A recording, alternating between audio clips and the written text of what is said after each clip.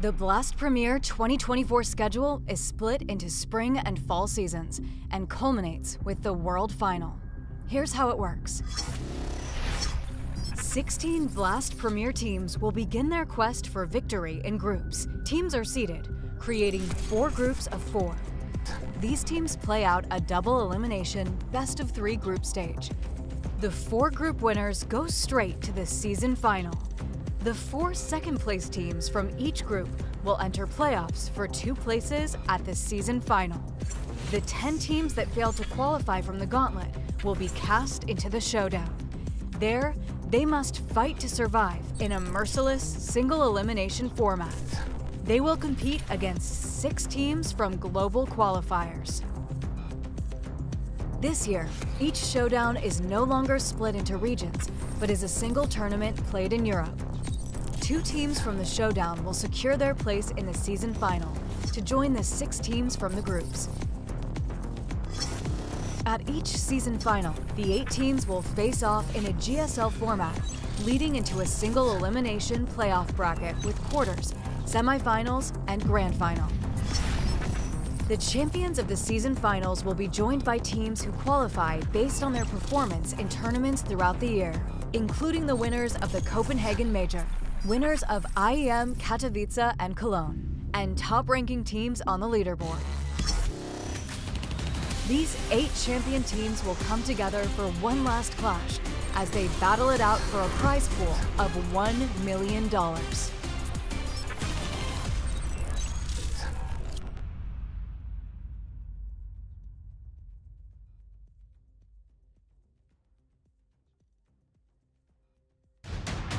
Welcome to the Blast Spring Final.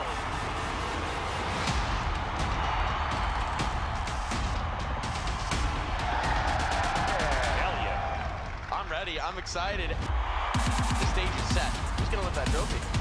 Oh! What is that? It all comes down to the next 3 maps of Counter-Strike. All right. Okay. And he can't believe it. Oh my God. Is that an advantage or disadvantage, the fact that now it's a new game? That you get to, with a brand new roster, have to figure out a new game? Or would you rather it be CSGO with all the other lineups being the way they were and understanding the game very well and having more time and chemistry together? Would you rather play CSGO or would you rather play CS2 with a new lineup?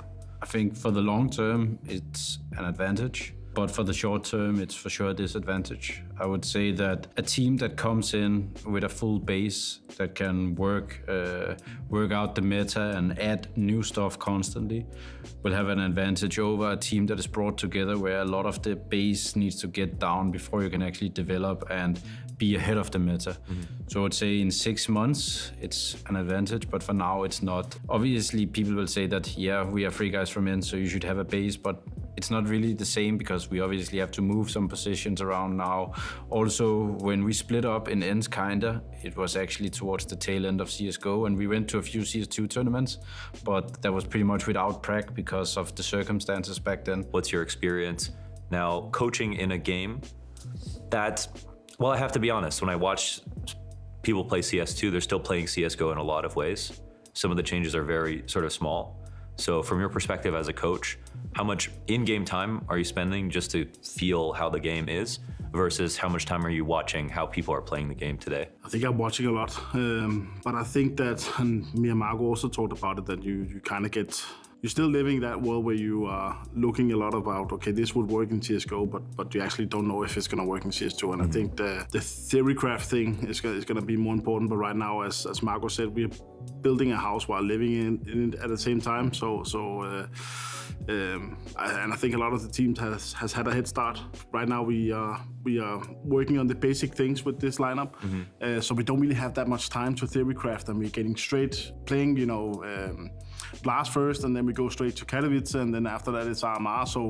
So for me, my focus has been on just to get us as ready as possible on 6 maps, and not really looking into, okay, let's theorycraft. And I think that goes for a lot of teams, but I think we will see it, and most likely, especially for some of these tier 2 teams who don't travel that much, that they will come up with some new stuff. And then I've always had it like that. You can use a lot of time on theory crafting, but looking at other teams who who did the prep for you, so you can steal that. That is also, you know, stealing strats from teams. That is definitely also a solution. But my focus point right now is just to get these 5 players together and make us as strong as possible.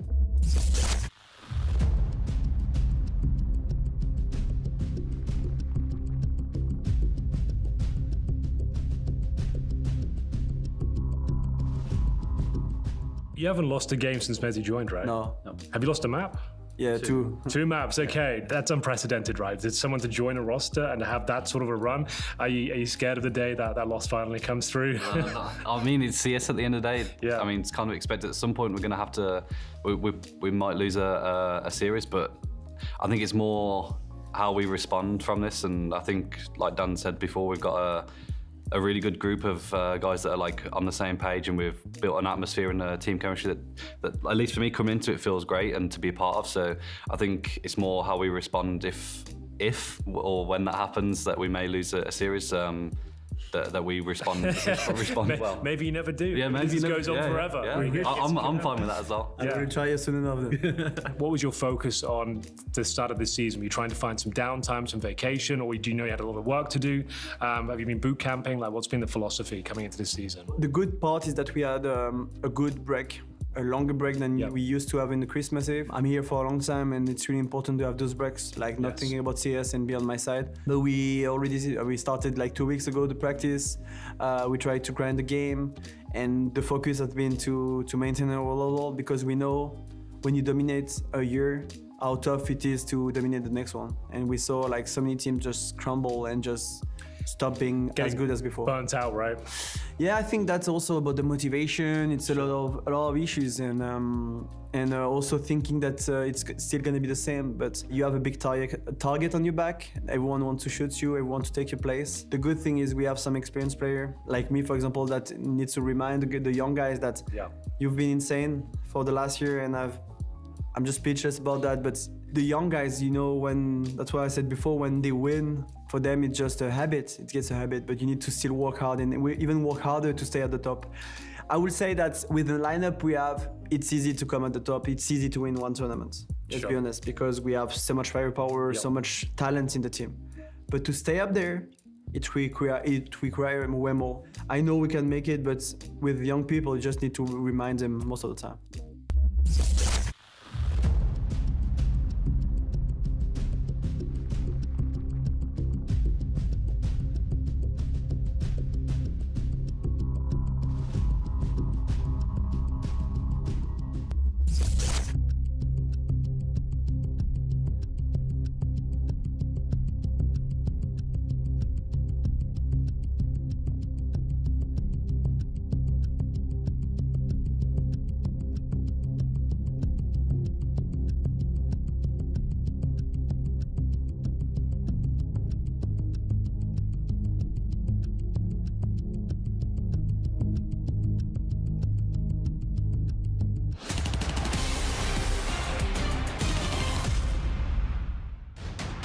Welcome to the Blast Spring Final.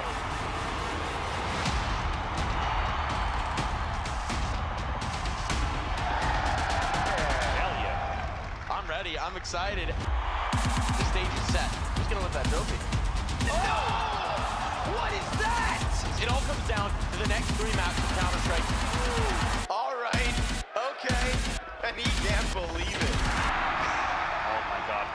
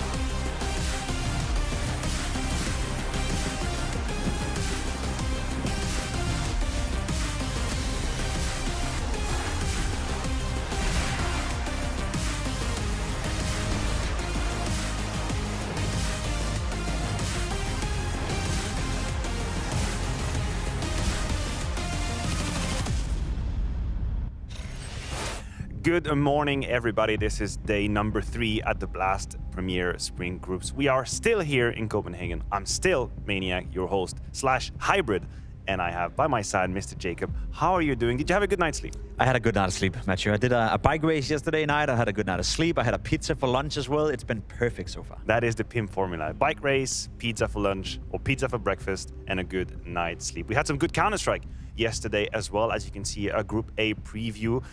Falcons made relatively easy work of OG Esports. That was a 2-0 victory. We sent them home. But the absolute talk of the town is going to be Astralis being Vitality in that best of 3. That's a 9th series streak stopped for Vitality, and an Astralis that looked phenomenal. Yeah, they're showing their potential. They look phenomenal. They're showing the potential. Of course, the signing of Stavn Yabi coming into this Astralis roster. We had high expectations, but we've been let down before by this roster. We've been let down before by Astralis, but the debut for this team so far on LAN has been nothing but stellar. That is a victory that we are going to keep in mind for sure. We move on to the overview of Group C, which complexity unfortunately left us very early in this tournament, and that raises a whole lot of questions of where this team is at. But Na'Vi surprised us a little bit. A whole lot of resilience, very hard-fought battles against G2 Esports, some nice clutches, and now they are in the group final waiting for an opponent. Yeah, it's looking good for Na'Vi. Again, we speak all the time about them trending upwards, about the foundation being built. Bit coming alive as well. There's been some rumors around his contract and, you know, his fare within this international roster, but so far his answering is on the server, and he's playing hearts out some good Counter-Strike right now. Oh yeah, he had a very impressive multi-kill factor. You know, you mentioned Bit. I have a feeling we're going to find him in our traded play of the day. I'm sure he's a candidate, but I don't think he's our first one. Who do we kickstart with? Who's third? That'll be JT. Unfortunately, no longer part in the tournament. He had to go out yesterday against NIP, but he had a nice showing here with the AK-47, a sick 4-kill at the one point they were up in the game.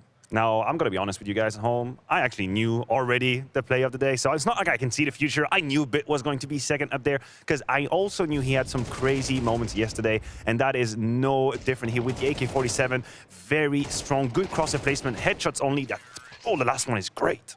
Another day, another highlight for young Another Odyssey. one. Another one. He's just making plays left, right, and center. This time with the Deagle, a 1v3.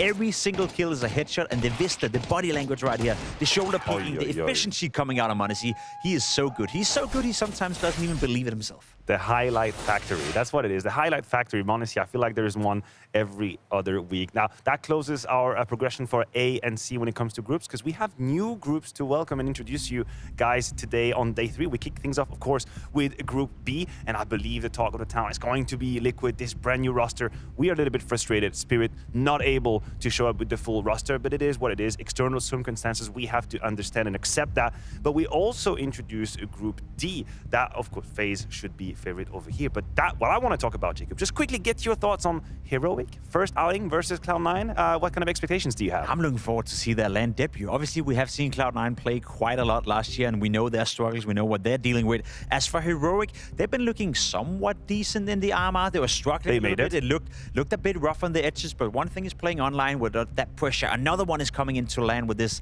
half-Danish roster that is still, you know, the Danish DIA of Tessus, Schuss, etc. So I'm curious to see Heroic on LAN against a very formidable opponent in Cloud9. Yeah, I'm going to keep my eyes on Kixon as well. I really think he's one of these leaders that's in the pipeline, but now he's got his chance. That is the schedule for today, guys. At home, we are finishing off with Cloud9 versus Heroic, what we just mentioned. We're going to have a little bit of Big versus VP action.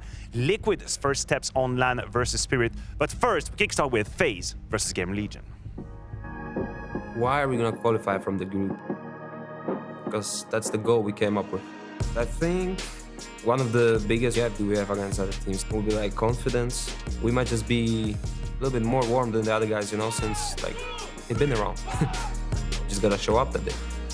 Looking at the group, I think there are some great teams. First, we have GamerLegion, who I don't think are a team who should be underestimated. They can make the upsets happen.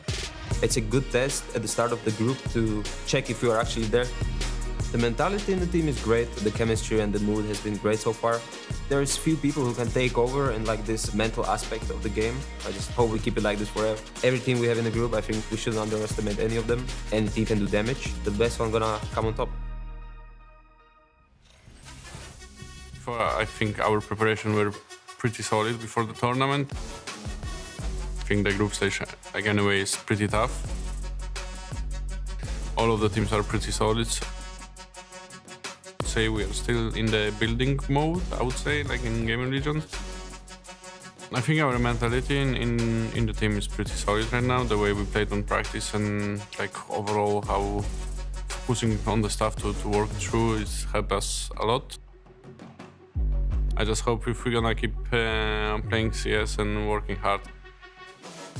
I adapted pretty good to this new CS version. So I would say overall I feel pretty solid. I think the rematch I want, it's like versus FaZe. Like the last BO3 we played versus each other, we were pretty close. We are like walking now the right path, but I think we are in the direction right now.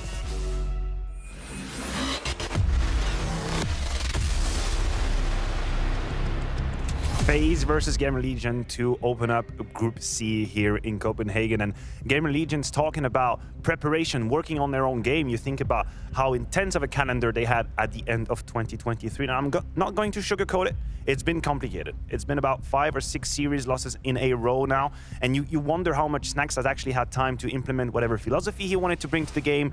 They really had to go event to event to event without catching a breath. Their opponent is not going to make life any easier for them. FaZe, the second best team in the world towards the end of the season, undeniable. Robs making his top 3 in the HLTV top 20. Of course, he talked about how impressive and crazy it is to be up there in with such honorable names, such as Nico, such as Zaiwu. But they are definite big favorites here. And Frozen, the last guy that we call on some of these shots, is going to be our topic of focus, right? The integration of this guy in the roster, and where is the limit, where's the ceiling for this new FaZe roster? Well, we're about to find out, aren't we? We didn't get to see it at the World Finals because it was too soon. Even though Frozen was just integrated into the lineup, FaZe still looked dangerous. They still look like a great team, but obviously we're going to give them some time. Now they've had a bit of an off-season. They've had a bit of a chance to integrate Frozen into perhaps a new role or give him a bit more responsibility within the team. For him as well to be more comfortable within the new Kerrigan system. I know they used to play together, but that was 4 or 5 years ago. So I think Frozen and FaZe is only going to get better with time. And now we're probably going to see an even better version than we saw last year at the end of it, which was still pretty good. Absolutely. What matters the most is to not only integrate Frozen in an adequate way, but also make sure that everybody else is on par and can get adjusted to these new roles. And on that topic, Kerrigan had a few words with James Banks. Now, talking about Frozen, obviously second place would look great for most teams, but for you guys, you'd still wanted to have won that World Final event. What did it tell you about his position and what you're working with and how you wanted to use him? Was there changes off the back of that? Yeah, there were small changes here and there, but I also think after World Final, I got an idea what position I need to put him in on T side to get the best qualities out of him. I know him from the past, but he has matured over time. He's been becoming such a great player, a very demanding player.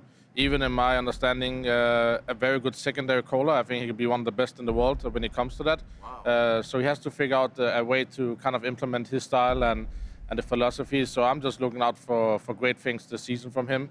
No pressure, but obviously he is here to win and we are here to win. So everybody knows what we're in for. But I see great qualities. I actually didn't expect that he had matured that much. And that's something I try to implement more now for this season to kind of make sure that he's in a position where he can decide the games. Wow, that's interesting, especially on the second caller side of things. So would you say you said he was mature, would you say he's grown more than just inside the server? I think he was already very mature when I started playing. When I was 16 years old, I shared room with him and Mouse. So I knew he was always mature. But I think he matured as a kind of a silent leader in Mouse. Everybody looked up to him now in that team. Now he comes into a team where everybody's equal, and now he has to find his footing there. But what I like the most is that he understands what needs to be done, his role on specific maps. That means demanding, and he's even micromanaging me what to hold flashes on sometimes. And I think that's good because that makes me more relaxed, and I don't have to think the bigger picture constantly or the small moves on the side. And I think I focus a little more on my game in certain scenarios, and sometimes I can try to make sure that the overall feeling and discipline is there for the team to kind of finish the round. So a great asset to any team, and I also think that's why he had so many offers in the end. A very valuable interview. Shout out to Banks as well, and Kerrigan for always opening up quite honestly. He talks about what Frozen brings into the team. And I like that we're not just looking at it in a sense of, oh, Frozen actually has to step up to be in that jersey. But in a way, FaZe has to step up and also keep up with Frozen, how he wants to play the game and how demanding he is. I agree with that, and I love that. I love that there's been a conversation about it, that he's been thinking about it. Another thing I want to raise a point about right here is one of the most underrated skills you can have as a player, which is you make the rest of the team better. You make the players around you better. Kerrigan spoke about it right here. He feels that he has more, I guess, confidence now and more energy to focus on his own game. So is Frozen coming into FaZe, of course, playing well individually, that's one thing. But if he makes the players around him feel more comfortable and even have more time to now focus on their own game, which also raises the level, then you have the perfect. Absolutely. And you talk about raising level. That's what we hope to see from GamerLegion. We know it's been a little bit dire and the results haven't been here in the last few weeks or months. But the matter of the fact is, when you go up against a team like FaZe here at Blast, that's the moment you want to give it your all. Sure. They faced in Sydney, they pushed FaZe to map number 3. It wasn't that easy. Can we expect an overperformance from GamerLegion? Is there a world in which they raise their level here for this opening? No, I don't think so. I don't think there's anything that suggests to me that GamerLegion is going to be able to do anything against FaZe. You look at the results right here, it's been quite complicated for them. Not gonna lie, you're right, at Sydney it was looking all right, but that was at Sydney. That's a long time ago, especially with how fast CS2 is evolving right now. I'm gonna be straight up honest right here. GamerLegion have nothing to lose whatsoever. If they can take a map off FaZe, that in itself would be a huge W for me. Backs against the wall, of course. Let's have a look at our predictions before we send us to break very quickly. I do wonder if anyone really dared to go for GamerLegion, and the answer is an absolute no. In fact, we all agree on the same picks for the 3 first games. A little bit of disjointment or a bit of a debate with Heroic down there. We were not exactly having a good time yesterday. We made a whole lot of mistakes, and this might just be the case here as well. We're going to have to see. But now that the stage has been set, we're going to take a 3-minute break, and when we come back, the casters, Anders and Henry, will be ready for FaZe versus GamerLegion.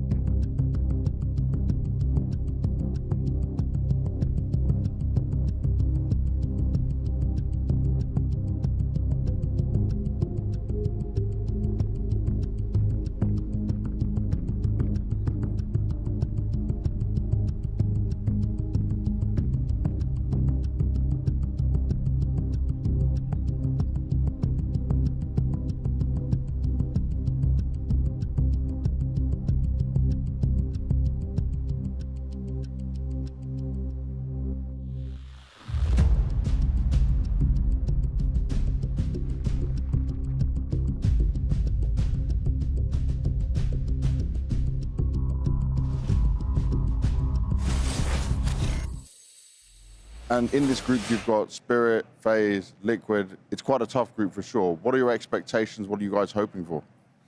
I mean, obviously, I'm always hoping to go through the group stage. I think the group is tough. Maybe it's not fully stacked because like Spirit don't have the main guys in the team right now, yeah, because of the visa problem. Overall, I would say the group is tough. I think we never played versus Liquid for a couple months, so and with the new roster as well. So yeah, I think we can do it. What's up, ladies and gentlemen? A very warm welcome back to Blast Premier Spring Groups 2024. It's day 3, and we have a fresh batch of teams to bring you on your screens today. My name is Henry G, joined by Anders, of course. Anders, welcome to proceedings. How are you doing? I'm doing very well. I'm excited. I think we've been seeing some great Counter-Strike the last couple of days. Now we've got a whole new group to crack open, so I'm here for it. I want to see how these teams play. Excited to have Snacks back. I mean, he was a little bit nonchalant. Like, I mean, we've got Taz, we've got Neo, we've got Snacks. The whole family's back together here at Spring Groups. The problem is for GamerLegion, though, they're up against one of the world's best, and they are hungrier than ever. With young David coming in, Frozen, this is going to be a tough team to topple, and it's looking like it's going to go in one direction only. Yeah, and if you look at the GBet odds, I mean, you can tell what that direction is. Yeah, that's fair enough. That you can see it right there. That doesn't look good whatsoever. That's outrageous. We've never seen anything like that. Pretty one-sided to begin with, but I think it makes sense. It's not unjustified. Obviously, FaZe, they have an incredible legacy, and the change that they made bringing in Frozen, it hasn't slowed them down at all. Well, bear in mind, this is the old Mouse Sports family, speaking of which. You've got Karrigan, Robson, Frozen, right? So they're kind of bringing that synergy back, so it makes a lot of sense. And like I said, this team is hungry to prove that they can still be number one, Anders. They can still challenge the likes of Vitality, and it all starts here at Spring Groups against GamerLegion. Ladies and gentlemen, prepare yourselves. This one could be an absolute slobber knocker as we kick things off on Overpass here. It is going to be the pick of GamerLegion. So the CT start for FaZe, the heavy favorites. Brokey with the dual elites and all 5 players for the underdogs, making their way towards the B bomb site. Looks to be an execution here, Anders. We've got 2 smokes, 3 flashes. So expect to see those smokes deployed momentarily towards Heaven, Graffiti, bombard those flashes over, and get stuck in. It's only 1 defender down here as well. Oh, after all that, we got baited, didn't we? We did. I kind of dumped all the hype in the first 10 seconds. I can't believe it. Oh, all right. I can do it again. We can do it again. Just reset. Just wipe your memories from the whole thing. I'm going to make it even more epic this time. We're going to really go for it. There's Acor up against Brokey today. What do you make of Acor and his contributions last year? I think he's one of the most underrated snipers we have in CS in general. He really is, and he's underrated while simultaneously being just a super exciting player to watch. But I think for a minute he fell into that dangerous territory when you're an explosive AWPer that you push your limit too far and then you actually get punished for it. I feel like now he's starting to gain a lot more respect. Like I think he's getting away with a lot more too. I love him. You love him. I love it. That's strong words. No, I think it's appropriate. You should be celebrating your love. There's Ash. I love him. British coach behind the boys. And just to talk for the team as well, your Snacks is in-game leader, Acor as your AWPer, Volt as your primary rifler, and Kios and Isaac bringing in like the support roles there.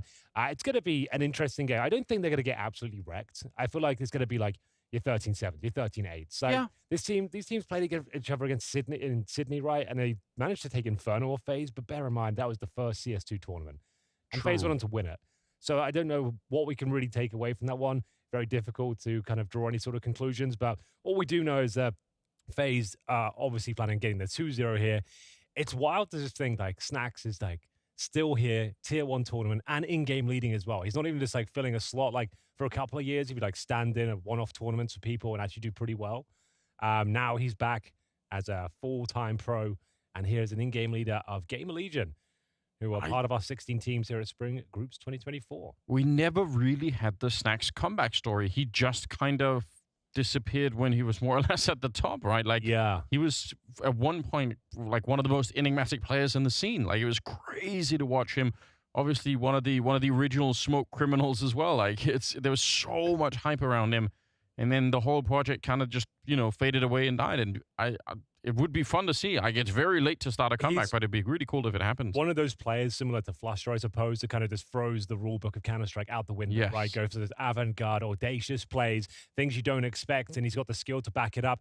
Whether he still can deliver that sort of playstyle, I'm not so sure. I haven't casted a ton of him since he's joined GamerLegion with the in-game leading responsibility as well. You might think, oh, he's never done that before, but bear in mind, when they were in VP, they would change the in-game leader in that squad all the time, every 2 months. So he definitely had his stint in it.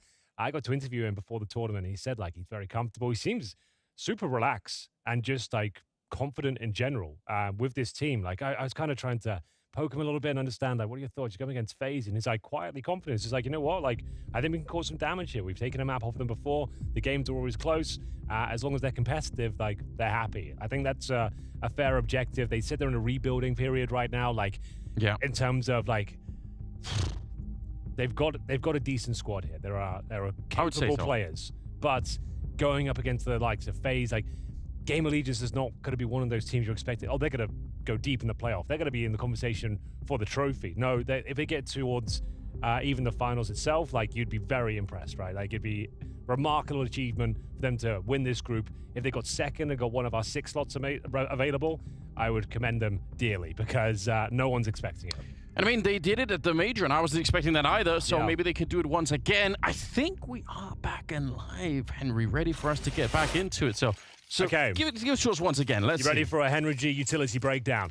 Ladies and gentlemen, here we go. We're kicking off Group B in style. FaZe taking on GamerLegion here. It's their pick. They'll be starting the T side. And as described before, we've got the execution potential. All 5 players towards B. We're talking about 2 smokes, 3 flashes, and emphatic pace as Volt. He'll be wielding the P250. They set themselves up. This is a pocket strap. Off the get-go, out of spawn, full execution. Let's go, baby. Yeah, see if they can smoke off Carrigan. Actually, he's joined them down below, but Brokey on the bottom side. Oh, the jumping clock coming past. Isaac hit him. I'm not even sure if he touched the ground then. Brokey's out of the round. The bomb's going to get planted here. And a very, very tough retake, especially if they get the kill on Carrigan. That means they lose so much map control here. FaZe in trouble in the pistol. Oh, absolutely. They've lost a couple of players here. Great positioning for Kios. Picks himself up a double kill. That guarantees the round. And you know what? It's a clean sweep as well. Robs will be the last player remaining here on the CT side. They've barely inflicted any damage. Just a flesh wound towards Isaac.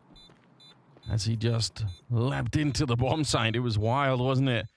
Yeah, I mean, some of the grenades didn't even really matter. I mean, that's, I think, one of the issues in throwing a lot of those smokes in the pistol round is that some of the smokes are going to land way behind where the players are. Sure. But they had the real estate for it, and there was only 2 people on the bomb site. There's a very viable argument to make, like, going before the smokes even bloom, like, you're trying to catch the CTs as they're reacting to the utility flying through the air, right? You can see, like, they're uncomfortable, they're calling for rotations, they're on the back foot, trying to adjust, and you can see Isaac just helps himself to 2 very nice frags. Speaking of which, Kios gets a double headshot there towards short as well. And we have a very convincing pistol for GamerLegion. What a way to kick things off here. Now, we have discussed the current meta at this event, at least. After losing the CT pistol, most teams are force buying into the second round. Now, with Rob saving, I'd assume they'll do the same as well. So, yeah, he's got himself MP9 Kevlar, and his teammates will be force buying. And when you're a much more powerful team in terms of firepower, that you can understand this one. Like, they'll be feeling confident that Desert Eagles, they can find the headshots required, go toe-to-toe with these Galils and Mac 10s. They've actually got quite a lot in terms of firepower on the T side. You can see a couple of AKs for Isaac and A-Corp, and surely the favored team going into this round, but you never know. With FaZe starting to take some territory now, Rain gets a idyllic position. Flashbang coming over, though. That's going to catch him. Yeah, well, it'd be very hard to spam someone down with a deagle, but not impossible. I mean, you could just have to hold your crosshair and hope that you've got it lined up properly. Really waiting. There's the flashbang, and there's the kill. Couldn't be any more straightforward than that. Yeah, really nice protocols there. There was no way they lose that frag. The flashbang was absolutely perfect. Very nice work. Good stuff so far. So yielded 1 opening frag. There were 45 seconds, a 5-on-4. Rops is the main bone of contention. We'll see whether he can actually do anything with this one. Still ducking and weaving around short. And Kios absolutely deals with him. Gets his second frag of the round. Bear in mind, this is a force buy now. You might be considering holding on to the little you have as the 3rd frag is delivered by A-Corp. Surely the round is over at this point. Brokey would have to do something ungodly as he goes down with nothing. It's another clean sweep by the looks of things, Anders. FaZe are yet to frag. Yeah, really good stuff. Good mix of, trying to take some initiative with the flashbang, but also not rushing into any kind of crazy stacks. Super patient and disciplined, right? I like to see that. And I like the flashbang setup. I mean, sometimes we talk about, you know, people end up with really elaborate sort of setups, but sometimes just the basic stuff, like you could do this with a teammate of yours in matchmaking, like, you know, just set them up for a flashbang, count of 3, and just, you know, knock them out. It's pretty good stuff. Frozen will have to try and save the Deagle, which looks like he's going to be able to do that. Not that it's too exciting, but, you know, someone to bring into the next round, if nothing else. GamerLegion, if you are the underdog, then winning the pistol round and having this kind of a beginning, I mean, it's exactly what you would wish for. Not losing even a single player here. I can't believe my eyes, Anders. We're going into round 3. FaZe yet to find a kill. Take from that what you will. But you literally couldn't ask for a better start. Although the GamerLegion side, they've got all the kills. They've taken everyone down. Everyone survived. And smiles all round so far. In fairness, FaZe also have a reputation to maintain in terms of making comebacks after terrible starts. Yeah, no, to be fair, that's kind of their MO, isn't it? It's like they always go down 0-5 and then end up winning like 13-6. So, yeah, this is a very... I interviewed Carrigan on day 1 as well. I kind of made that joke. He's like, you planning on winning any pistols this year? And he goes, oh, we'll see. It's definitely on our agenda, but he's very aware this is a bit of a problem for FaZe. Like, sure, they win plenty of games. You can't really poke too many holes in it. But it'd be nice to have a good start every once in a while. Just to make it easier, you know, just to not have that experience of having your back against the wall. But we'll see how they get on. 3rd round... a little bit less exciting. Deagle's still in play there for Frozen. That might be the key to unlock the round if anyone can. Oh, Carrigan denied even opening the door. All right, Snacks. We'll take that. Little damage taken. But pretty much the eco to deal with here. 5-7 on Rops. As Isaac will spot another player towards Bathroom. Suggests it's not a B stack at least, right? They've already killed a player pushing off towards short. Spotted one towards Bathrooms. It's unlikely the rest of the players are in towards B. And even if they are, you know it's not everyone. So they made the correct call. Smoke's down. Still going through those discipline protocols, not taking anything for granted. And making sure this could be 3 clean sweeps in a row. Could. I doubt it. But you never know. That would be pretty unprecedented. Yeah, it's a rare sight, isn't it? FaZe just not shooting anyone at the start of the game. No one's hunting. No one wants to give up anything here. Keep the money strong. Easy frag. Isaac will take down Rain. And they might as well hold on to their Kevlar here if you're Frozen and Robs. Like, you're not doing anything this round. You're not going to get an AK. They are playing very intelligently on the GamerLegion side. They know they don't really have to hunt here. That's a fine push because you've already got the call there. He's low HP. And it is going to be 3 clean sweeps in a row. That's got to be some sort of record. I've never seen that before. I don't think I've ever seen that before either. We got kind of close yesterday. There was a couple of rounds yesterday where that happened almost, but there were some kills trickling in. But all of FaZe just like cruising through the early start, like no one's really, you know, incentivized to do anything. Well, here comes the first gun round. 0 all across the board. Wild. Org for Rops. A weapon we haven't really seen too much of this tournament. At the start of CS2, such on maps like Ancient Anubis, Carrigan would be using it especially. Haven't seen it so far, but it's day 3. Still plenty more days of competition. This is the start of Group B if you are just joining us. Opening match for both of these teams. So not too much on the line. We know FaZe are the heavy favorites. You can see by our partners GG Bet providing the odds. It was started off at 7 for GamerLegion. So these first 3 rounds have definitely made things a little bit more stable for them in that regard. Starting to creep in the conversation now. Maybe this is possible. I mean, it's a really, really respectable start, but we've seen it in the past too, how quickly it can change from that atmosphere of being like, oh, we're doing this, and then suddenly it's 3-3, and the whole mood has just changed. So, I don't want to get too ahead of myself. Brokey versus Acorn. There's an old battle I would like to watch, and you get the first taste of it already with Brokey just being absolutely on point. In spite of Acorn sort of being the one crouching into the fight there, Brokey just on point with it. Yeah, one of the absolute world's best snipers. Brokey will find the opening frag and the first kill in general for FaZe. Here on Overpass, we've got the advantage. Bear in mind, it's always going to be a tricky buy if you force buy in the second. There will be some compromises going into this first gun round, but they're pretty well equipped still. Ready for this pounce towards short. You can see Rain. He's got the flash in hand, waiting for their commitment. He's going to swing off the flash. Deploys it. I think it's a little bit late, but still seems to be absolutely fine. Rob to the double kill. It'll be Rain trying to get a cheeky reload in, but it doesn't seem to matter. Snax will be the last remaining player. They're trying to make this one expensive. Like we said, the money is quite brittle on the CT side. Now, I don't expect him to win this round, but if he gets a plant and makes things a little bit more interesting, you'd never know. But he still needs to grab the bomb. Looks like Brokey will find him. And there it is. The first round for FaZe is on the board. 3 players survive as well. No bomb planted, but like we said, there's been so many clean rounds previously. The money will be absolutely fine on the T side, maybe even for a couple of rounds. But there's A-Corp getting a taste of what's to come potentially. Yeah, well, a fight between those two, that'd be really interesting. They're both a little bit crazy when it comes to the AWPing. Like, they're both the kind of players that will try and push forward after a fight and just kind of keep it going. So I'd love to see that battle a bit more. A-Corp won't have the AWP in this round, so we'll see how that plays out. Maybe they want to try and go a little bit faster in this one. They're not even really clearing out anything towards the restroom, so kind of suggesting that they're just going to go for like a set piece towards the B-bomb side here. It worked so well in the pistol. Yeah. We know they've got that execution potential.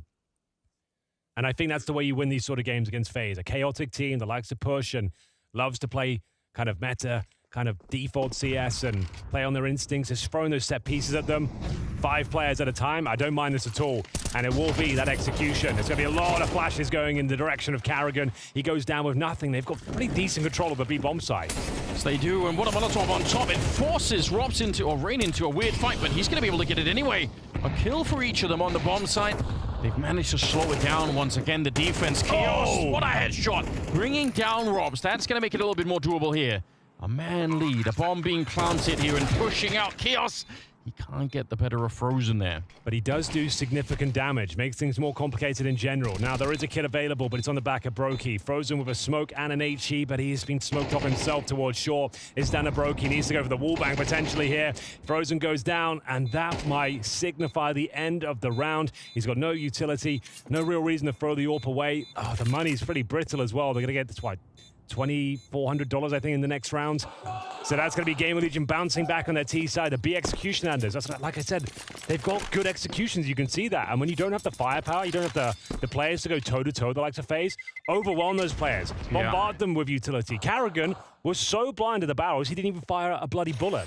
That's how you shut them down. Now look at these flashes. He's just wall munching in the corner. That's how you shut them down. Don't play the default CS. Don't try and get in their faces and go for the angels. Make sure you lock them down, do your homework, understand their tendencies, and design your set pieces around them.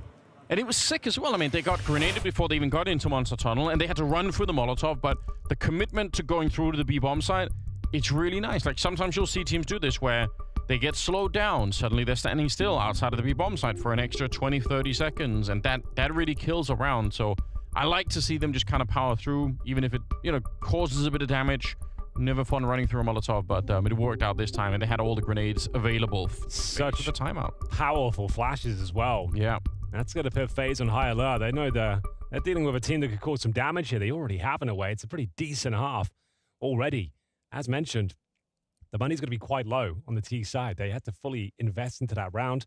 Lost bonus, although established, not maxed out. Definitely worth the timeout. I would say half by territory. What have we got? Yeah, exactly that. So, pistols, a Desert Eagle, the saved Brokey AWP, and then a ROPS M4. It's enough to win a round, but certainly at a disadvantage still. I would say this is where you'd hate to be up against someone like Brokey, because a lot of AWPers will play very safe in this kind of position, but I feel like Brokey's the one to really come and look for any kind of a fight. Frozen just gets deleted. It was Volt. Yeah, lovely shot. Long range there. Rops wants to see if he can do something to claim it back. No one can flash him in. It's just a raw fight, but he does see the shoulder, and he's almost got the kill, but now has to reload on top. Oh, it took so many bullets, and somehow A-Core is still alive. Anders, this might be happening. GamerLegion seem ready for this. This is a huge round for them to pick up. Like, Brokey getting super active with the AWP at the start. Rops with an M4, hungry for frags. They've shut 2 players down, and again, taking no casualties en route. There's still a chance of Brokey alive here. Always capable of a multi-frag performance, but here comes the same sort of execution before. They've established an advantage. They've got plenty of time. They make the CTs uncomfortable. The flashbangs are absolutely spot on once again. As we look for the clean sweep, they absolutely deliver on all fronts. That is an epic round of Counter-Strike right there. You can't poke any holes in it whatsoever. They understood what they were up against. They punished any aggressive CTs, isolated the fights on the bomb side with utility, and managed to go on with great spacing, great trade potential, and lovely shots coming through as well. That's stunning from Volt. And you can see the timing. Rops is reloading in the corner. Yeah. That's when you find him. You caught him with his pants down. Pretty rare. Yeah, very nice. Well, I wouldn't go that far, but pretty.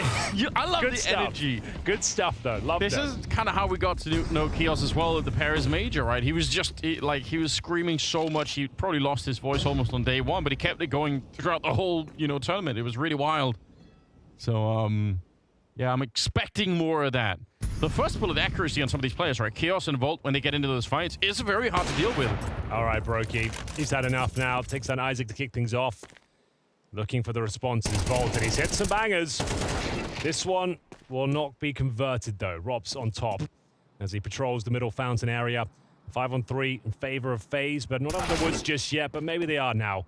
Good positioning there from Rain. Overwhelms Kios, and 3B. We are going to find the AWP of Acor. So the momentum does shift in this round. This time, this clean sweep going in favor of FaZe by the looks of things, unless Snacks can do something unbelievable. Yeah, they're playing quite disciplined on FaZe. No reason not to. Let him sweat it out for a bit. Here's a good kill at least. Another one would have been nice, but yeah, they'll still get the job done. FaZe with the second round. Don't really mind. I mean, I'm still going to cling to history a little bit here and say you have to have such a commanding lead over FaZe to make sure you can really put them away. So even if 5 rounds is a great start for GamerLegion, I'm still not ready to call anything yet. Feel like you got to respect the fact that FaZe have a knack for making wild comebacks. Acor was pretty sure in that moment that someone was going to be in the restrooms, but didn't even bother to check the corner. Still money available here for GamerLegion. Yes. Had some very successful rounds. FaZe, though, starting to close the gap. You see they're now playing more aggressive Counter-Strike. They want to take space at the start, disallow those opportunities to execute at the start of the round. And Acor, though, hasn't really got going yet and will continue to be silenced by Rain this time. Trying to work those opening picks, but gets a lot more than he bargained for. 3-3 for Acor, yet to really get going with the AWP. But still a recoverable round. Got a boost here as Snacks is on top of the tower. Looking towards Heaven. Getting some vision towards barrels. Might be able to find Brokey. Oh no, he's one step ahead of you. And that gives it the fact there's 2 players there. Yes, it does. They knew he was up there because of the grenade, so he was so hungry to get that one. But Brokey, he's a very, very difficult player to be up against. And you said it earlier, like he's had enough, and that feels like that's how he plays the game. Like sometimes when you push him too far, and he's going to double and triple down on the aggression, and he'll come fight you. Very rare that I see Brokey just, completely be destroyed in a game. I feel like he's always just a threat. Yeah, iconic player on Overpass for sure. Does his best work on this map and Inferno as well, I would say. But yes. Let's see what he can do. Can he close things down? Looks to be a save, honestly, but 20 seconds remain. Isaac holding on to Acor's AWP. Now the money is starting to become a bit of a question mark here. Fantastic start, but now that glory or that hope starting to diminish somewhat. Go 5-3 because FaZe can still win this half. So holding onto the weapons probably your best bet here. You'll have somewhat of a buy with the 2 saved AKs and the AWP. You can bring out an AK from Kios. So you've probably got like 1 decent buy left before things start to get a little bit more problematic for them. You can see FaZe now realizing they've got to pull their socks up here. They're going to be tested. GamerLegion have come in with a solid game plan today. Going from set pieces or aggressive picks. FaZe starting to deal with it now. Brokey having to deliver a world-class performance here to stay on top. As mentioned, 1 more buy available for GamerLegion here. 5-3. Round number 9 as we get to the latter stages of this first half of GamerLegion's map pick. They want to go past the smoke, fight by the fountain, and Frozen's already calling it in. There is a player along. It's Rops who's sneaking in. Oh, but he got baited into that one. Acor was ready on the corner. That's huge. Yeah, it's a huge pickup. You're right. So down to Mr. Brokey once again. Needs to be active once more. Needs to try and pull this round back in their favor, at least neutralize the situation back to a 4-on-4. You can see GamerLegion that is pumping the brakes, Anders. Yeah. Waiting for this reaction. They know Brokey is going to be looking for this sort of frag. Give him nothing. Allow them to play themselves. As they're desperate for information, they need to get an idea of what they're up against. And you can see Brokey's not getting anything for his troubles. Carrigan's going down here. They've played it so well. They provoke the reaction, punish it.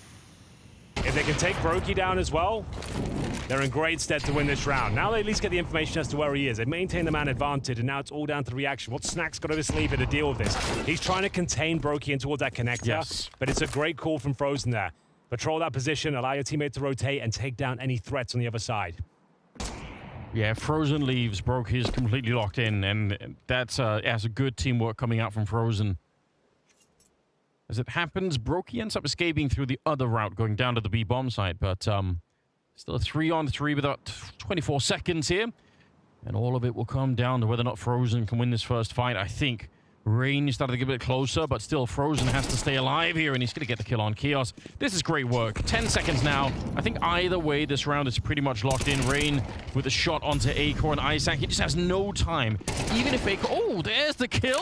He's planted, I think. Can he do it? I think it ticked on over. My God, it's FaZe to win the round of time in spite of the fact that Isaac got the headshot. That is so close, isn't it? There was like a couple of frames in that. Yeah. It was super close. It read, at least from my vision, it read 4 when he planted, but maybe it was just after. Incredibly close, tantalizingly close. He gets all the kills, but unfortunately for him, it will be FaZe to take the round. It's going to be GamerLegion with their first tactical timeout. Coach Ash feeling like something's not quite right here. After getting those opening picks, Anders, they took down a 5-on-3 situation, right? They got the kill, forced out the frag on Carrigan as well. And somehow it's Brokey and Frozen just dominating them, and they don't end up winning that one. That's cause for concern. Those are the sort of opportunities you have to convert if you're going to stand a chance of beating a team like FaZe Clan. You allow them back into those advantageous rounds, you got a real problem. They get robbed. It's a freebie at the start, but trying to hunt down and lock Brokey in towards a connector. Costing the round essentially here. Got the plant just after the time. Takes all 5 members of FaZe. Unfortunate there for Chaos as we get into round number 10. P250s, AWP for Acor. See whether he can make it sing. Yet to really give us one of those highlight moments he's known for. Yeah, it's been tricky. I mean, and I think it can be tricky to find any real targets on the T side of this map. You have to worry about running into Brokey all at the same time, but scoreline is 4-5, and that last round did a lot of damage to FaZe economy, but if they can come out on this round with quite a lot of cash, then they're probably going to be fine with it anyway. We're in the 10th round, so we're kind of running out of time in the first half here. Run boost out. Brokey trying to get the flick mid-air, but not hitting it. But still, it's good information. Yeah, well, that's what the run boost is designed to do. Take his crosshair away from the key choke point, ideally miss the shot, and you can gain control of a prime piece of real estate like Long here near the A-bomb site. You're going to try and boost Acor up and see if there's anyone peeking that corner. There's not for now. Decent control of the map, Anders, but should be quite readable. I'm surprised there's not much of a reaction here from FaZe. Yeah, they are. They're pushing off towards short now. So they've got Rain at least saying, like, we should get some more manpower out of the map. It kind of sucks a little bit that Robs doesn't have more grenades to stop them. Like a smoke or a Molotov here would be really sick for him to really slow it down. It's the Org instead. Brokey with a good shot. Frozen to hell, but my God, they funneled them right into what's a 3-way crossfire. I think that's a lot to deal with. Acor trying to do a little bit of damage here, but I think even a bomb plant's going to be impossible at this stage. They've left him some room on the bomb site, but about to get shot in the back here is Frozen sneaking up behind. Fakes it the once. Oh, they're right on top of him. Carrigan running for it. We'll get the kill. And FaZe are back in the game. Again, in spite of a great lead here for GamerLegion, it's FaZe really started to catch up now. Oh, certainly. And they're quite convincing rounds as well. Even when they're in a 5-on-4 or 5-on-3 disadvantage, they managed to claw these round back. It's Brokey with a beautiful crossfire there. Sure, they give up long control at the start, but they repositioned accordingly, and they're ready for that one. A deep position from Ropt to get the aggro towards the truck, stay alive, allowing Brokey to turn around from the divider and mow them down with the AWP. No problem whatsoever. That was the partial investment there from GamerLegion. We've got a nice full array of AK-47s now. 5-5 as we see a flurry of frags. This is what we expected going into this one. These sort of rounds. as we see no rebuttal, no response, and Kios will be dropped in the process as well. One player remains. Blink it, you miss it. Round number 11 is over. Yeah, Acorn on his own, gonna get found as well. This time it's a clean sweep, but in favor of FaZe, they are just, damn, they've really been fired up now. They had no kills the first 3 rounds, but now you can tell that they are getting into the game a little bit. Did you notice Robs threw his AUG over to Carrigan in this round? And then I wonder if that was for the boost, if he just wanted the M4A1 for the boost. I guess that makes sense, right? Yeah, like you gives up your position. You want to have the element of surprise with the M4 and Carrigan. Like I said, he does like to use the AUG. One of the few players, like kind of the older players usually like the AUG and the Krieg, you know? Like hold a deeper angle, take a couple of shots defensively. Makes sense as we enter the final round of this first half. Ladies and gentlemen, it's a 5-1 lead for GamerLegion. They gave up 5 in a row themselves as they limp into round number 12 here. Carrigan's had enough. He's pushing up towards short. Wants the opening frag for himself. He delivers and doesn't have to overextend. He doesn't need a multi-frag round here. Still fancied it. And Frozen having a cuddle in the smoke. Nice shot onto Isaac. They actually landed a double grenade onto Rops at the start. Like they threw them over the wall and he nearly died for it. He's got a still here. Straight up kill. Yeah, why not?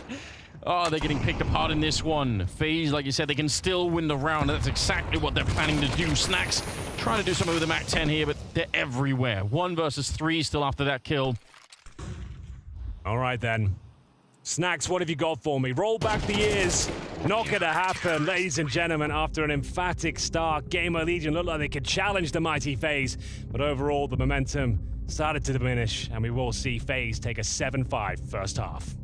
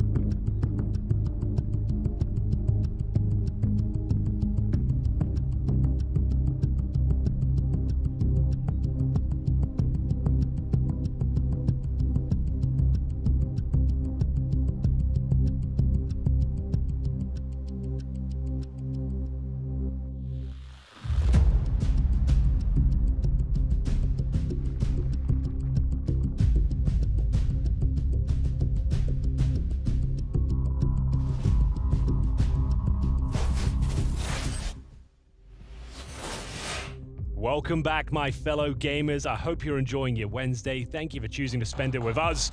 You join us for the second half between GamerLegion and FaZe on Overpass, the first map of this best of 3, the opener of Group B. And after going down 5-1 in classic FaZe fashion, Anders, they post 6 rounds in a row and go 7-5, looking like the favorites on their opponent's map pick.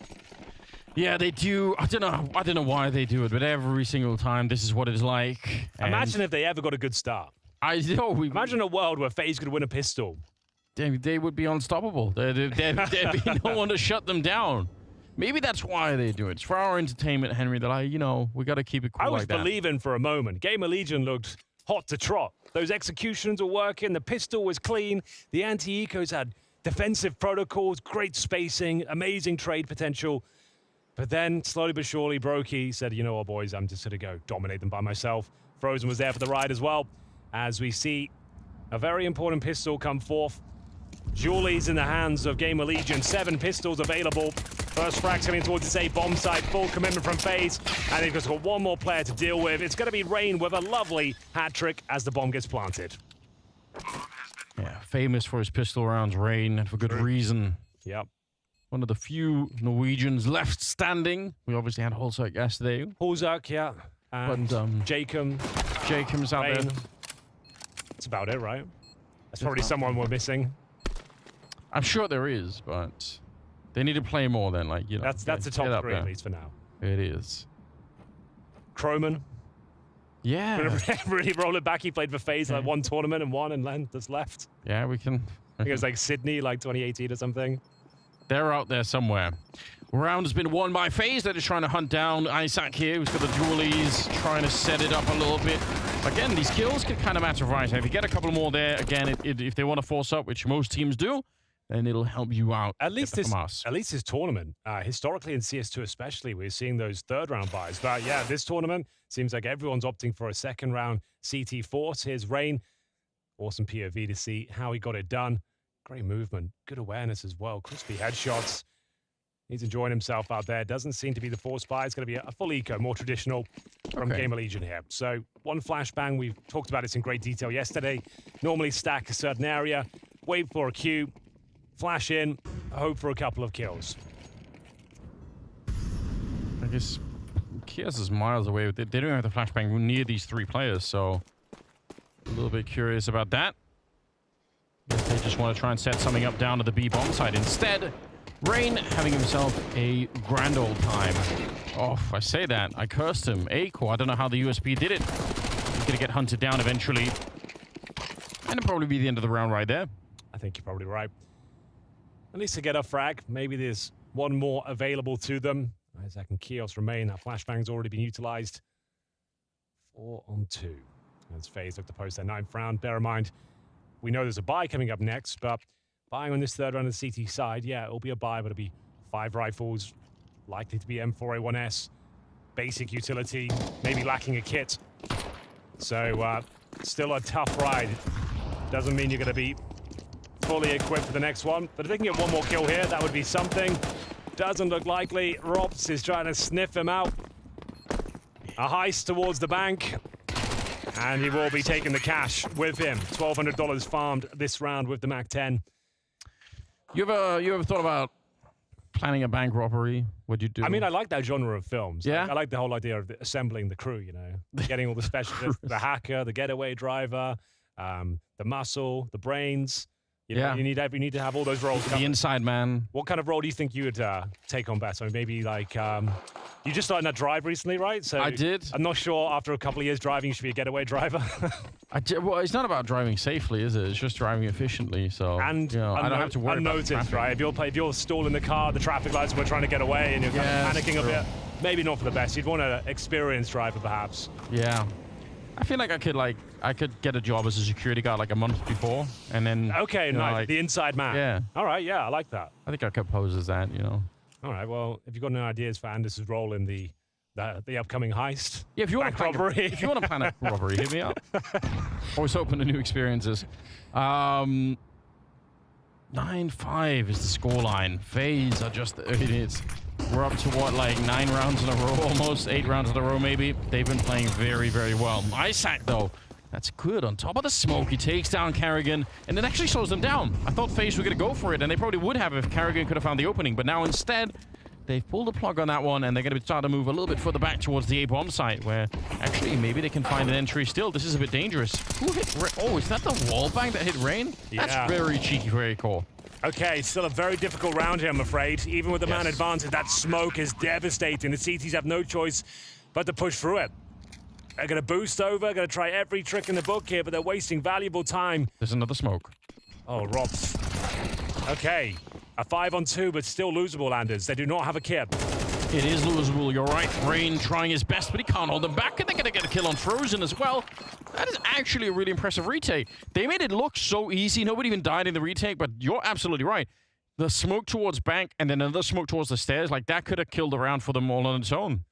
Impressive stuff there from GamerLegion, once again showing patience and discipline in those very important moments. No one panicked, no one ran through the smoke by themselves, initiated combat without their teammates ready for them. They boost over, they get information, wait for Rops to push through. Once he does give that kill away, it's all systems go. The retake is successful. And to be fair, FaZe, after going down 5-on-4, they still got the bomb down and made it an interesting round. They should have cash for the follow-up as the game really starts to begin here now. GamerLegion finding their footing early on in the CT side after going down 2-0. They post the first gun round in their favor. Can they keep it up, though, as the AWP for Brokey is out, and it was a real nuisance for them in the first half. They really need a good string of rounds right here, I think, to recover some of that momentum they had going at the beginning. It was great. Individually, Isaac's playing really well at the moment. 12 kills on him. Yeah, it's true, actually. Kind of one of the, the lost members of Swedish Counter-Strike. He escaped that scene pretty early on. If you can even call it a scene anymore. Yeah, that's true, unfortunately. Yeah. Harsh words, Henry, but you're not wrong. Unfortunately, they're accurate ones, I think. Like, there's no Swedish cause anymore. Even NIP have, what, a single Swede playing for them now, with Rez? Token Swede, that's just to keep some connection. Yeah, it's true. Yeah, what happened? Need Sweden to wake up. It's a new game. It's a new year. New opportunities and a chance for Brokey to open things up here. 40 seconds, quite a start to the round. Oh, spots ahead of one. If he jumps again, Brokey's going to be taking that one. Lots of pressure applied towards the A-bomb site. They'll trade blows. Aiko under a lot of pressure. He goes down to 10 points of health. His teammates will be hamstrung on the bomb site. It's old boy Snacks, in-game leader. We need a captain's performance from you. What can he deliver? There's the first. Looking for the second. Acor, 10 HP. Brings him back the man advantage. Yeah, he's going for it. Grenade. Doesn't quite hit, unfortunately, but it's a good idea. Brokey with a shot. Oh, and Carrigan, he's sneaking closer. He wants to get this round back in his favor. Still might be doable. There we go. What a surprise, but he's... Oh! They just got the reload in. I thought he trapped them in the corner. I thought that would have been it. I thought they were both reloading. There was a real chance for the double headshot there, but couldn't quite deliver. Low HP himself, Carrigan gives it a good go, but a solid defense once again there from GamerLegion, closing that gap down, 9-7. Money should be a bit of a question mark now with no plan being brought forward. Here's the replay from Acor. Bear in mind, 10 HP when he gets that nice headshot. Carrigan found him, but as they're getting ready, reloading the corner, Kios to defend. There he is, getting the job done. All right, eco time. 9-7. I mean, you said at the beginning that it probably wasn't going to be a complete walkover here. The GamerLegion, you could probably get up to like 7 or 8 rounds, something. I mean, I'm pretty impressed. They're doing a really good job right now. It's not out of the question that they can actually win the map if it keeps going like this. Well, this round is an absolute lock-in. It'll be a one-round game at that stage. It's their map pick. They're now on the CT side. Generally considered to be a CT map, as we'll see Carrigan get an up-frag there. This might set up a plan, maybe more than that. Carrigan, it's a very difficult shot. If he hits it, maybe the round is up for debate, but that was the opportunity to really cause a dent here. I doubt he can do much more. Kios knows where he is, but he was so enthralled by trying to look for that AWP that he almost walked into the shot. That could have been very dangerous, but luckily he survives. Yeah, fist bumps all around. GamerLegion within a round now of catching up to FaZe. Great work. Yeah, really good performance so far. As you mentioned, they're not getting blown out the water, not getting ran over. They're going toe-to-toe with FaZe right now. It's a one-round game. where they actually might have the financial advantage going into this one. FaZe, full eco suggests their money's not amazing, so they don't have the Brokey AWP. A couple of players lacking key bits of utility. Ropt us a single Molotov. So maybe a change of pace here. We're going to see A-Corp towards Monster at the start. Needs the initial smoke. Trying to get a early bit of information if possible. Frozen defensive, down towards that connector. Anticipating some CT aggression here. Won't be much to speak of, but there is a 4-man stack towards the B side of the map right now. Smoke down towards bathrooms.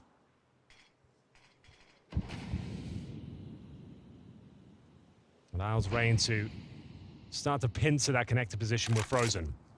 Trying to claim key territory. Take CT vision away. Push them back towards the bomb site. Expend that utility. And so far, so good. You can see them working in tandem. It's Rain that throws that Molotov to set up Frozen for the investigation. There are no CTs on like the first stretch of the map at all. Robs. That was through the smoke. Down. That was right through the smoke. I'd love to see that. Look where he died in T-spawn. All the way back in T-spawn through the smoke. Yeah, that's going to be such a ridiculous kill. If we're able to grab that one, I want to see how bullshit that was. It looked like he was so far away behind the barrel. That's such a long range to take that shot. Because I look at the minimap and I can see Isaac all the way back here. It's like, what is he doing? Why is that even possible? A 5-on-3 Henry. They're trying to get onto the B bomb site. They need a flawless entry, and it's anything but Chaos and Isaac with great defense. And FaZe maybe in a little bit of trouble now. Not even a bomb plant. Oh, maybe a lot of trouble, Anders. Yeah, their loss bonus. It's going to be a full Look stage. at him, even like... Oh, there's even handshakes there. Yeah, and he was doing like a little bit of a shrug, like, I don't know what happened. Let's have a look. Yeah, I told you it was absolute bullshit. Look at the state of that. Straight in the head. Not even a wall bang. Directly on him. Oh, and it was perfect to close things out as well. Oh, nasty. Yeah, shake. I love the fact they shook hands there, like it was a business deal. It's like, yeah, very cordial. Pleasure working with you. As you see, Neo start to squirm a bit here now. Similar signs to the first half. 4-0, or it's 4-2 because they did win the pistol. 4-2 in the second half after posting 4 in a row after losing the pistol in the second half. GamerLegion, oh my, are looking deadly. And like I said, the money is a bit of a question mark now.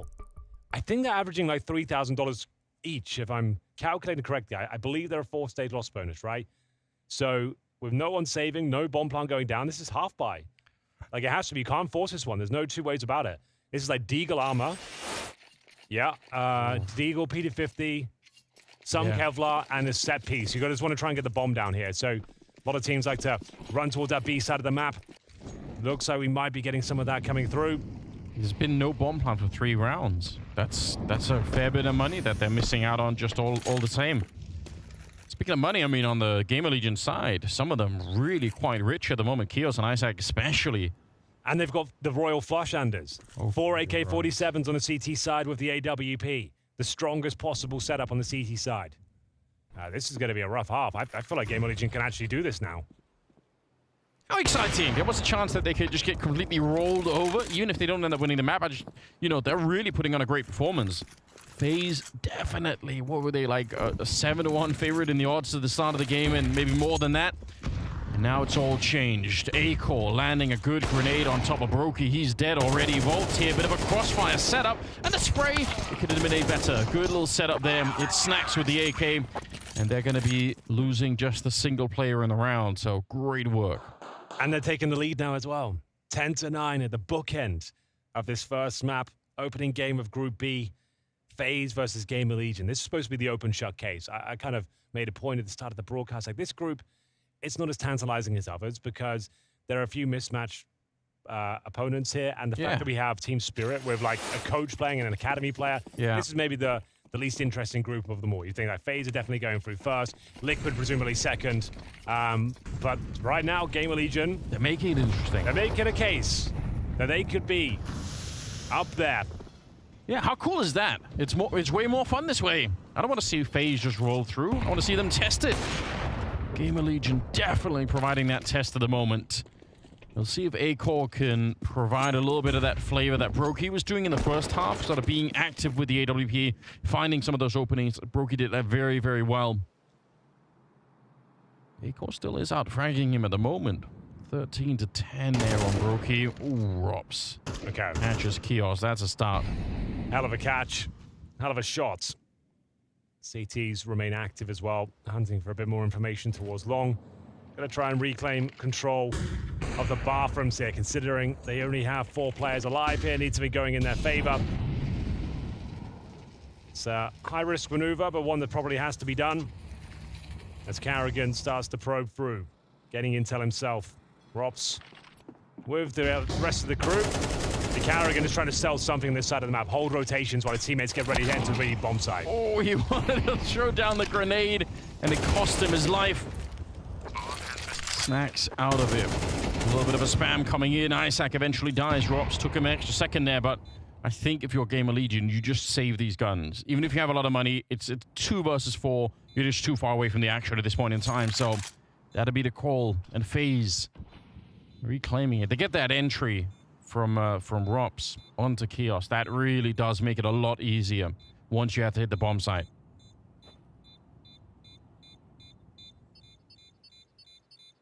So nothing left at the end of it. Not even any kind of a late fight happening. It looks like they're going to be safe to get the AWP out of there. Tied up game. 10-10. Well, it was 5 rounds in a row for GamerLegion. You can see they were on fire up until this round. We do tie things up, though. You're dead on. 10-10. We're going the distance here. As FaZe break the streak finally. Down to Rops finding the opener. I didn't mind the push there, to be honest with you, from Chaos. Like, the fact that they're staying active on the CD side, not just playing the same round each and every approach. It's refreshing to see. But the power of Rops too great this time. As we see FaZe post their first real gun round here on the T side. Gotta be tested the whole way. GamerLegion turned up to play today. Their map pick of overpass is looking very promising here, especially in the second half. Tactical timeout called by Ash on the GamerLegion side. In-game leader Snacks now to decide on the adjustments. Yeah, and I can respect this. I mean, it's still within their grasp. They have the money. They have probably still have the momentum a little bit here. You don't want to be in a position where suddenly you're playing overtime against FaZe, because again, like, they're such an experienced team that it's very, very hard. It's going to be hard to play that kind of a game against them. So just try and finish it in regulation if you can at all. Molotov going down. It's just a single Molotov. There are a lot of double Molotovs thrown towards this position, but my God, Brokey has shot him out of the sky. Acor. I'm not sure if he's like looking for that boost or he's got the most disgusting flick ever there. That must have been wild, but it is that opening frag. And again, you can see that the protocols of GamerLegion, if they do lose one of those duels, they try and reclaim the map elsewhere. Use that trade potential, but Frozen is just so ready for it. They are as well. They pre-fire him. They'll be able to trade it out, but FaZe are okay with that. They maintain that man advantage. That's what it's all about.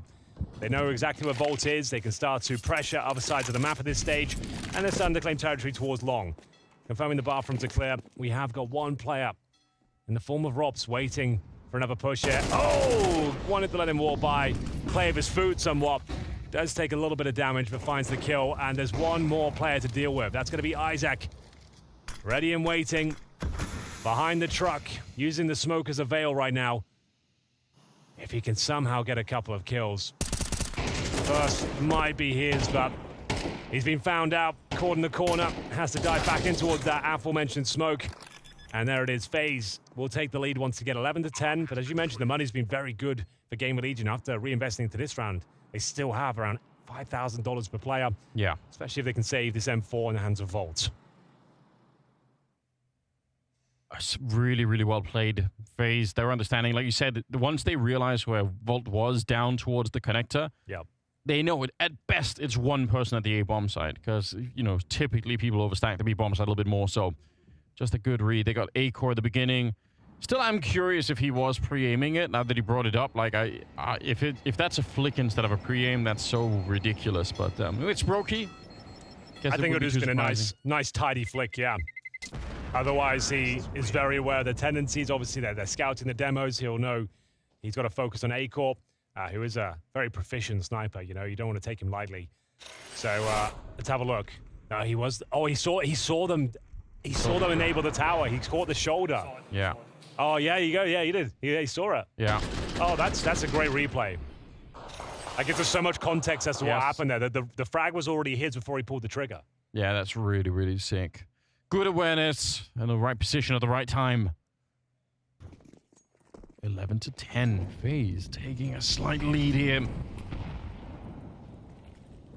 And for GamerLegion, the deep pockets are starting to run dry. Have a bit in the bank still, so it's not completely a disaster, but it is getting a bit scary at the moment. Gonna be boost, I think. Yeah, the smoke is delaying that a bit. We'll see if Frozen is gonna get caught off guard. It looks like he's already made his way past the crucial point, so Rob's just going for it. Just trying to bait out some smokes and stuff. Yeah. Just trying to get them on high alert. Throw a flash over, make some footsteps, see if you can get an incendiary out of them. But nothing in response. Kios, joined by Acor. Oh, that's a huge miss. That could cost them the round, but good response here. The rifle's stepping up. There it is. AWP finally connects. Got a 4 versus 2. Well held in this B bomb site. All the tricks failing here for FaZe. Trying to go for that contact play. Doesn't work out for them whatsoever, even with the missed shot from Acor.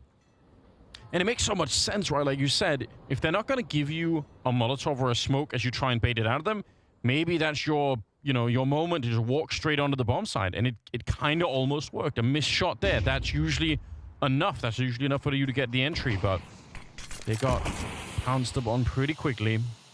Brookie and Frozen now 2 versus 4 here. And we've got about 20 seconds left. Have to be a big mistake, I think, for GamerLegion to give up this round. FaZe? Yeah, now they're going to say, all right, it's not worth it any longer. Trying to do maybe a little bit more, but with 10 seconds left, I don't even think they can easily make the bomb side. Molotov goes down. They're still kind of pushing forward, but I don't even know why. Yeah, they can't even plan at this stage. There it is. Convincing round for the Legion of Gamers. 11-11, Make-A-Wish FaZe. This one could fall apart at the very last hurdle. Strong claps coming out. Oh, yeah. He already knows what he's doing. Great technique.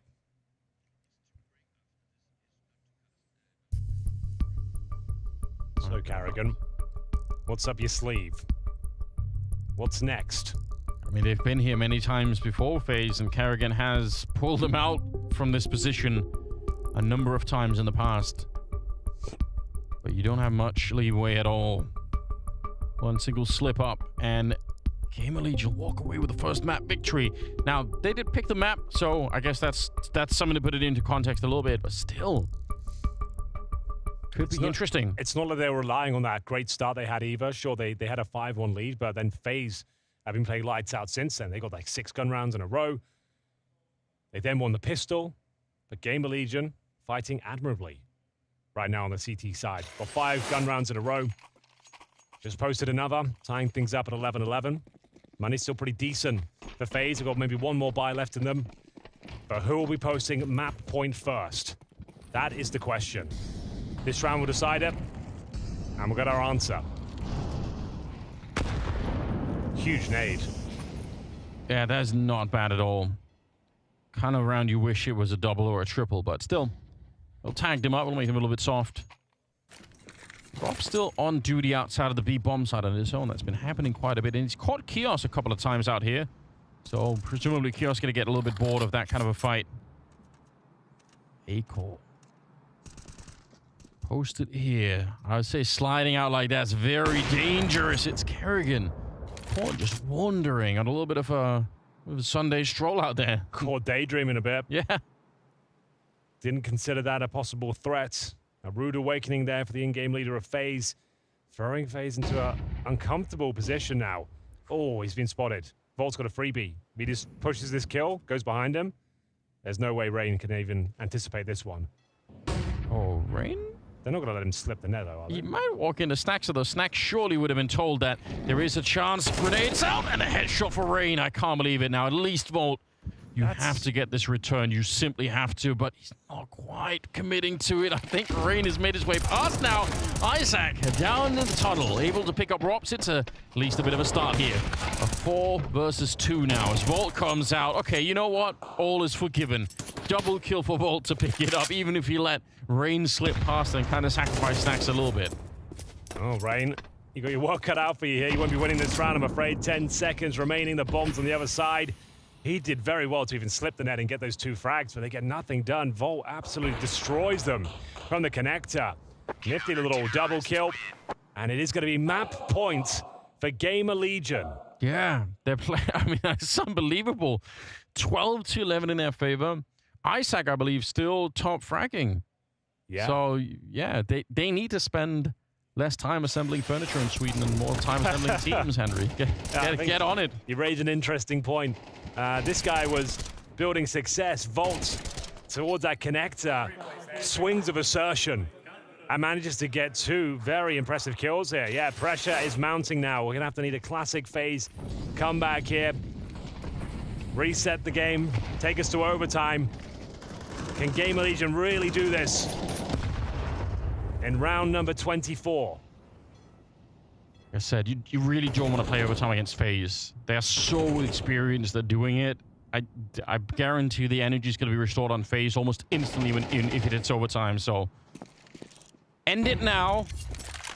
End it now before Kerrigan gets to wake up the team a little bit more. And they're setting up outside of the restrooms here.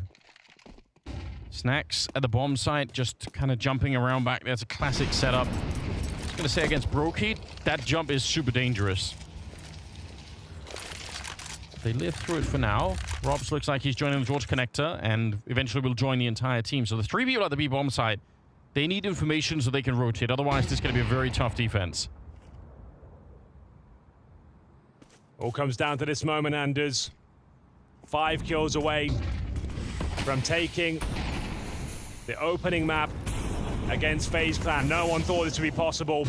Can they do it? Can they get it over the line? The first kill is theirs, but Kerrigan answers back in due course. The old legend, Snacks, set up in position. Fantastic flashbangs being deployed left, right, and center. Time is of the essence. Back and forth we go. Snacks cannot hold on as FaZe, they take the lead. Bomb yet to be planted, but Frozen will take care of that. It's raining grenades right now. Here comes the AK-47. One more kill will do it. It will be GamerLegion taking the first map here of the best of 3 against FaZe. Unbelievable scene, Anders. Really great play. And FaZe, after a decent comeback, they can't take us to overtime. Not this time. My God, what a finish as well. The retake, in spite of losing that bomb site early on, but it was Isaac coming back with a huge couple of kills. So well played for GamerLegion, winning their own map pick. That's definitely exciting. So I want to talk about pre-match rituals.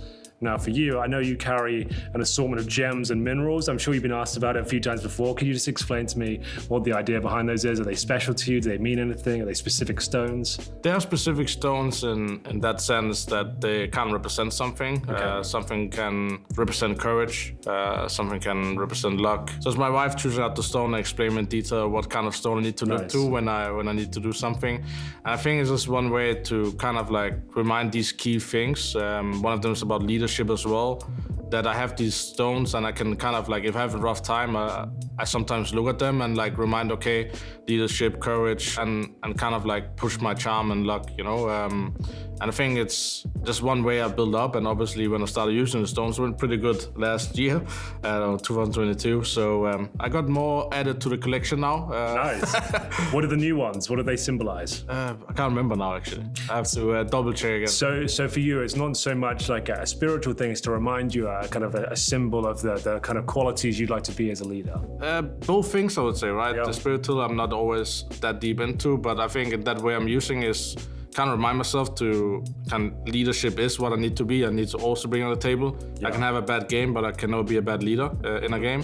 That's very good point. And then courage is just like never really second guess what I'm doing, go with my stomach feeling. So that's kind of things I'm kind of remind myself to kind of do, and that's a good way to, when you get lost in track of your thoughts, then it's good to kind of like blink for a second, look to the right, and obviously also have confetti on the mouse pad to kind of remind what we're fighting for. Because losing finals and get confetti in your bag is like the worst feeling ever. But winning a final and have confetti in your keyboard is the best feeling. So okay, that's it's like a flip coin, and I think that reminds me that nothing is ever given. Wow, Frozen, quite profound answers there. What about you? Pre-match rituals, you doing anything? You know, just doing DM and Spotify. What are you up to? Yeah, Spotify, bots, and like close to the match, I do breathing exercise. Okay, so there's some kind of mindfulness sort of kind of... Yeah, I think it's called focus breathing, the one I do. Yeah. So yeah, I've been doing that for like last 2 years, I think. Seems to be working pretty well. Yeah.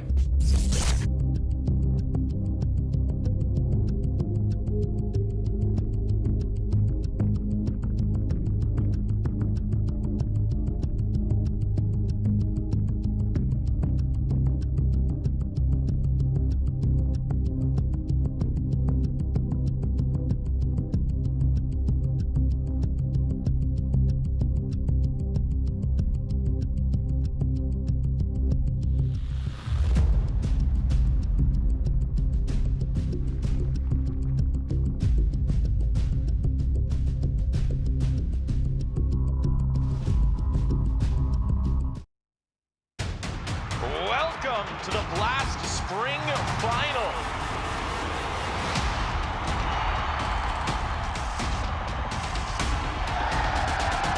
Hell yeah. I'm ready. I'm excited. The stage is set. Who's going to lift that trophy?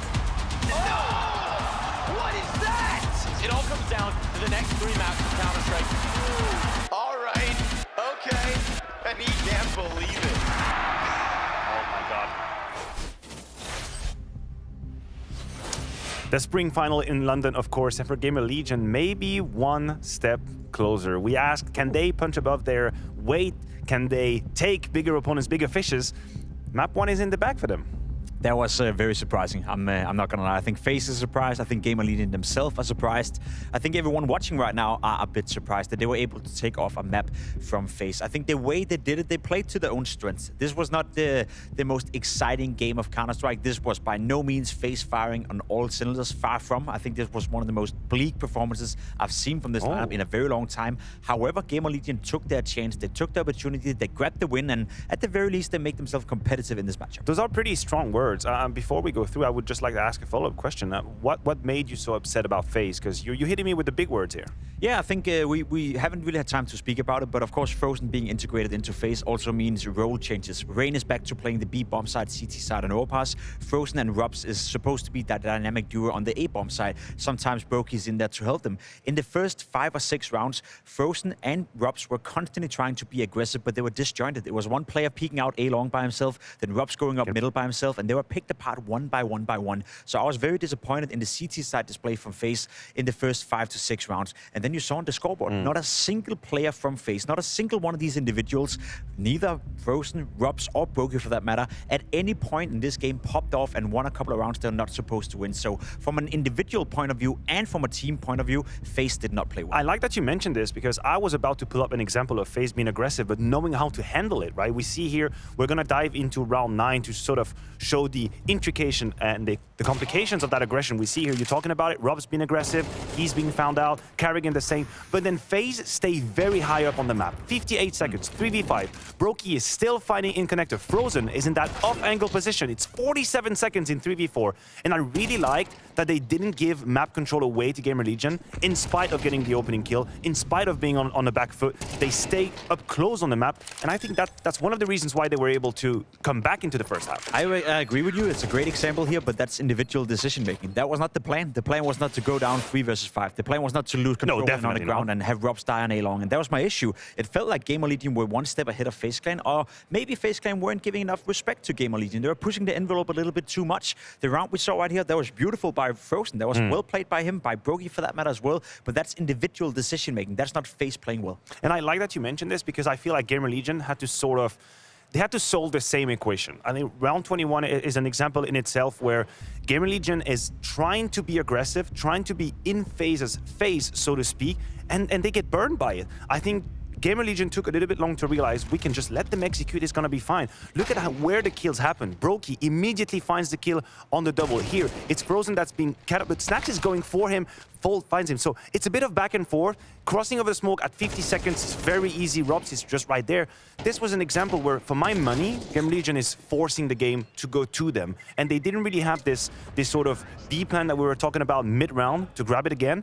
And this is where FaZe should have taken control of the map, 11-10 T-side. I agree with you, and honestly, I don't want to take anything away from GamerLegion because I think they punched above their weight. They played better than we could have expected, but you know, from short-term memory, the fact that we're just getting into the first game here for FaZe Clan, this is one of the worst performances I've seen on a map from FaZe in a very long time. It was uninspiring, it wasn't great, and it felt like they were just a bit rusty, you know. It's been a long off-season, and maybe they need to get rattled into it, but this performance here in Overpass, that was just disappointing. I imagine saying that they're being rusty is not a far-fetched. We are, after all, at the beginning of a brand new season. We had the winter holiday break, but we should give props to GamerLegion, right? We cannot just be talking about how FaZe messed up here. I think Isaac, for example, if you consider some of the positions he plays on the CT side, B anchor is definitely not the most generous one, and I think he was very, very solid. If FaZe lacked a little bit of finesse in how they were attacking, we also have to give it up to Isaac because he was very strong, multi-kill base. Of course, he led the charge on that pistol round, but I do want to focus on the CT side because I think because FaZe were a little bit uninspired, they played simple CS,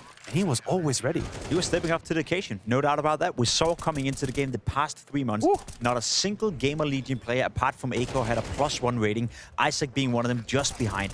But that's been a story for me. Isaac, ever since Immer left his lineup, has been stepping up to the occasion. He's been putting up better numbers. He is, I guess, now the defined star rifler within this GamerLegion roster, and at the very least on LAN, he's been showing it. His LAN stats are better than his online stats. Okay. That's a testament to itself. I agree with you. Without Isaac playing well, GamerLegion probably wouldn't have come across the finish line right here. So good for him, good for GamerLegion, and he's, I guess, continuing to trend upwards ever since Immer left the lineup and he got a bit more space. Excellent map one from Isaac. There's nothing else we can say about that. Now, I would like to zoom out just a little bit, and we're going to go back to FaZe, and one of the conversation is about Frozen, Rain, Kerrigan, and the triangle of trying to find the right positions for everybody. And this overpass is a very strong example. You said Rain is going back to the B side. People have to realize Rain never played the B side of overpass. Rain used to be the poster child of aggressive anchoring with the rifle. Anyone that has some history in viewing Counter-Strike remembers Rain in that position. But now Frozen comes in and takes that position. These are some of the adjustments. And first of all, do you think that's the right idea? And second, how long do you think it's going to take for the whole machine to be oiled again? I think it is the right idea. I think we saw glimpses at it at World Finals where it went out fine. I think Frozen CT side, as you just saw right here, that was good. This round in particular was beautiful play by Frozen where he brought back FaZe into a round that they should have lost. However, T-side Frozen was nowhere to be found. I think Rain is good enough to be thrown around in different positions, and he's still going to be viable. I remember during the World Finals, he was playing fine towards the B anchor on overpass, so I'm not worried for Rain. I'm not worried for Frozen. I'm not worried for the CT sides. Okay. Also the T sides.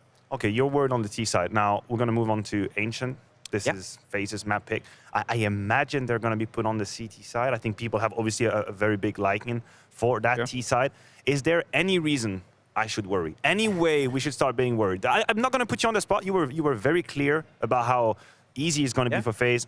Is there a point in your mind we're starting to have doubt, or is it just, we just extended this series? We extended to 3 maps. Yeah, I mean, you look at the map win percentage right here for GamerLegion, and that doesn't really inspire you that much. However, I must admit, yes, I expected FaZe Clan to beat GamerLegion quite easily, and GamerLegion should lose to FaZe 9 out of 10 games. However, FaZe was super, super rusty. I'm not trying to downplay it right here. I think what I saw from FaZe and Overpass was some of the most lackluster Counter-Strike, some of the most uninspiring Counter-Strike, and they just feel a little bit rusty. So yeah, going into Ancient, nothing points in the direction of GamerLegion. Nothing gives me confidence that GamerLegion are supposed to win. But if FaZe Clan is playing the same level of Counter-Strike we saw in Overpass, they're dragging that into Ancient as well. I'm not going to say GamerLegion can win this 1-2-0. I think they're more motivated. I think they're more ready, and I think they're right now in a position where they can make the upset. Okay, fair enough. I'm hearing you. One of the things that we heard from Kerrigan in interviews as well is the voice of Frozen and how he can potentially be a co-leader. He can potentially chime in. Do you think the T-side is one of these moments where we need to hear more from Frozen, where he needs to have that pre-value as well? Because I agree with you. CT side, I'm quite confident FaZe is going to find a way to make it work. There's just way too much power from coast to coast. T-side, do we extend them a bit more time to figure out how are we working, what is the protocol, how much space is everybody having, or do you think Frozen should immediately have that impact on the T-side? I think he within short term will have immediate impact. You know, this is Blast, this is the first tournament. Give them a couple of games to get warmed up. This has also been a historical thing for FaZe. We've been here many times before, Matthew. FaZe are always slow starters into the year. They never come out banging. They never come out playing their best brand of Counter-Strike. We're always worried in the beginning of the year for FaZe Clan. We're always worried after a summer break for FaZe Clan. It takes a bit of time for them to get warmed up. So yeah, for now, maybe we're not going to see the full potential of Frozen and the T-side aspects, but I bet you 2-3 weeks from now, I wouldn't worry at all. No, I'm not worried either. Now, in the broad term, right, let's talk about the beginning of the season. How beneficial can that be for FaZe to miss the mark on map 1? How much of a kick in the ass is that?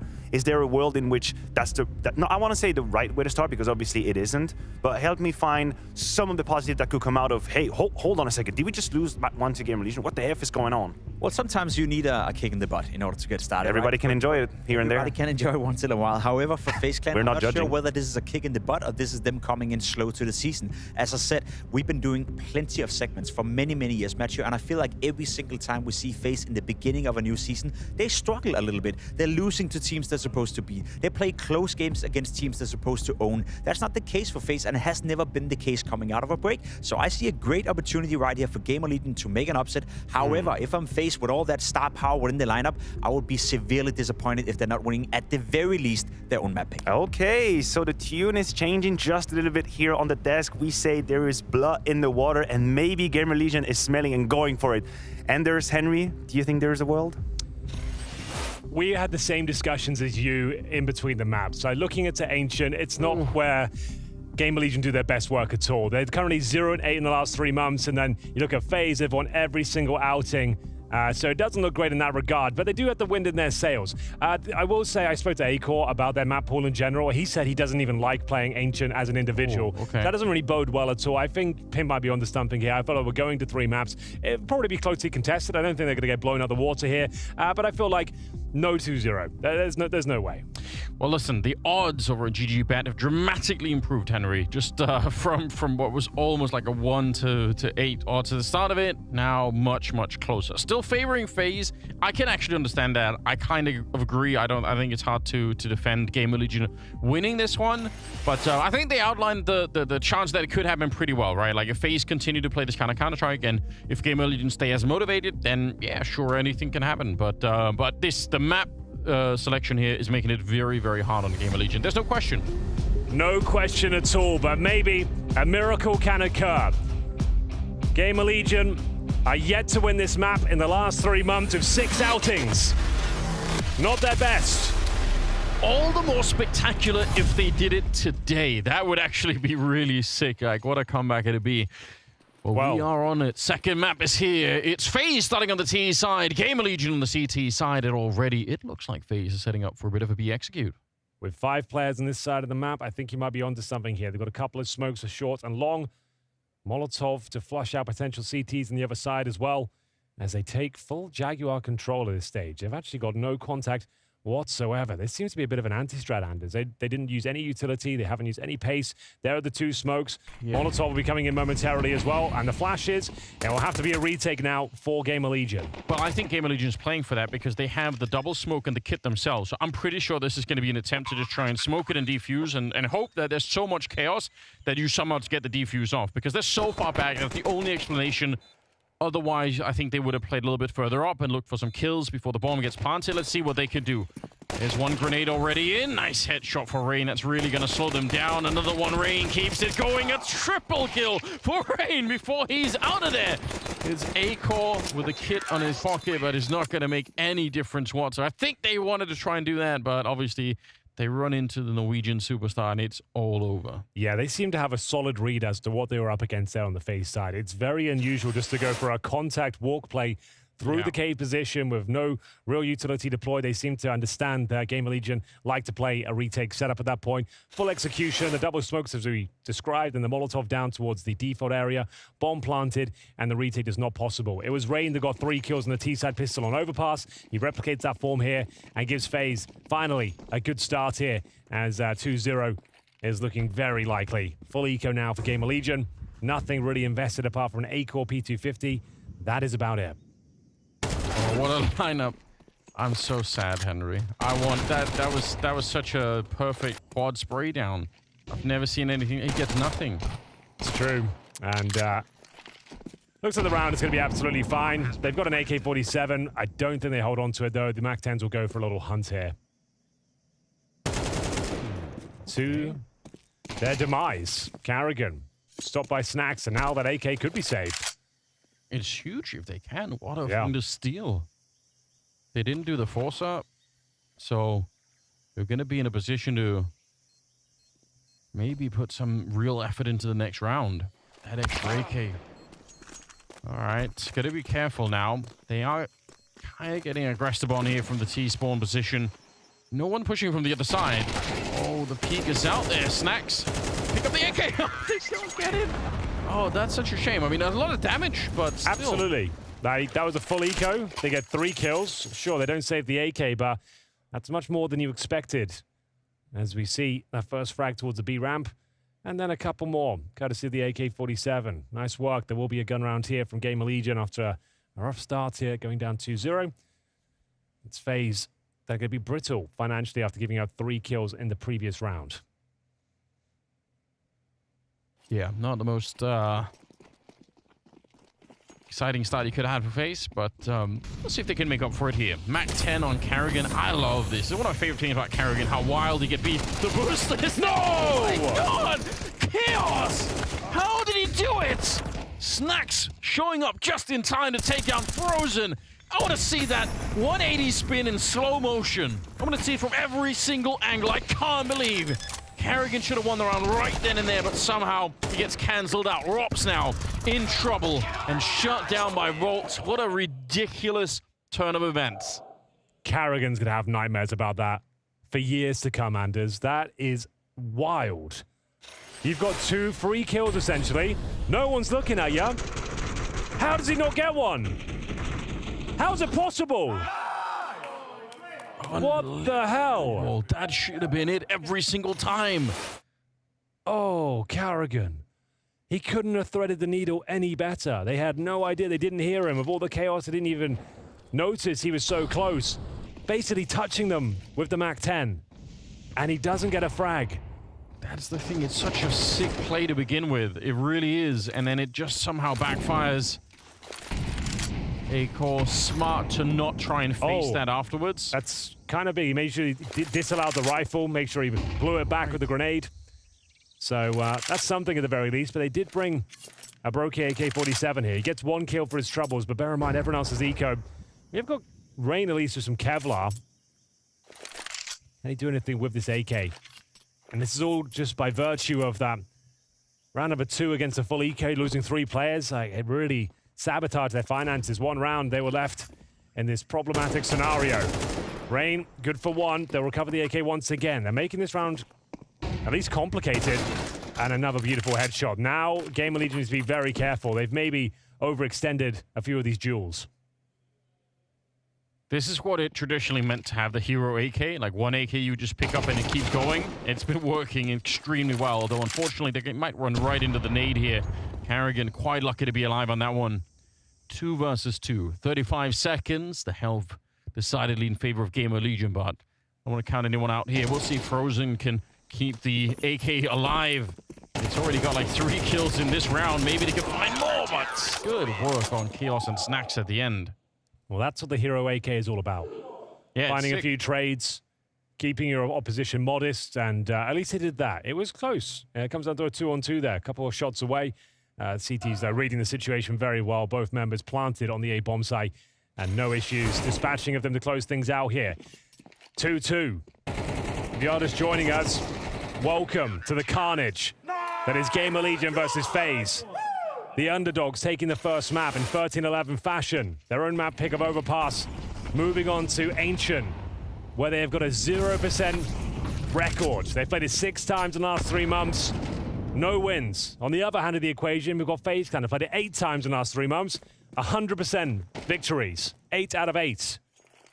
Yeah, they're loving the fact that this map has showed up in the game. But, you know, GamerLegion early to answer back.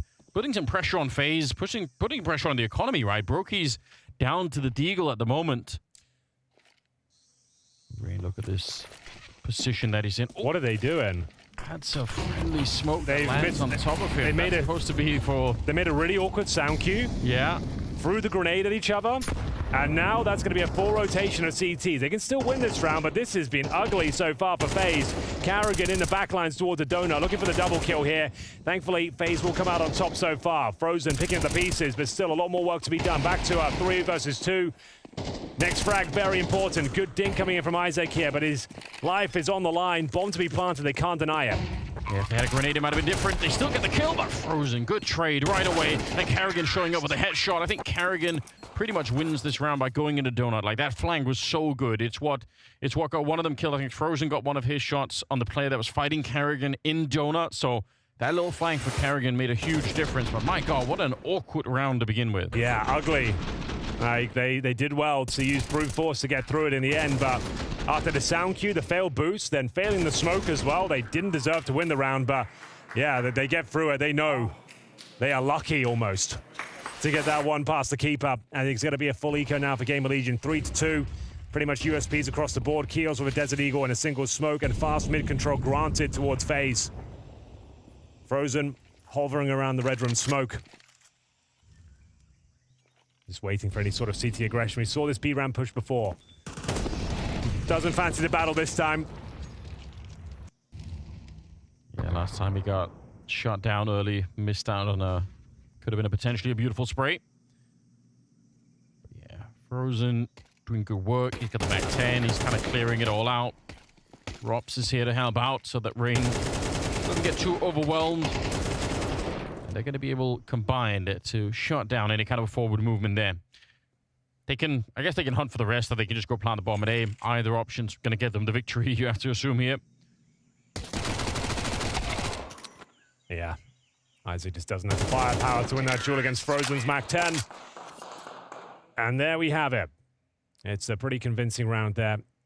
FaZe, the full mid control, reading that beat stack nicely as they start to stretch their legs somewhat here on Ancient. That previous round at the A bomb site just had a huge impact. If somehow GamerLegion would have won that one, it would have been a very, very different opening to the half. And now instead it feels like FaZe have a chance to cement their economy a little bit more. The pressure is still going to be on GamerLegion for their own money all the time. Like, a lot has been decided in that previous round. So, yeah, tactical timeout being called for GamerLegion. I can understand why. Like, this is a lot is riding on these early rounds. Absolutely. You don't want FaZe to garner too much momentum in these stages. They're starting to look comfortable now. Still the heavy favorites even after going down a map. It's GamerLegion that don't really put much down in Ancient traditionally. FaZe's best map, statistically. Yeah. We'll see if they can actually keep it going, though. It hasn't been their best look today. That kind of round towards the A bomb side with a few fumbles, a couple of massive mistakes. Recovered, but potential sign of things to come. Not looking their usual selves just yet, but they're up 4-2 here on the T side of their map pick. As we see another gun round presented. We've got an A-Core AWP, as I mentioned.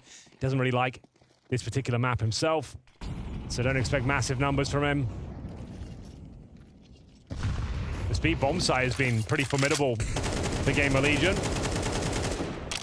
Let's see if they can hold on once again. Getting in towards the Jaguar room.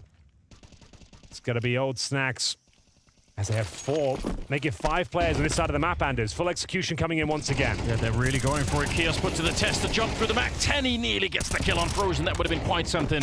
But it's very hard to deal with, and Carrigan kind of fulfilling his role, just off-putting that defense just enough. Snacks with the shot, and they're putting some damage onto Brokey. He nearly got killed and trying to plant the bomb, I believe. Now he's towards the cave, looking for Snacks. He's got the right idea, and he'll get the kill on him as well. 3 versus 3, help advantage for GamerLegion. They can still get this retake underway. They've got the defuse kit on Isaac as well. See if they can actually make this one work. Rops, plenty of health on him, but a shot to the smoke. They line up for him, Rops! Oh, what a double headshot. A lot of trouble for Isaac. Even, he's got the kit. He's got the kit. He could just barely do it. My God, that is close. It's an absolutely gargantuan round there for GamerLegion. They needed that one desperately, and they managed to make it work. It comes down to a 1 versus 1. It was back and forth. It looked like it was all going to fall apart after losing the first frag, but they made up for it, doing significant damage on the plant. His first frag goes in favor of Keels. They trade him out. It doesn't look good, but Snacks holding strong in the cave. He bought them some time there, did considerable damage himself, and the MP9 to close things out there. They did lose 4 players, Anders. They'll survive with maybe just the AWP or a rifle. Looks to be the latter, and you can see they've got 3 MP9s to try and win this round. This is, if they can pull this one off, maybe the 2-0 is possible, but it's an incredibly difficult round, and FaZe know it. Picking up that pace once again. Nothing up against him. Smoke down towards Donut. Red room. Molotov to deny any sort of access. A missed shot from Acorn. A missed nade from Rain. The nades have been pretty awful today for FaZe. But no harm, no foul thus far. Snacks exploring his options towards middle. Does he have a window of opportunity to actually punish this? Don't shoot your teammate. There we go. They're going to find Rain one way or another. He was definitely dead. We'll upgrade the MP9 of Snacks into an AK. Well, now they know B's clear, Anders. Yes. They've got so much information here. So they're on high alert towards middle. Red room, of course. A major part of... What are you doing? Why is he jumping? That happens to Brokey so much. He either quick switches or jumps randomly. You and I have casted him do that so many times, Anders. Yeah, we have, unfortunately. Like, it always seems to be like a quick switch to a nade or a random jump. Like something's up with his mouse. And that was he was in the spray for a long time, right? Like you're not doing anything else other than. It looks like it was a labored spray, but still he was going to get the kill. But then he jumps, and it's just that's a misjump. That's like if you're not aware, most pros will jump with their mouse wheel scroll. Yeah. And some mice, even to this day, modern mice still like have if you don't put it exactly where it needs to go, like 1 out of 10 times, it'll just flick it by itself and give you that kind of unwanted jump. And we just see it from Brokey a lot. Like not a lot, like once every 5 games, but like in big moments like that, and the camera's on him, and it's a key frag, and then it happens. Yeah, and surely it's a source of frustration as well. Like even if it's not like the frequency is kind of low, just the fact that it happens every once in a while, like that'll tilt you. It's always him. It's very odd, but that is a very important kill. If they get that quickly, storm the A bomb site, you never know. But that's the SMGs, Anders. Look what they did. They stented with 3 MP9s. They leave it 3 AK-47s and no casualties. What an upgrade. What an insane upgrade. Holy. So, yeah, nice work from Akor here. Like, they got the kill on Rain. That was guaranteed. There's no chance. Look at the jump. Oh, no. It's awkward. It's so awkward. Yeah. You hate to see that. Yeah. A couple. Karrigan obviously missing that kill on the tower. The little jump here, I mean, it all adds up in the end, right? Yeah, there's lots of unforced errors. Some of the grenades we've been talking about sort of missing a little bit. Oh, speaking of grenades, that's an absolute monster. That is huge. Snacks throwing out, I believe, the curva raqueta, as they say. Yeah. Holy moly. Oh. This one just got a lot more interesting. We didn't think GamerLegion would stand a chance here, but this is a T-sided map after losing the pistol. They've got a 4-4 scoreline. Arguably, well, not even arguably, they've got the better buy here. Once again, Royal Flush sort of area on the CT side. 4 AK-47s and AWP, the strongest possible setup you can have on the defense.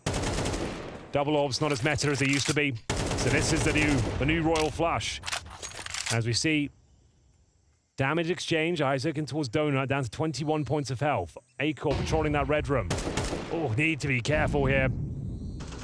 Yeah. Time is of the essence on FaZe's side as well, and Akor moves away at the worst possible time.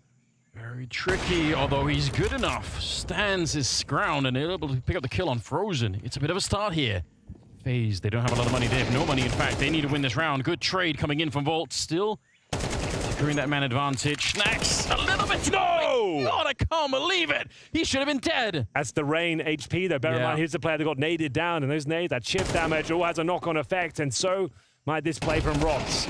If he gets the one tap there, you never know, but GamerLegion with a very solid round there. Great team effort, good coordination once again, and they maintain the advantage. 3 players survive. The game now going in their favor. FaZe, there's something not quite right here today. They don't look like their usual selves. I know we're off the back of the break. It's the opening of the group, but they've been in boot camp mode, you know? Like, you don't expect these sort of basic errors coming in from FaZe, and we've seen a few of them now. And they're down to an eco. Wouldn't even call this a partial buy. Sure, they've got deagles, but look at the distinct lack of Kevlar. No grenades to speak of. We've got a fast-paced deagle to lead the charge. Karrigan going to throw himself to the wolves. As he tries to make his way up the ramp, he's greeted by the AWP of Mr. Akor. Yeah, he's starting to put it together a little bit himself. I'm really shocked at what I'm seeing. You look at the map statistics, they talked about it on the desk between the maps here. I mean, there's just no easy path to victory for GamerLegion on this particular map. And the next one would be Nuke if we can even get to it at this point, but in terms of the depth of map pool here, FaZe should have them every single time, but GamerLegion showing us something else right now. It's really quite exciting. All GamerLegion have to do in this round is stay put, don't give up anything crazy. There's some deagles out there, you already know that. Yeah, Snacks. Careful now. Look at that. Okay. Fair play. That was Frozen at the bottom of the ramp. He actually hit the shot on Snacks as well. How has he done so much damage? That's pretty crazy. But about 40 seconds now. Well, they've done well to at least expend the utility on the CT side. They won't have to run the gauntlet now to enter a bomb site. Still very unlikely they win. With Akor and Snacks low, those are usually your B players, right? This still could have a few more twists and turns. Not for now, at least, as we see, okay, Akor, remember, he's low. He can't necessarily challenge this again, and Brokey Look at that bomb planted as Robs gets ready to swing. All of a sudden, this looks possible. Bear in mind, Robs does have Kevlar. They should have never got this close. They knew they were outside of the B bomb side, but some of the early chip damage really coming back to haunt GamerLegion now. The retake is on. Isaac walking up behind him to find a free kill. Maybe it'll set it up. Volt, oh, he barely lives. No! He can't land the shot. Look at how low they are, Henry. They almost both died then. Oh. GamerLegion get away with one more. How did that not connect at the head? That Desert Eve, he gets that kill. All he has to do is duck and weave and try and get one bullet on the last remaining player there. That is shocking.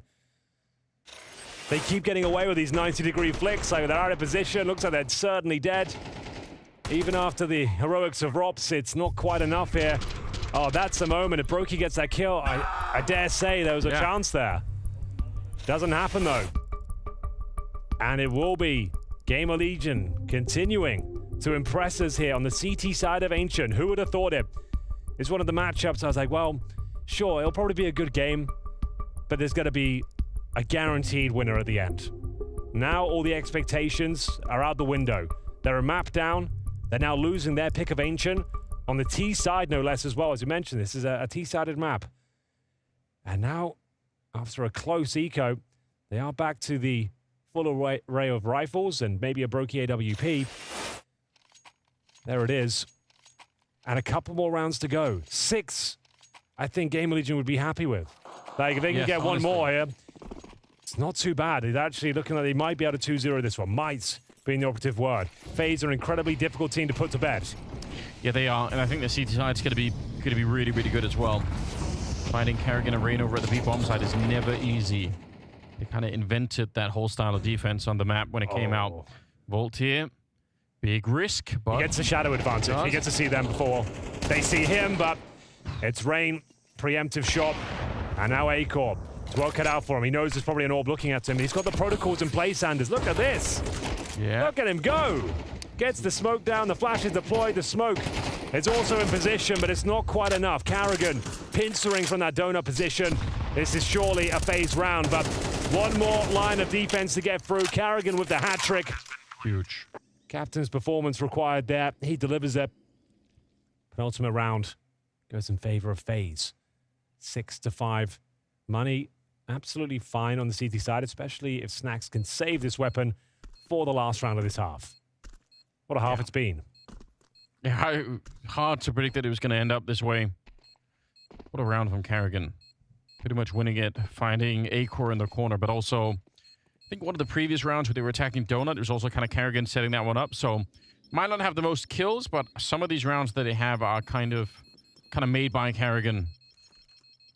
Man, if he would have had that kill with the Mac 10 earlier, like, it could have been a very, very different experience for FaZe overall. There's been so many of those, like, weird scenarios where you feel like, okay, guaranteed FaZe kill, and it just doesn't happen. And then so a few fumble grenades, the miss jump from Brokey. Just a whole like, package of errors for them. But let's see what can be done in this final round, ladies and gents. This is the second map of our best of 3. Third, if required, is going to be Nuke.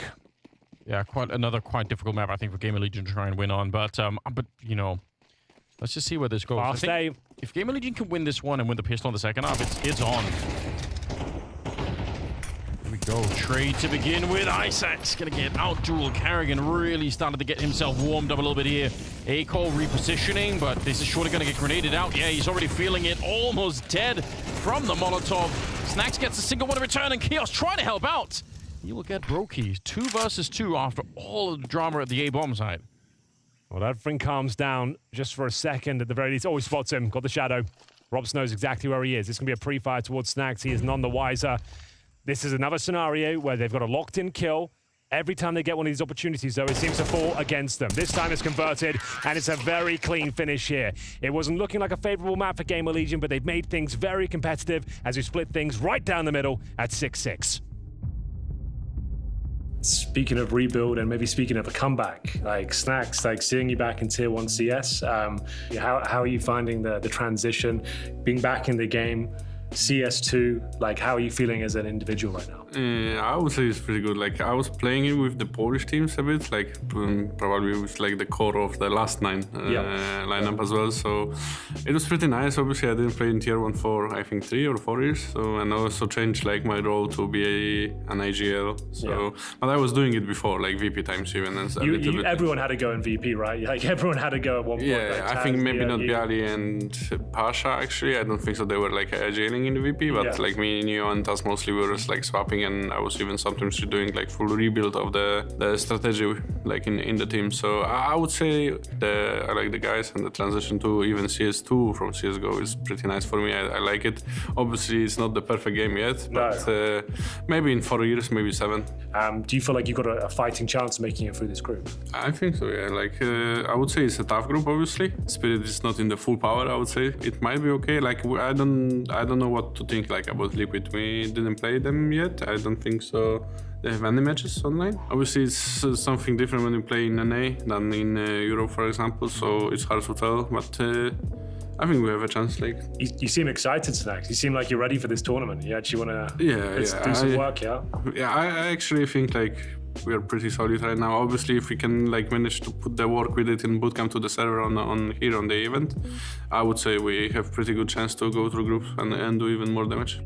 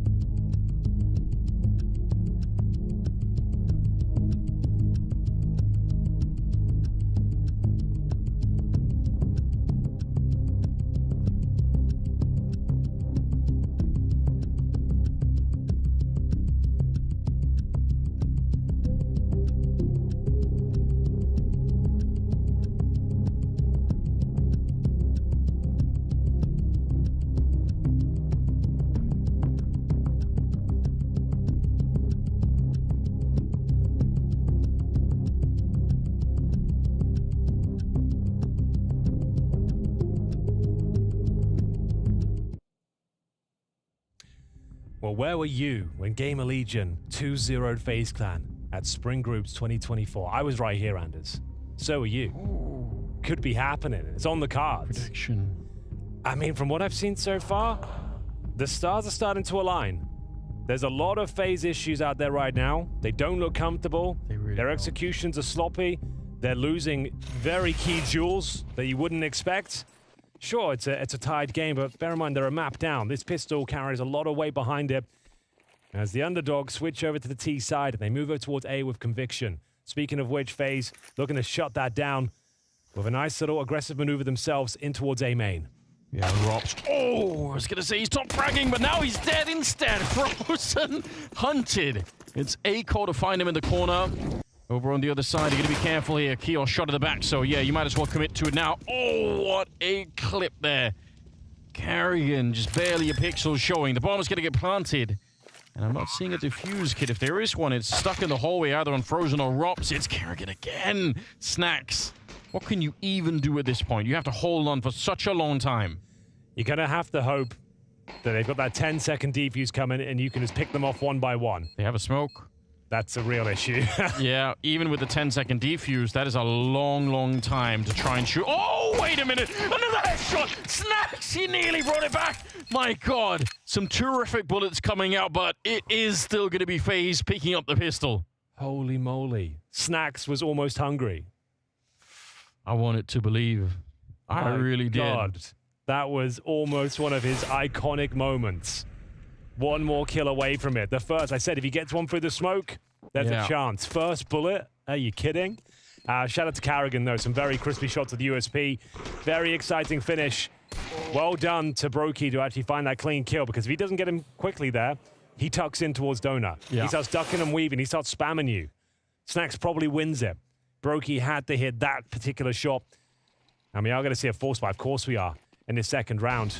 With the bomb planted and 4 kills picked up, they are going to have a couple of rifles, focusing the majority of the resources on utility Anders. They want to make sure they have some execute potential, dissect the map. So MAC-10s, pistols, and 2 rifles here. Rain with solid cave control, lots of info garnered. He knows they're not waiting to fully commit towards B at the very least. One of the absolute experts at playing this position. Yeah. Invented it. With Carrigan on the other arm, like, it's very, very hard to hold on to. That's kind of the one thing that I'm worried about is the CT side for FaZe. I just think they're going to be able to wake up. Robs is already kind of there. GamerLegion, they need such a swift comeback here in the second half. It's going to be Snacks to get a little bit of revenge. They do get rid of Rain, and maybe Carrigan going to get traded. That's just really efficient, trading their way into the B bomb side. Yeah, it's still fine here for FaZe. They've got Brokey, who's playing very well.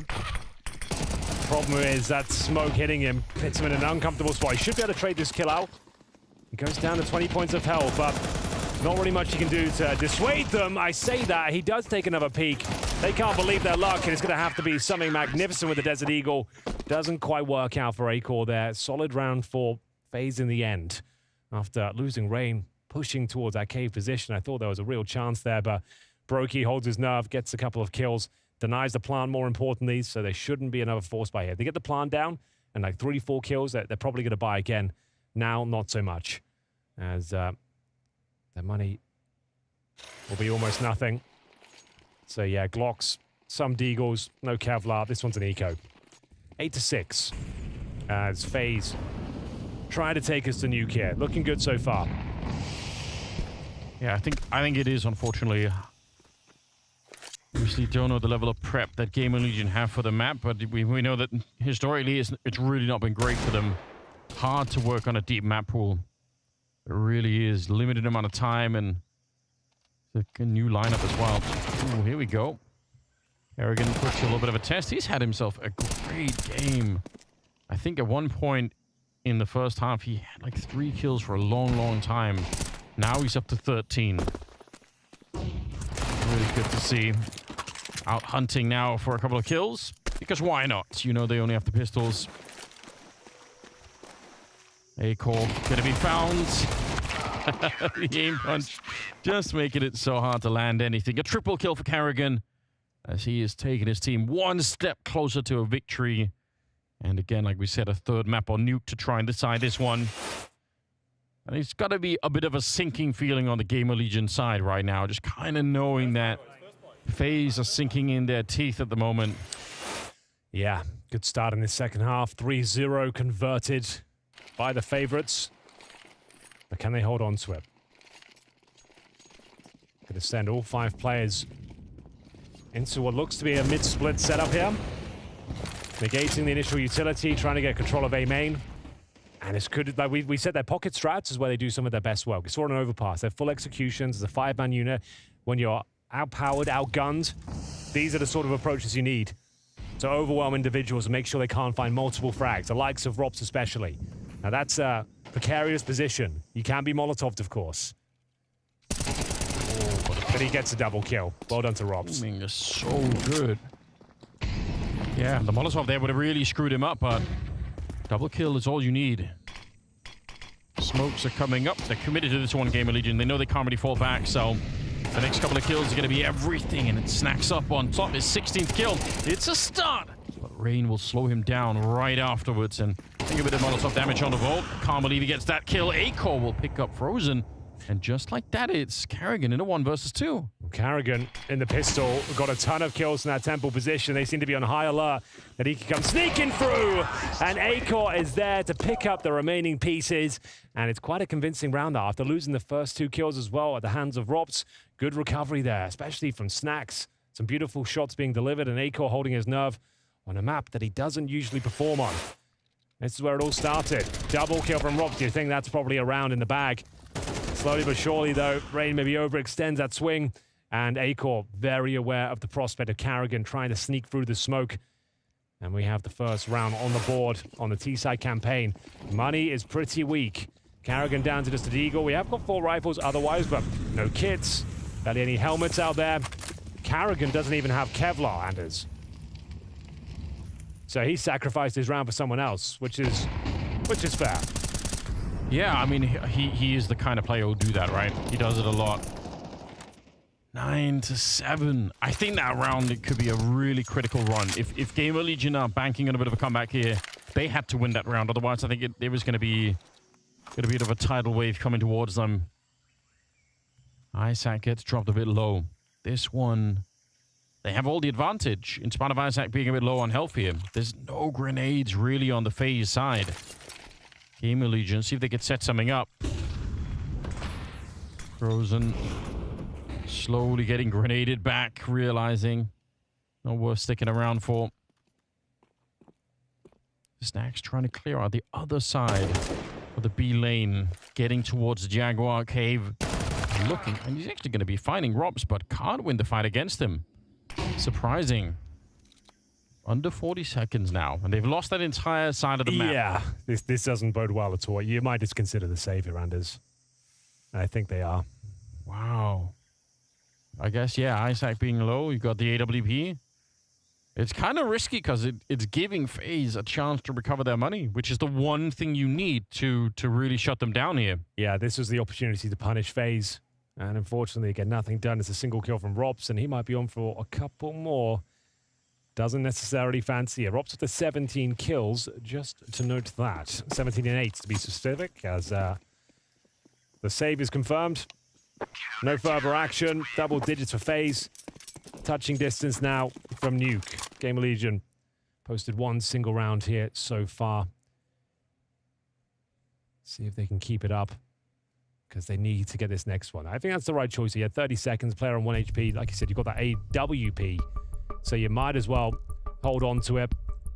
It's going to be 4-1 now in the second half. FaZe starting to look more comfortable as the series develops. Definitely not their best look thus far, but as long as they get the win over the line, shake off the rust in its opening series, and get the W, that's all that really matters. This is very common. This is not new information. FaZe are a team that warm up into tournaments. Yes. They normally have slow starts in every series. This one no different. Sure, not ideal that they lost the first map, but here they are, alive and well. Tricky buy in the previous round, 4 rifles, a Deagle, 1 player of Kevlar, and they managed to have a clean sweep of it. So, well, I say clean sweep. They only needed 1 kill, but you know what I mean. No one went down. Yeah, I think that's the critical point, isn't it? Like building that money. I really think if GamerLegion want to stab at getting this map away, they have to kill that FaZe economy right now. It has to be really swift. If FaZe can only buy every other or third round, then it's a much more interesting game for GamerLegion, but they're swiftly running out of time to do that at the moment here. Snacks top fragging. Acorn not that far behind. Oh, and here's an opening. It's Chaos in charge, but he can't escape back through the smoke. Caught right away by Rain. At least that is something. We're going to put a little bit of pressure on the defense. Mid is there for the taking for GamerLegion. They're going to be able to clear that out if they want to. You could do a lot with it. Oh, the timing could be idyllic here. Snacks needs to be very careful. Basing's not great either. Tease, though, could punish. They're not going to see Brokey in this position. Upgrade to the M4. It's a little bit awkward for him, but does do a little bit of damage for Volt. 2 on 2. Important round here. GamerLegion can't afford to give it up, and they are yet to plant, but the bomb site is open. Trying to lock out the rotating CTs. Acor with the bomb on his back, and he's the one patrolling. So need to get Volt in position to watch that position, and he'll throw the bomb over. Here we go then. Frozen and Robson the retake. Yeah. Oh, he needed that jump to take a look. I can't believe he still lives. The dink. 88-1, and Acor gets to live. And that is big trouble now for Rops. 2 players to find. No idea where Acor rotated towards. He's trying to see if he can catch Volt, but now he's given up his position as well. And Rops gets to live for the first AWP shot. Gets the kill on Acor. Now he's hunting. Freddy almost gets the shot off on Volt. Strong kill with the AK. They're going to get the round. That puts pressure back on FaZe finally. Extremely tall order to take down Rops in a 1 versus 1. Yes, it is. Volt stands and delivers. Acor trying to find that final shot, the coup de grace. Maybe overextend the situation a little bit, was trying to back up Acor, but he hit the really important shot towards Frozen. Drops, isolated down to the 1v1. High pressure moment for Volt.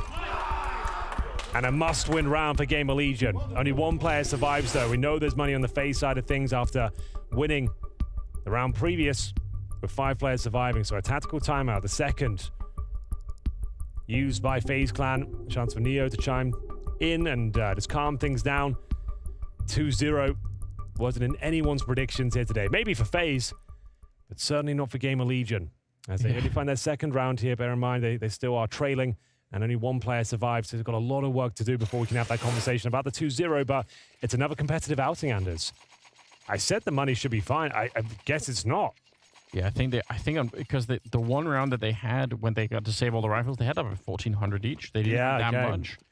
It's real tricky. And if you win, if you don't know, it's not a huge detail, but if you win by expending the clock or winning by kills, it's 3,250 per player. If you win by explosion, it's 3,500. So it's not a huge amount of cash, but it does have a slight knock-on effect overall in the finances. Oh, let's see how this plays out. Rob still has that one M4. Try and mess around with. He's in the right position, but a smoke on top. It's a huge risk if he wants to go for it. See if he causes a distraction. Frozen is there maybe to help out. He's certainly thinking about it. Listening in and probably looking at the radar as well. Frozen immediately down, unfortunately. Carrigan's going to go down next. I think Rob's, if there would have been a long, extended fight, he could have backpedaled for the smoke to try and help out his teammates, but it's just not going to be feasible when they die that quickly. Nice shot from Volt, my God. Deleting Rops from across the map. Roki and Rain. Yeah. Try and save the M4 if you can, but you're not going to be winning this round. They're slowly taking steps onto the B bomb side. They got to realize that nobody's there. Rain here. Instant shutdown. It snacks with the Mac 10. And it's going to be 9 for GamerLegion. Certainly is. Real interesting. Brokey. White knuckle grip on the M4. Hoping to take it to the next round, but they ain't going to allow that. They know exactly where he is. Mac 10. That's what they needed. A nice cash injection on the T side there. A clean round for them this time. Yeah. 10 finding a few kills. And it suggests, Anders, we're going to pick up the pace in the next round. They've got like Galil's Mac 10s in hand. This is where you want to be deploying those pocket strats again. You can't really run the default. You'll be struggling for the 1v1 duels. So maybe we go back to the A bomb side to send all 5 players in again. I expect them to at least pick up the pace and try and take some early map control with this sort of buy. But 2 Galils, M4. And we are going to see 4 players heading towards A. So is this just a set piece off the bat? Trying to show some mid-presence here. And you can see them getting ready. Certainly are picking up the pace. This could be a straight-up contact play in towards the A-bomb side. Look at Snacks. He walked with a smoke. This is so sketchy. If he wins the fight, he's going to distract everyone. He's almost sleeping. Spotted the second player jumping. He surely knows, but still, this is an amazing kill for Snacks. There's nobody at the A-bomb side. As long as he got the kill and stayed alive, that was going to distract everyone was in the middle. Chaos with the shot on the Frozen.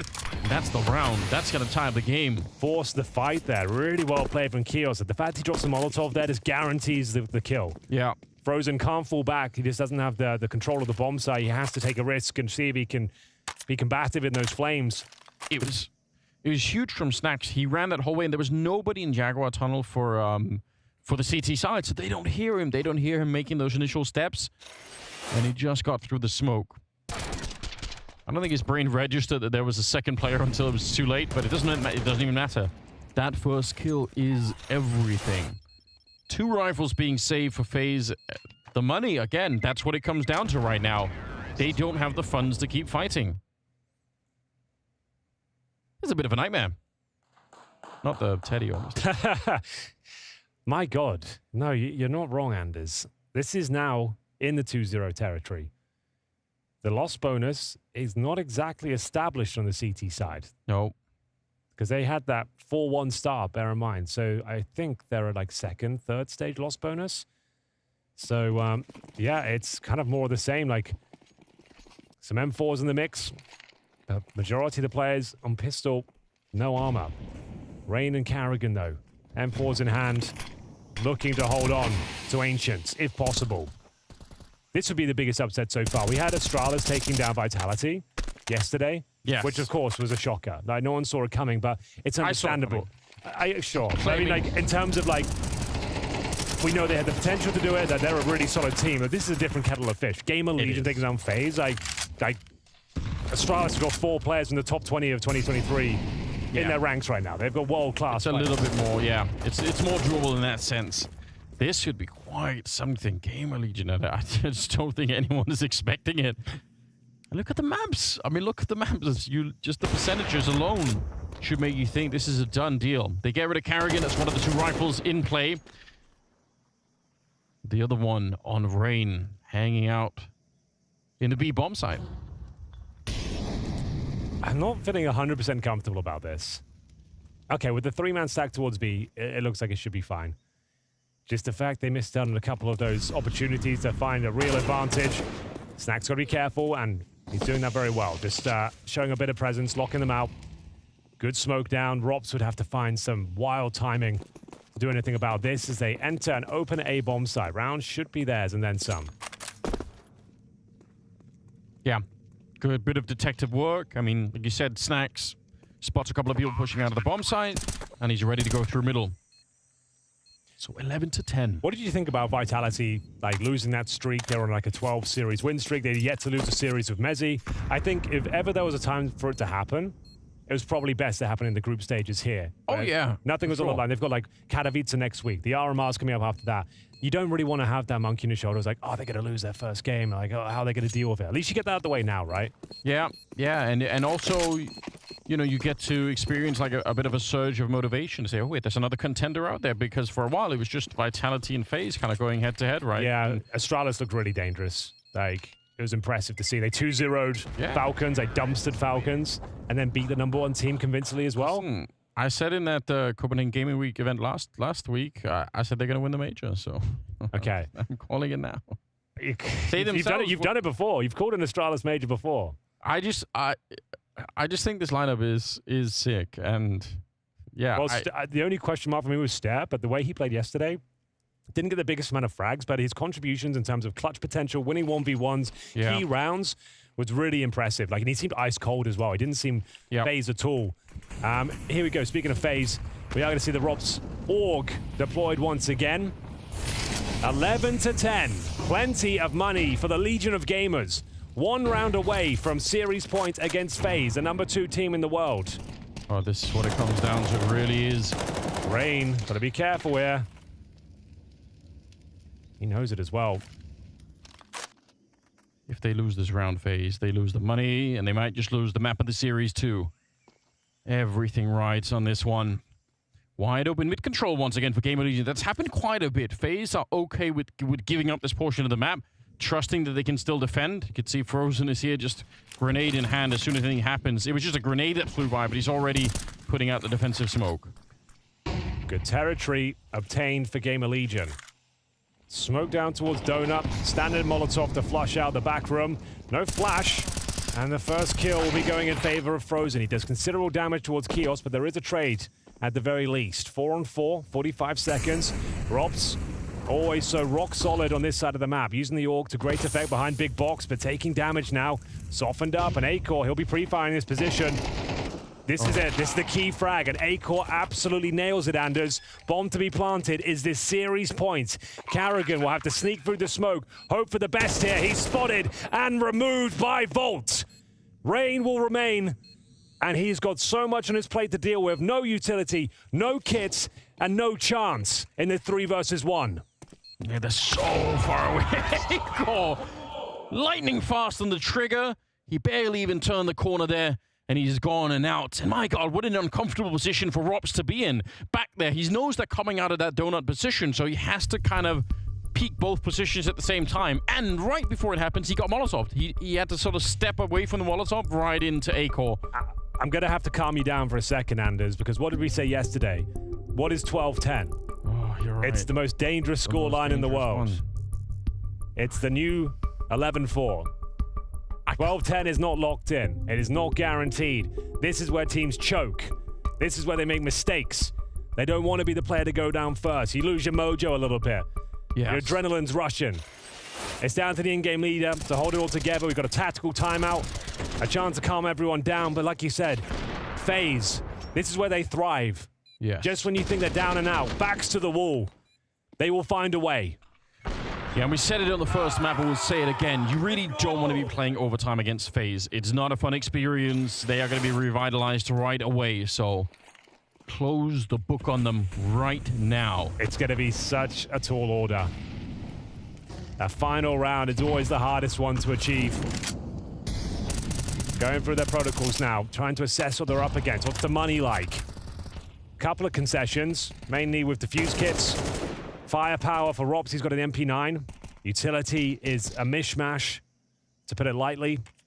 So definitely everything going in favor for GamerLegion. We give this one up and it's a clean win for FaZe. They can have everything they need to take us to overtime. This is the opportunity for the knockout punch, the haymaker. Snacks, I think, spots him. His movement suggests he knows he's there. That's a dangerous way to peek, but I think you might be right. It looked like he did see it, just didn't want to go for the spam. Speaking of Snacks, by the way, he's top fragging at 20 kills. I can't believe it. Rolling back the years. He really is. Like, normally we're so joking when we say that, but like this is legit. He is actually doing it. He's not just top fragging for his team, he's top fragging on the server. Yeah. With FaZe Clan on the other side. Against, yeah, that kind of opposition. That definitely was not my bingo card for today. Well, they are once again exploiting the mid opening here. There's no mid control for FaZe. There hasn't really been any throughout the entire map here. Brokey, though, this time in the back. It's not Robs any longer. Looking for it. I think he saw a core, so he knows not to repeat that one. Gonna go back and leave his teammate. Robs up here with the No, Isaac. Shot.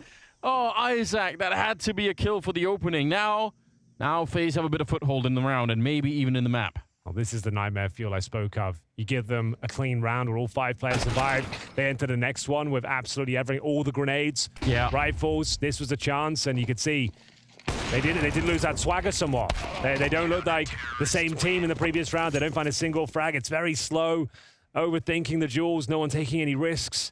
And yeah, this picked off one by one. It's Brokey, though, in his position. It's named after him aptly as he holds towards that temple spot. And when he's there with the AWP, it's very difficult to flush him out. So great reposition there.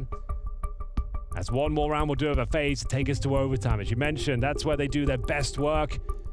And it will reset everything, and maybe we can go to nuke. But all it takes is one good call, one pocket strat from GamerLegion. One good execution, an opening kill, the bomb planted. And you can do this. It's worked plenty of times before. Pressure on the shoulders, or the large shoulders of this man. Snacks, the in-game leader.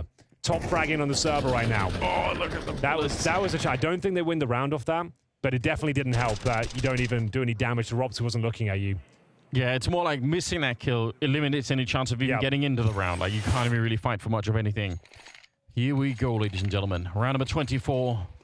We're deep in it now. FaZe, if they lose this round, they lose the series to GamerLegion. Absolutely shocking news. For context, this is the opening game of Group B.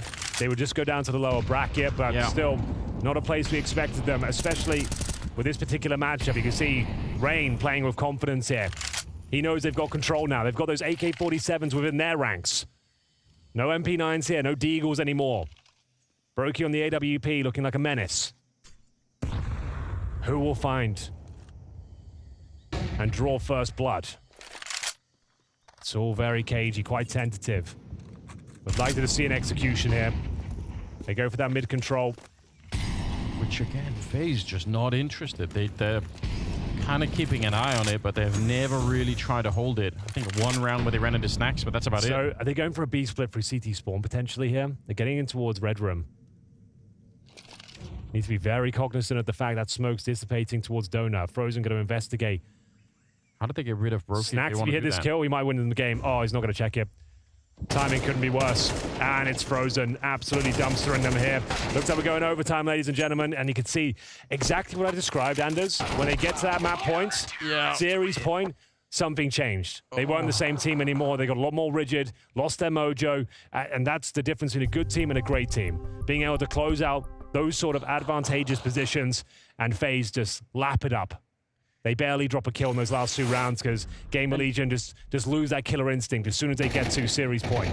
You know what's worse? I bet that is a conversation that GamerLegion already have had in the team. But one thing is kind of like, you know that you should try to play like you normally would, but somehow you just can't, can you? Like, yeah, they ran 2 slow defaults. No one wanted to be that guy that goes down first. They don't get much on the map. They don't take key territory at the start. And they get picked off 1 by 1. Frozen, can't believe his luck. 2 players in the back. yeah, some of the rounds they got earlier, like Snack sneaking through the smoke. Like, there's been some risk taken, and it's actually worked out pretty well for GamerLegion over time. And you have to assume that FaZe are going to be, again, revitalized into this. Oh, yeah, one. absolutely. This is where they live. You're inside your own head now if you're GamerLegion. It's like, how did we give that up? Yeah. Why did we not just play our usual game? Why didn't we take a risk to try and find that all-important last round? Doesn't matter anymore. We are fully reset. We can see they're all tied up now, but it's first to 16. Brokey starting to be a real nuisance now. 2 clean shots. Looking for that third. Can't quite convert to, maybe oversteps the mark there, but still gives them the man advantage on the CT side. Sub 1 minute. Rain will tuck himself back in towards the cave. And smoked off. This is not looking good for GamerLegion. Yeah. What is that noise? Someone juggling a weapon somewhere? Someone's juggling something. It's got to be like a glitch. The robots have shown up, Henry. Like pistol or something, just like bouncing around. I don't know. That is the weirdest bug ever. I've never come across March that. of the Transformers. They're coming for us. I can't believe it. Oh, Carrigan. Nice work. shot. But the bomb is down at the very least. Volt trying to get away from the noise happening in the cave. 2 versus 2 here. Good spray down. Volt is absolutely on it. And Rops now walking into it. AWP in hand. The second open the round for him, but he can't land the shot. Volt picking up the last kill there and making it for the first round of overtime towards GamerLegion. That's huge. Yeah, monstrous performance there from Volt. Great awareness as well. Good repositioning. Hitting his shots. Making the duels awkward. Making sure he's having the advantage before he even takes the challenge. Really nice work there. After Brokey, remember this is a 5-on-3, and I mentioned at the time, I feel like when you get those 2 kills, that's the time to fall back. Play the more defensive game. He went for the third. He tried to claim Jaguar completely. He goes down, and it leads into a round demise. It's easy to say that in hindsight, but after 2 massive kills like that, you might just want to get the hell out of there. That's a very sort of Brokey way of playing it, right? Like, oh, yeah, absolutely. Like, if he hits the shot, we'd be like, wow, amazing scenes, but now it's not so amazing from Kios. That one had to be his. A-Core will make up for it. Yeah, that's actually almost unforgivable for Kios. That you had that kill every single time. Bit of a standoff in the middle. Frozen. Not quite coming out on top, but he's got Rops right behind him to secure the deal anyway. And because Rops is so deep, what do you do now? You're locked into this part of the map. Oh, wow. Here we go. Oh, Brokey. I'm shocked Brokey peeks that. Okay. What a gift that is for GamerLegion. It's down to Rops now, and this is a great call. They'll be somewhat aware of it, but the timings couldn't be worse for GamerLegion here. He might just have a freebie available to him. They know where Rops is now. He has to give it up. 2 versus 1. Oh, massive grenade, Anders. And it might not matter, but there it is. Snacks with the trade, focusing on the frag rather than the bomb. 2 in a row. 2-0. As we have 1 more round left of play in this half of overtime. GamerLegion are back. You can see they look a different team again. Like when that pressure's alleviated somewhat. And we're going to call a timeout. Bear in mind, you get 1 extra timeout. Good stuff from A-Core. Like I said, he doesn't really play this map. Like, he doesn't enjoy it. But he's had some very impactful frags. Like, huge moments. Like, not like multi-frags and crazy flicks like Brokey, but his positioning, his calmness, and just hitting the shots that really matter. That's what it's all about. And he's delivering. I'm still so confused. Brokey peeking that one, right? He should be there to just help for, wait for Rops to close the back line on them, right? Just stay alive. As soon as Brokey goes down, it's all on Rain, who's now suddenly the bomb side a little bit alone. And even if Rain got a kill, if he would have been traded right away, there's still a pretty good chance to get onto the bomb site and get out of the way of Robs, who was just seconds away from shooting at least a couple of them in the back there. That is surprising. Timeout being called. You get another one in the overtime. So Ash using his... Try and see if we can get them over the finish line here. 2 rounds on the T side in overtime. It's pretty big. And bear in mind, they probably don't... Yeah, they don't have the AWP. Because you get $12,500 if you lose those first 2 rounds. Yeah, sure, you have a buy, but you're not going to have the Brokey AWP. Nade doesn't quite land. Doesn't blow the smoke open for them. Finally mid-control for FaZe. They're going for it. But if Snax realizes what's going on, what a shot! He turns around, he's almost ready for it. Did he see, I think, just the one? If he'd seen both, that would have been instant confirmation to go for the A-bomb side. They still should, and that smoke is fading. Brokey, if you die here, the round is going to be lost very, very quickly.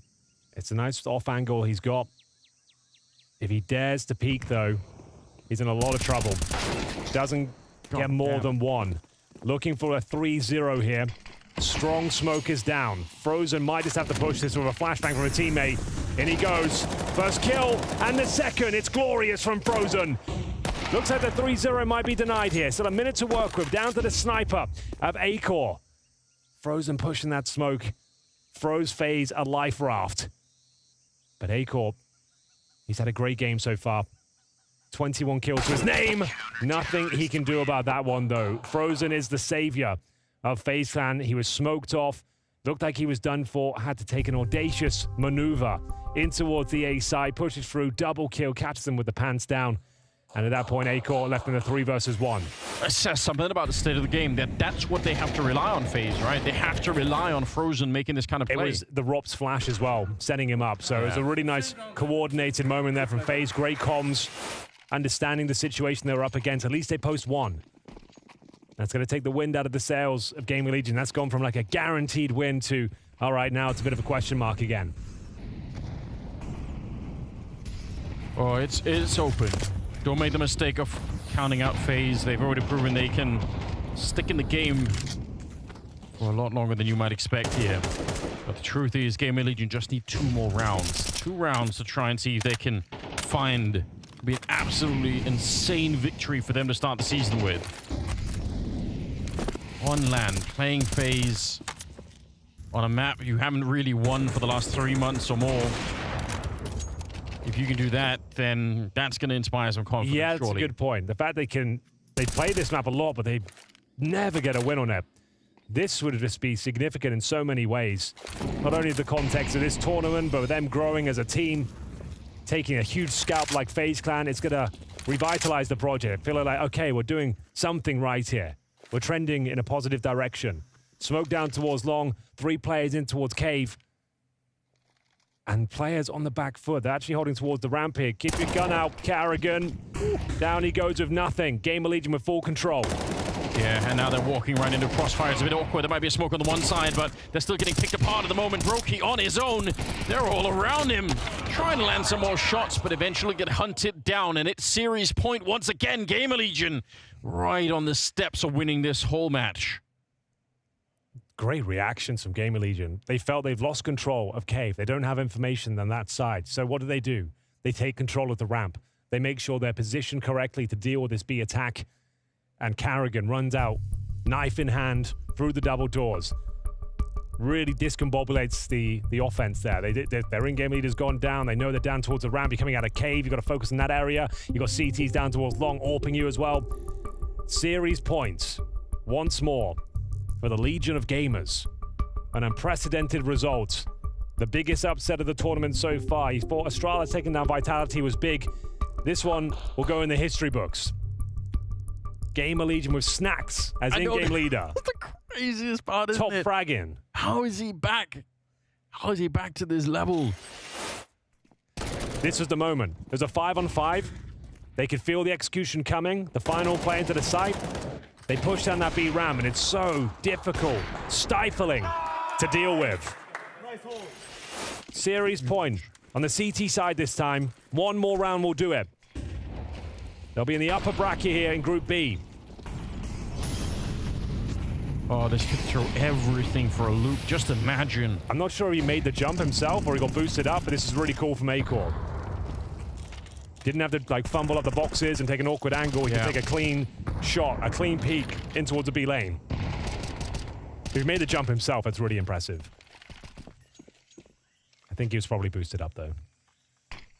Yeah, but it's given them a lot of mid control. Obviously, they surrendered the entire A bomb site for it, but that happens a lot on the map. It's not exactly uncommon. Okay, I like this. Oh, timing is massive. sick. Acor taking down one. Snacks turning around with a flashbang. He can't land a spray though. Carrying it the better, but they're not checking for it. They have no idea Kios would be here. He's ready for more, but Rain able to stop him right in his tracks. They're a little bit low on health there. Brokey and Rain, 3 versus 3. 50 seconds left. It all rides on this one, Henry. This last battle to try and hold on to it. Acor actually calling it out early, saying, yeah, there's a smoke going to be landing. They push right through it. Same maneuver. It worked before. Bear in mind, these players are low on the other side. This could be enough. 3 versus 1. Rain with 30 seconds. I think they've done enough here. They know exactly where he is. Surely he doesn't find this kill. He's trying to hunt down Acor, who sneaks around the corner, trying to buy time at this stage. Damage inflicted, but it does buy him time. Fakes out the plan, was hoping to bait out the other CT. That makes things incredibly complicated now! And it will be Bold to close things out. They've done it. 2-0 for GamerLegion in the opening game of Group B. FaZe, their debut here at Spring Groups, goes catastrophically wrong for them. After getting dumpstered on Overpass, it goes all the way to overtime and their map pick, and GamerLegion are the winners of the opening game here. Can you believe it? What a tremendous upset we have just witnessed, Jacob. GamerLegion beat FaZe Clan 2-0. They put an end to 6 consecutive series losses. They punched above their weight, as we said, and they are the victors.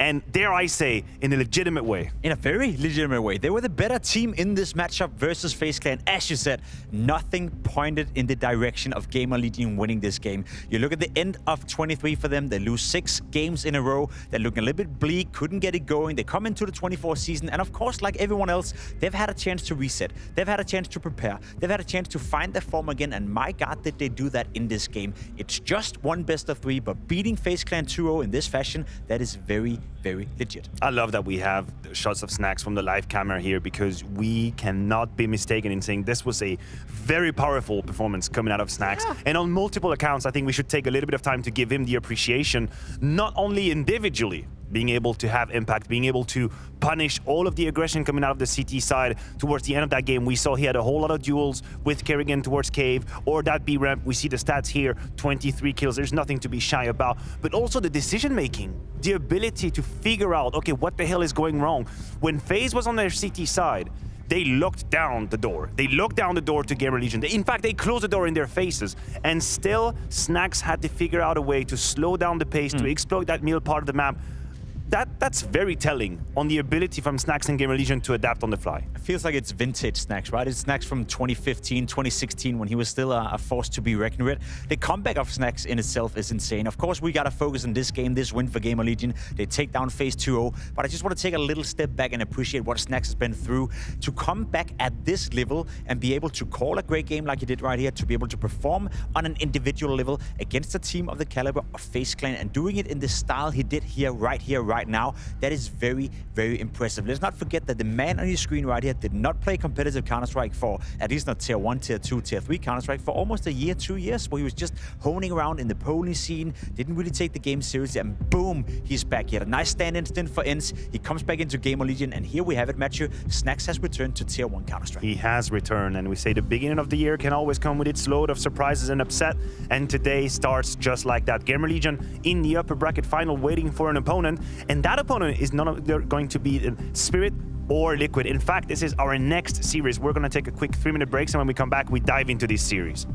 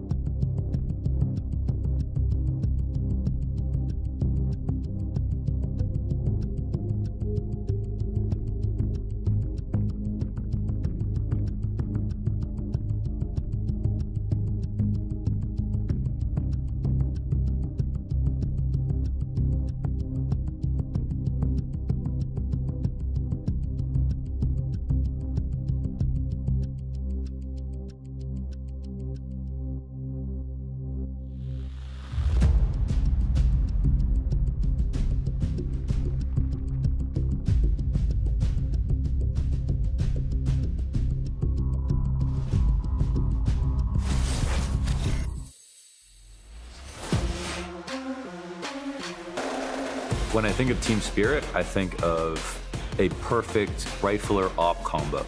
Shiro and Donk complement each other in a way that makes Spirit potentially one of the best teams in the world. Right now, because we don't have Donk, there's a lot of pressure on Shiro to not disappear at this event.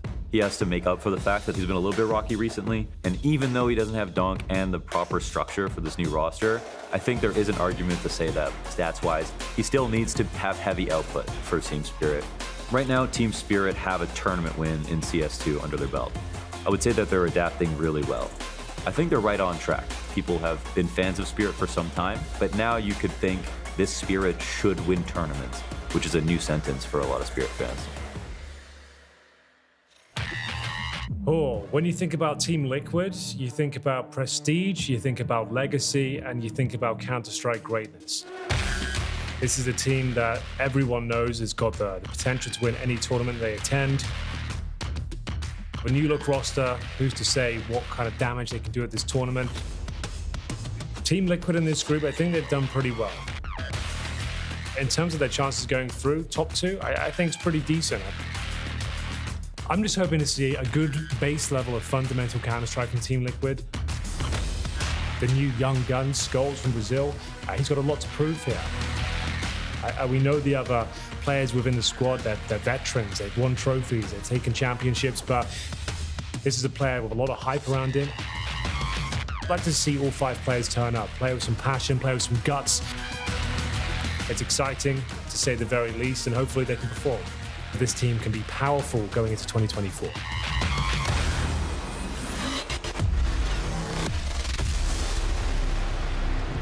One of the most anticipated new roster of 2024 is entering the ring here in Copenhagen for the Blast Spring group. Liquid, of course, an extremely talented bunch of players. You can pretty much pick and choose the storyline that excites you the most. Would it be Yikinder coming back to form individually? Would it be Cadian finally being at the helm of an international project? The prospect of Skulls maybe, and how he can fare at the tier 1 level. There's a plethora of good and interesting ways to look about Liquid. Unfortunately, and I preface it with the word unfortunately, we would have hoped to see a full Spirit roster to go up against Liquid.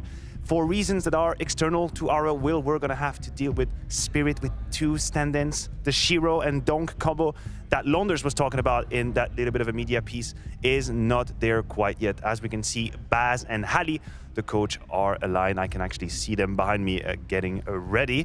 But yeah, that is going to be complicated for Spirit. A little bit of a miss for the start of the competition. We just have to deal with it. Yeah, it kind of sucks, right? Because I think we all were looking forward to see Shiro and Magic for that matter, and Donk coming into this tournament and showcasing themselves online. I think this team right here on your screen, that's a team for the future. That's a team that can definitely do damage. However, given the circumstances with the stand-ins, it's going to be incredible tough for Spirit to do much in a strong group. As we've just seen, FaZe lost their game against GamerLegion. So if Spirit were to lose against Liquid, you're facing FaZe for elimination. It's going to be a tough tournament for Spirit already now. I can promise you that. That is going to be really, really complicated. But that also means that the expectations and demands on Liquid are that much higher. And we caught up with Caden ahead of the game to see how he feels about it. What is this whole process of coming into Liquid and obviously so much changing around you taught you personally? Because we know what leadership style you have, but this is very different than anything you've done before. It's very different, and I mean, there's a lot of things going on with Liquid. There's also other stuff in my personal life, so there's a lot of things going on right now, and I'm trying to manage the best way I can. I think that, you know, as long as you grow and learn day by day, you cannot really do much more than that. And yeah, I think we have great staff around the team, and you know, it's a long journey. You know, I think it's going to be easy to kind of try and judge us or even ourselves kind of putting expectations for the first week, the first month and stuff like this, but it's a long journey. I'm glad you mentioned expectations, because I did want to talk about expectations. We look at this roster as fans and say, we're expecting so much from it. What have you set yourselves?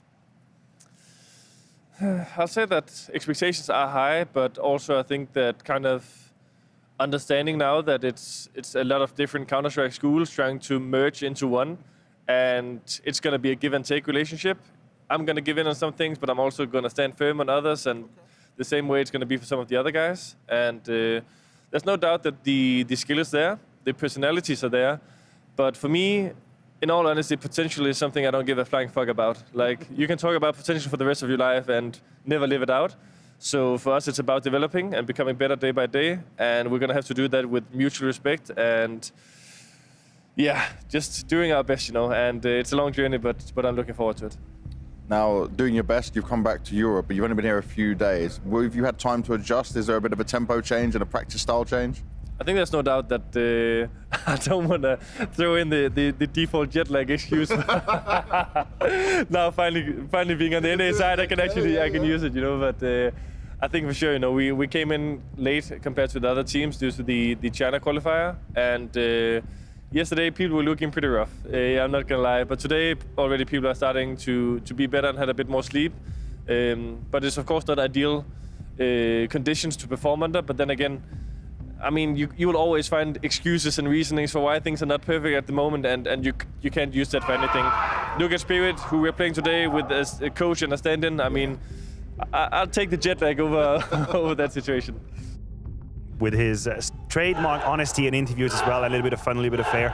I want to have your opinion, Jacob, on that. 6 months from now, it does feel like this Liquid has everything it needs to be a contender at the very, very top. Exceptionally high-level players in many different roles, and we think that they are going to work out. My question is the timing too early, too rough for the task that's coming ahead, which is qualifying for Spring Final in London, of course, into Katowice, into potentially RMR. They're not doing Katowice, so don't quote me on that. They're not going to be here, but there is an RMR. Is it a little too early for them? Are we having too high expectations too quickly? I think people underestimate how tough it's going to be for KDN to mesh in all these different styles, all these different philosophies with a team like Team Liquid. Because I agree with you, and I agree with KDN saying that the potential is endless with this current roster. There's so much skill in there, there's so much vista, there's so much knowing how to win.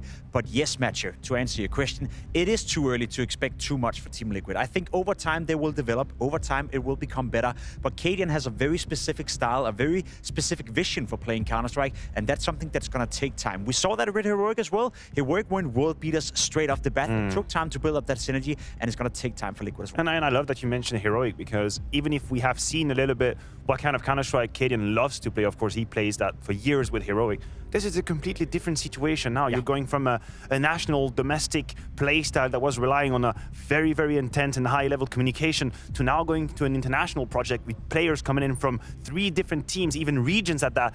And it's going to be tough for KDN. I don't think he can just apply the Heroic sort of motto immediately. No, I think he has to reinvent himself. He has to learn to a guy like Twist as well. Twist, an absolutely fantastic individual Counter-Strike player, and having a tool like Twist on your lineup is gonna, put up new demands to KDN as well. Gonna give him new ideas and maybe alter his style into a way where you gotta enable Twist a little bit more. Right. You gotta enable Nef. We speak about Yakinda as well. 2 years ago, Matthew, there was no doubt that Yakinda was the best entry fragger in the game. He was unplayable at times in VP or whatever they were called back then.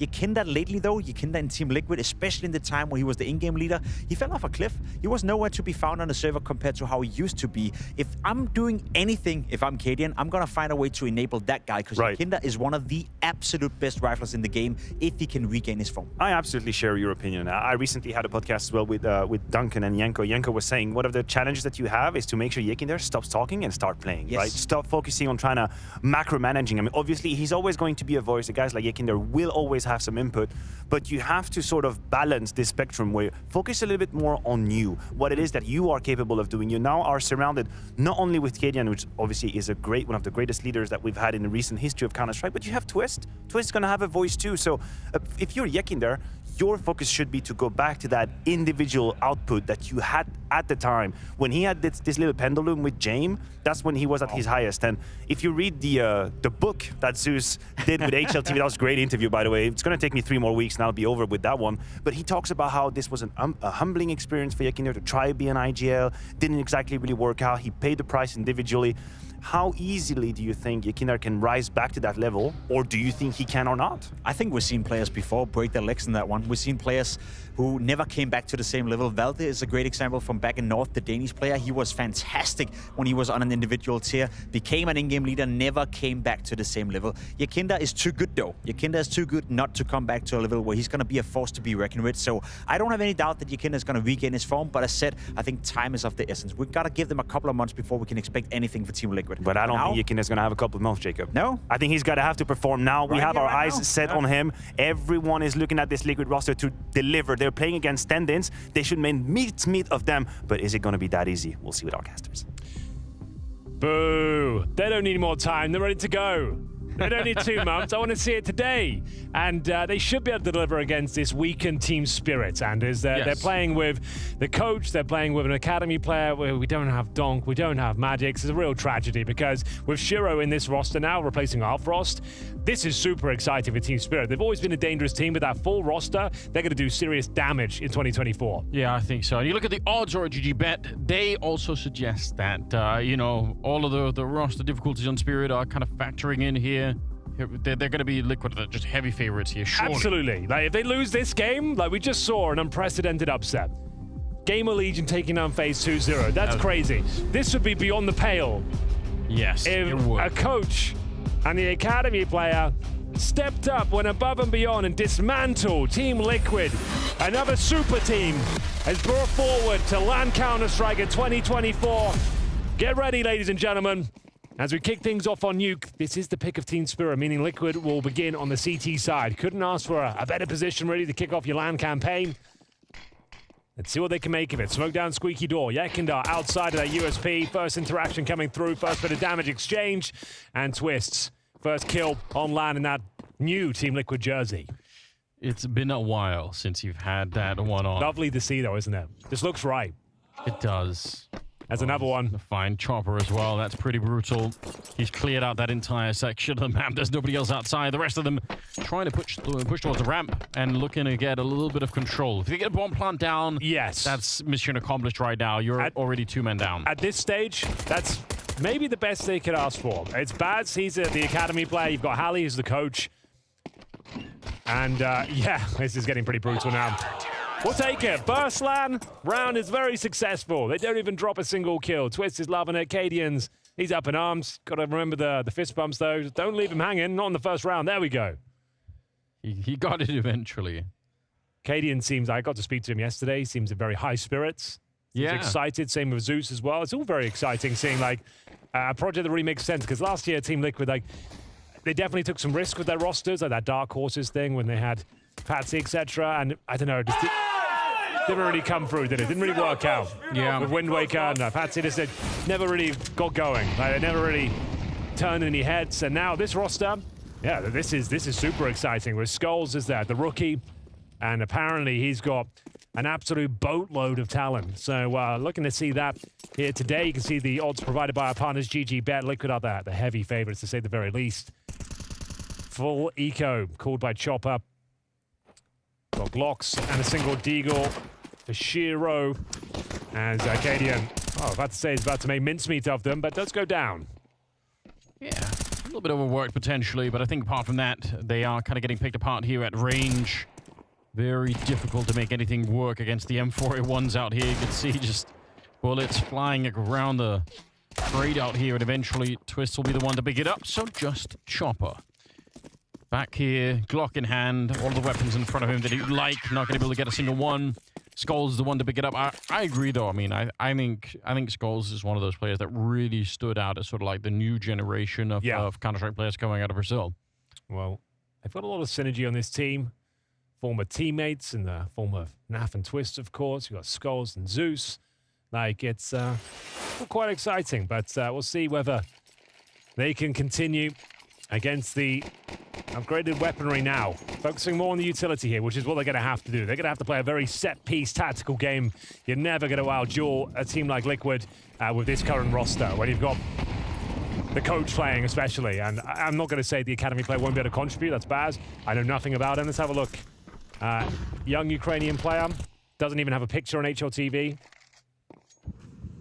Yeah, that's usually a sign that, you know, you haven't quite made. That's part of why you're in an academy to begin with, right? I still wish that the academy circuit could be up and running even more. 20 years old, and in the academy circuit, it's got like a 0.95 rating, but we'll see. Zontix, he's a hell of a fragger. See if he can continue to deliver the pain here. That's a double kill to open things up. Finds a key scalp in the form of Twist, and I said execution potential is going to be key here. Nice Molotov, smokes deployed, and they might have the round all tied up.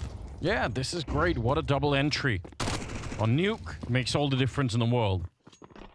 And already you could see Naf is back at CT spawn. They've kind of already moved far enough away that they're sort of suggesting we're not really going to try and go for this all too much.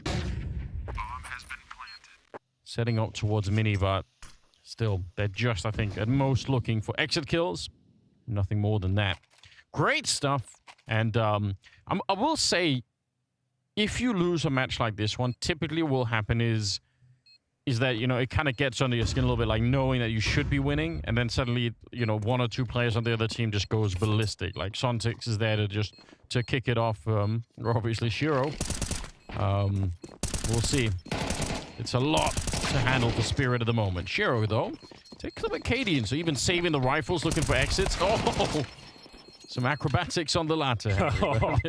They get out anyway. Good round. Great round. Very good round. They hit like Galil's Mac 10s, and like I said, focusing on the utility. Really nice upper execution there.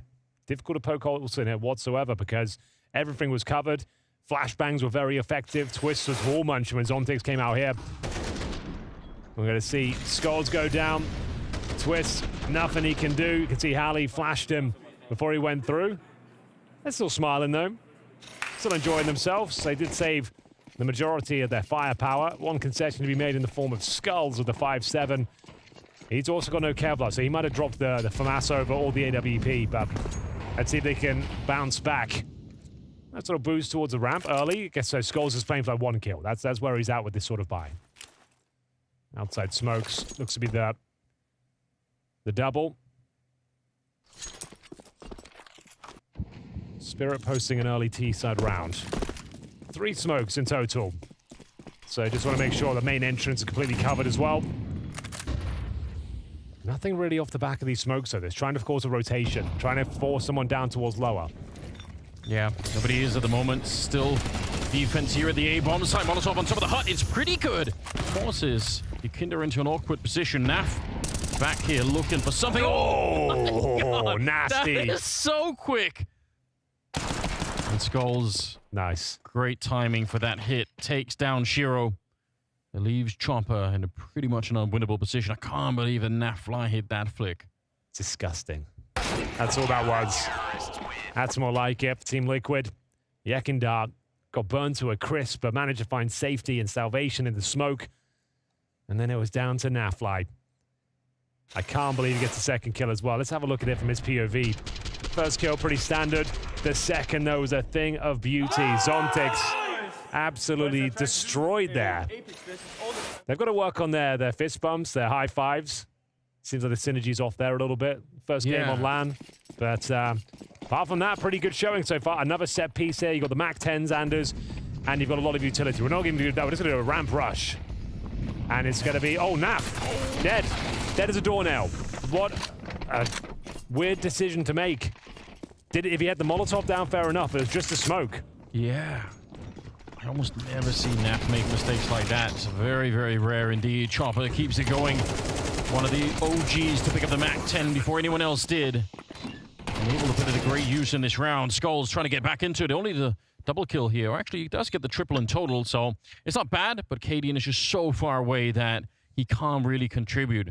Naf just dying is so fast that they had to they scramble to get into the bomb site. He was in a prime position to deal with that as well. If he just held the CT entrance, yeah, he gets the info, he's against Mac 10s, he gets one, he stays alive. Some reason, though, he tried to transition into the off angle, that back wall, and he gets caught out. Rare mistake there from Naf. Caught all his pants down. Like, it should be one of those plays as well. Like, you know the money's low. Like, ramp rushes do occur. They can happen. Didn't seem to be considering it as an option, though. Let's have a look as to how easy that frag was for them. Straight up ramp rush call by Chop. And those are the kind of calls you need to make. Yeah. With this lineup, you're not going to have the tactical depth. You're not going to have the synergy required. But look at this. So there's Naf. Like, he's jumping out his knife there. He realizes he's made a mistake. As long as they trade out kills with those Mac 10s, they're absolutely fine. That's a very weak buy. 3 SMGs, a Galil, and an AK-47. Yeah. An evil laugh from Chopper. He knows that's going to be really frustrating to digest. Slight technical pause. The good thing about CS2 is, like, it feels like as technology's evolved and the years go by, it's not like we have many tactical pauses whatsoever. No. So technical pauses whatsoever, and it's like everything's very smooth these days. Yeah, it usually gets fixed almost right away. Yeah, I mean, seeing Chopper though with the Mac 10 definitely brings back some memories. I think he was the original sort of jumping Mac 10 before anyone else was like. I think he was one of the captains of doing that. It's ridiculous. Absolutely. Back in the day, like always a team that no one would really talk about. Like what was it, like Vegas Squadron back then? Yeah. And like those E-League majors, I remember like they're just okay now that they're in the playoffs. One team. Yeah, like how have they done this? So they're actually making a deep run. They always seem to take down some huge scalps. And Chopper remains here at the top in Tier 1 CS, picking up a victory at the Bet Boom events. But unfortunately, after signing Shiro, they don't have their superstar with them, Donk. This would have been one hell of a game. Yeah. With him on the server, obviously Magix as well, one of the backbones of the team, one of the veterans. Really great player. He's also not able to attend. It's all due to visa issues, if you're not aware. Yeah, it's hard not to feel like we all kind of got robbed from watching Donk, right? Like, yeah, right. Everyone's talking about it. All right, then. It's going to be the Force Buy. SMG's out in full force. A prime opportunity for Spirit to take the lead here. They can take this round. It's full eco coming up next for Team Liquid.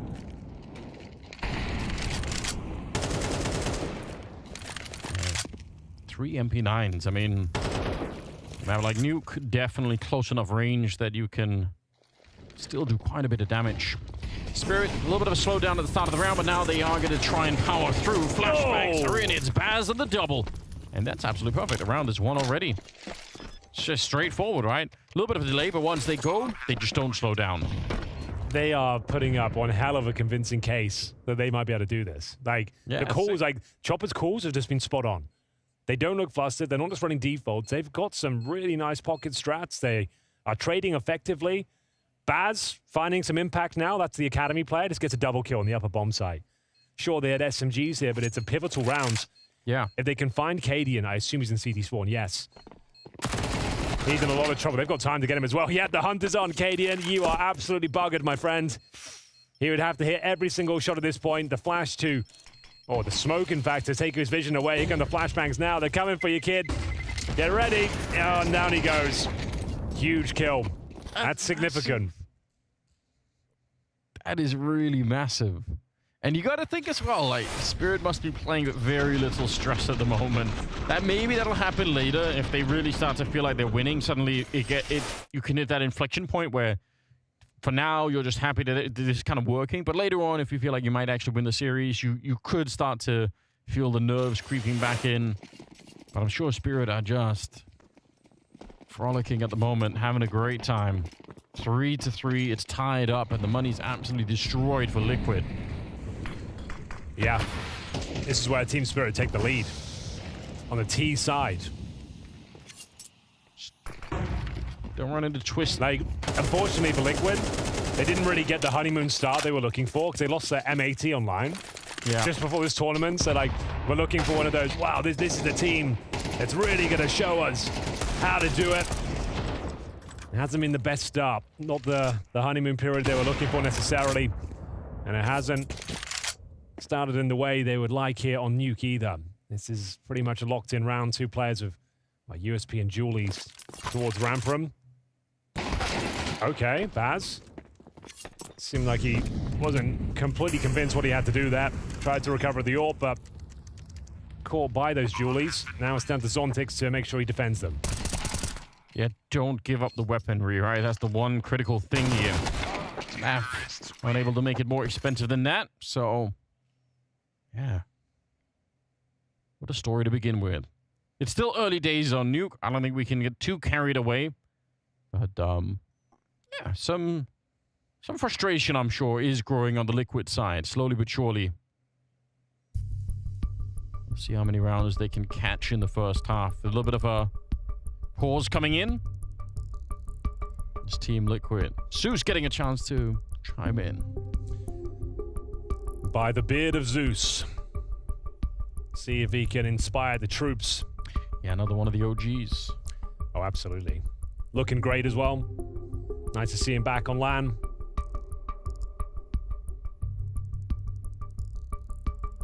Yeah, his experience and as a coach as well. It's something that hopefully will be able to bring the team together a little bit, early and get rid of some of those early troubles you might get in terms of having a bit of a cohesion. So We'll see. Twister's playing pretty well at the moment. He's got 7 kills.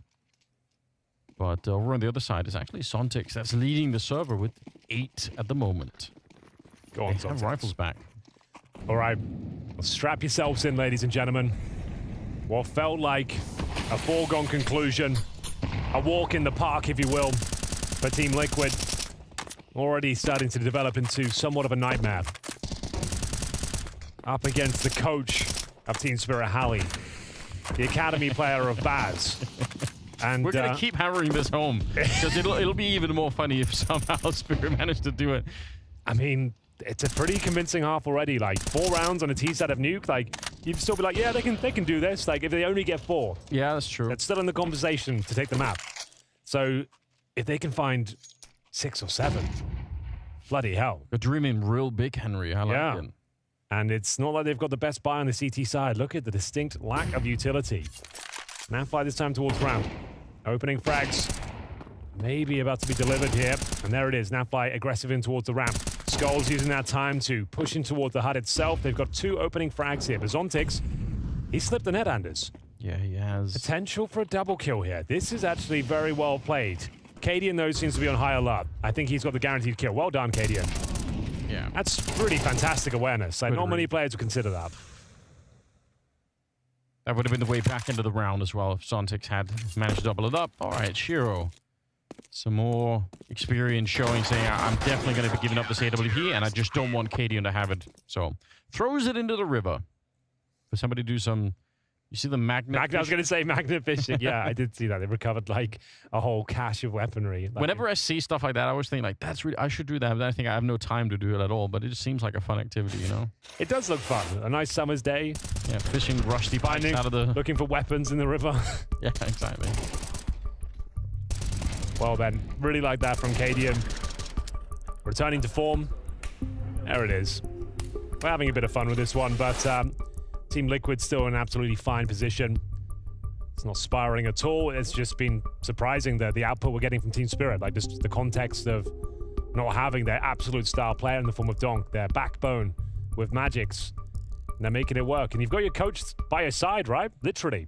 Yes. So in terms of timeouts, probably don't need many. Yeah, he can talk the whole time.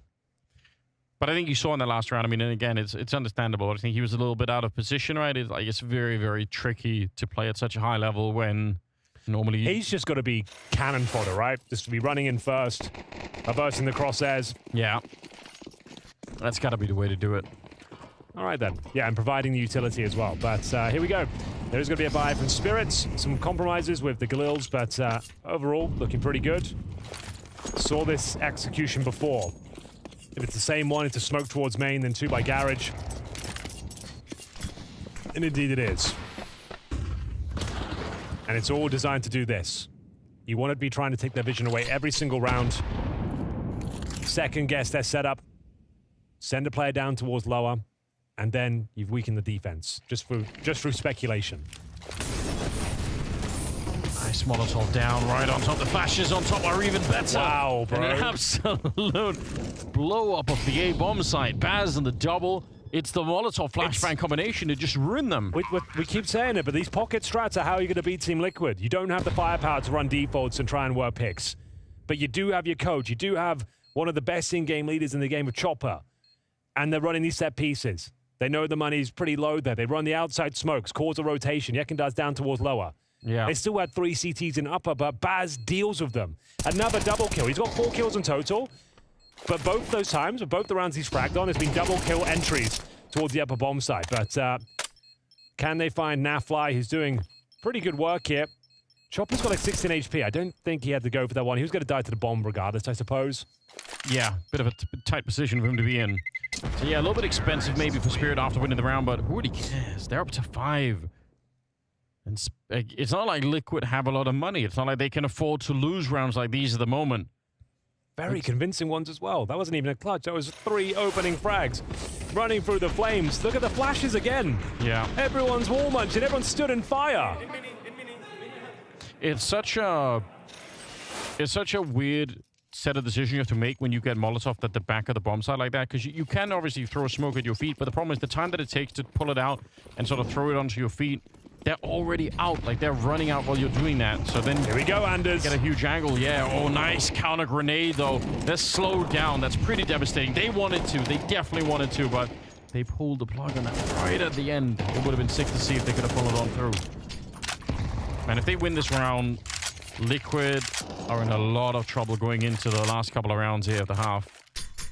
It's getting close. Well, again, going for another pocket strat there. Upper right, they've done ramp rushes, upper executions, wall of smokes. Like, it's all calls out of spawn, which is what you want to see.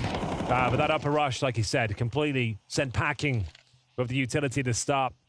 Take a boatload of damage. Still with everyone alive here, but is certainly taking the wind out of their sails. Cadian, nice defensive position from the AWP. Should be getting his first kill, no problem. Takes down rival sniper Shiro and finds the man advantage for Team Liquid. Skulls will tuck himself in. Maybe a lower drop here. And yes, that is going to be the case, but guess who's ready for it? Mr. Yekindar. One step ahead.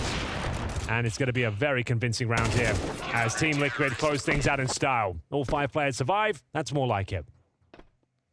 Yeah, they needed it. The economy definitely needed it.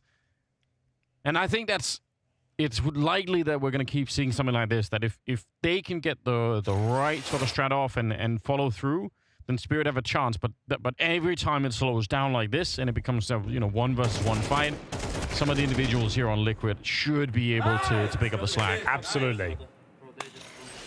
Yeah, nice work, Yekindar. Same sort of setup again. This is why they might just keep continuing these upper rushes. Locked out by the utility, and Zontix has somehow made it work. The M4, loses control of the spray, but Yekindar's at the scene of the crime, using the gap in the smoke to at least take down Chopper.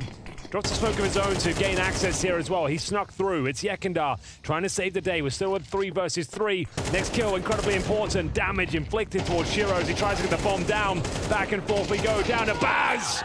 Another chance of multiple kills towards the upper bomb side, but unable to deliver this time. Great response from Team Liquid after losing the first kill. They managed to swarm the bomb site, deny the plan, and make sure it doesn't go down to a clutch. Yeah, that was it's a very, very important round to come back into there. Could have gone horribly wrong for Liquid again, losing the entry to some great flashbangs. The flashes have just been so good on the A-bomb side. It's hard not to want to keep doing it. Oh yeah, 6-5. 12th round is here, the last of the half, and Liquid looking to see if they can get a bit more of just a 1-round lead here. Be sick if they could get up to 7. Still, Spirit have done great work to get to 5, to be honest. Very impressive. They've really made this work. They understood the assignment today. Yeah. You're not going to be able to outduel them, but maybe with a cheesy execute-based game with some rushes thrown in there and a bit of luck, and with Baz performing with those entries, yeah, they've actually done a great job here. 5 rounds is nothing to be sneezed at. Maybe they can get 6, but it's Hallie, the coach, down to 6 points of health, Chopper down to 0, as they understand now that Cadian's down towards lower. It's going to be incredibly difficult to do anything about it. Do you even want to challenge him again? No, I don't think so. Bomb down towards lower. Isolated right now. Shiro just trying to survive this encounter. Cadian's had enough, though. Challenges toward the double doors. Doesn't need to commit to it. And it looks like we've got 7-5. Pretty much locked in. Yeah, they hadn't very little to work with in this round. Just very hard to make any kind of a breakthrough. Suntix will be alone against 5. Sneaking up. Doesn't have the bomb or anything else. So just a question now of how long before they discover him. He's got 30 seconds left here. So yeah, 7-5 in the first half. I mean, for Liquid, it's not exactly disastrous, but it's definitely better for Spirit than I was expecting. I'm not gonna lie. I thought it was going to be much more one-sided. Certainly agree, Anders. For now, though, Zontix, all he can really do is play for stats, and Yekindar gives him a taste of lead. There it is. The first half is complete. It's the debut showing for Team Liquid on LAN, as they currently lead 7-5 on Nuke.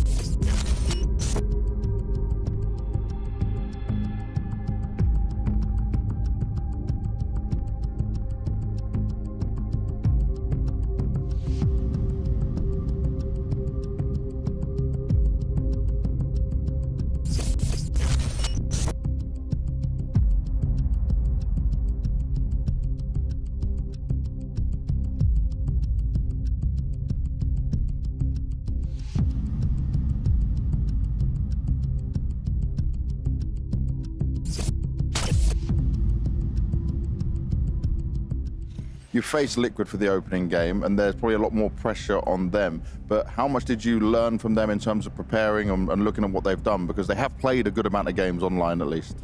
Yeah, we have watched their demos. We can see that this is a new roster. We can see like a lot of problems in their game. They're not ready yet to play their best game.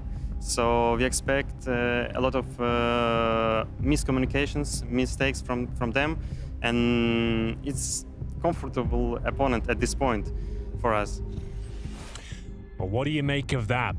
Some confidence from Zontix there, feeling like Team Liquid are a vulnerable target. They're a new team, they'll have their issues, and so far making quite the convincing dent. Team Spirit flying high, 5 rounds on their T side, nothing to be sneezed at whatsoever. Team Liquid looking a little bit ruffled, but still pretty decent showing. I would say so, yeah. It was recorded right before the match went live there. I've got to say, I feel like it kind of suggests that Zontix had a bit of a read, like they had a bit of an understanding of what they were going up against, so more power to them. If they can keep it up, it could be a bit of an interesting game. 7-5, you're right. Nothing to sneeze at here for Team Spirit. Let's figure out if they can do a little bit of work on the CT side now. It's Liquid to attack the A-bomb side. Dooley's up top. It's Baz to hit the headshot. Chopo keep it going. And even the coach, Hallie, getting a chance to find goals. Yeah, nice work, Hallie. That's his second frag of the game so far, but it's an important one on the pistol. Yeah. That could be enough to seal the deal. Switzer, Nafly. Don't ever count them out of these sort of scenarios. I appreciate it's a 5-on-2, but they've got 100 HP each. Plenty of time to work with as they wait for a potential mistake to be made. Is anyone going to overstep the mark here on the CT side? Doesn't seem to be the case. It will be Naf, though, to give up his position towards Squeaky Door. Twist will hold patiently in the hard position here. They've got a smoke. Objective at this point, Anders. Sure, you probably won't win the round, but they get a plant down, find a couple of kills. That does enable Galil's in the next round. So you're going to drop that smoke. Thing is, with a player on the heart, you can see that no one's got down the vents. But they just want to try and keep players towards upper. And maybe get that bomb down this side of the map. But Spirit already rotating over. They can still win these couple of duels and get the C4 down. Especially because Zontix is quite low on health, and Hallie's the other player there, so there is a way. They go straight for the bomb plant. Is anyone going to open the door? Try to stop it. Wow, mission accomplished so far. Bomb gets planted. Naf hits a shot. Twist gets a headshot. It's going to be Hallie again. 3rd kill for him. That is really cool. But it's a pretty good round, like you said. Bomb plant is huge here for Liquid. It's a bit hollow in the end for Team Spirit. You had a 5 versus 2. Yeah. And you didn't really see that one coming. Sure, you win the round. It's great. But now you know you're in a little bit more trouble because there's got to be a force buy in the second round here. Courtesy of Twist and Naf. His Baz. Got to give it to him. He's had some decent moments here. Speaking of decent, like all things considered, the context of that round, you get a bomb plant out of it, a couple of kills. That was at the top end. They delivered. Hallie will use this time to discuss their options here. They're on the CT side now. No force buy, Anders. I did not expect that. They're playing the percentages, I guess, just wanting to make sure they have a full buy. They are the favored team here, but like Team Spirit, maybe dodged a bullet. That's very interesting, yeah. I mean, the Hero AK could obviously do a lot of damage, but definitely, I would have expected a full commitment for this one on Liquid too. It's Twist to donate it as well. He's given that to Nafly. We'll see what they can make of it. Hallie, nice little peek to catch just the information. Good spray at range. My God, it's a lot of damage, but actually Twist with the pistol to find the headshot on Hallie. Hallie opted for... Why has he got the rifle? Why would he buy an M4? You should throw that to one of the actual players. Like, what are you up to? Like, you know that, Hallie. Like, you've got no helmet as well. Like, you've just got P250'd from Silo and you got the M4. Like, give it to one of the star players. Like, for God's sake. It's a little bit questionable, perhaps. Yeah, they might have actually thrown this round with that one decision. I don't know why Hallie would ever think, yeah, I'm the one with the rifle here, boys. It's like I'm the captain now. That's super weird. It's a moment of madness, potentially. They're trying to find their way back and actually doing a respectable job. But the bomb will get planted down there. You could see Naf already punching into digits. Skull's listening, hearing a lot of jumping past, and like the timing is going to be good for him. Walking out right behind him with a pistol in hand, gets the kill on Sontix. There is no defuse kit here for Baz. 10 seconds. Skull's picking up the rifle at the wrong time. Bloody hell! If he would have kept the pistol out, I think he just has that every single time. That is such a close round. All right. They get away with it by the skin of their teeth. Did not like the decision for Halley to have the rifle. Hated it, in fact, but still, they get away with it. Baz delivers the goods once again. 1v1 with 10 HP, somehow comes out on top after opening the doors, touches the bomb. But Liquid, they're going to have absolutely everything, Anders. Like, they got 4 kills and the bomb down on essentially an eco there. So they're going to have more than enough cash to operate with going forward. This is where you need to dig deep in the strat book of your team spirit. You want to present something, you can see 3 MP9s here. You want to be like rushing ramp, like at least like crunching the lobby. Yeah.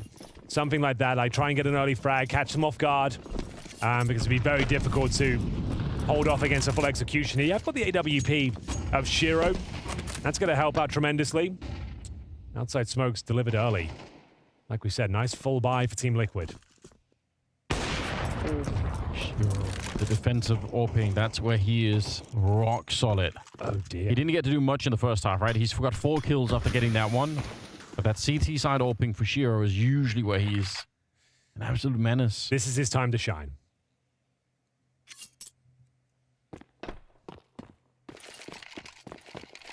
Oh, plenty of time left in the round, and Liquid.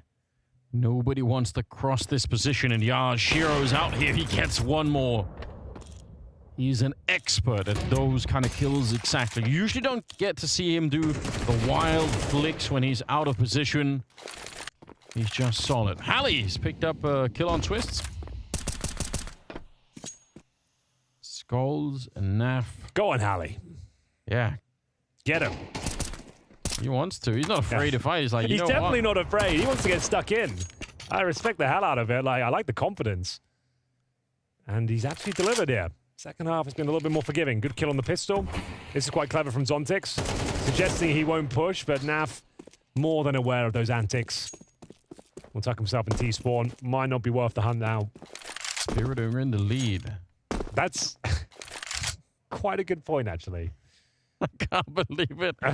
Oh, the headlines are going to be so crazy if this works out. Even if, I think KD was already saying in the pregame interview, you're sort of setting up, we're still building into it. Yeah, I know. Everyone's going to say, we need more time, we need more time. I get it. Everyone needs more time. We all need more time. That's just a fact of life.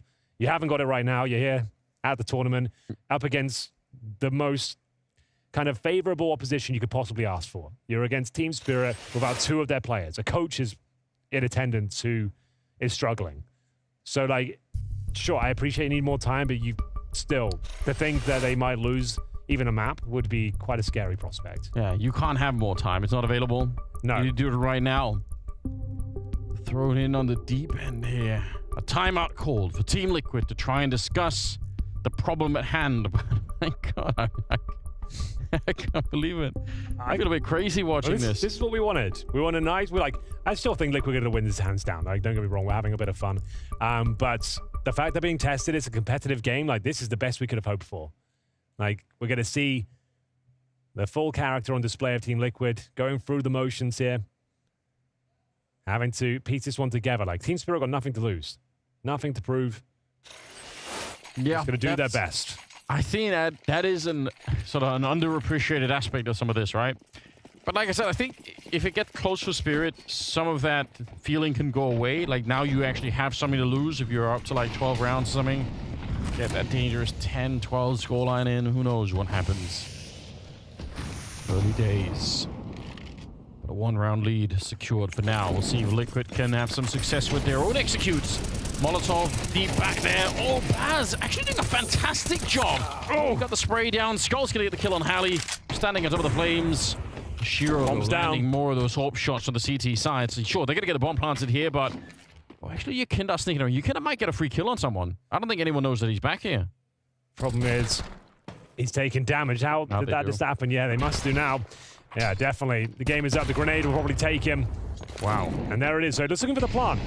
All things can... Oh, okay. Maybe not. Yep. Chopper shuts it down. Okay, that's more like it. Oh, damn.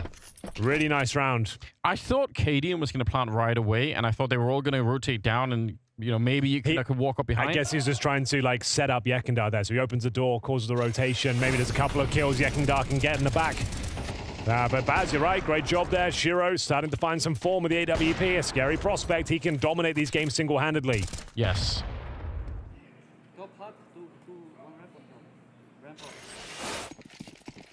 9-7 is the scoreline here. Your bomb plant for Liquid, but they're able to buy mostly decent weapons. Skulls having to make a bit of a sacrifice, picking up the Galil. Things getting hot and steamy for Shiro in towards main entrance. Significant damage. Execution towards upper. They're running the gauntlet of fire and flames. Chopper maintains a man advantage here. Shiro, you need to be very careful. AWP in the hand. Down the vent he goes, and they've got a massive man advantage. Cadian and Skulls left in the unenviable position of a 4-on-2 on the T side. The bomb is under their remit, but all they have left is a solo flashbang. Skulls, 11 kills to his name. Hallie just needs to play for info here. Doesn't need to commit to these fights. Unlikely he wins a duel. Understandably so. Not a pro player. It's the coach of the squad. Definitely would have been aware of this for a few days at the very least. I'm sure he's been putting the hours, doing what he can. But for now, Skulls, Galil, has to find some space here. Not going to be calling the save just yet. They are segregated.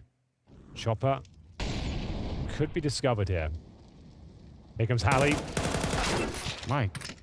How has he won that fight? I have no idea. Skulls messing it up a little bit, I've got to say, but also Hallie, quick adjustment.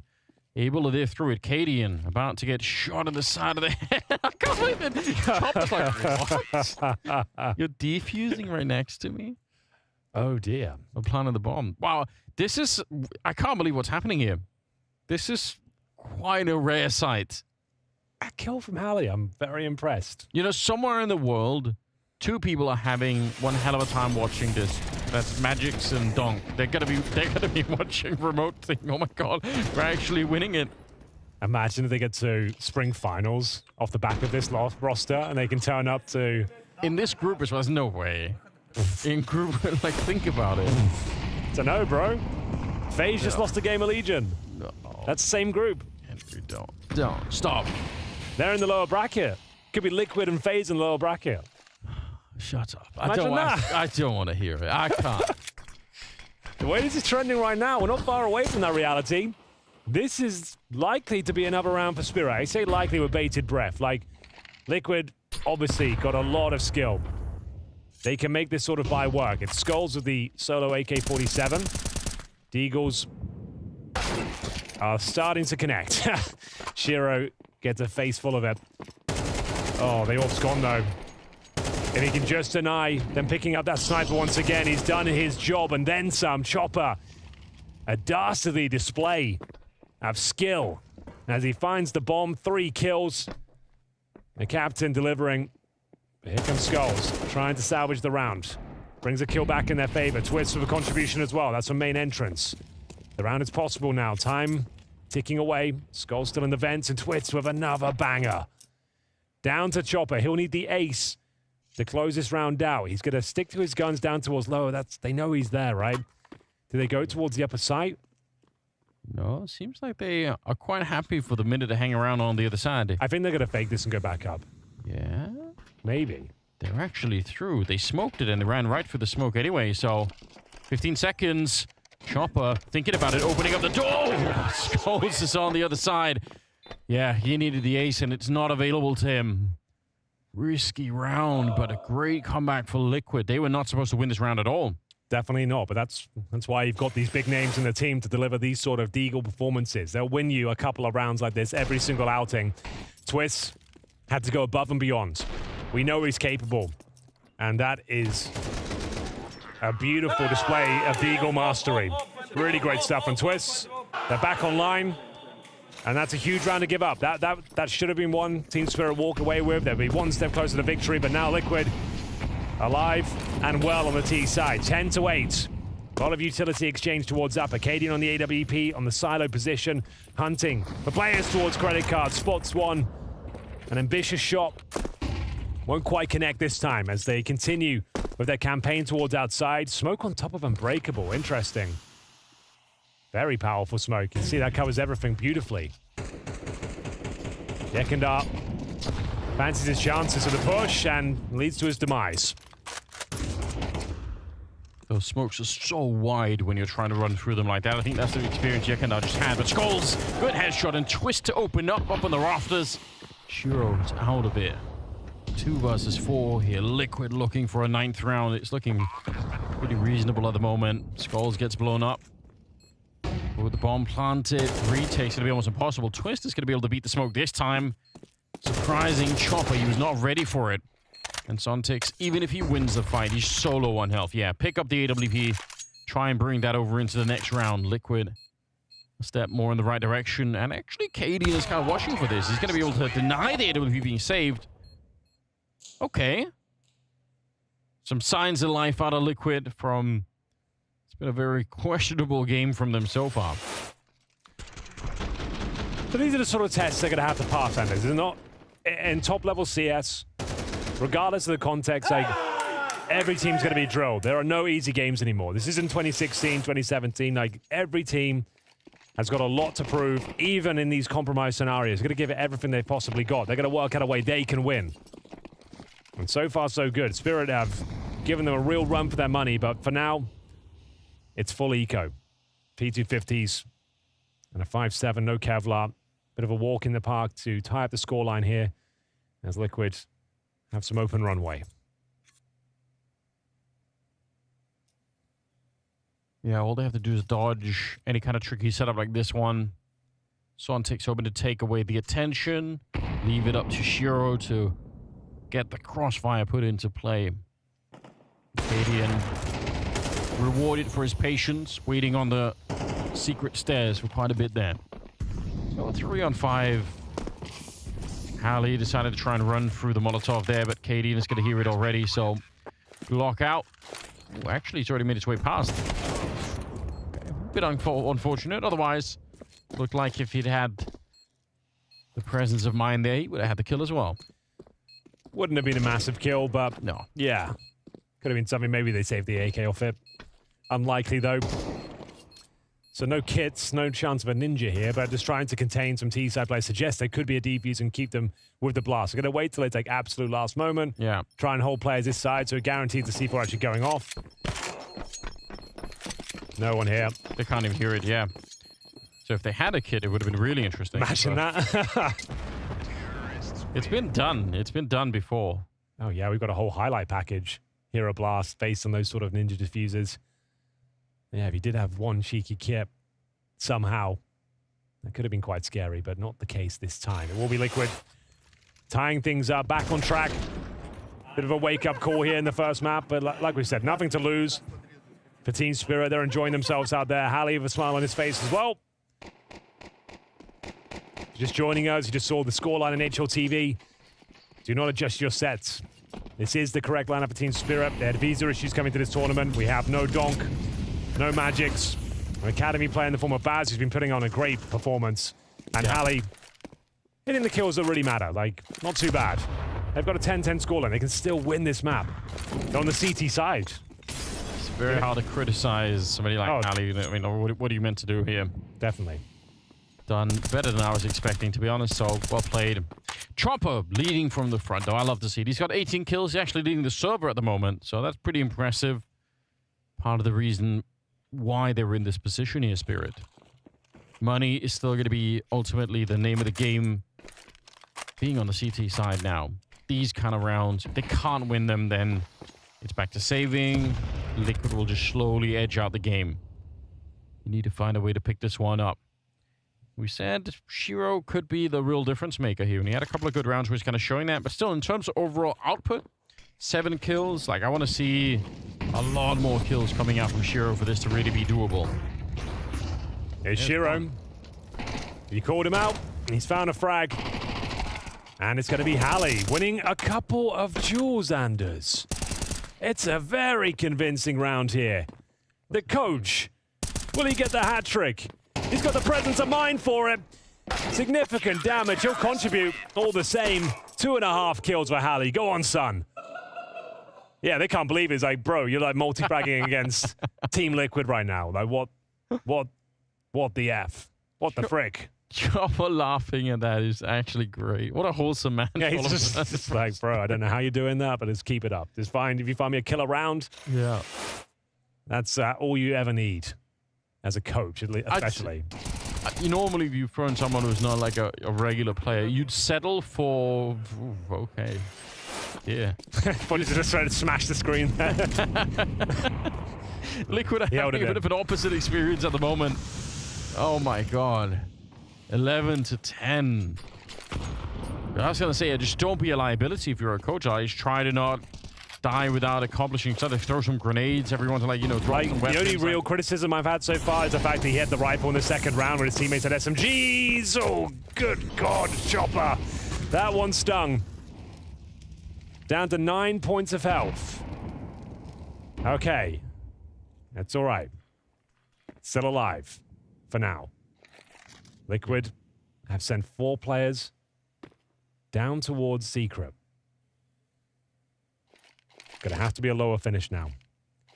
In terms of CT presence, it's just Chopper there, right? Yeah. So he's just gonna play a cheeky angle, hoping just to catch one off guard at the very least. Yeah, if they walk the corner, maybe he gets the first one, and that's probably the best that he can do. They've got a good read. They're getting ready to lock off the smoke in towards window. And it's a backstab from Yekindar.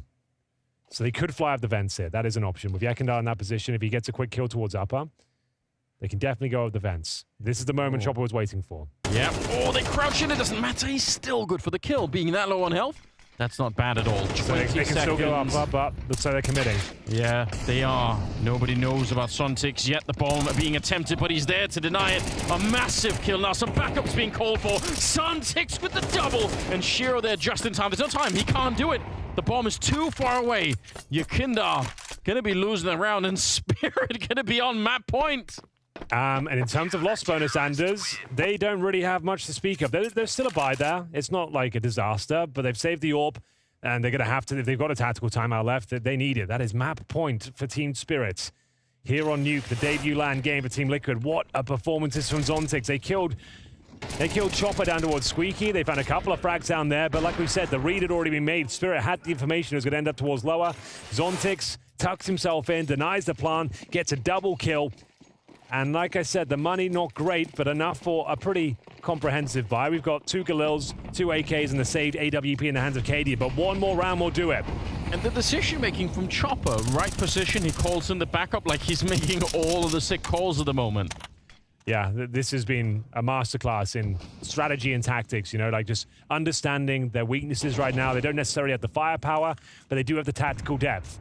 They understand the strat book here. They've got the coach who knows every single execution they do, all the grenades.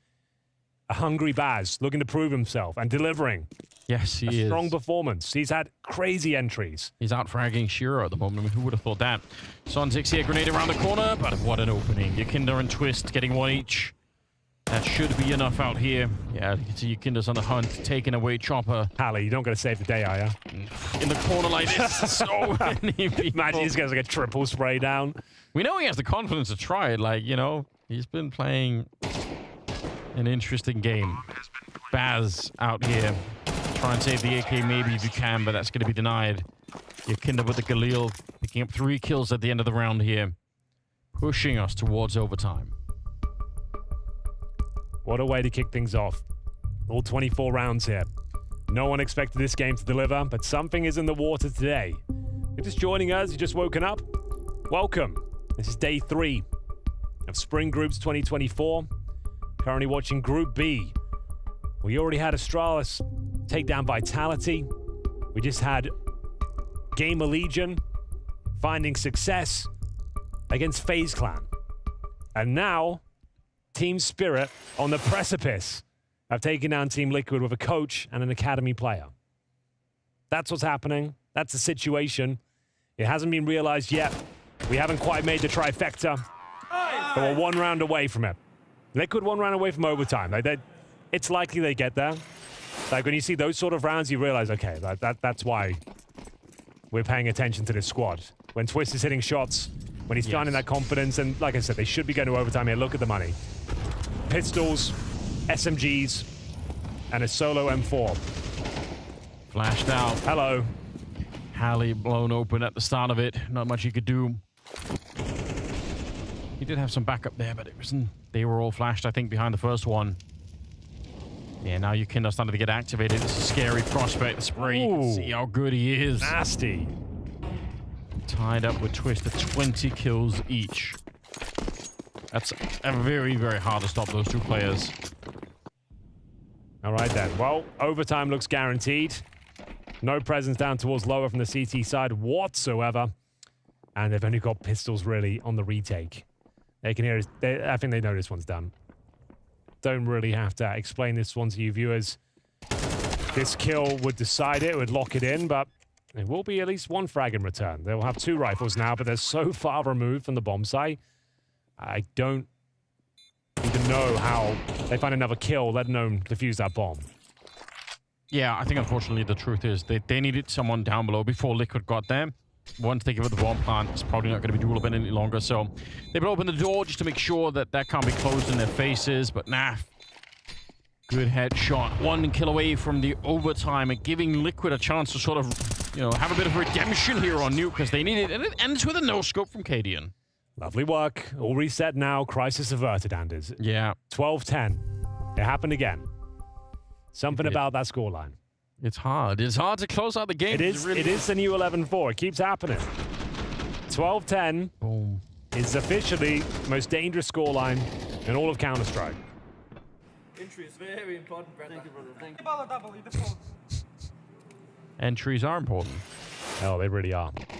Well, we're all reset now. Liquid will remain on the T side, of course. Money available once again for Team Spirit. They'll have a nice full buy. Shiro makes way towards ramp. Oh, a lot of damage here for Twist. Down to 21 points of health already. Chopper takes a lot too. Yekindar removed by Baz. That incendiary, that might be enough to lock Twist in. Yeah, he's in a little bit of trouble. Either way, he's probably going to be dead there. Chopper trying to guess through the smoke. Nobody's really connecting, but finally, it's Skull's able to pick him up. 3 versus 4 here. First round of overtime, and Liquid actually in a little bit of trouble. More grenades raining down to try and slow them at that squeak door. They can't see a thing back here. They don't really want to be sticking around for too long. There could be other grenades coming. Oh, Baz. You can find multiple kills here, Baz. Great headshot on the first. Significant damage on the second. Naf's down to 4 points of health. Baz continues to deliver round after round. Remember the name, as it will be Team Spirit picking up the first round of overtime here. That's locked in. That's guaranteed. Literally nothing Naf can do with this one. Even that duel from Halley was looking pretty good, right? He's got himself a kill. Yeah, he was crouched in on by Cadian. That could have been a really awkward fight for him.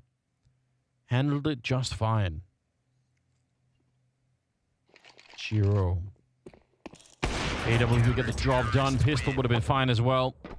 Now you can see, practically dead. Just to note there, the way he looks at the AK, because obviously you can't buy that on the CT side, there might even be an argument to be made, like, should I throw away the AWP and pick up the AK-47? We're in overtime. We just won the first round. Not sure if he did it, but just to know that that is a possibility. Yeah. In overtime, if you have a clean round like that to kick things off. Great work from Baz. Multiple kills this round, 2.5. Dinked Naf and actually nullified his efforts here. So once again, Team Spirit in the lead. 1-0 or 13-12. If you are new to CS2 and MR12, it's first to 16 in overtime. If we're commentating the game, it's going to go overtime. We've had, what, 3 or 4 already, you and I? I don't think the other boys have the cast on yet. Yeah, it's kind of what we do. Like, yeah, we bring you the time, the length of the game. We kind of extend it by default. My God, what a game it is!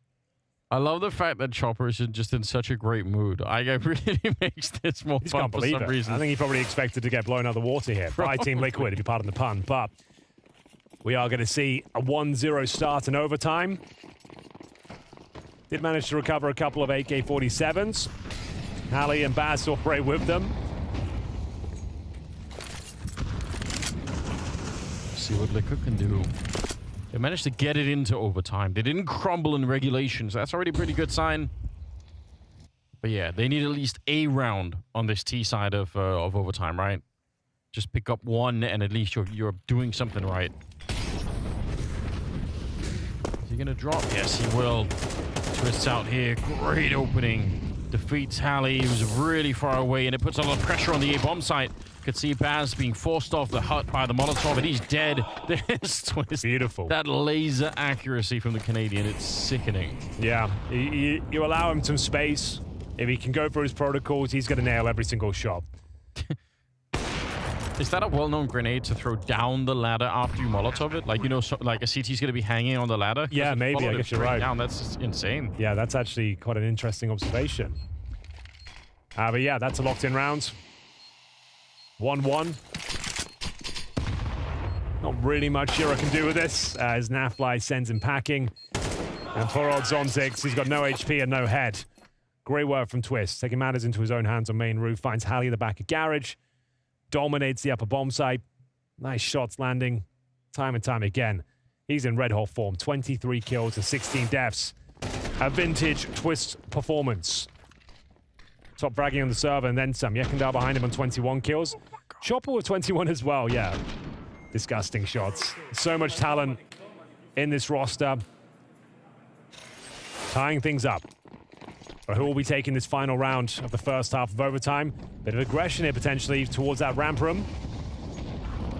Oh, yeah, you can say that again. Bloody hell. It's a complete lobby crunch here. Grenades being exchanged. Man advantage for now in favor of Team Spirit, but it's on a knife's edge. Yekindar was faced towards upper, finds Hallie. Denies access towards main. All of a sudden, they're the ones in charge. It's their bomb site now. By brute force, Yekindar finds a couple of kills. Shiro, though, yeah, he has been quiet.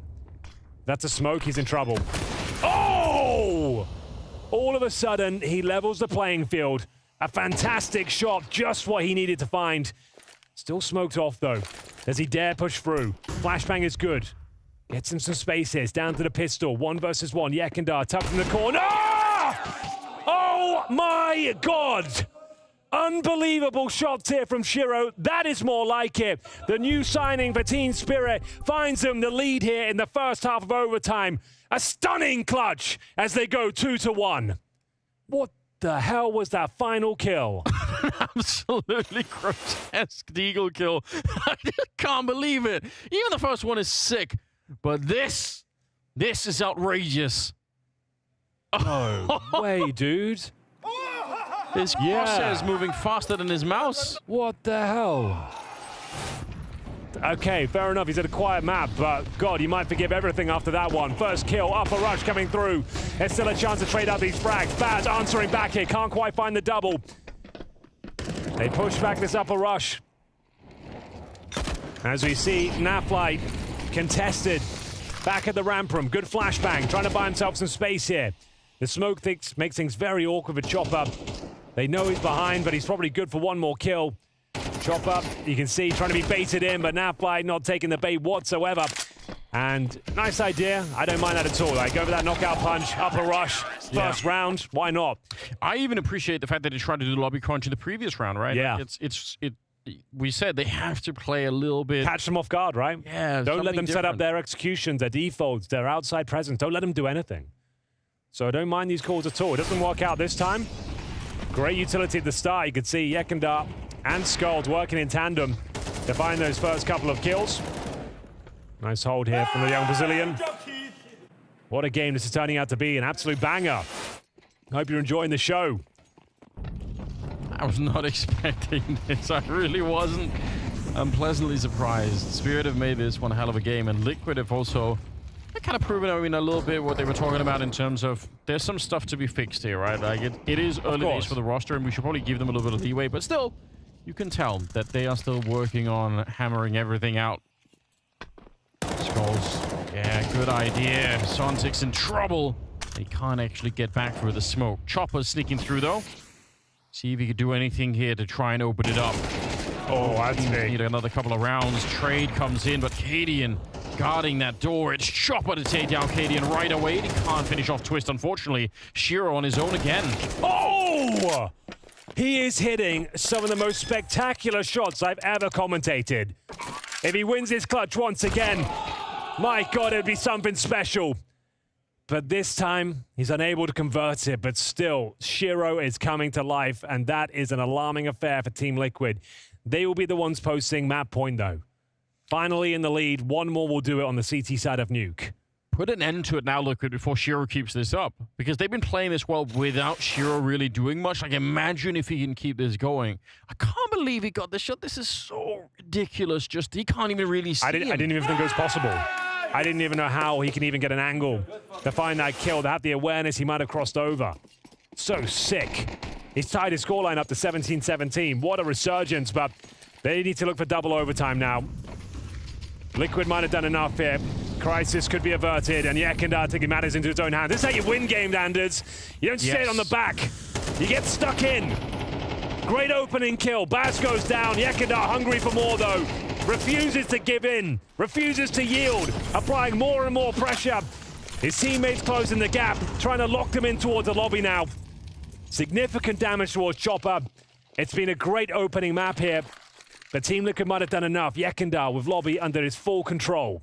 This is how we got to know Yekindar. And now that he's not in-game leading anymore, he is back to those same tricks. He is such a relentless opponent. Once he feels confident, you just can't stop him. He's going to fight you over and over and over again. And we had this discussion in the previous game with GamerLegion. They were 12-10 up, and you could see they got very tentative once they're on the precipice of victory. They didn't want to play with the audacious strategies, the aggression. But Yekindar, he's got that confidence. He's got that swagger. He wants to show you he can dominate on map points. Locking them in once again. They've got no idea. Yekindar gonna mow them all down. Taking matters into his own hands here. Just a few kills away. Recovering the map of Nuke. Twist. He's gonna find a hat trick. What a way to close things out. An epic first map here. Team Liquid were tested to the very edge of their abilities, but displaying great character and great determination. They come out on top in overtime. A fantastic showing from Team Spirit, though. All things considered, playing with a coach and a stand-in, they managed to push Team Liquid all the way. We thought this might be a walk in the park, and boy, were we wrong, Jacob. This was a game of Counter-Strike that had every single element of a banger of a game. We're talking clutches, we're talking aggression, multi-frags, back and forth. I loved every round of it. Yeah, it turned out to be way more competitive than I think anyone would have imagined coming into this game. Credits to Team Spirit for putting up such a great fight, for playing their chance in this game. I almost feel a little bit sorry for them that they weren't able to get off this map point, because I think it's going to be rough for them moving forward. However, as you said, this game alone, this Nuke performance, it was very intense, very back and forth, and we could hear the Team Liquid players, we could hear Zeus all the time yell and scream. They felt the pressure as well. I agree with you, Jacob. I loved it. Listen, there's two ways we can look at this game, all right? There's a little angel on my shoulder, and he wants to be excited about what we saw and the back and forth and the story. And then there's little devil who's telling me, this was a 5v4. They're playing with the coach. What the F is going on? I'll be the devil. You can be the angel. You want to be the devil? I can be the angel, right? Yeah. But I think this was a great, entertaining game to watch, honestly, with like problem solving. You could see Liquid is not a finished product, and that's obvious. And we knew that from the get-go, and it's not like we're learning something new. But I didn't expect Spirit to be able to push them in any capacity to that level, knowing the circumstances. No, I think that's where I want to start. I want to give credit to Team Spirit for being able to push Team Liquid, especially in the first half. Constantly over and over and over again, we saw the inner execute round 9. That is, I think we can pull it up, right? That was one of the recipes for success for Team Spirit. Round 9. A very simple game plan, but a very effective game plan as well. Round 9 coming up for you right here. It was these fast executes at odd timings as well. Just 40 seconds into the round, Liquid caught off guard, and within the span of 5 seconds, 3 players removed from the server, and another round going the way of Team Spirit. And we saw this happen over and over and over again. So for Team Spirit, it was a very simplified game plan. It was, you know, a few means, a few tactics that worked out for them. Whereas for Team Liquid, they couldn't find the answer to it. Yeah, I mean, there's two ways to look at this clip. First of all, I think the quality of the executor is pretty great. In spite of having the coach stepping in spite of having Baz from the academy joining in, which, by the way, he did an admirable job, very decent showing. The execute in itself is great, good utility placement, good timing on the execute. And the side of that coin is Liquid struggling. Like, very obviously, the inner setup was put out of their comfort zone. Maybe didn't really have all of the protocols down. How are we reacting? Who is going to go where in case of Molotovs? You could see that this was a little chaotic, and that's why Spirit pushed on it, arguably. Yeah, they did. And as I said, when you're Team Spirit, you're coming in with a stand-in, you're coming with a coach, you got to build a very simple game plan, and then you got to believe that plan A is going to work out. And that was the case here for Team Spirit. They don't have a plan B. They couldn't make up a plan C in the middle of the game. So had these inner execute not worked out for Team Spirit, it would have been a complete different game. But in a matter of fact, it did work out in the first half, and that's why they were able to push Team Liquid on all the right buttons. And you imagine that they even have map points. Unfortunately, Liquid come back into this. And once we go into overtime, this is where not only you see the adjustment from Liquid, but the individual quality. And this is such a twist way to attack this round with the fast main push. Then Ykinder's got this entry ability and twist with the third headshot. Absolutely stellar. You see the scoreline 12-13. And I think whether or not you have the protocols, whether or not you have the strategies, when you have such quality in the roster, you can always call some of these rounds. Like Cadian's got the vista, he knows how to put the players in the right timing, and unfortunately you feel like, god damn, Spirit let him come back if it weren't for Shiro and his antics. It's fun that you say it, right, because there was a couple of rounds where it almost felt like Team Liquid were trying too hard. They were trying too hard to build up a round, build into a strategy, and then execute on a bomb site, and you could almost feel that the players didn't really feel for it. The timings were a little bit off, and that's when you don't get to enable Ykinder. That's when you don't get to enable Twist. Once they were a little bit more loose in the playstyle, we saw in the second overtime round as well on the T side, Ykinder just walk out, get a double entry. Once you loosen up a little bit in a game like this, it's probably going to work out better for you. I think Cadian and Team Liquid, they wanted to play a clean game of Counter-Strike. They wanted to do it on their own fashion, but I think they came to the conclusion that it's better that we loosen up a little bit. Let's win on the individual skill, and then let's go back, practice, and then next time we come in, we can maybe play a bit more team Counter-Strike oriented. Okay, I hear you, Jacob. And now that we've had a few minutes to calm down, our heartbeat are going to a steady 60 or 50 once again. What is your temperature check on Liquid? Sure, it's a win on your opponent's map pick, but there's a whole lot of caveats. I would just like your temperature check on this first map. Where you at? Just in the first map? Well, I'm not going to ask you about map 2. We haven't seen it yet. Fair enough. We have seen them a little bit online as well. It's been awful, to be completely honest. It's not been great for Team Liquid at all. As I said, coming into the game, I think we underestimated a little bit how tough it's going to be for Cadian to integrate all these different players, integrate all these different playstyles into it. Skulls as well have been part of the Brazilian Counter-Strike scene, now has to mesh in with Heroic's style of playing Counter-Strike. Meanwhile, Twist and Nafla is probably looking towards Cadian sometimes thinking, what the hell are you talking about in terms of synergy on the server? So it's going to take time. It's been awful from Team Liquid, but I think it would slowly but surely get better. As I said, the more you loosen up early on, the more you allow Twist and Ykinder to do whatever the hell they can do on the server, the better short term. Long term, though, I wouldn't worry. All right. And again, if we're talking short term and realize there's probably a whole lot of on-the-fly sort of ad-lib adaptations. Yeah. Could that be used as an excuse for why Cadian was struggling just a little bit? Or am I reaching? Am I being too forgiven? Or could we imagine that Cadian is not having the easiest of tasks right now, trying to, make something work out of the little prep that they have? I think that's a valid point to bring up. I also think there's context to it. Cadian didn't play the first couple of months in CS2. We know Heroic was going on. We knew he left the lineup. So he was standing in for Heroic, I believe, at the fall finals in Royal Arena. That's about it. So he didn't really play a lot of official games in Counter-Strike 2. He has very little games played so far, so maybe he needs a bit more time to adjust to the game. On top of that, the calling responsibilities as well. So I think it's a twofold layer right there. Well, the ride was pretty scary, but Liquid go ahead unscathed. They still steal the map pick of their opponent. We're going to take a quick break, and when we come back, we dive into map 2.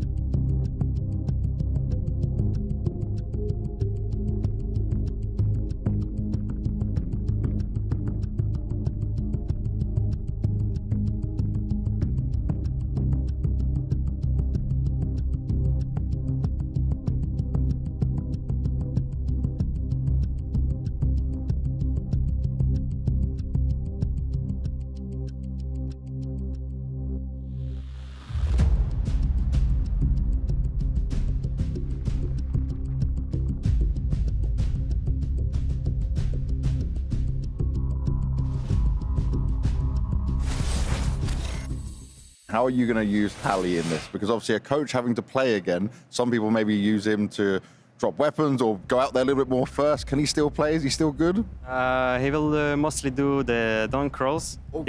Yeah, he will go first a lot. We'll see. He will not drop. You know, he'll really play like a dunk. Okay. We'll see. Hallie donk. I'm looking forward to seeing it. Let's see how it goes. Thank you very much, man. He will play like a donk. Best of luck with that, yeah. That's a quote in itself. And honestly, it's shown through on Nuke as well. Like, he wasn't just hiding behind. He wasn't just being like a jukebox dropping weapons. He was getting stuck in a couple of times. Listen, Spirit know exactly the position they're in. And we were looking at them. We had the camera feed. They were laughing. They were having a good time. There's no point in getting in over your head, getting superly frustrated, trying to change your whole setup. You're in the bad position, you're in a bad place. Make the most out of whatever you have. I don't see how they would look at it differently. For my money, they already won the game by being so competitive on Nuke. I think for themselves and for the expectations they possibly could have had coming into this tournament, knowing they're playing with 2 stand-ins, the performance we saw on Nuke is way better than we could have expected on any map against any opponent in this tournament. So for my money, they've already done it. So you're spot on the money, Matt. You're saying there's no pressure whatsoever right now on Spirit. I will also argue, though, moving into Anubis, that is probably the worst possible map to play with 2 stand-ins. It's such a team play heavy related map, especially considering it's a new one. So if they were struggling or were supposed to struggle on Nuke, it's going to be tenfold here. No, I'm right there with you. I think the nightmare is only really beginning for Spirit now. There was a moment where we all went to Unicorn Land on Nuke and we started dreaming, hallucinating, but now we're back on Earth, and Anubis is a map that this new Liquid roster has played a couple times, in fact a handful of times in the Chengdu qualifier.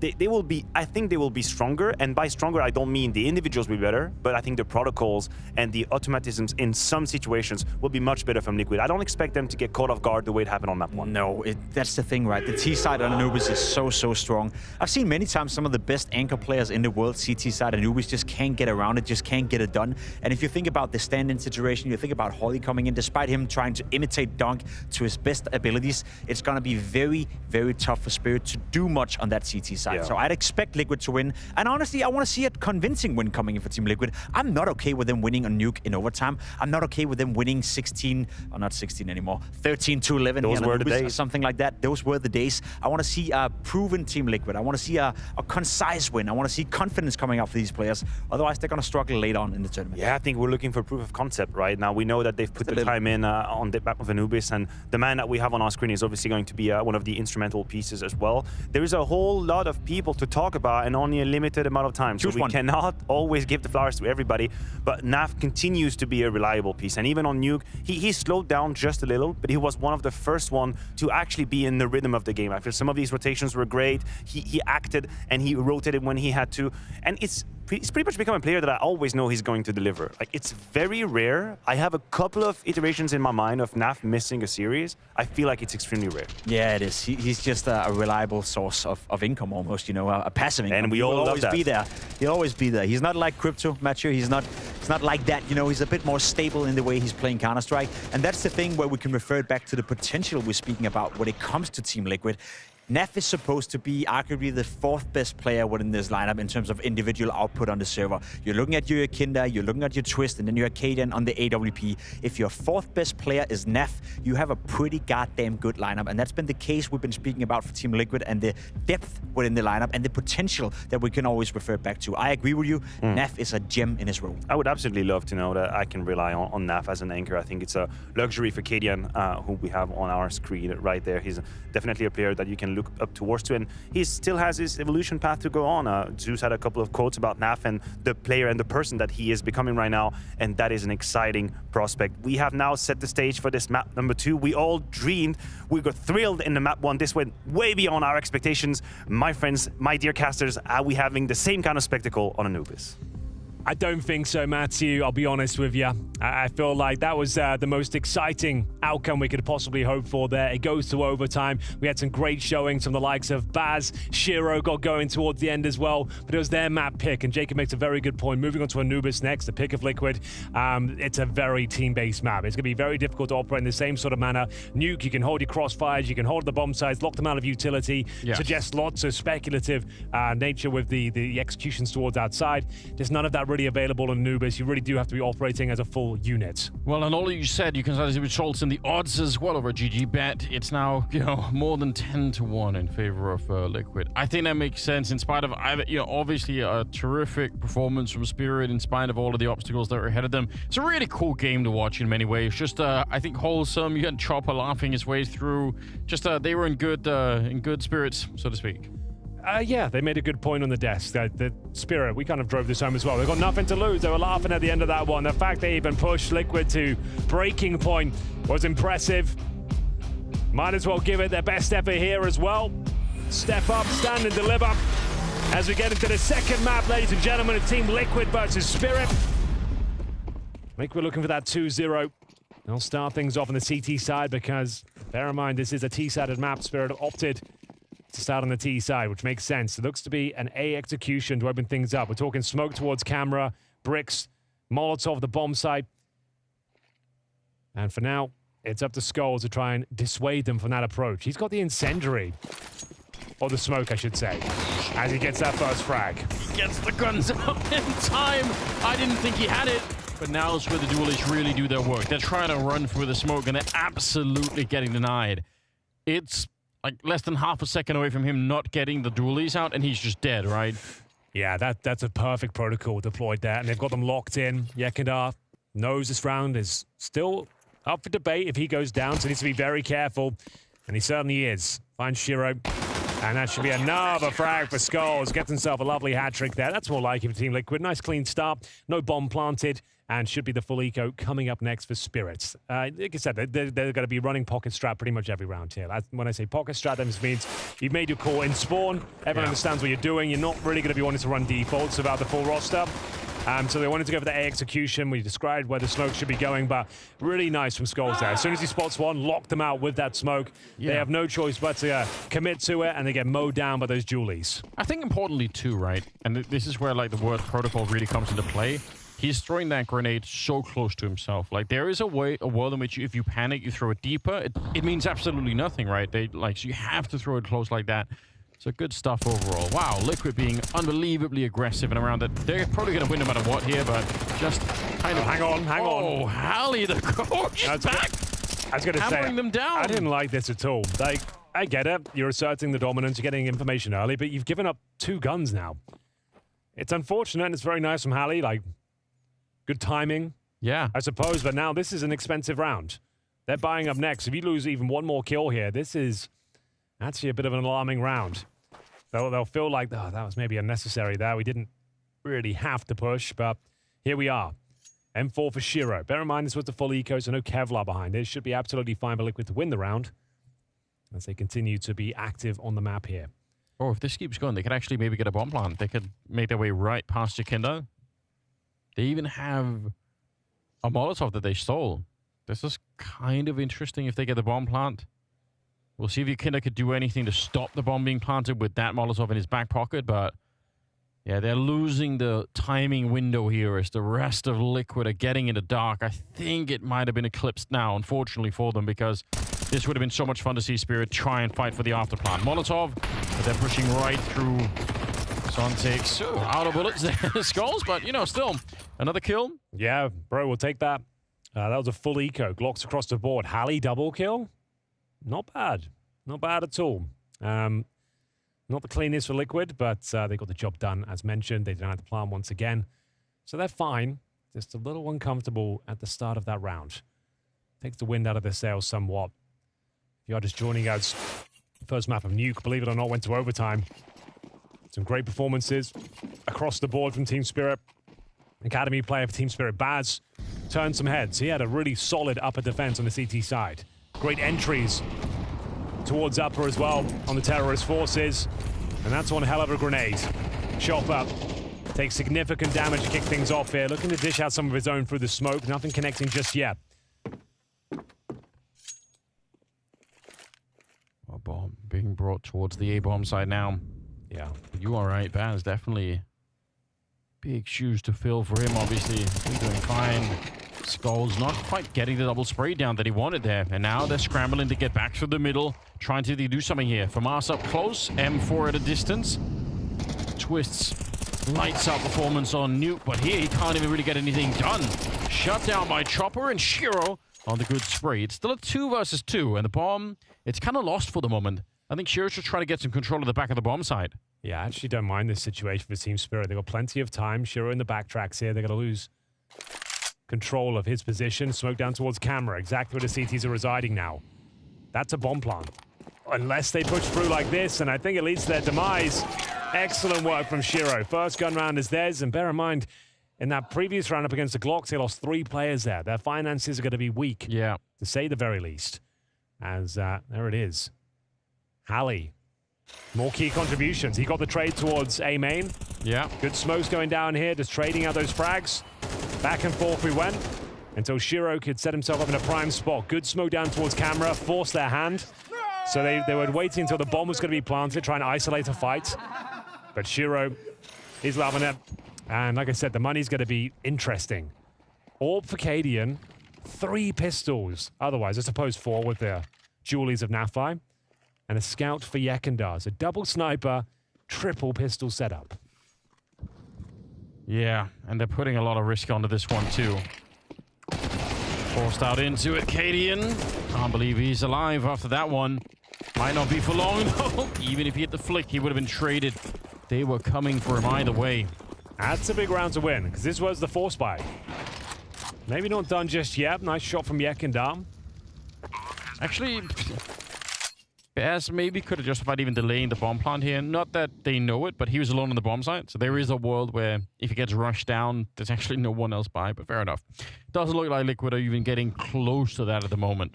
Just a note on Twist's incredible form we've seen here in this opening series for him. He got 29 kills in the first map, and 25 of them were headshots.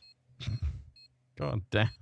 How bizarre is that? That's an 86.2% headshot percentage. Yeah. Well, I mean, God, the mechanics on Twist are just so crazy. They after all these years, still able to bring that out. I don't know what you do about that. Do cross your fingers with your Spirit and hope that he doesn't show up for the second map here at the same level, because that's really hard to stop. But yeah, muted beginning for Liquid now. Has to be the eco-ed stage. Didn't really get much done there at all. Spirit ready for the A main aggression. They'll save. Okay, they saved a bit more than I thought. I didn't realize they recovered an AK-47 here. So they'll have some Kevlar behind this. The scout for Cadian. It's actually a little bit more interesting now. And they've recovered that rifle. Naf can do some devastating things with a defensive AK-47. Yeah, no question. That's Twist with no Kevlar, extra squishy to those grenades.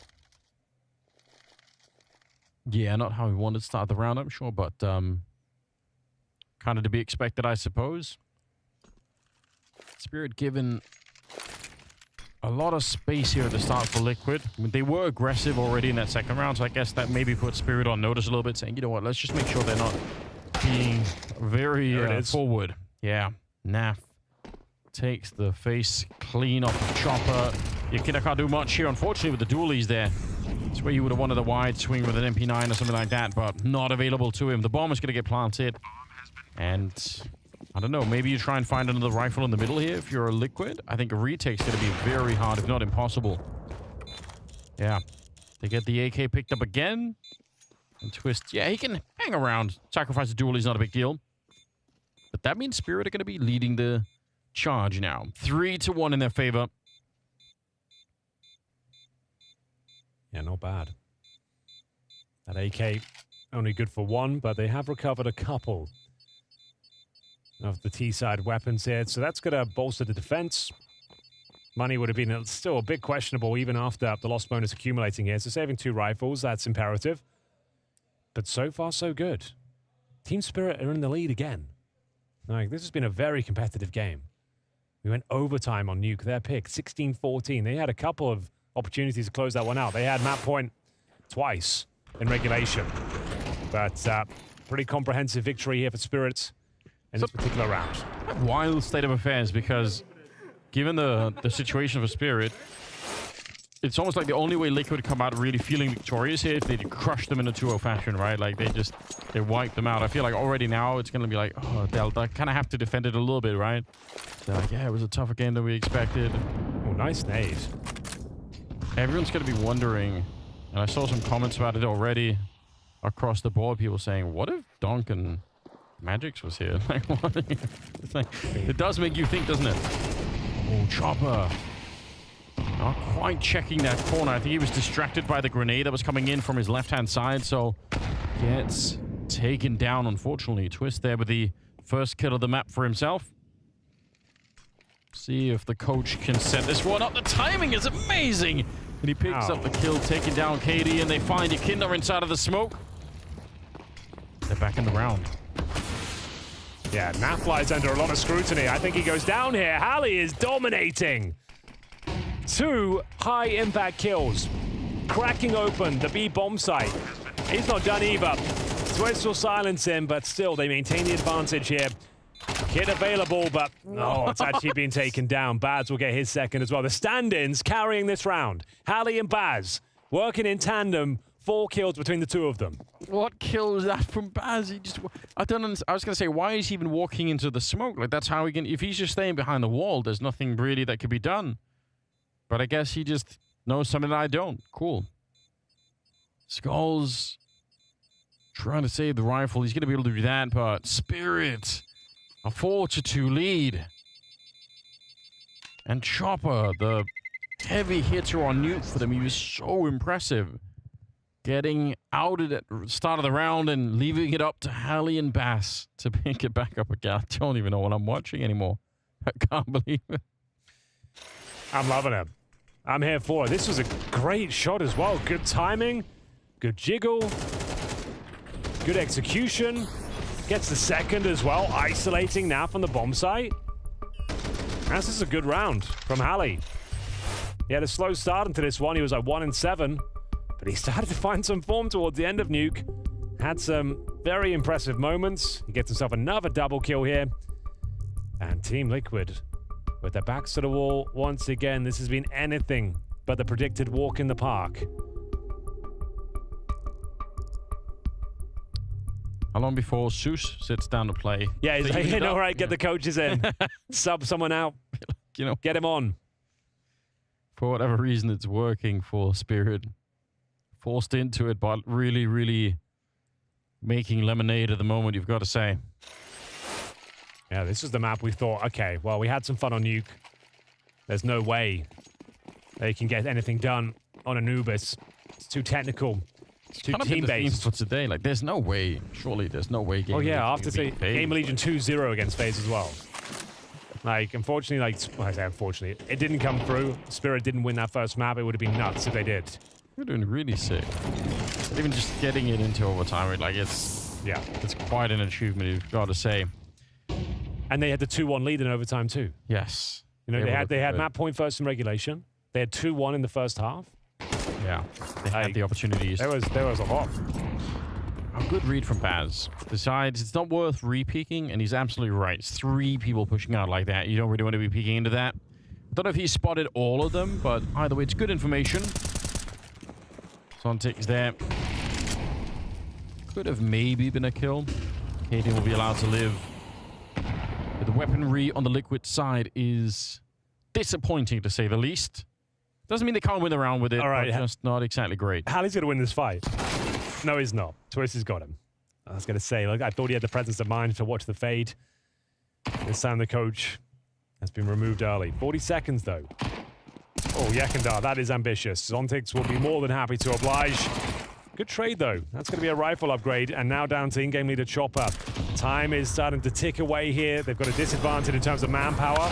Skulls taken down by Shiro. Do they detect the presence of KD on the other side? His objective right now, deny that bomb plan, Anders, but he has no vision of it. We'll have to sit back and wait.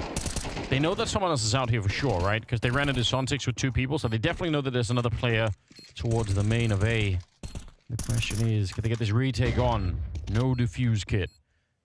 He might want to save the rifles. Just going to put that out there, but we're going to go for it. And that's going to be the round not working out for them. And now you will have no choice but to save. Quite a close round. There was some moments there, but well handled in the end. Shiro finding 2 kills. Baz with his 6th kill. Cadian, if he survives, will have an M4 into the next round. But Shiro, oof, he's got his number. Baz trying to stay silent here, but now clean duel, and he comes out on top. Spirit are officially on fire. After losing the pistol, going down 0-2, they've got 5 rounds in a row, Anders, on the T side of Anubis. I wonder if going for that round in the 3v3 is like Liquid putting a little bit of extra pressure on themselves, feeling like we should, we should be able to do It was a half buy. Like, there was every possibility they maybe win it, but like when the bomb was planted convincingly and Cadian was got removed from the equation with the smokes and the Molotovs at Fountain, probably the more conservative approach, sure, but like saving those weapons would have been welcomed. They had plenty of money going forward, so it's pick your poison, I suppose. 5-2 though. Team Spirit are looking very impressive today. I can't believe it. With a coach and an academy player in attendance due to visa issues, they are putting on one hell of a show, a clinic almost. And it's not like they're not just missing any old random couple of players, right? Like Magic's has got an enormous amount of experience, and Donk is the new superstar, right? So it's so ridiculous that's what they're lacking, and still making it work. I just don't know what to say. And now in this game, Chopper not leading from the front any longer. Shiro started to wake up. Can't really complain about that trade out though. Well, here we go. Hallie being set up once again towards the dark room. The master of the double kill. Flashbang. Oh, completely destroys him though. Wasn't ready for that one. A rare man advantage here for Liquid. They have been struggling on the CT side since winning the pistol. Zontix making himself known. Takes the aggro. Yekindar drops. Twists. Isolated at the back of the bomb site here. Painted into a corner. They know exactly where he is. The AWP Shiro will take him out of the equation. They've stolen the advantage back. This is a 5-on-4 in favor of Team Liquid, and now the retake has to be deployed once again. That's the only kit removed. What a pre-fire from Baz. Yeah, time to fall away here if you're Liquid. This isn't going to be around any longer. Oh my god, Baz is back at it again. A triple for him. He's up to 10-2 right now. And they have shot Team Liquid here. Chopper will get the last kill. They keep it going. Spirit, they won't be stopped right now. This is sick. It's a T-sided map. I know we're getting excited, but we all know why. Baz delivering this level of performance is a sight to behold. That kill on Cadian as well. He's got the AWP. He's ready for that push. And he gets absolutely pummeled by the AK-47 of Mr. Baz. Academy player, 20 years old for Team Spirit. Zontic's normally the star of the show. You'd at least expect him to be in this particular outing at Spring Groups 2024, but it's Baz at the top of the scoreboard, top of the server, with 10 kills and 2 deaths. 6-2, 6 rounds in a row for Team Spirit as they remain on fire. Wow, I am definitely a little bit surprised by what we're seeing here. Lucky game. Shiro, there we go. The power of that AWP. He's being pressured on all sides, but he's got some backup in there. Sontix trying to help him out. And they get rid of Naf at the very least, who was kind of putting the pressure on to Shiro. And there's still a man up. 4 versus 3 here. Bomb lean towards the A side of the map. Chopper is holding the middle. Having to be active again. Another situation where they don't have the manpower, they don't have control. As Yekindar is removed as well, and Chopper, he's ready for the second fight. He's anticipating it, and this as he absolutely mops the floor with Team Liquid here. A consolation frag, sure, but that just gives up your position. They now can scoop up the bomb, but it's in a precarious spot. Maybe there's something to be said here for Skulls. Not a bad start to this clutch. 3 versus 1. First shot is absolutely glorious. Bomb is still yet to be recovered. It will be picked up now by Baz. And the AWP shot misses. He can drop down here. Continuing to apply the pressure. He's going to find yet another kill. He's incredibly low. And Baz will take care of business. Great effort there from Skulls. You can see the talent. You can see the potential. In that 3 versus 1, he does everything to make it uncomfortable, to get close, but took too much damage en route from that Molotov of Shiro. And Baz able to close things out. Here's Shiro opening things up. Really does well to duck and weave around that pole. Chopper, like I said, the presence of mind to be ready for that second engagement as well.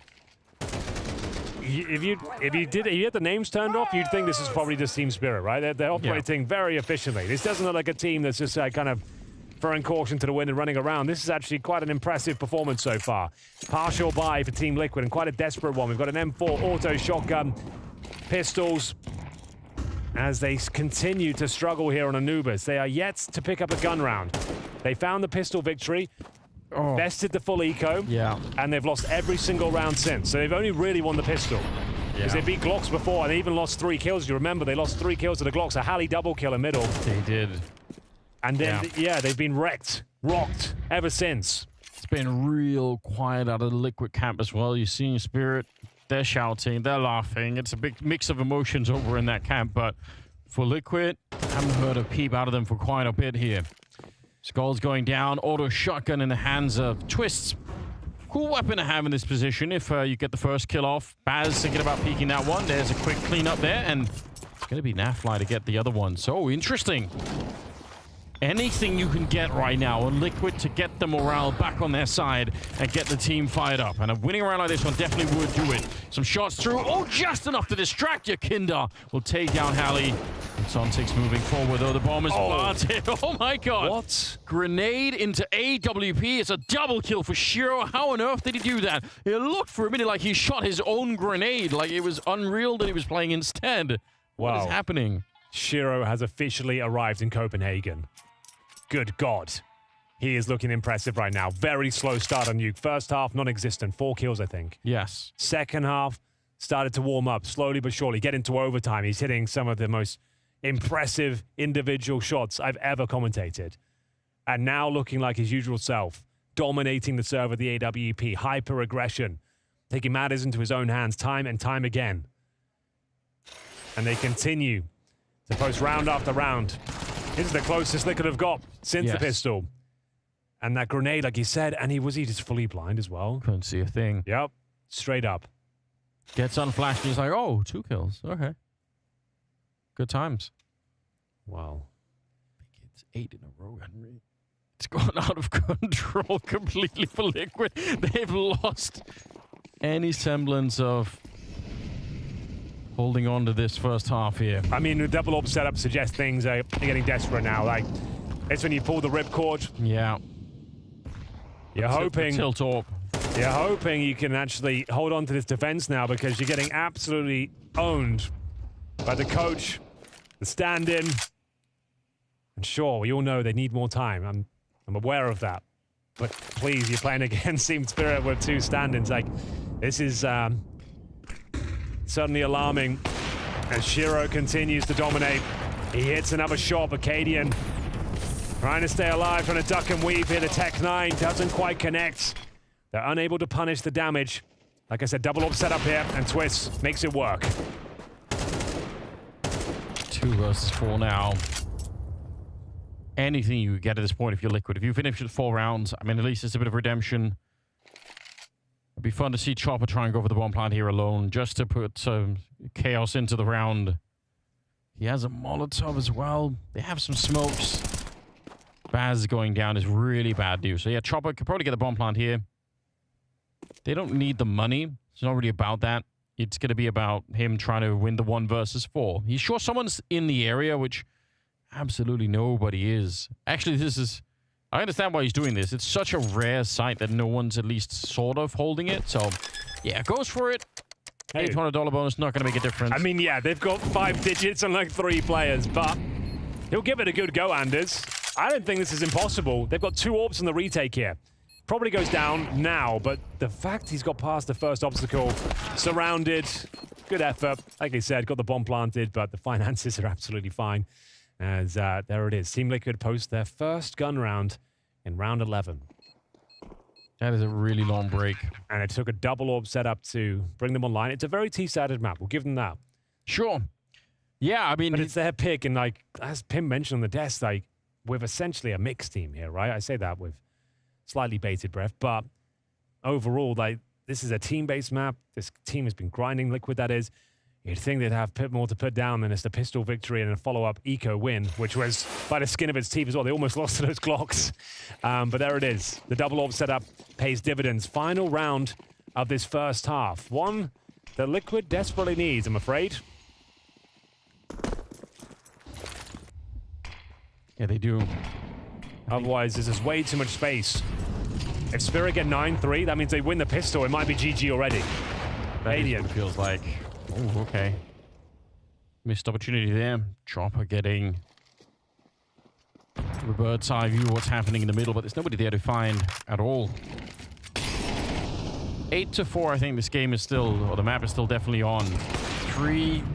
Oh, it just feels like it's too much.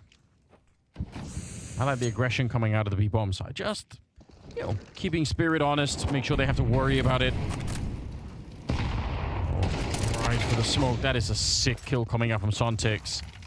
He can't have been able to see much. It looked like the smoke was still half on top of him, but it's a pretty good job.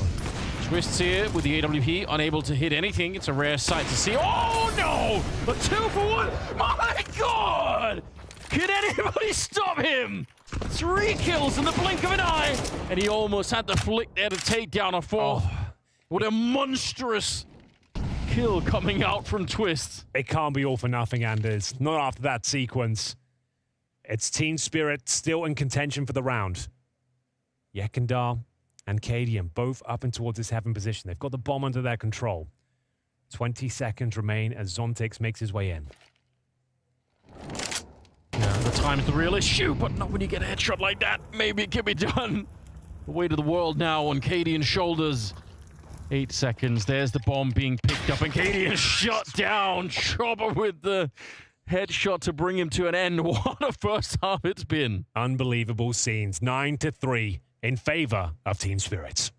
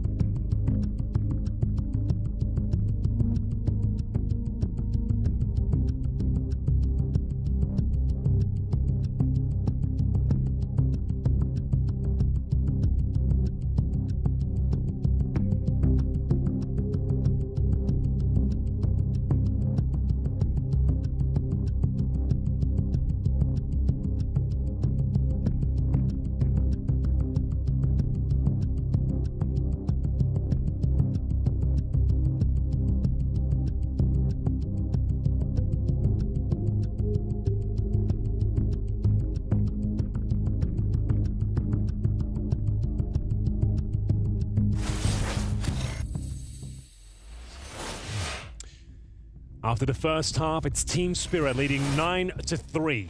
But first, Anders, we have to check out this ridiculous moment from Twitz. Unfortunately, this 4-on-2 he found for Team Liquid, they didn't even win the round. So one of the best highlights of the game so far, they ended up losing it. So I'd love to get super hyped about that one, but if it doesn't equate to a round victory, it doesn't really mean that much. Still impressive nonetheless.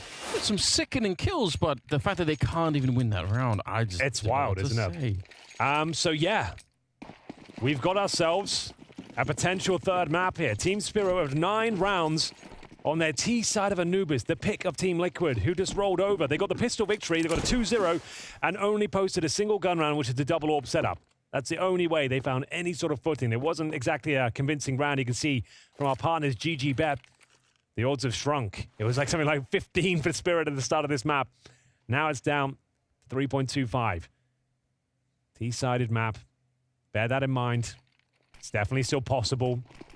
Oh, nice little decoy usage there. Don't see that too often.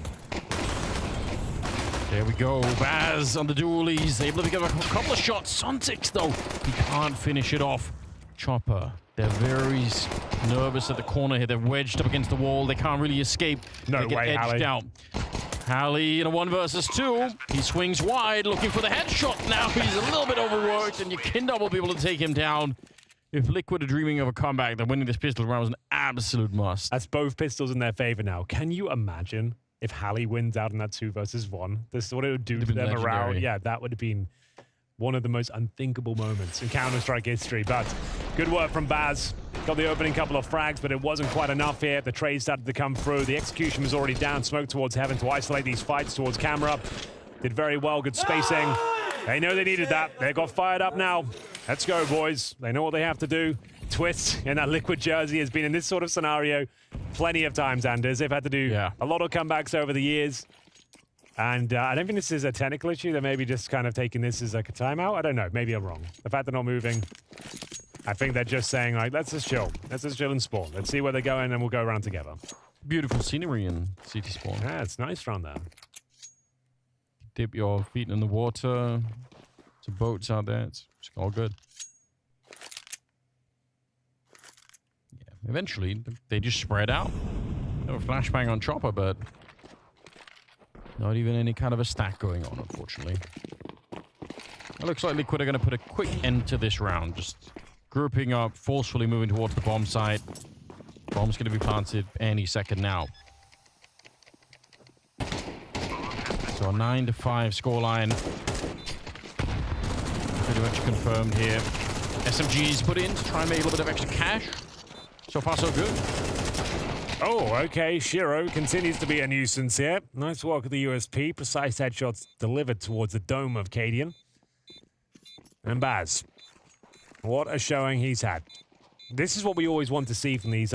When this moment happens, when you're an academy player coming into the main team to fill in for one event, you just want to put yourself in the shop window. You just want to show you're a capable teammate. You can take direction from the in-game leader. You can frag when required. You can fulfill your role, and you can be versatile. And I think he's displayed all of those virtues here today. What a fantastic showing from young Baz, Team Spirit Academy player, filling in for Magix and or Donk. Yeah, it's a little bit like playing sort of, you know, like warming up for a big band or something like that. You get like a chance to show somebody that you know what you're doing. Yeah, this is what an opportunity. And he has grabbed the bull by the horns, if you will. First gun round here, Anders, indicative as to where this one is going. Team Liquid starting to look like their usual selves at this point, but is it going to be enough? This gun round, an upper must win, if you ask me, as we send multiple players, 3 towards A main. It's Zontix to defend.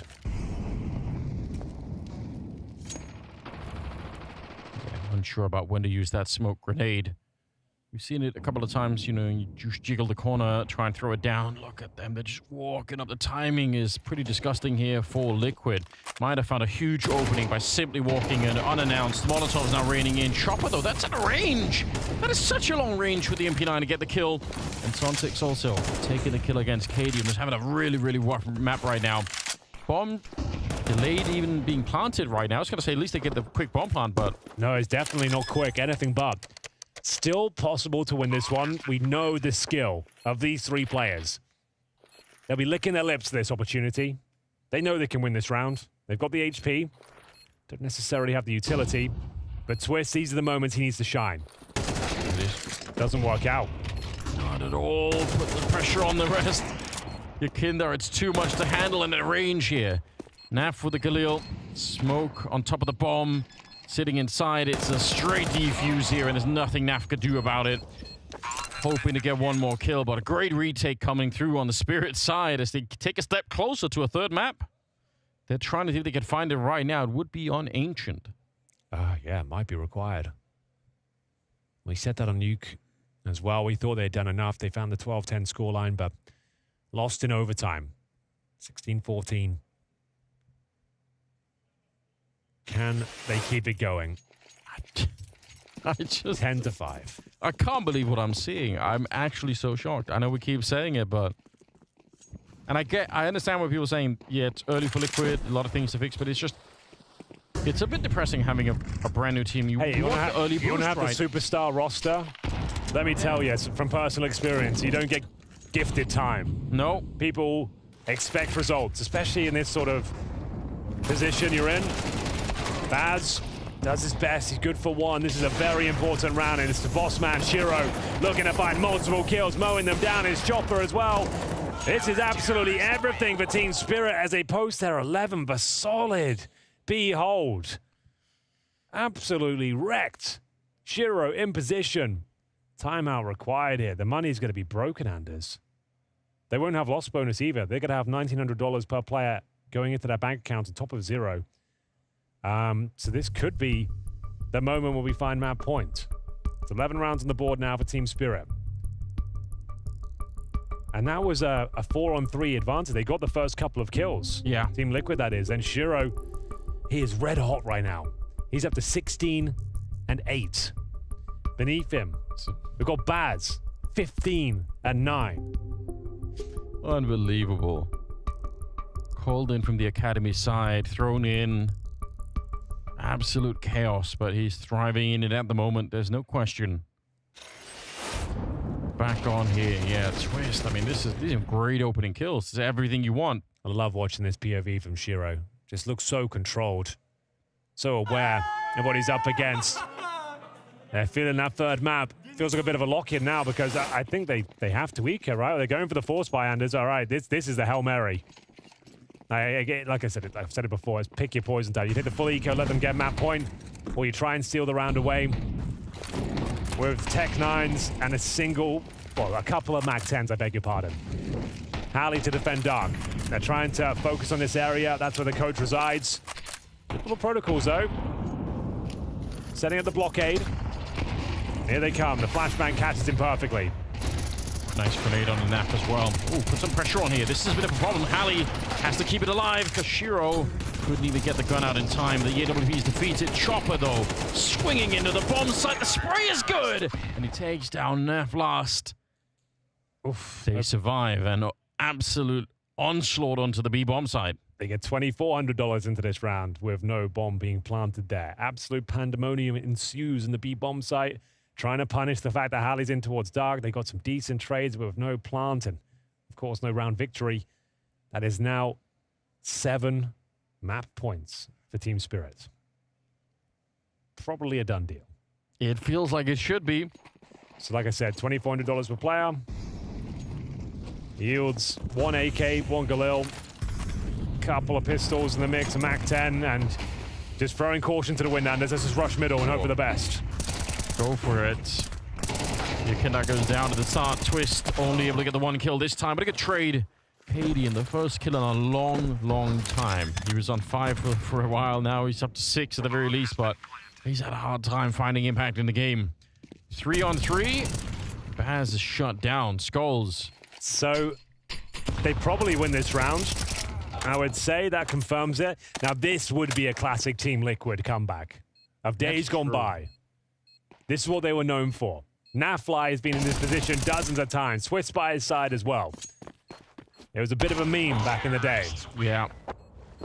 I mean, do it for the sake of the the morale of the team. Someone to celebrate at the very least. You finish Nuke in overtime against this version of Spirit, and then if you just get banged out on the second map, it's going to feel pretty weird. And you just happen to go for like these strategies. Let's just rush mid as a 5-man unit. Yeah, is that a sign of worry? Like, should we be worried about that? It's a sign of desperation. Like they're having to force buy around $2,400 on map point. Yeah. Now you just got to. That's what KD's there to do. Bring out those sort of calls. He makes it work. And the money's now weak on the CT side. They're looking to end this right here, right now. That's okay. Like they can afford a couple of ecos here. Their loss bonus will be almost nil. Up to Yekindar as he jostles for control. Trying to blow open that smoke, ensure there's no close range CTs. Naflight, normally so good in these sort of scenarios. And there it is. Should be getting a triple kill. Confirmed. Round is theirs. The first easy round, really, we've seen out of Liquid, one where they can just sort of power through and make it work. Yekindar goes down. Baz is a beast. Yeah, sick. So the Mac 10 that's lost, so too exciting in that sense. Would have been cool if they could have been picking up an AK.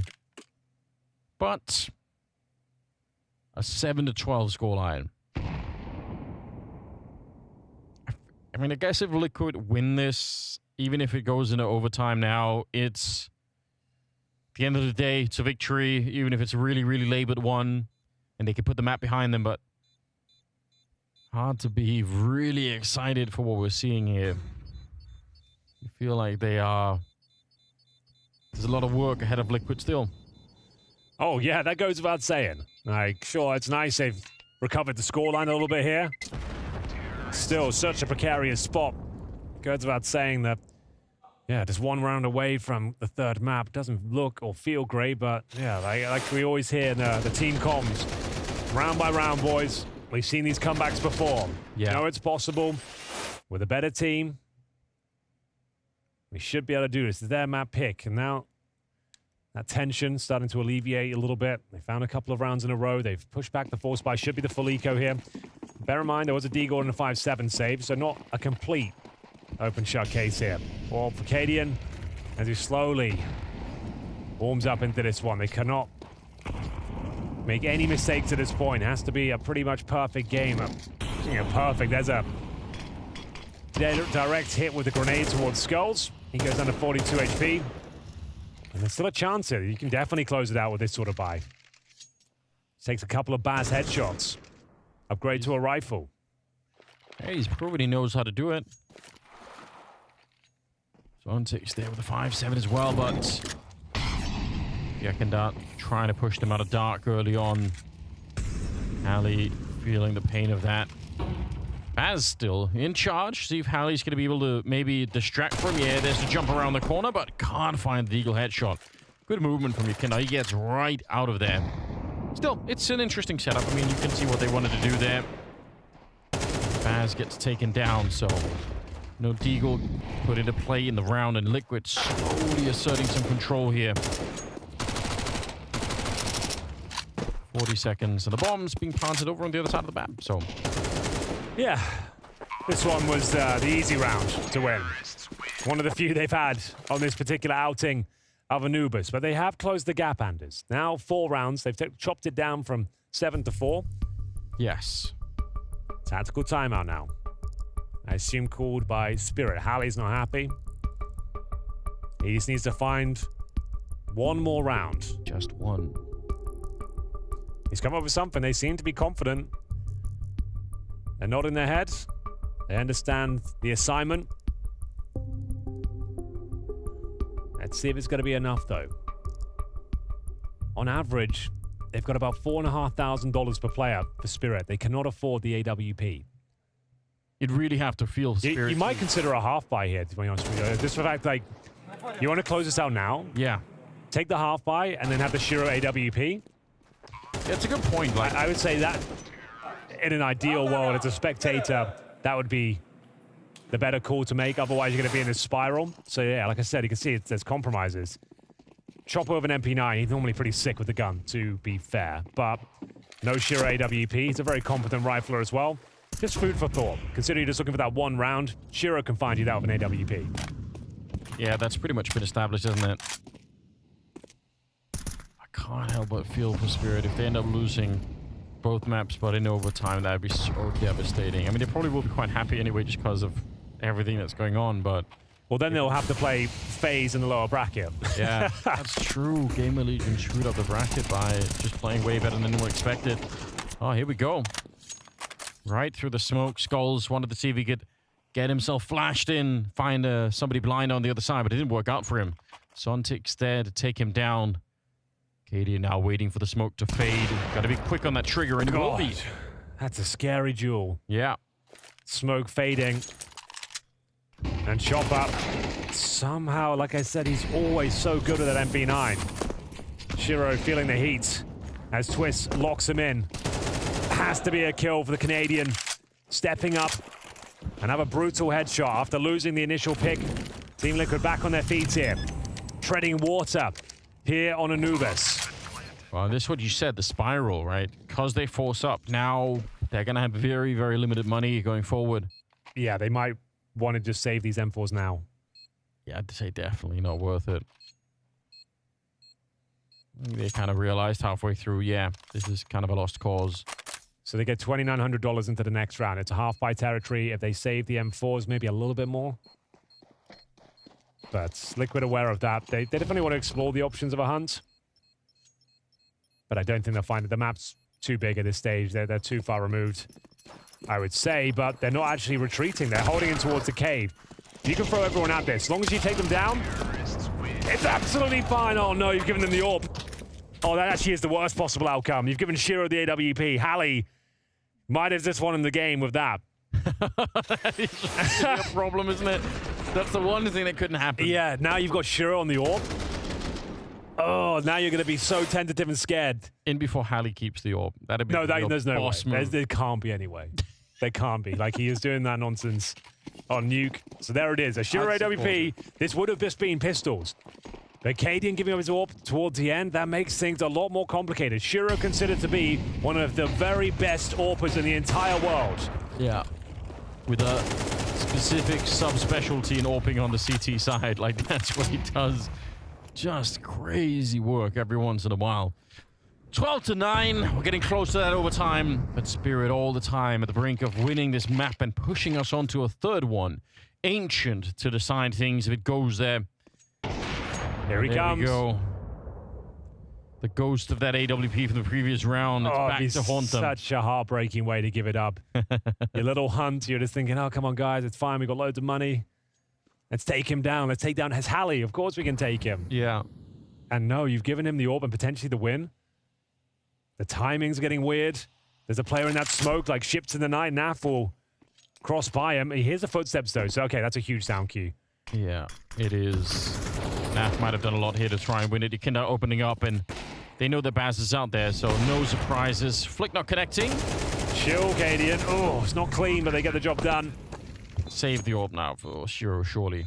Okay, crisis averted. 2 rounds, 12-10, Anders, the most dangerous scoreline in the entire world. Yeah, people are having a hard time getting past this one. And also, I think now with your Spirit, even in spite of the fact that you kind of laughed your way up until this point, it surely must be hard not to suppress a feeling that everything matters a lot more when you're at that 10-12 scoreline. You kind of feel like, oh no, let's not give it. We already lost in overtime once. Let's not do it again. So I'm sure that they're going to be feeling a little bit of pressure in spite of everything. Well, as I mentioned, Team Liquid over the years synonymous with these sort of comebacks. Yeah. Scorelines that seem irreparable. Slowly but surely, they're grinding their way back into it. Of course, still one more would give it all up, and Shiro does save the AWP. But they'll be feeling themselves again. What a journey here on Anubis. What a series in general. 16-14 on Nuke, overtime. It was Spirit that had map point first there. Liquid, oof. As long as they get the win today, that's all that really matters. But just, this is not the team you're thinking, okay, they might go the full distance this year. They're saying it. It's just one of those tournaments where, like, just want to make it to the finals, of course. There's no trophy on the line. But it doesn't inspire hope. If nothing else, they don't get that, you know, just a positive emotion when, like, the team is just working out from the start. Like Astralis, they put the lineup together and boom, it's just like right off the bat, it seems to be pretty sick.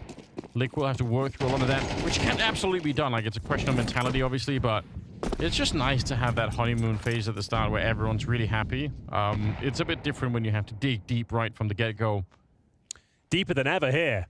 Yeah. This is what wearing a Team Liquid jersey does to you. Zontix defending the beans, doing a fine job. 3 kills to get them close now. 3rd map on the line for them. And Twist's practically dead. Kin are the only ones left to try and hold on. It's not going to work out. What a flashbang. Zontix, 4 kills, hunting for the 8th. As well. In style, what a beastly way to end the map. Unbelievable. I like that a lot, Zontix. He's been turning heads all last year, and he closes things out with an impressive ace. Fair play to Team Liquid, though. They were down 12-5. They managed to grind it all the way back to the 24th round, but the ace was enough to close things out. I cannot actually believe that there could have been a world in which Spirit could have been looking at a 2-0 against Liquid. Now it's 1-1. They've fought back, they bounced back after a very dominating first half on Liquid's pick, mind you, on Liquid's pick. And revenge is here, Jacob. We're going to map number 3. Let's start with the positive. The positive is Team Spirit. The positive is Shiro, Zontix, Bass, and the boys over there on the Spirit side. Again, let's just rephrase it for everyone who just came into the game. They're playing with their coach. They're playing with a stand-in. This is not the full roster of Team Spirit. So fact of the matter is, as you said, they could be in a position right now where they could have won against Liquid 2-0. It's 1-1. It's open. And the way they won right here on Anubis, that was convincing. Very, very convincing. The streak around you saw in that first half was impressive. Liquid won both pistol rounds, they converted both pistol rounds, and they still lose to a stand-in and a coach. I can't. And what a way to finish as well. Zontix's been great this series, and he closes with an actual ace against Liquid. That positioning, great. Naflight was caught off guard. He was not in a position to trade or refrag in any possibility, and then Zontix, with a little bit of aggression, sticks in with the pop flash above his head with the AK that he gets up, and then why not? When you get 4, obviously, legally, you're forced to try and get 5. I'm glad we get this beautiful last round, which I'm sure is going to be in our traded play of the day, but also we didn't really get enough time to credit Zontix for nuke. We know it didn't go their way, but he had so many very finicky, impactful moments where he snuck out of the door with the AK-47. And in this game, once again, he was mostly alone on the A side. I think Liquid targeted him a whole lot with a lot of bodies and resources, and he kept on fighting back. So Zontix, really respect on that one. Yeah, respect on that one. Great way to finish up the game, of course, with an ace against Team Liquid. But overall, it was just the entire series. He found impact on the T side. He found impact here at later stages and on the CT side. But I don't think it was a one-man show by any means. It was Team Spirit showing up as a team, you know, despite not being a team. They're not a team. Per se. No, this is not a team. They are not. And you could see right here, the players on your front. Of course, the coach is struggling a little bit individually speaking, but he wasn't necessarily a liability on that CT side. He was being kept away, constantly flanked by Shiro, who had another fantastic showing, 97 ADR. That is not to be made fun of whatsoever. Yeah, so I agree. They won fair and square. They were the better team against Team Liquid on Anubis, and to say that out loud is freaking outrageous. I like that you mentioned Shiro, because I don't think he's been delivering what we had hoped and or expected to see in the Spirit jersey quite yet. The beginning of the first map was a little bit rocky, but then he had that moment, and on the CT side, he started sort of activating, ramping up in kills and impact. And once again, here on Anubis, he had a few moments where, personally, I think he stabilized the B side in a way that Liquid could never really deal with. Once you put Shiro on that sort of platform behind the pillar position with the AWP, he had at the very least 2 gun rounds when a full execute of Liquid is coming his way, and he just dances left of the pillar, right of the pillar, left, right, getting multi-kills, staying alive. I know the numbers aren't astronomical, but it's a very strong performance from Shiro. He was playing for 2. He was playing for Harley as well, the coach right there. He was his job to stay close to him, to make sure they couldn't target him, to make sure they couldn't walk into that bomb site time and time again and free. But I don't really even care about that in the second half, because I think Team Spirit did enough in the first half to win the game. Right. How can Liquid not post more than 3 goddamn rounds on the CT side of it? With the pistol. With the pistol as well, where they converted. It's embarrassing. It's a disgrace for Team Liquid, to be completely honest. I find it hard to grasp what to say right here. There's a round going to want to play at some point as well, to be completely honest. And we have to talk about it. And that's Twist with that AWP. It felt like everything that could go wrong for Team Liquid went wrong. Listen, I'm not exactly sure if we have the highlight of Twist at that moment. I think we do. It's the most FaZe-esque, Brokey-esque highlight I've seen, and that's Twist. Beautiful. Obviously, with the collateral, that third shot is beautiful. And here, I don't exactly know. Something switches in your brain where you're just high on adrenaline, make the wrong decision, and this 4v2 turns immediately into a 2 versus 2. And unfortunately, Spirit got to close it. It's to a level, it's unforgivable. I would say, I think it's the right word to use. Yeah, dude, it's a fantastic play by Twist at a very important moment. 8-4 right here. If they get another round, Team Liquid, they get out with a good feeling from the first half, knowing they can fight back on that C side. They end up losing the round, and I don't know what the hell is going through Twist's mind right there. As said, beautiful first couple of kills, and then running through the smoke, his teammate dies in the same sequence as well.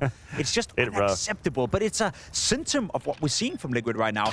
These are 5 individuals playing Counter-Strike. They are by far not meshed together, and they're far away from what's acceptable and a Liquid standard. I mean, listen, he's been playing with Brokey for years. He's seen Brokey do that time and time again. I think at the moment something clicked in his brain. He was like, wait a minute, I just had 3 kills.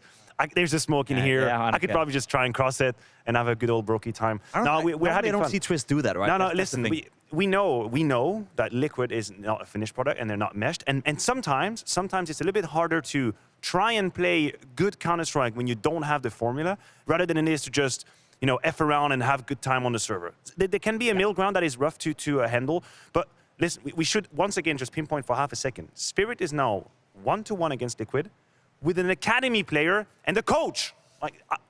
That is the situation we're looking at. And maybe we give Baz a little bit of flowers as well, because I don't think he's been a liability at all. I think he's keeping up really well in this series. There's been no bad players for Team Spirit. I think every single player have either lived up to the expectation or exceeded the expectations. Of course, being with a coach, being with a stand. And Baz, he was great on Nuke as well. He found some impact. He was great here on Anubis as well. Team Spirit are playing way above what anyone could have anticipated. And you said it, they're 1-1 against Team Liquid right now.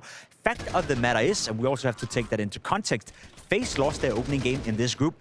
FaZe is waiting in the lower bracket. There's a world There's a world right now where in 50 minutes, we're going to see Team Liquid face off against FaZe Clan in the lower bracket elimination game tomorrow. That would be an absolute disaster. The last thing Cadian said coming into the studio before they went live to me was that we better not lose now, right? Because FaZe just lost. So there's pressure on Team Liquid. There's a lot of pressure on. Yeah, we're going to get to learn a bit more about what this team is made of, right? This is obviously a very uncomfortable position. We know the amount of pressure and eyes and scrutiny that there are on this team, and this is an unacceptable position to be in. This would become an instant meme of Counter-Strike if you were to lose a best of 3 against Spirit right now. So let's see a little bit the resilience, the backbone. Yeah, let's see the backbone. And we keep saying unacceptable. We keep saying disaster. Those are big words, and we are aware, people out there. We're aware Liquid is a new project. We also give them the benefit of the doubt. We're not hyping them to be a top-tier team. We're not expecting them to be a top 5 team right off the bat. But still, the expectations are quite mid right now, and they're still underachieving very, very largely. Losing to a stand-in, losing to a coach, there is no excuse whatsoever. Well, they're going to need to regroup. We have a few minutes coming ahead before map number 3. Liquid need, obviously, to find that energy. We need to find our breath for just a while. So we're going to take a 3-minute. When we come back, it's map 3.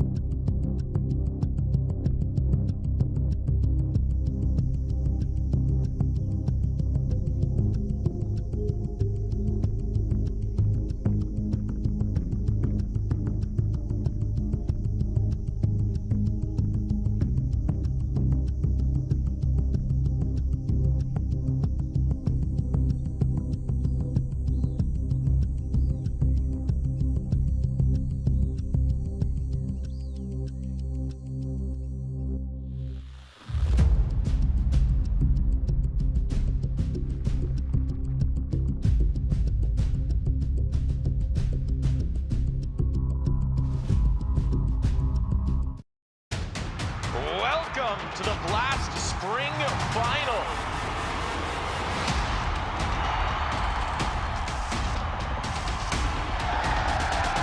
Hell yeah. I'm ready. I'm excited. The stage is set. Who's going to lift that trophy?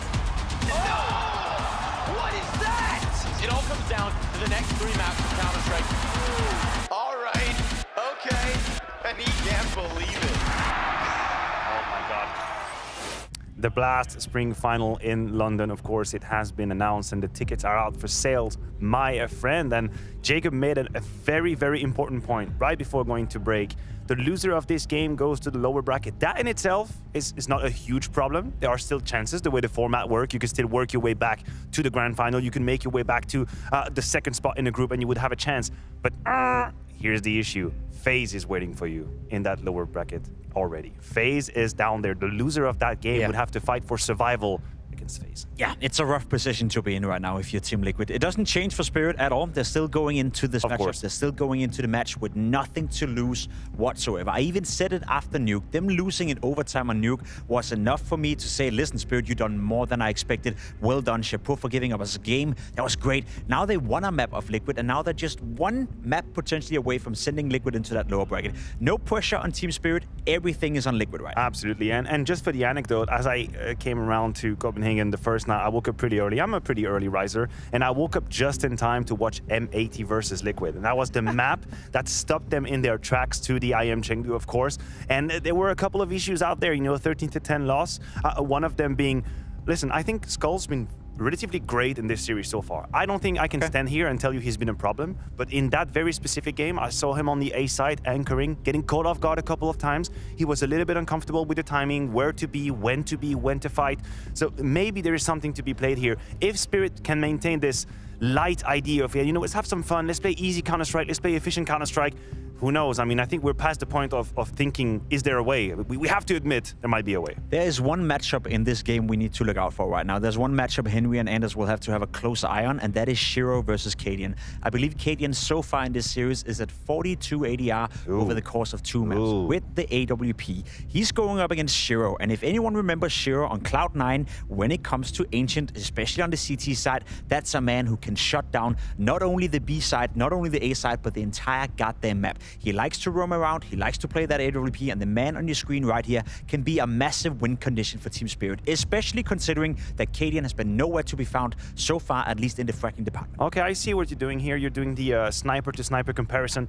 I'll put in as well that Liquid's executes so far haven't been stellar. They haven't been super refined. I mean, of course, we know that they're at the beginning of their work, which means more space for an AWP to punish. I think that's what happened on Anubis. Shiro was right there, and if his aim is true, he can be very problematic to play against. I think there's a fair point to make. We saw a couple of failed smokes. We saw a couple of missed flashes. We saw a couple of disjointments coming in from Team Liquid. So I definitely agree with you. The working conditions, the play conditions for Shiro should be much easier against Liquid now than it would be in a couple of months. Jacob, when we started this series, I feel like we had a pretty clear atmosphere. We were talking about a walk in the park for Liquid. It was just about a day in the office. But Henry Anders, the situation has dramatically changed, and we might be at the beginning of something dramatic as well.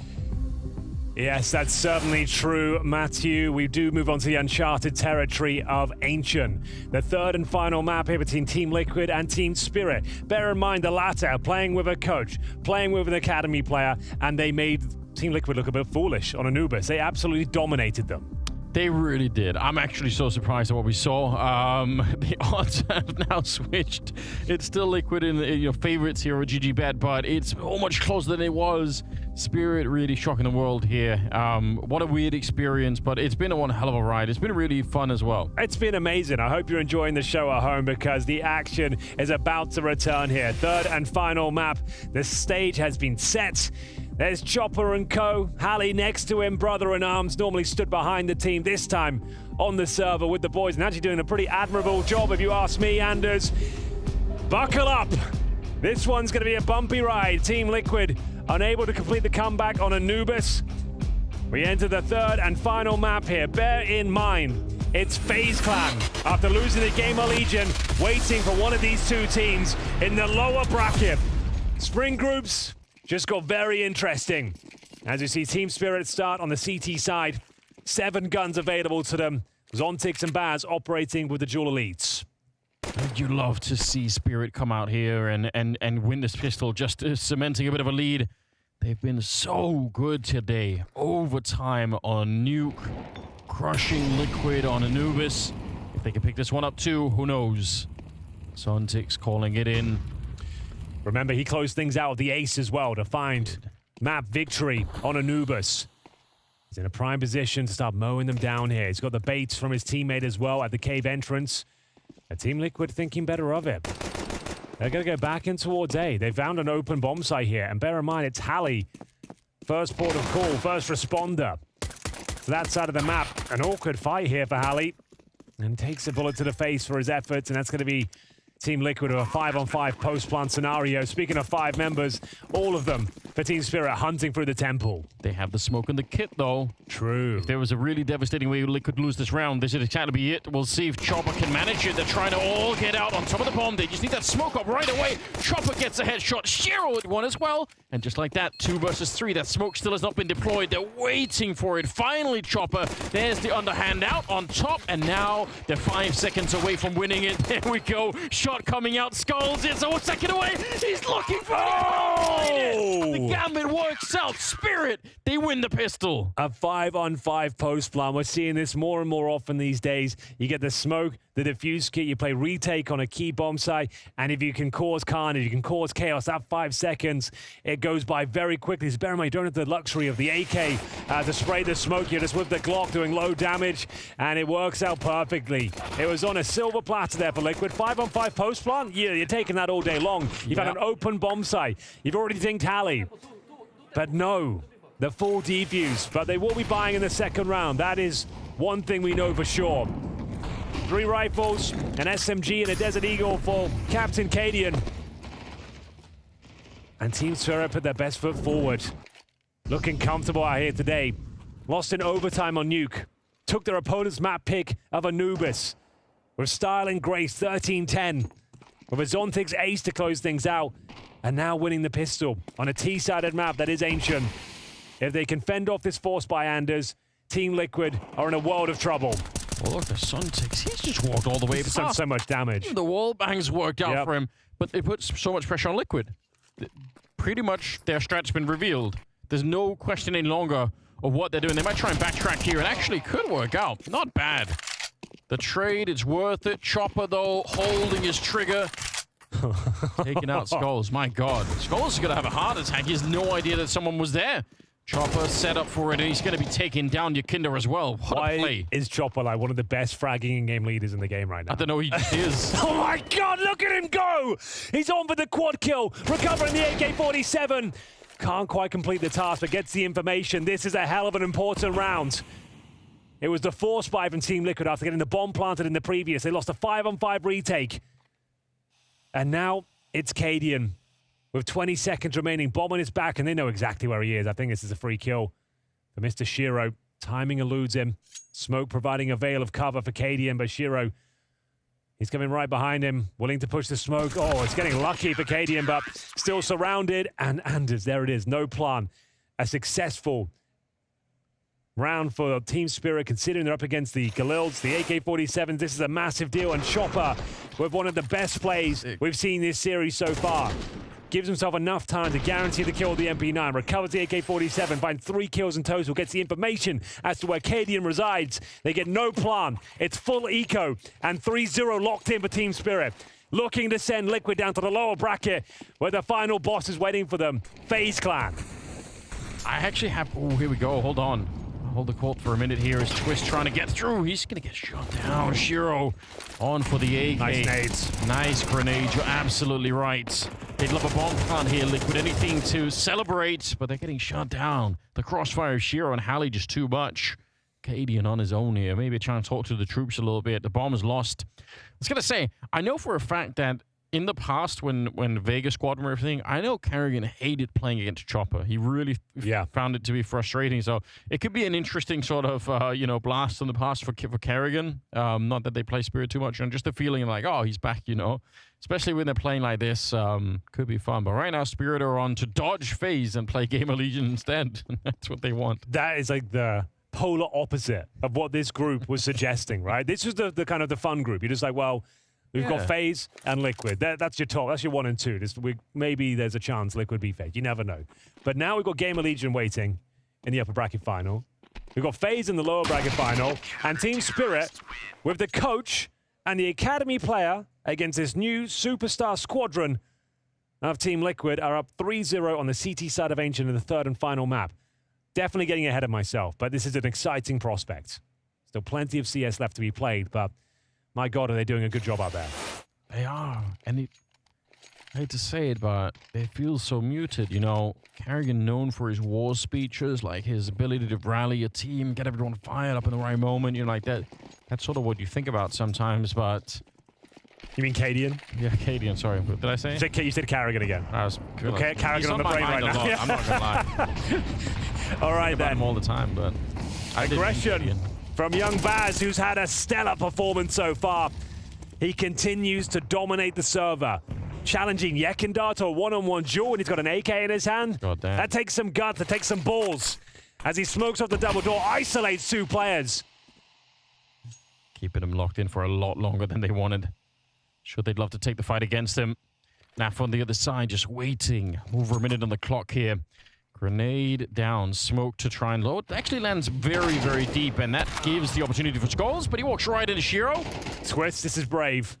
He is very brave. Yeah, if he stays with that duel, like, sure, he's one of the best riflers on the planet, but up against Shiro, one of the best AWPers, I think I know who wins that particular duel with the weaponry and the range, but he decides against it.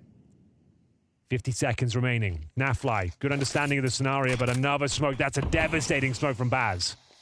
How's he got 40 this many seconds remaining. smokes? He's got Yekendar's, I suppose. He found him. Yeah, he must have. Oh, the spray is pretty good. He's done well to even get one there. That's a good response from Team Liquid. They've got some spaces, some control. It's a 3-on-2 short, but quite a powerful Molotov. Oh no, Katie didn't see it coming. He definitely He wasn't didn't. ready for that. He hit his keyboard or something. Yeah, he must have looked at his... I think No! Shit! Oh, clotheslines him!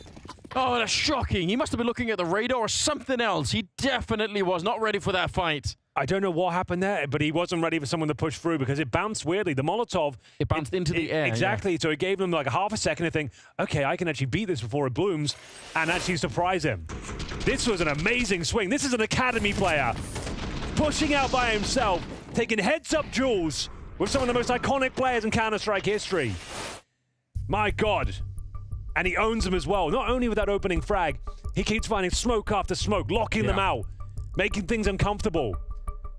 Yeah, I think that ended up being 3 smokes put down in the doors. That's just such a long time. Yeah, as I assume he found Yekendar's smoke after finding the kill, right? So his teammate could smoke it initially, then he re-smokes it, then he's got Yekendar's smoke, and he dropped it at the 40-second mark as well. So they had no choice but to push through it. Sure, he only got 1 follow-up kill there, but he spotted the last 2 remaining players, did considerable damage, and made things very uncomfortable. And not a failed Molotov, but a weird bounce towards CD spawn, gave them enough footing to swing out. Cadian just didn't see it coming whatsoever, and something strange happened. He didn't react. I think you might be right, either looking at the radar or his mouse at the keyboard. I don't know. It was just an odd reaction. He wasn't ready for a potential swing there, and it's led them to another round against them. 4-0. Maximum loss bonus at this stage, so they do have enough of the plant to get 5 AK-47s. This was the game that everyone thought they knew the outcome already. Yeah. We thought this was an assumed victory for Liquid. Sure, it might be close. Sure, it might go to 3 maps. But now, 4-0, and they're going for the full A execution here. Look at Skulls. All the smokes. There's the third one. He is just a one-man smoke machine here, setting it up. The grenade bounces very awkwardly. I have no idea what just happened there. Up into the air it goes. Liquid, they need to get on the board right now. Pick up this round. You've got the rifles for it. Twist, getting one in return, and a good double kill it is. Anyone else but Halley there? Yeah. That could have fallen apart for Liquid. They had one of their main riflers ready and waiting. Like, he definitely converts that second one. Twist, thanking his lucky stars. Nafly should have done enough here. He's got a nice flank coming in towards middle. Chopper is none the wiser. Round over. Shiro and Baz have to save. Finally, Liquid are on the board. Frustrating for Chopper, I'm no doubt. Like, he was looking for it. He was aware that it was a possibility, but he just missed the timing by maybe a second or less. So yeah, you're right. Round is definitely done. Shiro, get out of there with the AWP. He's 7-1, so save that rifle. Liquid, though, really, really important. I feel like For the mental side of it, for the momentum in the game, just you have to start to win some rounds. Get some of the individuals put online. Baz, though, I mean, you said it a couple of times, like you want to put yourself in the spotlight when you're coming in from an academy team like this, and he's absolutely done that. First round for Liquid. First of many, they hope. As we take a tactical timeout now. Money pretty strong. For Spirit, they've at least got a full buy remaining. They saved 2 rifles. But like I said, Anders, anyone else but Hallie in that position, there was a definitive trade kill coming in. Like, he kind of fumbled the spray. It's understandable. He's a coach. He's had some good moments. But anyone else there gets that kill on Twitch and maybe a bit more. They are lucky almost. It's the coach on the other side. Because they weren't anticipating a second player towards that donut position. But so far, so good. Spirit on the CT side of Ancient. 4-1. Only 1 round given over. The money's pretty good. And Shiro did save the AWP, remember. This is the moment here. See the time to kill pretty low. Hallie knows that should have been his. That's a really important frag. That's a round-defining kill. Yeah, definitely. But let's see if Liquid could build something. I'm still looking for that momentum roll from them. Not just the odd round, not just the individual, twist showing up to get a couple of kills. Oh my god, they're taking so much damage. Hallie giving them hell out there, Anders. A recovery from the previous round. He finds Twist this time. And an important kill. Nafly seems to be aware of it. Oh, Chopper, this would be sick. If you get into... Now they've lost track of him. Oh my god. Nafly seemed aware that he's got the perfect crosshair placement to deal with this. Oh, the timing is insane. It wasn't even Chopper that was needed. Baz just comes out right as Nafly's looking the other way. They need to try and retreat on the CT side. You've got a massive lead. Yekindar, interesting spot. Hallie might go down. Holds towards the ledge right here. Yekindar, the linchpin. If they're going to recover this round, it comes down to him. Bomb, though, in towards middle. Didn't notice that. That's rough. So the CTs can start to coordinate themselves accordingly. This is another kill. I think it is. Chopper takes down Cadian. And Hallie gets himself another. Well, after that fumbled spray from Donut, he certainly makes up for it in buckets and spade, Anders. Like, he did so much damage on the initial grenade, finds Twist on the follow-up, gets himself 2 kills in the round, and resets Team Liquid. That's 5-1. Really? Here we go. He even gets a replay. And it's a really uninspiring start here for Liquid, right? Like, there's no point in which anyone is setting up anyone else for a kill. They're just all losing individual fights. 5 players survived there. An injection of cash and then some. Money, a bit of a question mark for Team Liquid. They limp into the round with 3 Galils here. Acadian AWP, but he has not been good today. Hasn't had one of those show-stopping performances. No big clutches. He's got his work cut out for him. He's going to be flustered out there right now. You're the in-game leader, given the task of assembling this motley crew that are not ready for top-tier opposition just yet, but should be ready for this. They should be. You know, like you're panicking now. You're realizing like you've got FaZe in the lower bracket waiting for you. Normally this wouldn't be a big deal. Yeah, but there's so much on the line. It's the fact that FaZe are down there too. It's so crazy. Naf here, he sees just the hip, double line up, and he knocks him out. Huge couple of kills there. Mashiro, ready to receive. There's no way Naf could have known that. Just a bit of a gamble on his part to try and take control of the bomb site.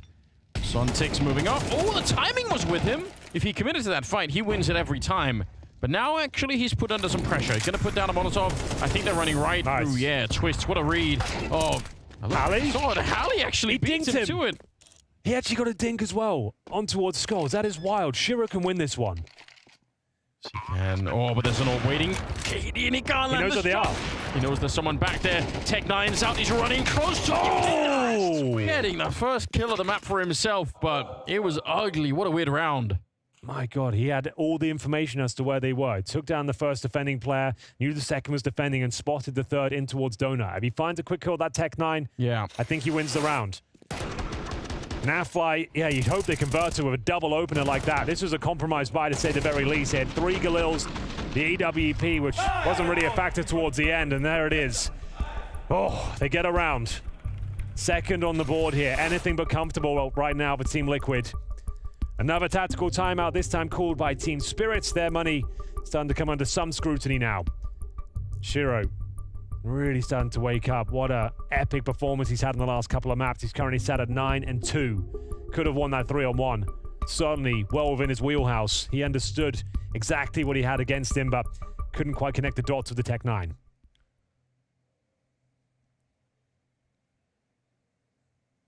This is so intense right now. Like the pressure on Liquid is crazy. From what we expected coming into what we're actually seeing. Yakin down on the board. That was his first kill. Happened 7 rounds into the map. He's getting wrecked by Baz. Yeah, I can't believe it. All right then. After the tactical timeout. It's going to be the same execute. Skulls in the corner, all the grenade at his feet. Naf playing on the other side, so we kind of know what this is like. Zontic's playing with the smoke in hand. As soon as he gets an inkling, they're en route. He's dropping the smoke. You can hear them now. That's the smoke.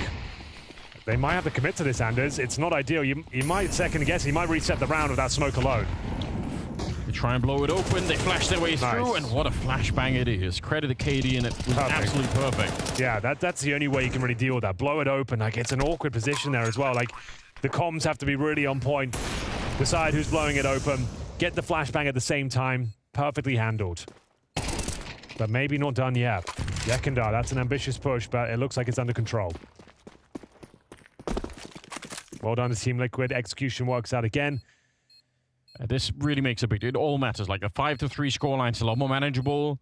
Liquid, they're on the T side. I feel like if they can, you know, step it up, win a couple of more rounds here. The money's also looking pretty ugly for Spirit. So I would say a lot has changed the last couple of rounds. Like Liquid have carved a way to get back into this half. It's not all doom and gloom, not yet.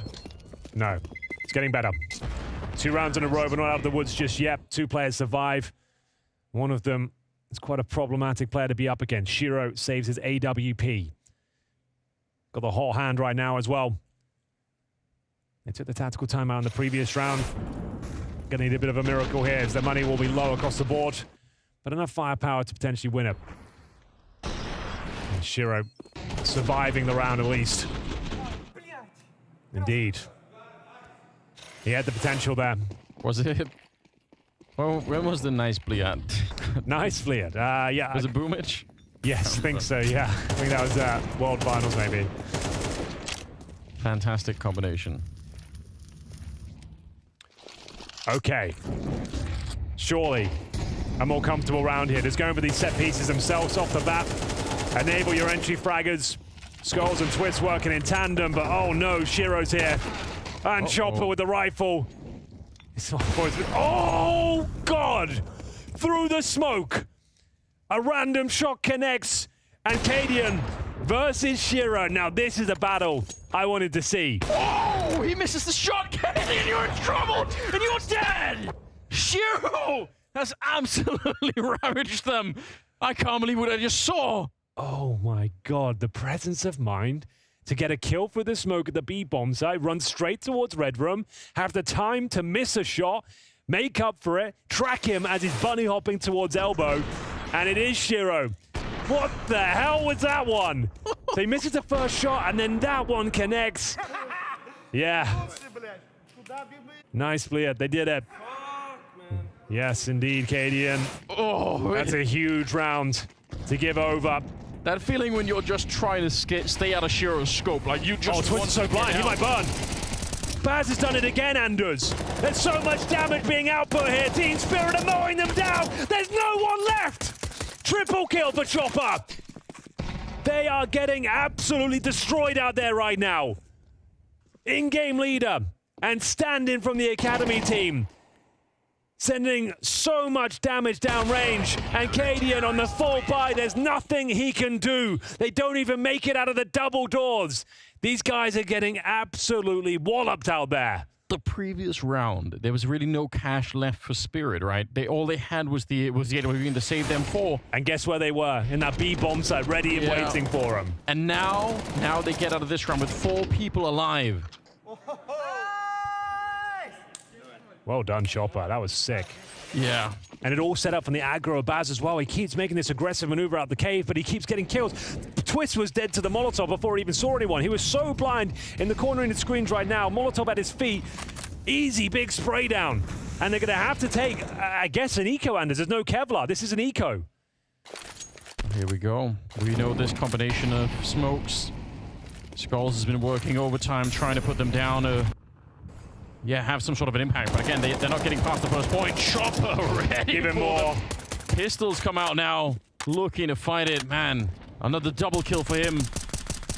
And Hallie in the middle, just testing the smoke. Skulls thinking about walking through. Oh, right, that's going to be a really good shot. But Shiro's right there to pick it off. And okay, there's some damage here. Doubt it's enough to win the round, but you never know. Well, there's an AWP that's technically recoverable, and Chopper is low. But he is brave taking this challenge. I respect it. Okay, now this is getting a little bit problematic. Baz with a mistake, caught out of position, didn't anticipate the re-aggression there from Yekindar. We've gone to a 2-on-2. Someone needs to step up here. Is it going to be Chopper? Yes, it is. Needs to be aware, cognizant of the fact that Nafla can come behind him. What in God's name was that? How has that happened? How has Naf, first of all, missed a shot, and how has Chopper got a 180 in him to get an instant headshot? I was about to build up. I was like, okay, where am I going with this? It's a 1v1. Where's the other player? He's got a chance here. He can recover the right... Oh, no, he's missed, and in-game leader Chopper's got like 10 kills in the last 2 rounds. Yeah, he does. Oh, a quad kill for him in this one. They made it so close. Yeah, still would have been a tricky 1v1, I think, for Naf to win, but it could have absolutely been happening. I don't know where the Deagle bullets went, but that's unfortunate and a shocking turn of events here. We're in the 12th round, the last of the half, and Spirit are leading the game, 8-3. Yekindar taking down Sonte. It's about time. Haven't had to say his name nearly enough. Want to see Yekindar back in this game. Oh, he needs to turn up now. Ali, what are you doing? You're on your own. He is role-playing the superhero at the moment, looking for the headshot, not quite getting it. Oh, Chopper! There to help him out. Oh my God. Hallie gets to escape. I can't believe it. Chopper's walked right into the smoke. He's set up for it. So this good. Is mental, but he's walking into the middle already, trying to get another one, and there's a double for him so far. Twister's give it up. He's saying, all right, I've left the middle. I'm going to try and get at least a kill here. It's a low-value target. He only finds Hallie. Shiro has got him pinned and takes him down. 3 versus 2 now. On a round, it looked like they had their number. Team Liquid looking likely to post only 3 rounds in the 3rd and final map on their T-side campaign. It's Naf, known to thrive in the clutches, but look how far away he is from the C4. He requires a couple of mistakes to be made. Yeah. He doesn't have much to work with here. 30 seconds, no grenades, 100 HP, and he probably gets his kill on Baz, quite frankly. But as soon as he does, they know exactly where he is, and it's not going to happen. Ladies and gentlemen, it smells like Team Spirit.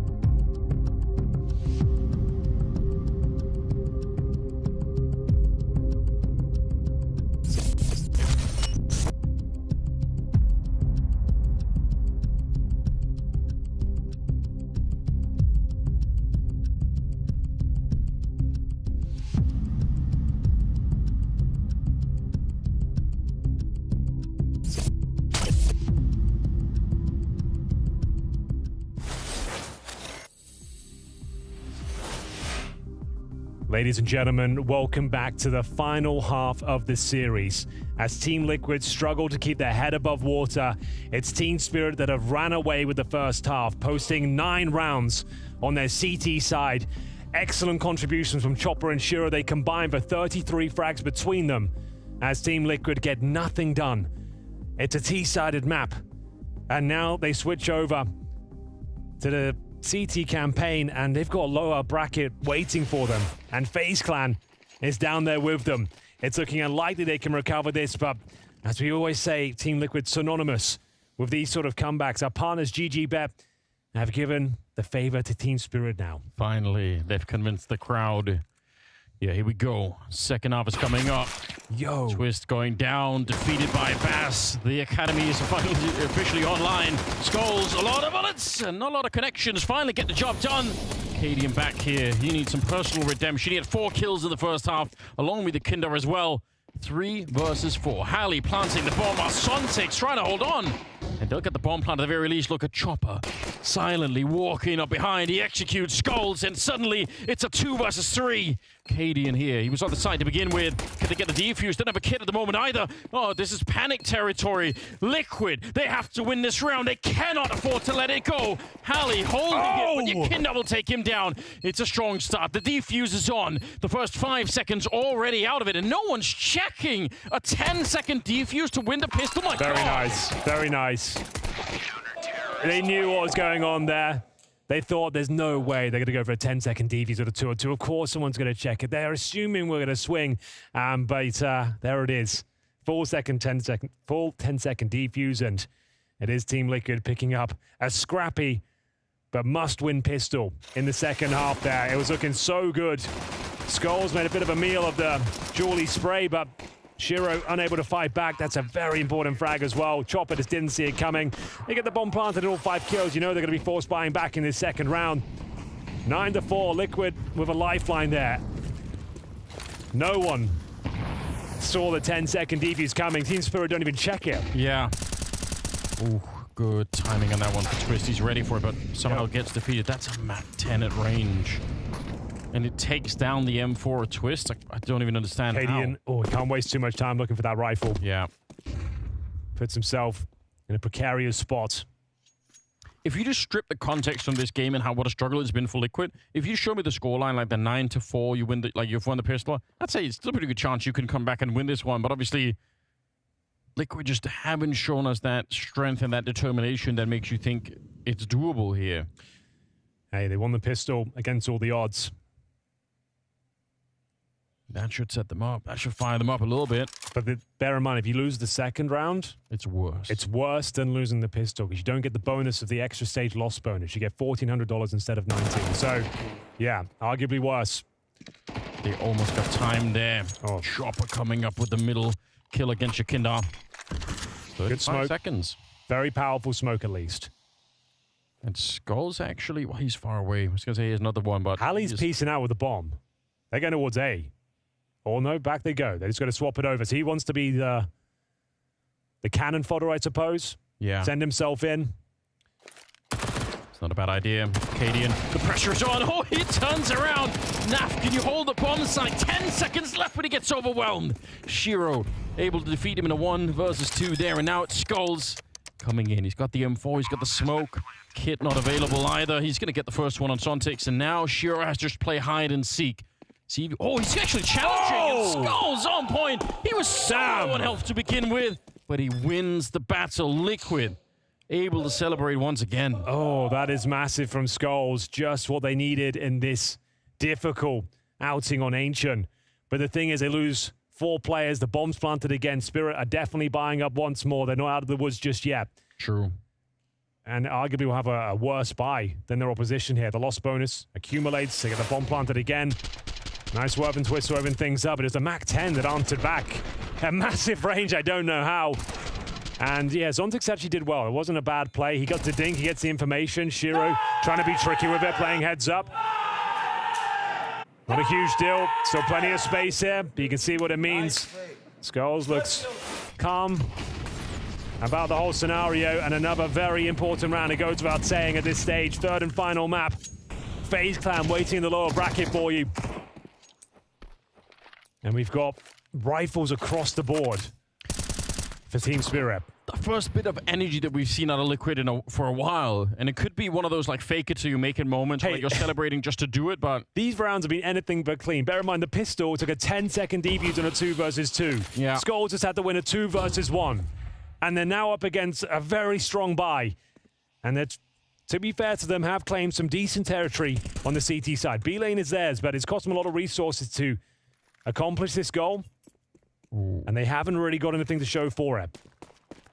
Back they go. This is kind of tricky, right? Liquid have a lot of control out here. They've got more smokes. They can slow this down. We'll see if Yukinda's going to be able to find the timing. There's one of them going down. That should slow them down quite a bit, Yeah. Spirit. And they can't really afford to be slowed down right now. 40 seconds. You're going to be around, what, 25, 30 before you have to go for this smoke. They've got full control here. Well, Cadian has... Well, there's another one. There's a grenade, but I was going to say Cadian's nearby, I think.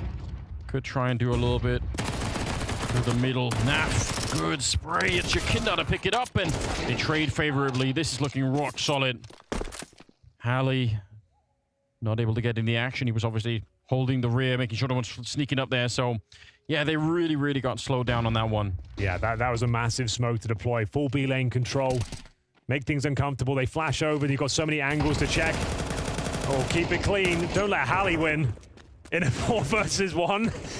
Match gets the 3rd as well. There was a chance. He's done pretty well to keep them modest. Denies some rifles being taken over, but that's going to be Team Spirit silenced in terms of the finances. We'll have to take at least just a partial buy around the Halley Galil. But what a game this is warming up to be. Liquid known for comebacks over the years. Definitely still possible. They can win this one. There's been some very, very scrappy rounds in the second half, but they've won them all. As mentioned, you can have a little bit of investment here around the Galil, but you're not expecting too much. No Kevlar. Basic utility. It's going to try and get the bomb down here if possible. Chopper is a full 10 kills ahead of the top fragger on Liquid right now. It's just so many kills at 23 and 8 right now. Halley keeps it going. More damage. He's taking down Yukinda. He drops that Galil right on over to Sontix. See if they can follow it up. A little bit of a flash around the corner. Twist.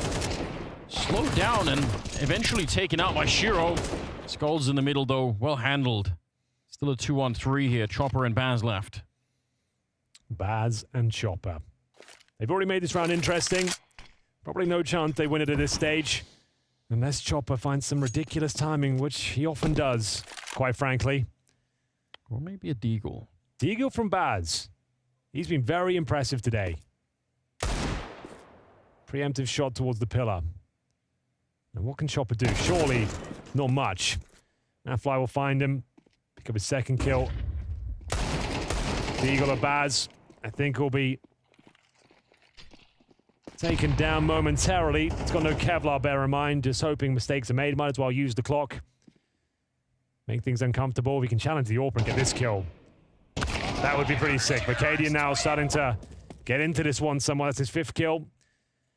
They needed these rounds, Anders. They've been labored rounds, but winning them nonetheless. Tactical timeout this time. Halley actually got the opening frag in the previous round. Managed to lead them to a couple. But as when Twist got involved, things started to fall apart a little bit. Shiro with that Glock at elbow. Chopper just didn't have the HP to deal with this one, and Cadian with the final kill. 3 players survived the round, recovering that 9-3 deficit. And Spirit on a bit of a tactical timeout now. Yeah, well, credit to Liquid, honestly. Like they've been putting the others around. Like you said, they've been very, very labored. But at this point, you know, they'll take anything. You just have to try and dodge playing FaZe in that lower bracket. That's so whatever it takes, right? Even if it ends up being a really tough game. If you can make the victory, at least you're a little bit ahead. They play GamerLegion, which at this point probably is not going to be easy either. They looked sick today. They looked really good. Snacks top fragging, and in-game leading, and 2-0 in FaZe. What a blast from the past. What year is it? Unexpected. The whole day has been like this. And we're not even halfway through, Henry. We still got another 2 best of 3s coming up. Let's spawn in Launders a little bit later. Halley! Halley's back on it again, opening up, and it's Twist to go down. But Skulls, He gets one in return at the very least. He got dinked though. Halley got the dink. He actually did. Skulls might be dead here. There's no one there to back him up. There's the grenade. Halley on the assist. What more can you ask for from the coach? You get an entry on Twist, takes down one of the most powerful riflers in the world with a Galil Anders, and dinks a second. Speaking of dinks, here comes Yekindar, mowing them down with the AK-47. The caveman is looking strong. And it's down to Shiro. He'll swing on this as soon as the grenade's pulled. He had to hit the shot. Not going to happen. And this is the most convincing round Liquid have posted yet in this second half. Some personal redemption for Yekindar, who's been really struggling this game. But this time he's able to pick it up. Great shots coming out. Zontix. See if you can at least keep it expensive. That's been the other side of this for Spirit. Even if they've been losing many of the rounds here in the second half, they've really managed to do some damage. Naf is sneaking in. That's down at the lane of the B-bomb side, able to get the kill. So 3 people stay alive, and the fight continues here, Liquid.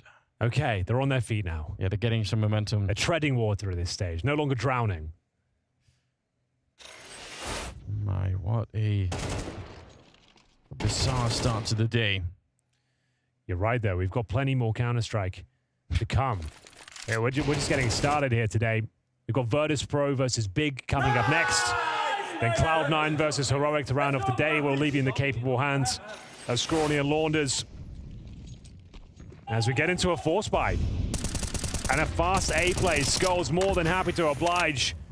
Huge damage output on the first 2 interactions. He'll find Zontix and Baz, but Shiro, he does manage to at least bring one back. So it was Chopper and Halley going all in. The other 3, though, did manage to save some cash. And they've actually got a winnable scenario here. 3 players rotate back towards B. Liquid officially on fire now. Posting 5 rounds in a row. Should be a freebie for Cadian. Twist will beat him to the punch. God, he takes a lot of damage en route, though. Yeah, they're swapping out the gun just as Chopper is on them. Oh, that's a bit of an issue. He's looking for that shot. Twist is very... Oh, there's the wallbang! Shiro, the 500 IQ play to get the wallbang through. And now it's a 2 versus 2, but there is a flank. Huge flank. They should know that Naf is here. He's normally the B player. They should be aware, but they're not ready for this one. Oh, he's fumbled it. Where the bullet's gone? Got to reload. He's done a lot of damage, but that's a bit of a fumble by Naf. Should be absolutely fine. I think they still win the round as he does make up for it. There's the kill that really matters and gets the double. Oh, it's a little bit too close for comfort, but they get the job done as we tie things up. Imagine. Slightly different scenario there. We saw Brokey with the jump earlier on Ancient. Twist, I'm not sure if it's intentional or if he's jumping for intel, but there was a strange jump that gave him his position, and Shiro just had to hit 1 bullet through the wooden boards. Naf, after a couple of misses on the first interaction, he had so much space. Let's go. Yeah, Twist, I don't think that jump was intentional, so they win the round. It's all good. Zeus doing a good job of picking up his morale. Yeah. And a compromised buy, but certainly a serviceable one. Halley just been down to the Galil, and he's been doing God's work with that weapon, to be honest with you. But 9-9. Recovery has been activated for Liquid. Huge resurgence here. The absolute favorites going into this one. And should be able to close this one out now. Looking like their usual selves. Been a difficult half, to say the very least, and another A execution on the cards. Round 19 here. Who will be taking the lead? Skulls has been very good here towards A. One out a nice clutch as well. Just spotting for the initial couple of players. Oh, it's great work. Halley normally going in first. If he can just do anything to find him some space, he'll do it. This time not as successful. He gets the intel. He Skulls in towards Donut. Good flash over the top. Oh, it's a devastating flash. There's a young Brazilian. Standing tall. Twist to mow them down. Team Liquid now take the lead. Double digits, 10-9. And Spirit don't seem to have a response now. They are yet to pick up a round in the second half. Yeah, they're waking up from the nightmare that is this game. Liquid, slowly but surely. All that matters, Anders, is they get the win today, right? Doesn't matter how close it was or the fact they're playing against a coach and an academy player. They need to get reps on LAN. All that really matters is you get the win of the series. You avoid FaZe in the lower bracket. That's all they have to do today. Doesn't matter how they got there, as long as they reach their destination. It's looking good now.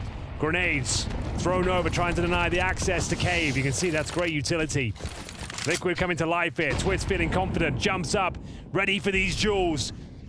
One of the best to do it with an AK-47. He gets an opportunity. He's not happy with one. He wants absolutely everyone. Double kill found. Naf starting to pincer down towards the B ramp as well. Great work here. Team Liquid finally arriving on the server. And it's a clean sweep as well. That's more like it. That's the Team Liquid we want to see. Yes, the individuals, like you said, the confidence on Twist. Once he's up and running, ready to take more fights and suffocating here. Obviously not the most money in this round coming into it for Spirit. They didn't have a lot to work with, but it doesn't really matter. From Liquid's point of view, they just want to feel that surge of energy, and they are getting there. They're sprinting towards the finish line now. 11-8 in their favor. It is starting to look good. They need 2 more rounds, and they can put all of the madness behind them. What a day it's been. What a great day for Counter-Strike. We've been gifted 2 fascinating series. As we get into another A-play Twist, he can smell blood in the water. He's looking to do this by himself. He wants to get behind them, join the team. Can he find the timing, though? Waiting by the smoke. Opts against it. Hallie made a bit of noise running past. Twist not jumping on it, but they're trying to rotate in. Skulls! It's been magnificent in the second half here. Trades are looking good, though, and Cadian can't quite get the flick. He did get the tag, but the bomb is still being planted. 2 versus 3. Spirit. Been a while since they've won anything here on Ancient. If they can win this round, it would be huge. Oh, flashed in. Naf and Yakinda.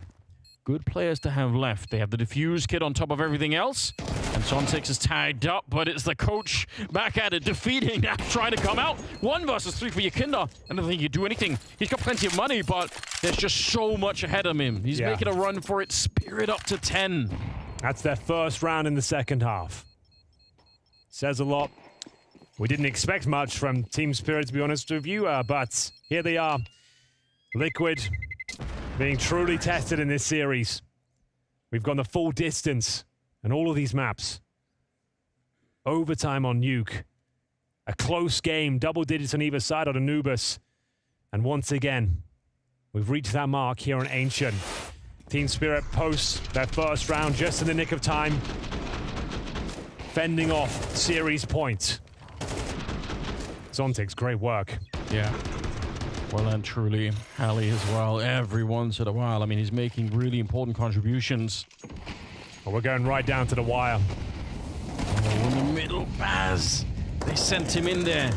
Trying to even crack it open, I think, with a MAC-10, but there's just fire everywhere. No. Oh, they've blown up Chopper. It's a mutiny. How did that even happen? I actually don't know. I guess when they were trying to nade towards the cubby in middle, like through the smoke, he must have clipped the corner. It's so far back. We need the replay. Yeah, I think he might. That's all I can think of. He tried to nade the cubby, bounced the corner, and he just touched Chopper. Looking for series points. This will be one of those hollow victories, when you're just happy you got through it. Yeah. But as I mentioned, it doesn't really matter. Like, none of this matters. As long as you just get the W, that's really anyone's going to remember. If you lost the game, sure, it'd be historic. Yeah. But we'll see.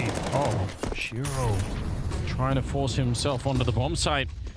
It's a 2 versus 4 right now. And Hallie gonna get out duel by Twist. I don't think they realize where Sontex is, but oh, well, maybe now they do. Yeah, they have the read on him. 12-10. Liquid, 1 round away from facing off against GamerLegion in the upper part of the bracket here and sending Spirit down to FaZe, up against FaZe. I still want to see how that grenade killed Chopper. I'm so curious. Oh, there it is, bouncing back. Yep, straight on him. He was looking right at him. Oh, at least you can. If you don't laugh, you'll cry. Yeah, it's good. I don't think it would have had a massive knock-on effect, but maybe this will. Nice MAC-10 work. It'll be Twist to go down. Skulls will join him. And Spirit now fighting to keep this one alive. A 9-3 first half in their favor. Now up against Cadian. He's had a quiet Ancient, to say the least. 7 kills now. The good protocols, so trying to fend them off. Will take some damage here, but not too much. Chopper, though. Oh, he's always such a nuisance. Just when you think they've committed elsewhere on the map, he's tucked away elsewhere. Nafly looking to close things out, and he might have done enough here. Just Chopper remains. 1 more round will do it. 1 more kill will do it. And we'll see if they can find him or Chopper can keep the dream alive. Sick move from Naf. He's played an insane game on this Ancient map. 20 kills, 23 on skulls. Between the two of them, they really, really carried them through. And the fact that he was in T-spawn, they were running at him with knives. Oh, they were not ready for it. Chopper has 50 seconds. The bomb is back where Naf is, so Naf knows eventually, one way or another, Chopper's going to have to get there. And Naf is actually checking the one angle that he could come from and making sure. So, yeah, I think Naf has won this round already. Like, it's so hard for Chopper to pick up the bomb now and run to a bomb site. And there's Cadian shooting with the back. Liquid, they survive the scare. The nightmare is over. And they will face off against GamerLegion. My God. Crisis averted, but still one of the most entertaining series we've commentated this far at Spring Groups. Great game, great recovery, great display of character from Liquid. They didn't give up, they didn't tilt, and they managed to get it over the line.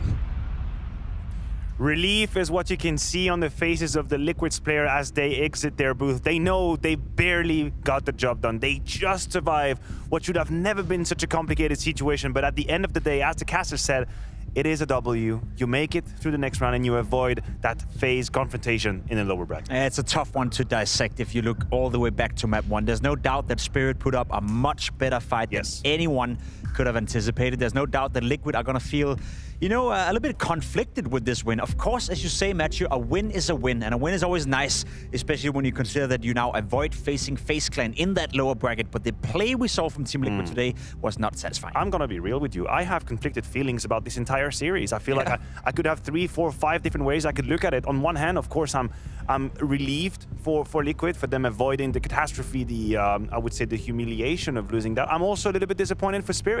I think there are a couple of heartbreak rounds. You look back at this Ancient, we have the scores coming out here. You think back the full defuse, 10 seconds in the pistol round. You think back at the 1 versus 2 that they lose, or 2 versus 1 rather, I should say, that they lose in the force buy consecutively, and then you start imagining what world we could have lived in had these rounds gone differently. But it is the way it is in Counter-Strike. You have to give it to Liquid. In spite of a poor level, they were able to strike whenever they got the chance, and they were able to punish Spirit in some of these moments. I think the second half on Ancient was the best Liquid we've seen all day long, to be completely honest. That seemed to be a Liquid in somewhat controlled. Skulls stepped up a lot, played individually brilliant. I think Keith Nefly had a couple of cool rounds as well. So yeah, if you want to drag out positives, you can if you're Team Liquid. However, I want to focus just a bit more on Spirit and Shiro for that matter as well. They put up a much better fight than anyone could have anticipated. I think they were the winners of this matchup, as ridiculous as it may sound. Well, I appreciate your comment. They're definitely the losers of the matchup. Unfortunately, we can have a look at the bracket as we speak. They're going to be fighting down in the lower bracket against FaZe, and I have an inkling that it is going to be much more complicated than this Liquid confrontation. Still, of course, with Baz and Halley, they're doing what they can. They don't really have any amount of pressure, and that reality is going to stand true even later on in the tournament. Upper bracket final, of course, GamerLegion. We're waiting for their opponent. That is going to be Liquid. We are not quite done yet with the Counter-Strike. There is way more to come. We were barely just covering the 51st%, and here you have the schedule in front of your eyes. It is going to be a Cloud9 versus Heroic to close the day, but before that, it is a big versus VP matchup, one that could take about 18 hours possibly, and for that, we have Tech Girl and Bubsky giving me a thumbs up. I'll see you in 3 minutes.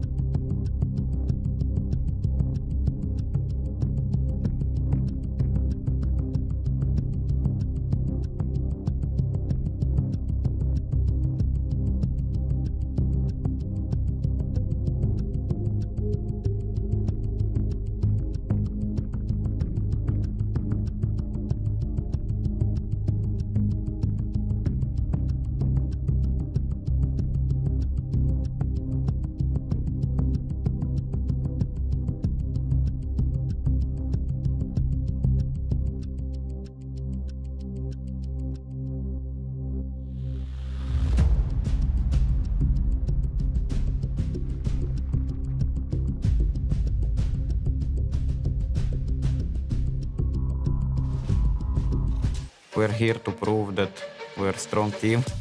We can fight against any top teams like FaZe, Vitality and other teams. In our group, we're the only team that we didn't make the roster changes. So I think this is our advantage. For us, this is the first Blast event. We're focusing a lot on our game. We have like little advantage because we played qualifiers for RMR. Game by game, we're getting stronger and stronger.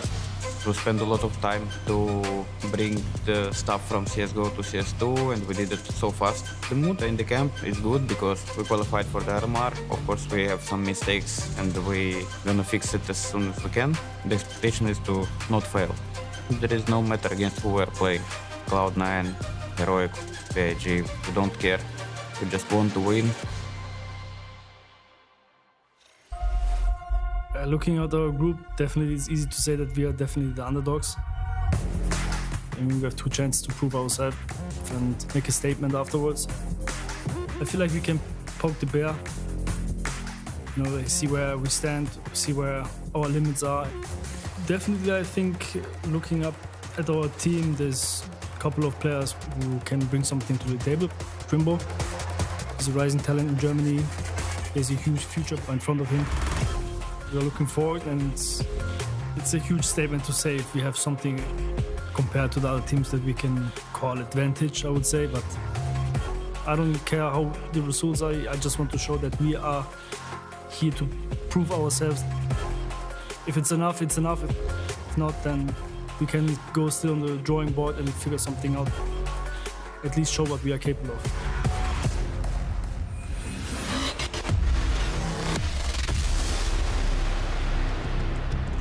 It's been a day of what is happening here, and we're only halfway through. We're moving into a whole new group. My name is Tekagol. I'm going to be keeping you company for the next 2 games alongside Babski. Of course, we've seen an upset already. We saw Liquid almost get upset, and now we move on to our new group and the next matchup. It is Big up against Virtus.pro. Big, could they make an upset, Babski? A tough call for them. They just failed the qualifier to the RMR, so they're probably not going to be too happy going to that tournament, but they're going to have full focus for this one. They have to have full focus, though, because they are going up against Virtus.pro, a team that a lot of people feel split on in terms of how they play the game, and we'll get into that, but a team that needs to be taken seriously in CS2 because towards the end of last year, they looked super impressive. Yeah, and they're kind of the gatekeepers for playoffs. They often go into the playoffs and teams have a hard time playing against them. I feel like every time I see Virtus.pro, it always goes to 3 maps. It always goes to 3 maps. I actually heard a stat the other day, and now I might be mistaken, but I'm going to throw it out there, that Virtus.pro always, if they win, they'll win 2-0, but they never lose 2-0. Yeah, I think it comes down to their map pool as well. They have an overpass that is just exceptionally well, especially on the T side. They're a really impressive team, and it's an impressive lineup. Obviously, after their major win, a couple of things didn't quite go well, but they seem to have figured that all out as we've moved towards the end of last year. Yeah, I mean, they won the major. Some people call it a fluke. I think it was very well deserved. They completely outplayed Heroic in that final, and I think they have the pieces to go even further again. Maybe not win a major again. There's a lot of quality teams out there, but they're definitely one of them. What are your favorite pieces in the Virtus.pro puzzle? I think they actually have one of the most underrated trios in the game. If we consider Jame, Flit, and Fame as the trio, I think they have so much firepower. I think they're vastly underrated by other teams. What this team brings to the table is not what many others has. So I'm just really excited to see them sticking around. I'm going to grab something you said there, though, because I'm curious as to why. Why do you think they're underrated by other teams? I think they're the whole identity behind the team. I think Flit and Fame buy so much into how Jame wants to play. We know Jame has this very unique play style, but I think Flame and Bit, they're happy to play like this, and they've already shown that they can get great results from it. What do you think about Norbert? Yeah, I hear you have a little bit of a flirt with Norbert. You think he's a great player. I think he was a little bit of the weakest link on Virtus.pro beforehand, but he actually stepped up. We also have Mir in the picture, which I, for once, is a bit disappointed with. He was really interesting on Team Spirit. He was the star player. He got into this team with a lot of good roles, but he's not been able to perform. Why do you think he's struggling to perform? Because this is something we've seen with Virtus.pro in the past. They bring a new player and there's always a little bit of a struggle. I agree, and I think it's mainly due to the way that James' system is. He played in Spirit where he just did whatever he wanted, and now he's stuck in a system where he has to play a structured way, and I don't think it fits him too well. I'm going to go back to my Norbert comment just now because I want to clear something up there. Sure. I don't think he was a good player. I think there was a point where he was the weakest link, but I do think the transition to CS2 has worked in his favor, and now we're seeing the Norbert that I think Jame believed in because they brought him back and everyone thought that they were insane. now I'm kind of going, okay, I get it. We've had a couple of players who had a rise with the introduction of CS2. I remember Floppy as well. He was pretty good in CSGO, but CS2, he's been amazing. I'm curious to find out, though, what Big thinks about facing off against Virtus.pro. So Banks caught up with God B. Let's hear what he has to say. Looking at Virtus.pro's style, is this a team that you're quite comfortable going up against? No, quite the opposite, I would say. I think their playstyle is really, really good against us. And it's very uncomfortable to play VP. And I think they're also a really great team. They have really great understanding of the game. Map vetoes are, I think, fine, but overall, I think they are just a better team than us, and we just need to hope that we have a good day. They might not have a good day, and yeah, let's, as I said, play without fear, play without like wanting to win and not afraid of losing. Can I expect then, considering you said you're not comfortable playing up against this style, a bit of a style change from yourselves to counter it? I mean, not the counters, like just a little bit different approach, understanding how they play, how we want to fine-tune, I would say. Maybe not change, and yeah, that's the plan, and hopefully we will play really, really confident. We've heard this so many times from lots of teams, but it's just confirmed there. Playing against Virtus.pro is hard. Their play style is an uncomfortable thing to face off against. Why is that? It was also one of the teams that I hated playing against the most. I played against the core of these guys, and they play so slow on the T side, but all of a sudden, they press the accelerator down, and you're saving utility, so you're not expecting it. They're so good at mixing up the slow and the fast, but they do the slow maybe 80% of the time, so you're constantly, for example, monster overpass. You're saving that smoke because you don't want to use it, but all of a sudden, they do a monster rush. Like, they're so good at mixing up this.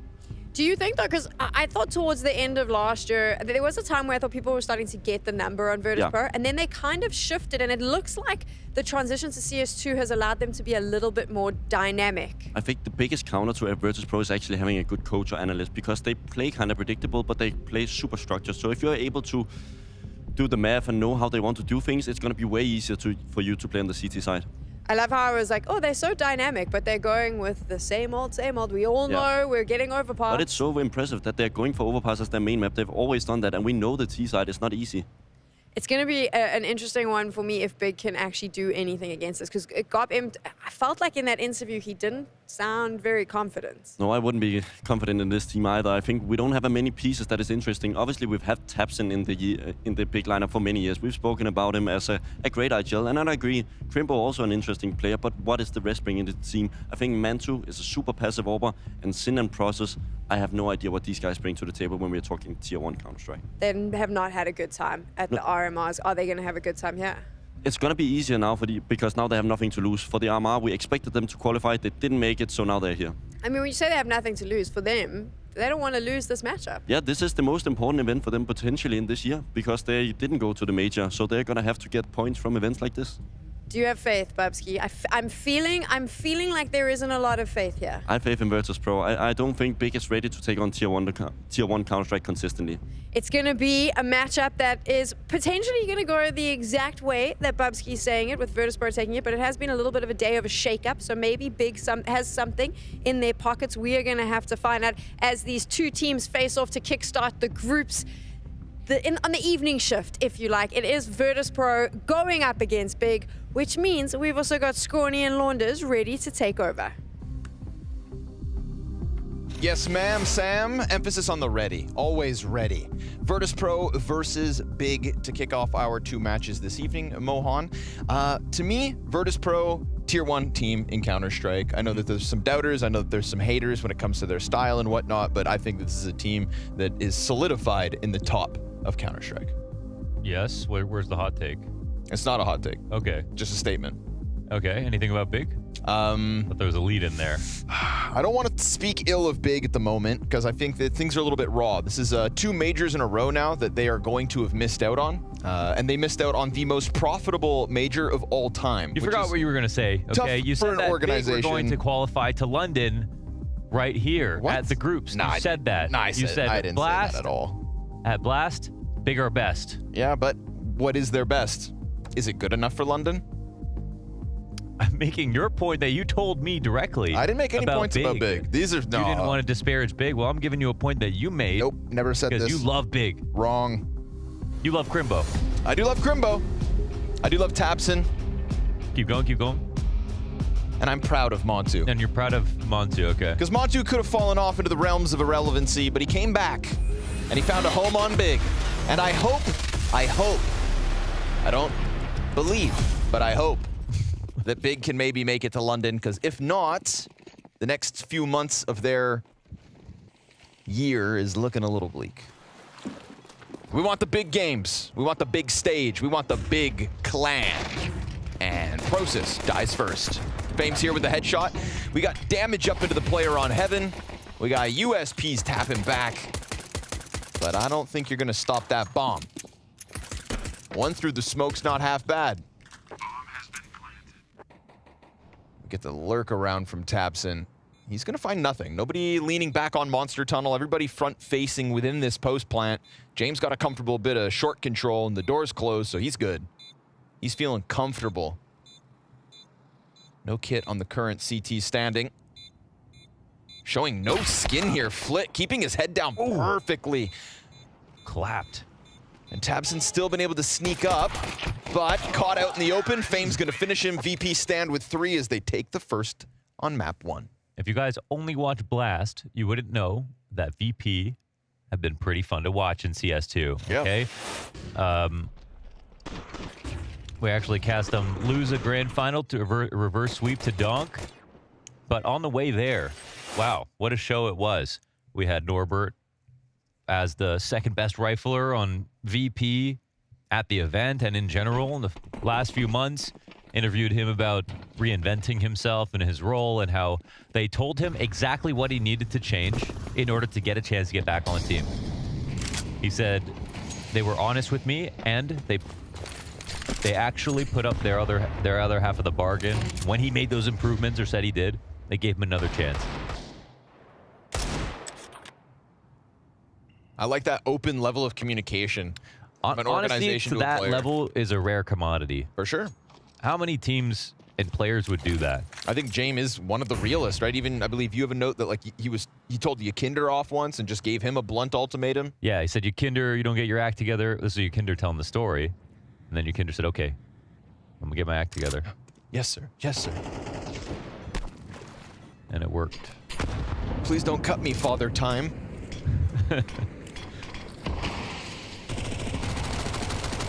I think stylistically, I'm pretty excited for this game because when VP like to play the clock down so low, you know, Big is still like a tactics-heavy team. One of the few. It's a rare breed.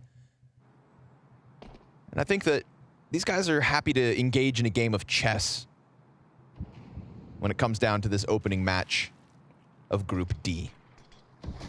So I think everybody at home, buckle in. All right, get comfortable. We're not going anywhere. VP notorious for playing down the time. And on a map like Overpass, they got all the map control in the world to slowly pick up and then decide to crunch. But they've given themselves only 10 seconds to spare. And we have 4 CTs in this bomb site. So you better bank on some fast entries or some really good cover. Mir's planting. If someone stops him, it's all good. But he still gets it down by the skin of their teeth. They'll post up a 3v2 post plant. Low health on Montu. And Crimbo slides out with the Deagle. His support gets found out behind him. And he will be caught as well inside the site. VP down to the wire. But they'll do it all night long. They find a way, kind of like a football team. Like the good football, you know, like American football, where they find a way to get that QB sneak in with that bomb right at the last second, okay, just so they get over the yard line, just so they get another down. It's always VP finding a way with James, the time wizard, casting his spells. I think that the read right there, well, they ran into the stack, obviously, but I think it's because they heard the boost up in Graffiti. Okay. They knew the boost didn't see anybody. Sure. So I think they were split up pretty evenly to go A or B, but then made the decision like, oh, they got some bad information. Let's take advantage of it. But Big didn't move, so. 1 to 3.5 are GG bet odds coming into this best of 3. It's not an elimination game. It's not a qualification match. We are opening up the group. I think that's about fair. I would actually expect it to be a little more skewed for VP's favor, just with Big's recent struggles, but... Well, they've always heard you say that Big are best at Blast. I have sold the propaganda. They don't know about VP. It is I who spreads the lies. Just having VP at a Blast event is a rare treat. but expect them all year long. One of the 4 teams added.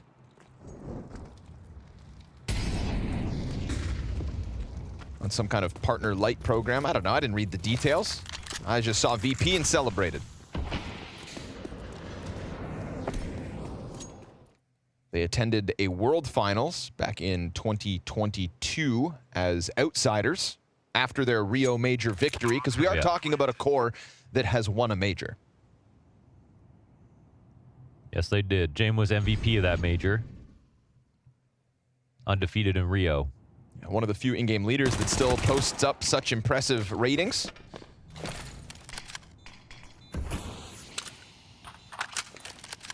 You know, the tale is always like, bad stats, but I'm in IGL. Guys like Blame F, guys like James, they look at that excuse like, what? Bait more.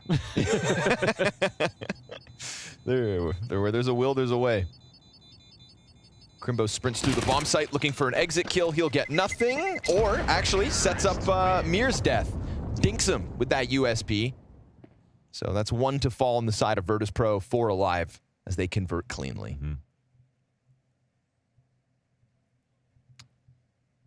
Right after Big didn't qualify to the Copenhagen Major, tabseN was just eyes forward on blast. Just like, moving on. Yeah. What else can you do?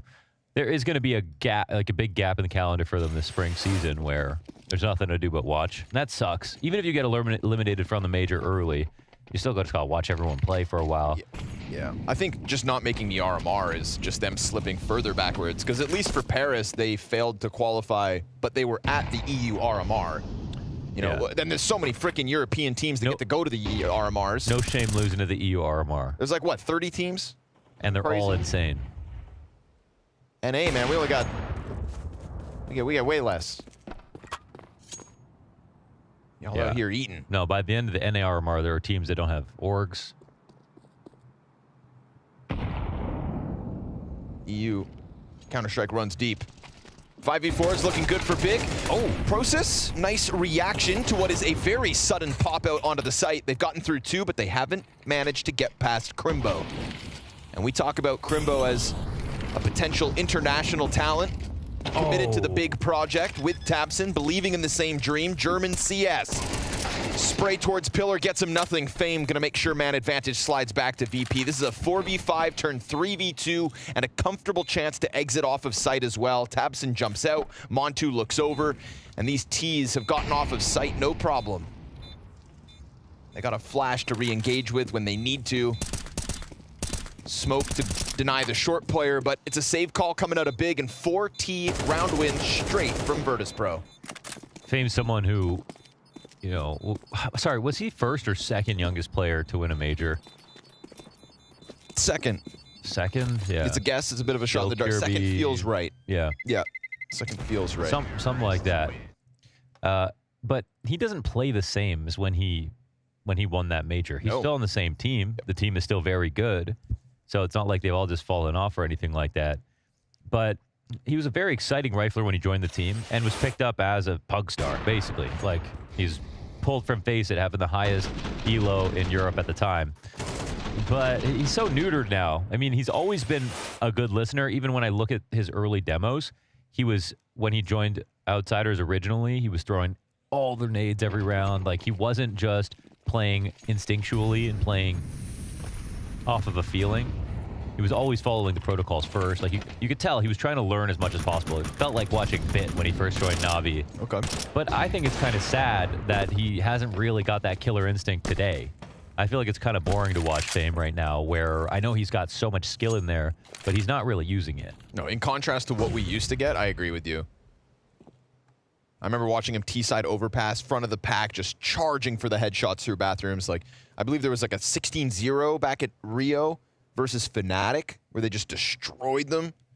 And that was kind of like the rumblings of like, how good are VP at this Rio Major? Off of the back of Fame's individual levels, we saw what their peak was. They lifted that trophy. But nowadays, there's a conversation, around who's the second best rifler on this team. First and foremost, it's Flit, let's be real.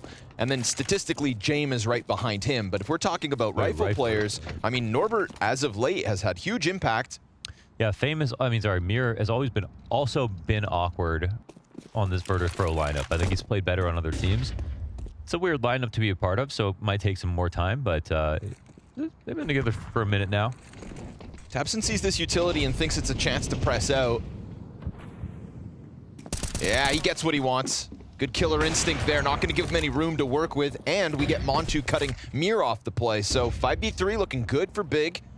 And down at the 15-second mark, it's an easy save call for Virtus.pro. They want nothing to do with this at this point. Yeah, they really wanted that flash. Whole point was for Montu. They still peeked after it because they had no other option. That'll be a first round for Big. Nice move from tabseN, first and foremost. Kind of gets 2 players worth with that 1 kill. tabseN has had a very rough month. And I'm not talking about results, I mean individual levels.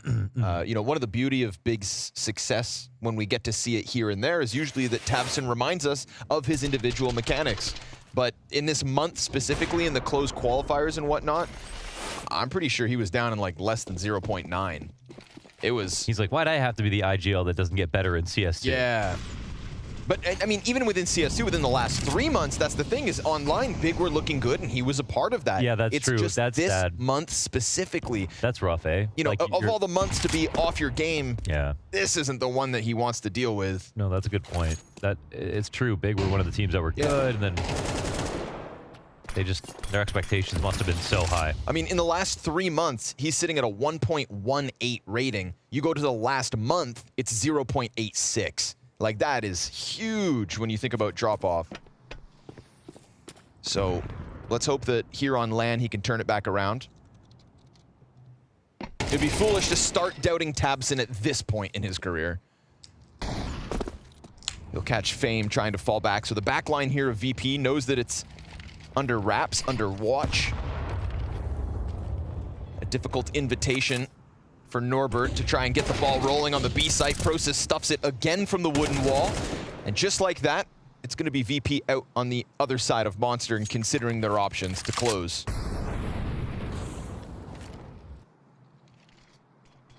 That's the thing with VP. Sometimes they call a save at 40 seconds, but then sometimes they hit a bomb site at 10. It's so true. So for the next 30, Big is like, Not just Big, us too. You never know when James is just going to commit. You know, this easily could have been a save already, but you know Flit's eyeing up this bomb site, and if he gets this one kill, if Flit gets this kill on tabseN, there is still 5 seconds to play. Oh no! There is still tabseN. just enough time. You can't give that one away, You thought it was a man. save, and instead it's VP with an A plant. You can't give that one away. Just like that. VP, baby. I mean, he's got to win the fight, but he also doesn't have to take it, so it's doubly bad if he participates and still loses. tabseN, can't let that one go, man. And that is Flit.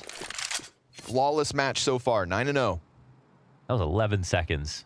Yeah. And he just needed to get 1 kill or not even stay alive. Should know better. If he disengaged, would they still have run onto the site? I don't even know. I don't think so, because that's VP. At like 8 seconds, Flit would be out there, and then James says, nope, never mind. He crouches behind flower pots, they save.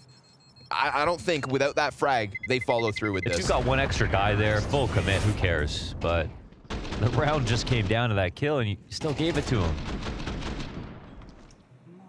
He knows. Yeah, he knows. It's tough. Bad goes to worse.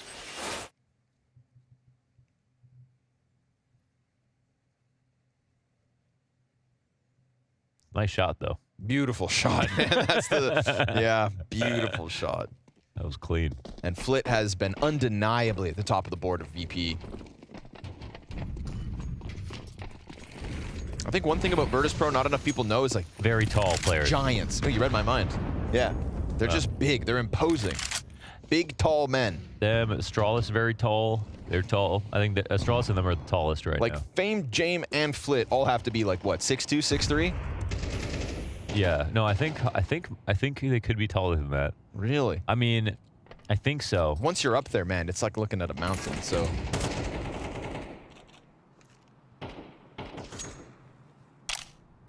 .6'4"? Flit might be 6'4". I think they're 6'4" plus.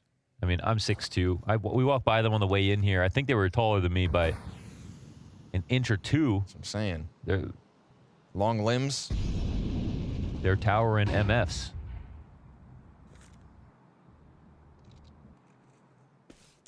They should be playing ball. And then there's Norbert. He's not short though. No, he's not. He's not. Yeah, he's just short compared. Yeah. That's funny. I'm just playing. I know his pain, you know? I think it actually people does. meet us and they're always like, Literally, their didn't skill know. level goes by height on Virtus.pro. Everyone's thinking I'm 5'5" because I cast next to you. You know, when are you going to fess up? Couple players still in bathrooms. Tapson wants to play through it, and they're going to scramble down through the connector. They're running it at this B site, but the B defense is ready, and they smoke it off. You're not getting through this. This is VP doing what they do. They're pretending they're ready for this. You know, sometimes you... Oh. Imagine. No. This one fizzles out. Because sometimes you're going to get the only defender on A dead at 10 seconds, and other times you're going to sit outside of a B site met by smokes. But VP are happy to play every round as long as they need to. It's still a 5-2 lead. Mm-hmm.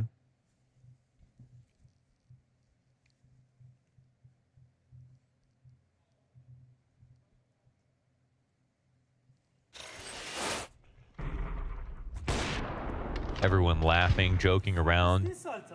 James deep in thought.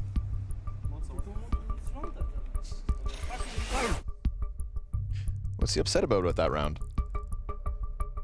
I don't know exactly. What's he mad about?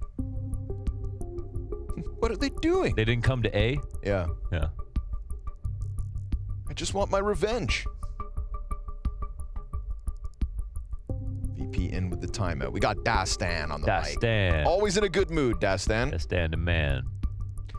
Said he was excited to be part of the Blast circuit this year because he gets to go visit new cities. Mm-hmm. And that's a great mentality to have. Enjoy the competition Yeah, it's in a great the server. part. It's a great part of the job, being able to travel, obviously. Dastan appreciating the lifestyle. I'm up to 40 countries, I think. Oh, big shot. I mean, you should be pretty close. I don't know.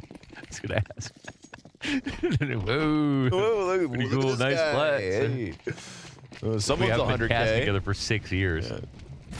Haven't counted? Someone's super elite.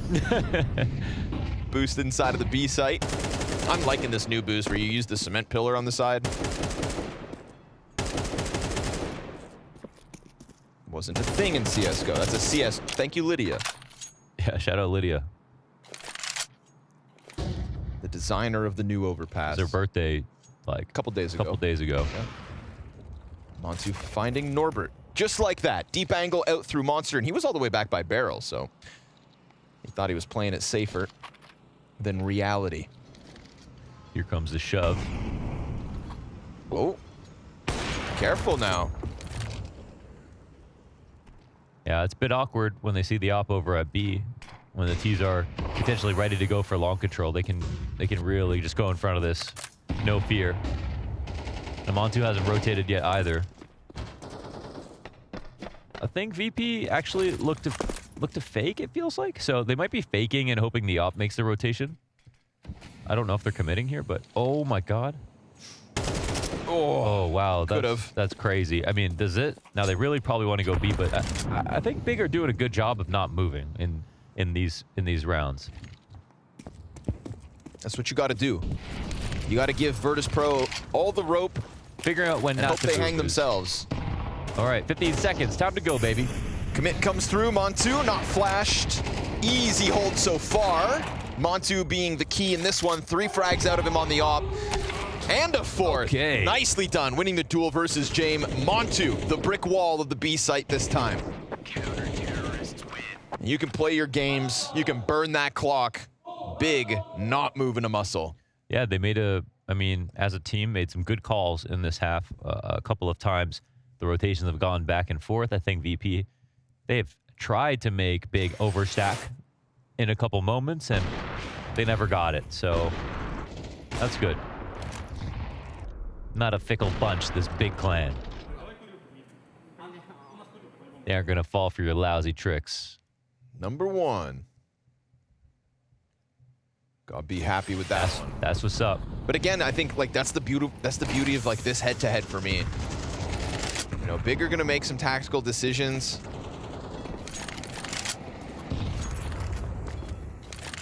Not everybody can outthink Jame, but the combined brain power of Gob B and tabseN, if ever there's a challenger, it's those two.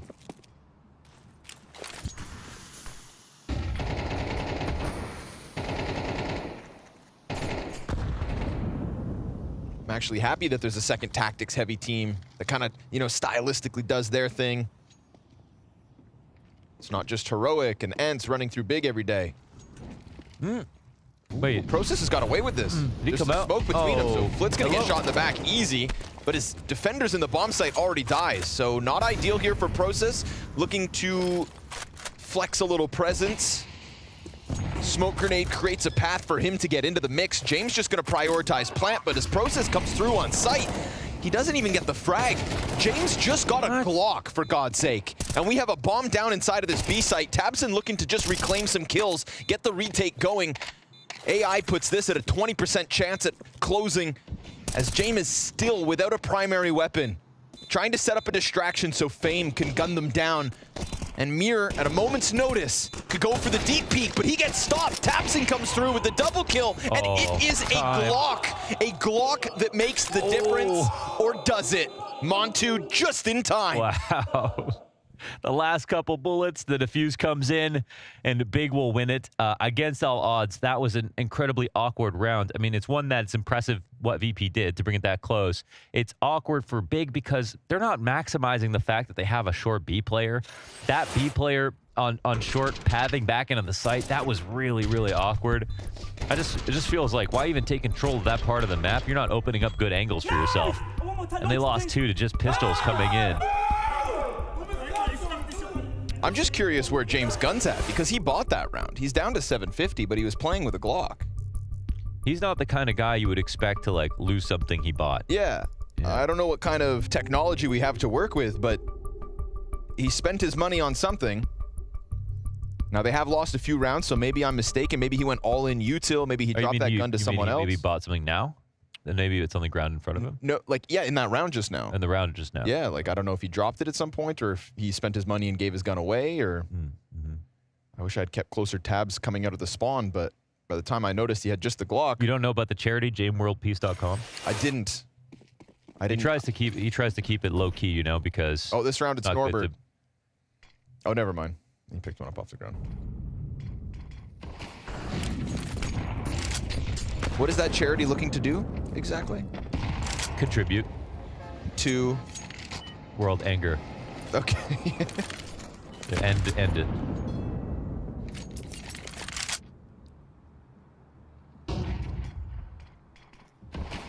Feels like James trying to peddle delayed gratification.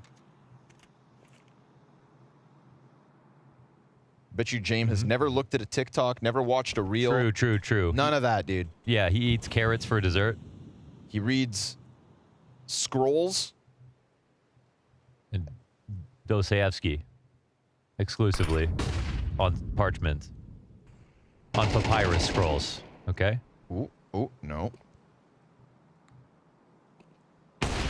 Oh, missed shot. Fame. Not going to give him much room to work there. Flash comes over Monster. Short player's done. Sin, nothing to show for it. And Crimbo, it's just the one and done. But you've still got Process. He catches the first player off, but Flit's Molotov spreads fast enough. And now tabseN with the AUG from heaven won't catch Flit crossing for the plant. Could still catch the others off guard. They're not looking. Yeah. He slides through. Instant headshot onto Jane. Beautiful. Flit's just inside of the smoke. He just thinks Flit maybe walked her. Oh my. Whoa, but that's easy. Oh, no, it's not. It was easy. The draw time on the AUG's a little longer than the M4. Wasn't really on him. Yeah. Which doesn't help.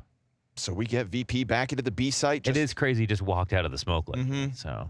3-person push out Monster as well. Poor Sin just staring at the wall, dies with no chance to fight back. And this, of course, could have been a 5v4 to the favor of Big. I love that. Pre-aiming the wood wall with your face in the wall so you don't get blind when you swing out. It's just like, if they're there, they're dead. Yeah. You don't know they're there, but if you're there, they're there. You're dead. You don't have to bring your mouse at all. Straight in with pace. Only a few guns. They tried to play this. Look at this, P250 MAC-10. They're saving all this money, VP. Despite winning the last round, they half buy after winning. That's money managed. That's wealth money management, baby. You don't get rich spending. That's nuts. All that for compound interest, and they still won. Dude, if James is an investment banker, someone get me his business card. Give him the estate. Let him make decisions for us. I'm gonna push my savings across the table into James' hand and say, make me money. Take 10%. I trust you. A P250, 2 MAC-10s, and the guns they saved from the last round. Look at that. And it worked. All out B rush. I love VP. Warren Buffett of esports right there. They dance to the beat of their own drum. And that's very offbeat. James, the kind of guy who probably just dances to silence. Yes. Tell me you can't picture that. Sitting in the practice room, you open the practice room, you think you're the first one in to work in the morning, and James just there doing interpretive dance. I said, James, what are you doing? And he answers, becoming one with the economy. I'm experiencing time. There is no market. There's just James.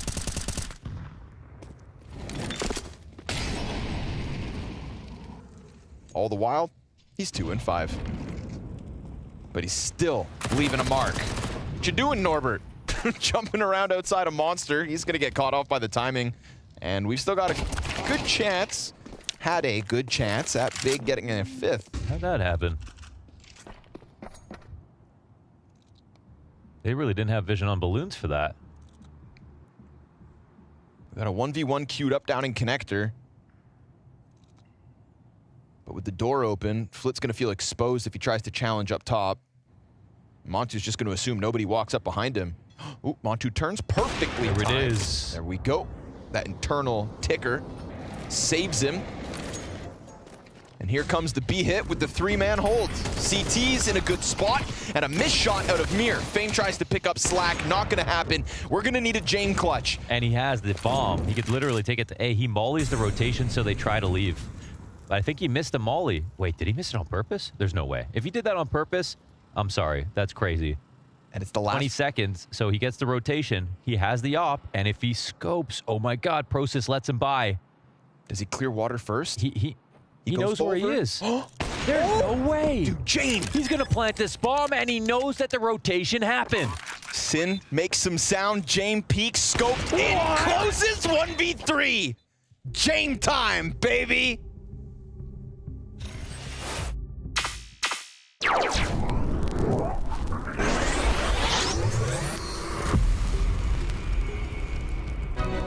Londers and I have been spending a lot of time in Copenhagen lately. We decided we wanted to experience Denmark as Danes do. So we decided to hit the town, and this is what happened. Mohan and I dreaded jumping into this frigid Danish ocean all morning long. I'd be lying if I said that we didn't think about just bailing on the entire idea.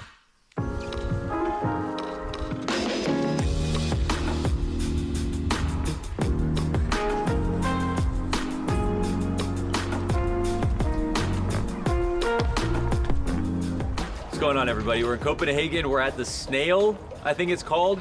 We're gonna do one of the most hoogly things you can do in Copenhagen, and that's get in cold water willingly, okay? People here, they make it look easy. We're gonna make it look even easier. Isn't that right? I have my doubts. He's a little bit worried. I'm gonna try to be brave, okay? We see people getting in more than once, so. Double dippers. Yeah, let's get naked.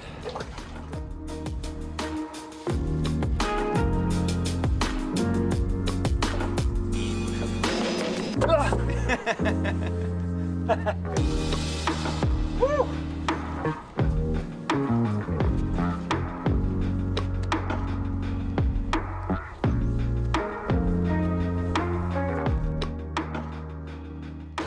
All right, I think it's time to get in the water. Connor, you ready? I am ready. Don't move the boats and the road!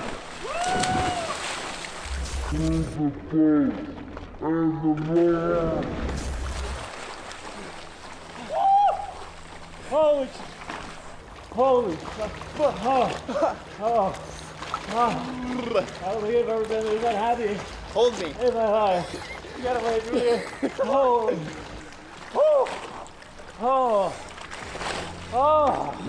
What the? The hill, dude. The hill, dude.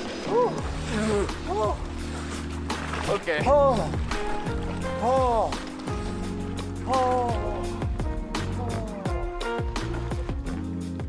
In hindsight, it was really, really worth it. Yeah, you're cold for a few seconds, and getting out of that water really sucked, but for the rest of the day, everything felt a little bit warmer. You know, we shocked ourselves, we pushed our limits, we left the comfort zone, and once we went back, well, it felt that much more comfortable. So if you're ever in Denmark, take it from me. Rip your clothes off and jump butt naked into the ocean. You'll be shocked to find out how fun it is.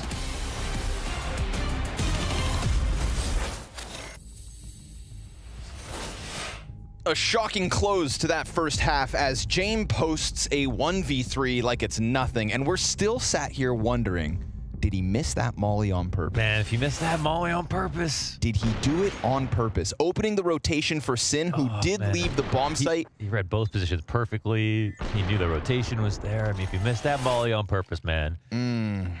Griffied. Crazy, of course, that in that moment he was 2-5. We were talking him up regardless. His decision-making and calls have been on point all half long. And then he gets himself 3 frags like it's absolutely nothing. Because James in the last round of the half has to go for the clutch.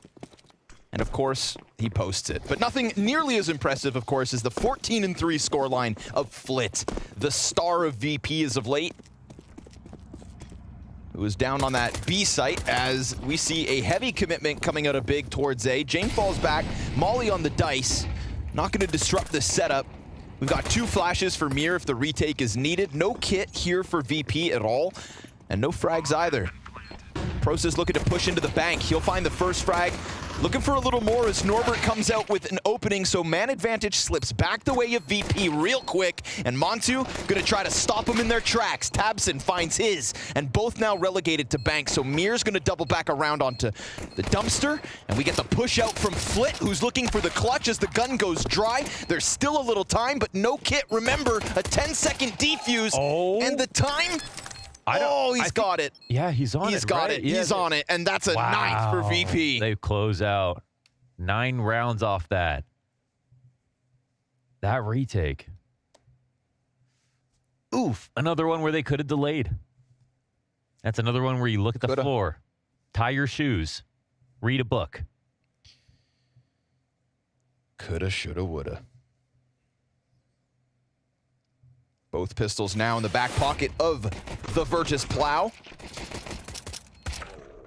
Last shot from him. Oh, dude, Tabson's gun is empty, and Flit has 1 bullet left. Yeah. Devil's in the details. I mean, he could have peeled back too, right? That's the thing.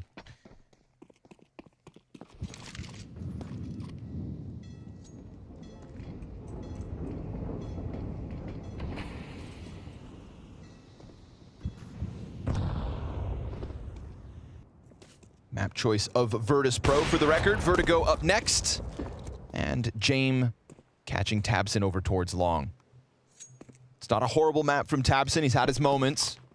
Uncharacteristically, little impact out of Crimbo, unfortunately, right? Meant to be the #1 star of this big clan. Recently re-signing with a multi-year deal for Big. And Tabson afterwards came out with an interview right before they missed that qualification to the RMR. And the quote I took away was, "I don't want Crimbo to regret his decision with sticking to Big." Yeah, I kind of have a, you know, I like that Big stay all German, even with Montu's sort of honorary. Yeah. Actually, you know, I'm pretty racist these days. I want every team to have their own country's team. Okay, yeah, that's... so nationalism, I think, but Hey, man, you do Sticking you. with it. I'm cheering for Crimbo on big. Sure. Okay? Yeah, me too. I don't think his career will be defined by the next 2 years. I think it exists beyond that. How many more majors can you miss, though? Mir's going to press out along the dumpster, but Crimbo up close with the Galil. Ooh, nothing. And now that cover belongs to Mir with the flank coming around the back end. Process feels like he's time limited, but it is an ump. It could betray him. Norbert gets it over the line, and Montu's now just stuck towards long. 2 players to push out from dumpster. They were wary of the bank push, but now options limited. Nice dink. Oh, that flick is sick. And Montu, well, he's got them drawn forward, but he can't manage both. And so VP take a 10. Maybe 1 of 2 right there, and there is a chance, but still the swing was really good here for Virtus.pro, and the score line at the top is even better. 10-4. They have so many rounds to play with. I mean, they've already done the hard part. They won rounds T side, right? So upside for big is Virtus.pro have picked it. To get back to that conversation, I do think, I mean, there's a duality to it. I get both arguments. I like the idea of a nation. For racism? Nope, not touching that one. For countries to have a team that represents them, and especially for countries, you know, that we've kind of seen, like, we've seen German Counter-Strike slide backwards. We've seen Swedish Counter-Strike slide backwards. We've seen French Counter-Strike slide backwards. There was, you know, that's just the nature of CS more nowadays, is the international teams and the international success. I love the idea, but at what point do you just find yourself burning through the best years of what could be an international superstar? Would you rather see somebody like Crimbo, who could be an international star on an international team, here struggling with the rest of big? I don't know, like when Case Rado wanted to stay on Furia, like all jokes aside. Yep, that's another good example. Yeah, even if you know, I respect his decision to stay. I mean, as do I. Maybe the fans want is for him to win as much as possible. Sure. Maybe his dream is to win with a Brazilian team. Yep. And I think that's just his choice. I think it's disappointing to the fans, but it's his career, not ours. So that is fair. That's the only thing for me. I mean, if you win with the team that's from your region or whatever, that's harder. So if you do it, it's even more impressive. If you do it. Yeah, well, whatever you achieve is more impressive. What if you're on an international team and you don't achieve anything? Then you have nothing. You don't have, that's also worse. You don't even have the regional support or the results at all. Just talk about what is happening, and what is happening is a German core is struggling, has missed 2 majors in a row, while Crimbo had an opportunity to potentially go to Vitality. And so I just hope that, again, their choice, I respect that decision, and I respect the thought of building up your scene and giving something back to German Counter-Strike if you're tabseN. I just hope he still feels the same way 5 years from now. Meanwhile, they're gonna get shredded because they've got pistols, and Virtus.pro sat back comfortably, anchoring into the B site. This one gets turned away for the 11-4 lead.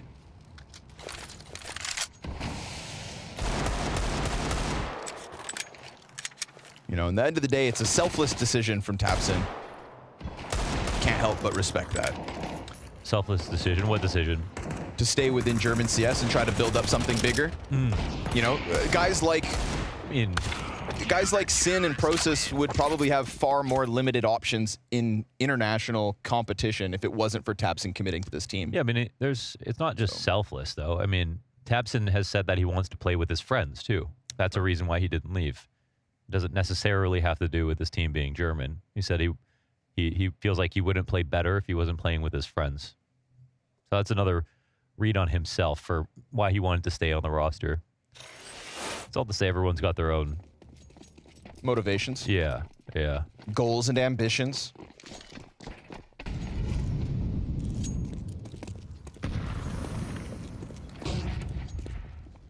Guess it's just an example that at the end of the day, every choice is yours. Or an investor, you know, one or the other. Either way, the choice is easy. Let's hope these guns look good for big. Time's running out to compete on VP's map choice.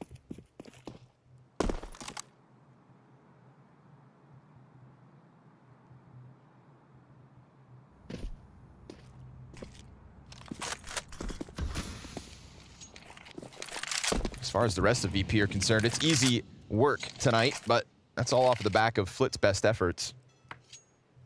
18 kills in a 15-round game. So you don't want Naf and Twist to join NRG, is that what you're saying? As Canadians, we've had to accept never having a national team for yeah, and that's always been hard decade. for me personally. I've always cheered for that. But when Twist's left for FaZe, I was celebrating Canada within that.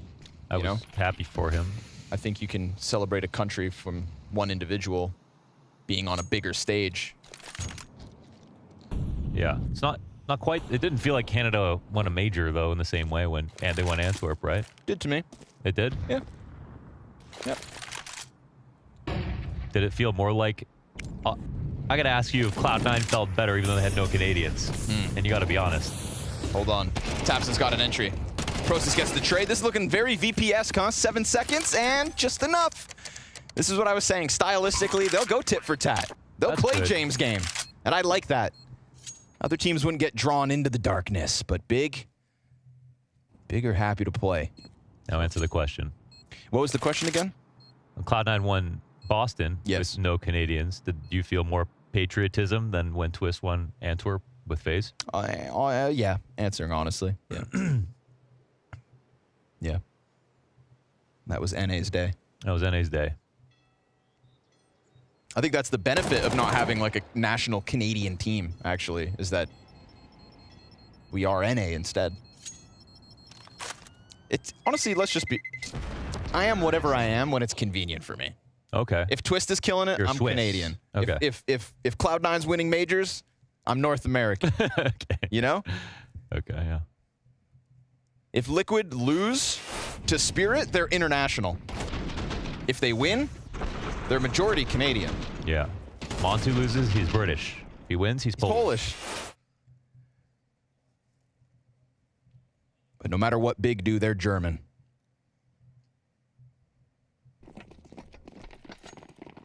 And they've got an opening on this T side.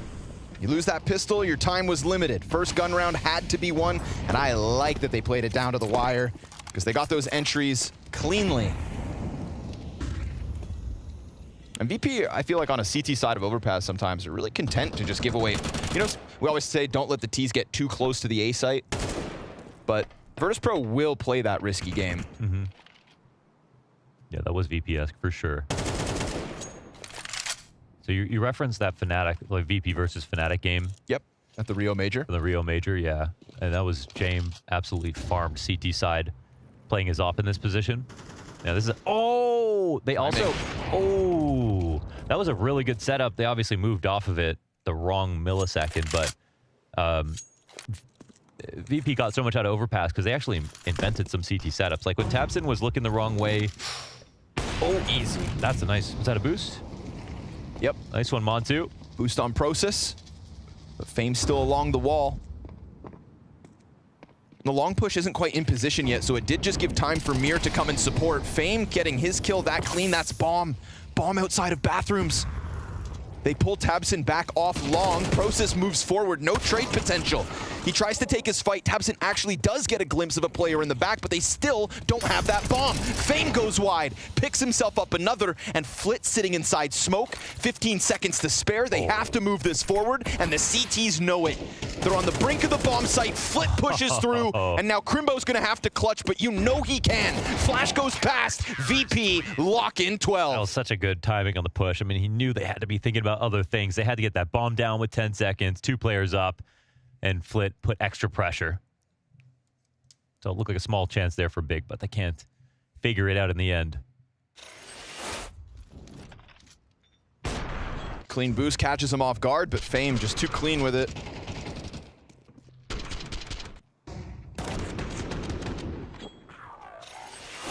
Live by the clock, die by the clock. Big had to scramble forward. You know, James is usually one with the clock, but the timings these last 2 rounds have been against him. Off. Yeah, it's true. Needs to adjust the RAM timings right now. If there ever was a time traveler, it might be James.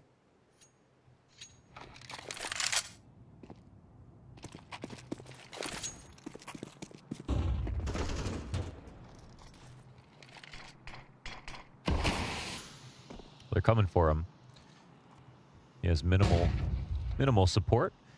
Crimbo outside B. I wonder if what is actually going to happen here, if there's a lurk in place. We've got the Snake upside the inside of bathrooms. Fame jump spotting getting shot at. Mollies, lots of nades still left over for the CT side, and CT's everywhere. 4 of them in this bomb site. Oh, Flit. Wow. Nasty. That second headshot on tabseN starts to drain the life out of Big. This is their final chance. They're inside of the site, but the bomb's still on the ground. Prosus looking to create a little space. And the truck player, well, he's now starting to press out. Prosus about to get blindsided. He's in between them. So Prosus and Montu are able to get the 1 back. And Norbert's already killed that B flank. So Jame could give them the space to plant. He tries to take a fight with no flash. And we're back to the 2v2. This is all Prosus, 3 kills deep. No smoke. They're committing to this. They need to get that bomb down. They're still searching for a second player. And Flit with the op. Looking for the legs. Norbert drops Prosus. Montu's got health. Oh. But Norbert's come through with 3 frags on the round, catching the flank, closing versus 2, and locking in a lopsided 13-5 map pick for this best of 3 series to kick off. It has not been the best couple of weeks for Big, but luckily for them, Vertigo waits in the wings. And tabseN playing better tonight. VP, however, looking hot, and maybe too hot for Big to handle. There's a fun game that you can play when you watch these events. I don't condone drinking, but it is a drinking game. So how it works is if a player in an interview says, we're just going to play our own game, take a shot and see how long you last throughout the day. However, the rest of the time, because this is always a joke that it's the PR response, but the truth of it is when it comes to Virtus.pro specifically, they really do just play their own game, Bubsky, every time. They never slack on their principles. They know what works, and they've proven it time and time again, and they really just want to continue on that trend. Being able to pick overpass every time is such a luxury. It is interesting because, and we spoke about this in the pre-show, well, the build-up to this match, is that for a team that plays it so much, you would think they'd be concerned that people are going to get their number, yet they have just solidified the playstyle on overpass. They know what works, and for some reason, so many teams just don't have the answers for it. Why? Yeah, I've never tried a team where you can constantly just keep picking the same map, but they are actually in some position where they're able to do it. I'm not sure how other teams are not able to figure it out. I know they play exceptionally well. They've played super slow and it annoys teams, but at some point, I would expect them to switch up their map pool, but for now, it's not. As a player, when you watch them on overpass, how do you think you beat them? You obviously have to understand how is it going to be from Jame. Like, is he going to play the slow style in the start of the game, or is it going to be very fast? Often they start off with the slow approach, the slow defaults. They're going to take everything by principles, Molotovs, but all of a sudden they're going to rush. So it's so hard to predict when is that moment going to come. And for me personally, I played B side. I had no idea when Flit would search on us. I love that you were like, you need to predict, but it's Jame and you can't really predict him, which is, there we go. That is the problem that other teams have against Virtus.pro on overpass. And not only is the play style difficult as a team, you've got this IGL that, like you said, you can't predict what he's going to do. That's why we call him the big brain Jame. He's saving a lot. That's not for anything new, but he plays clutches extremely well. I understand why they want him in the last position, because we have a round where he also plays a clutch perfect. I think he plays the utility well. It's not every time that we're going to see a player on this level think so much about every single nade he has.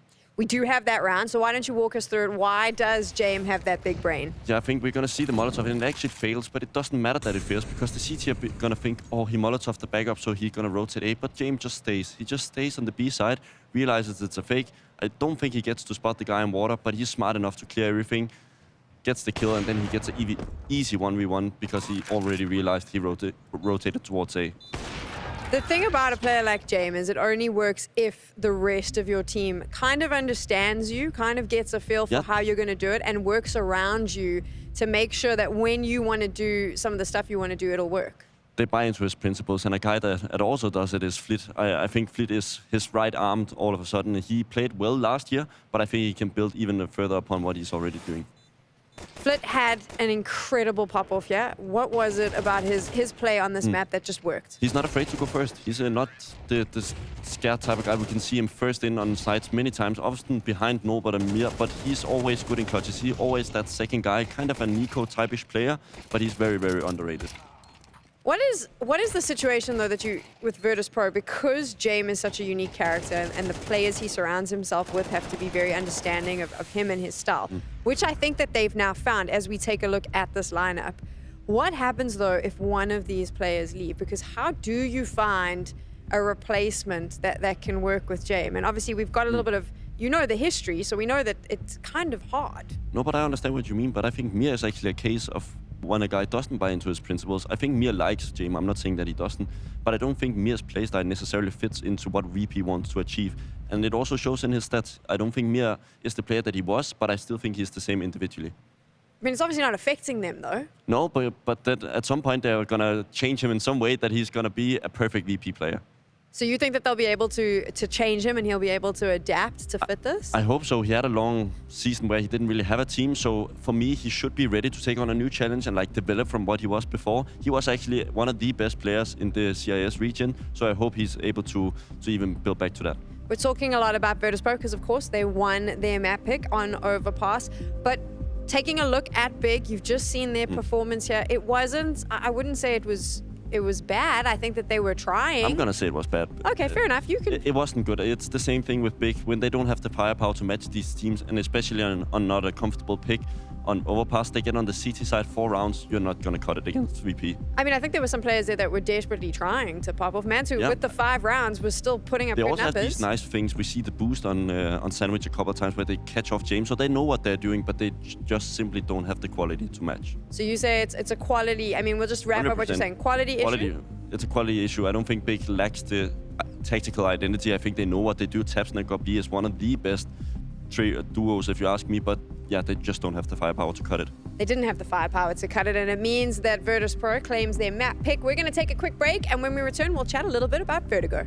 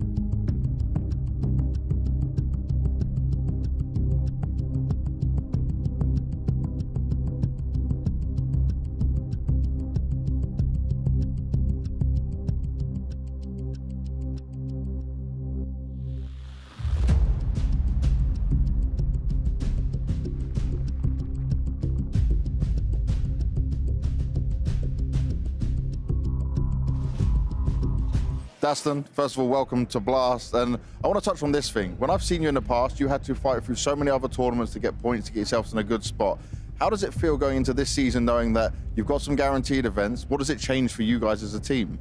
We talked a lot with VP about the slot previous years, and we was very happy. It was on New Year. It was like meeting. Perfect. Yes, and they told us we finally bought a slot. It was nice feeling because we can compete at least last year of franchise leagues, and it's new location, new energy. It's nice, and also in the rankings, it's important because our goal to be as high in rankings, very high. Well, you got a smile on your face. It's good to see you here. I want to touch on the fact that you made it through the qualifiers, which is certainly hard. You lost to Na'Vi in a game which almost you could have won on both maps, right? It was so close. But how did all of this prepare you for Blast and to be ready for the start of the season? I think better sometimes to have some losses to feel what we're doing wrong, and we watch the game. Team should be in different positions, and it was best time to lose that time. But of course, winning Na'Vi is also important for us. All CIS derbies is very important to win. But we won next game day on the next day, and main goal was 3 wins. That was it. Getting the qualification is all important. Now, what's interesting, in CS2, this Virtus.pro looks really good. I look at your last 6 events. You've had all in the top 4.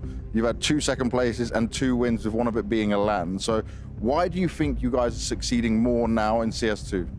I think now in CS, we have core of 3 players, which play together a lot. And it's helping for us because it's like one system where we played a lot of tournaments, and it's easier to get near to 5th. And CS2 we start from June, I don't know.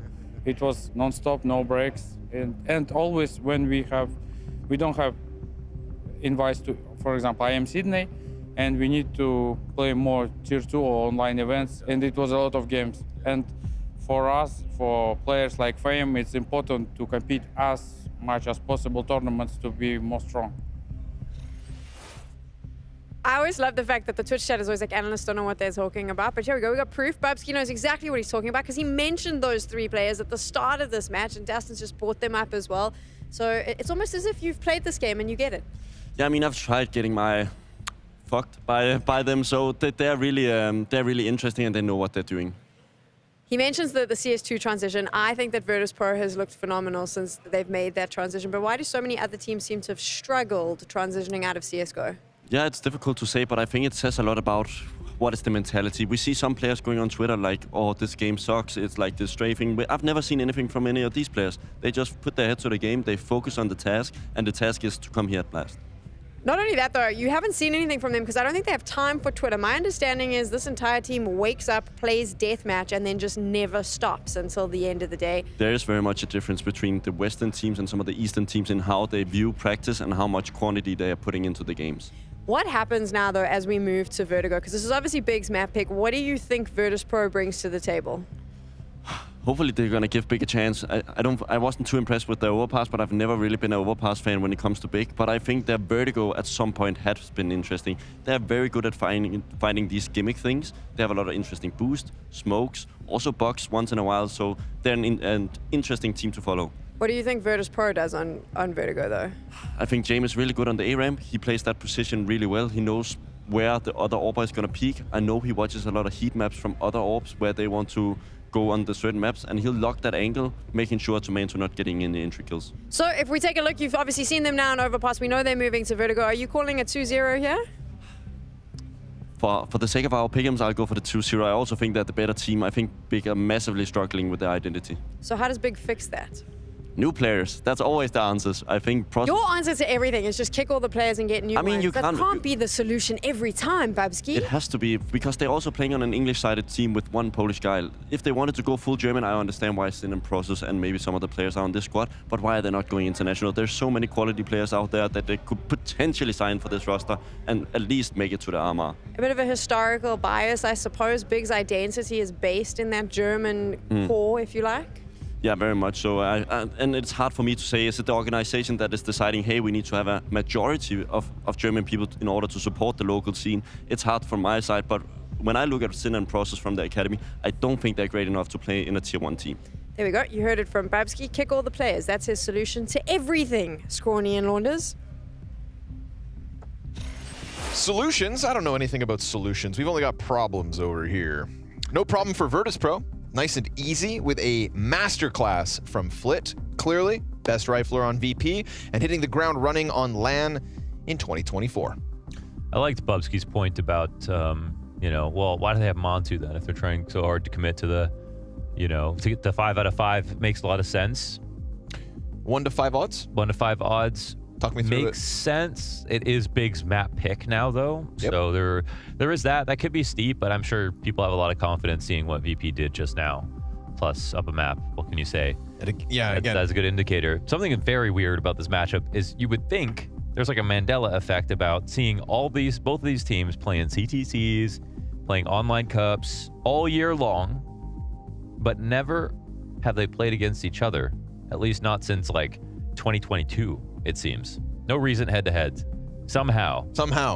Virtus.pro They play and all Big, the online stuff. the kings of online cups. If you put an event in front of either of these teams, they'll sign up for that. Like, they both probably won the most online cups this year, and somehow have managed to avoid each other in bracket every single time. So now they've got to settle it on LAN in 2024. Where it should be.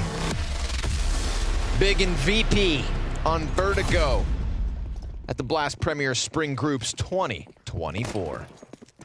We got nades on Sin. We got a frag for Tabson.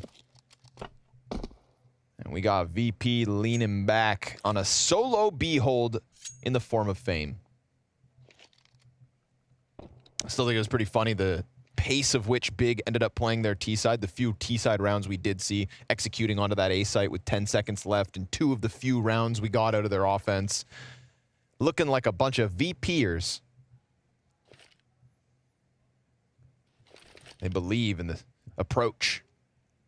And with a smoke over top for right side green, it's Jame and Fame in front of it. Double nades to quad. No way. Headshot. Oof. That one stings. But now Big can just call in German. Yeah. 9mm whizzes by. Ooh, missed jump. And you lose process over your shoulder. This one, an NID, not much. This is no gas, all breaks. That's a throwback. Respect. Now Fame can lock into quad, which is so much stronger, seeing as the double nade stack's already been thrown out. They're trying to press in. Jame catching Sin by the side of the head.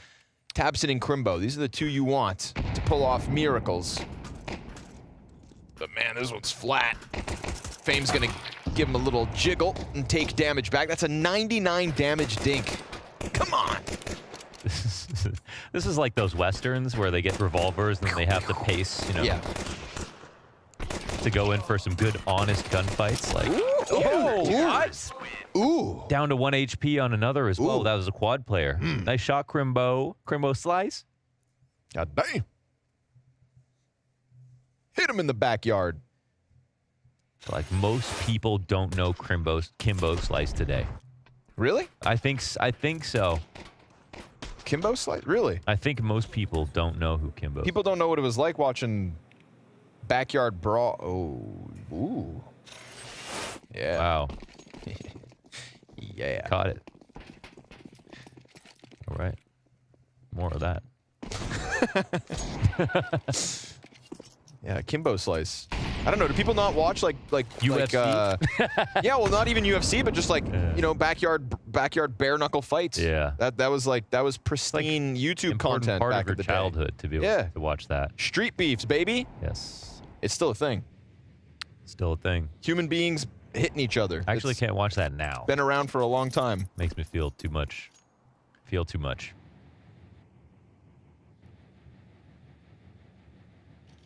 Where my street beefs at? Scarface and Wolverine. If you know, you know. These pistols have gotten further onto this bomb site with nothing this round than they did it the last round. Think about how long it took Big to even get close to this site. This time they're given a bunch of free space. That's fine by VP. They'll just hold you back. You got no smoke, no flash.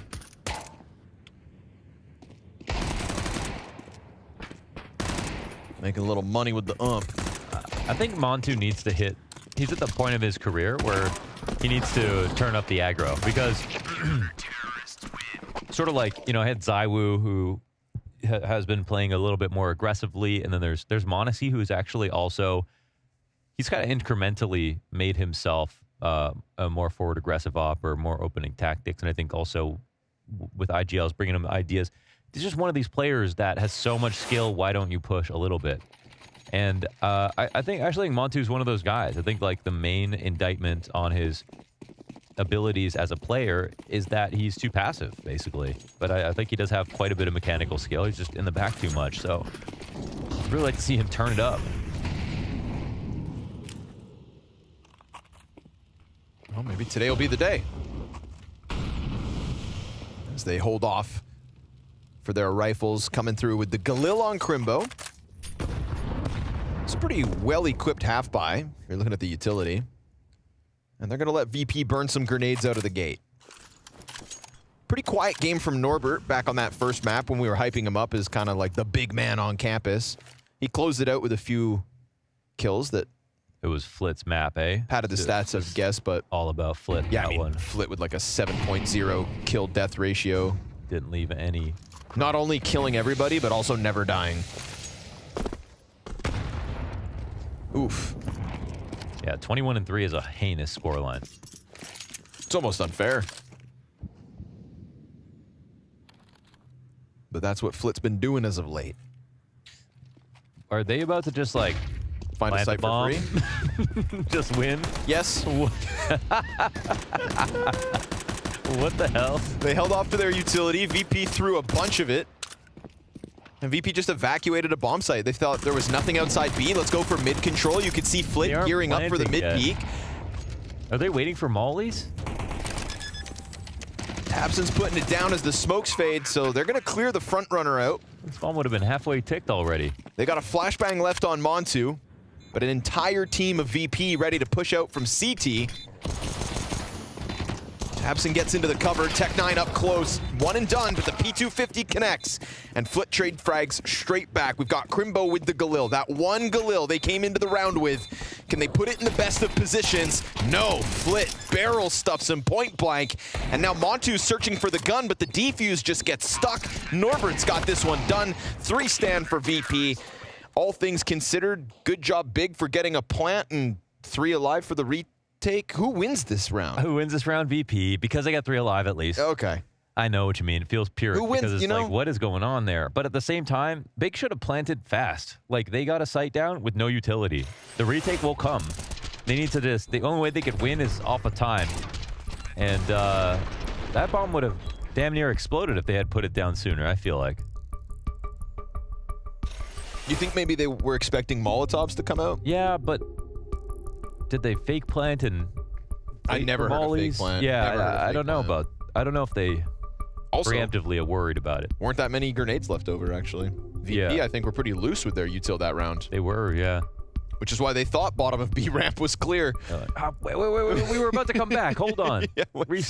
Restart the training simulation. It's not every day that another team is like, you know, the 5 seconds ahead of Virtus.pro.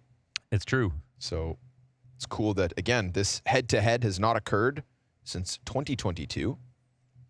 Allegedly. I actually don't know for sure, but the last one I can find. Because it still feels wrong. If I look at, there's no head-to-head that I can find, but it still feels as if that's not true.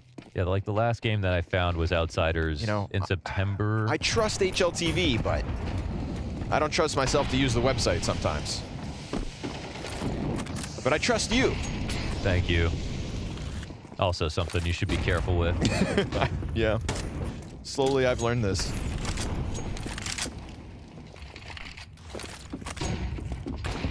Oof.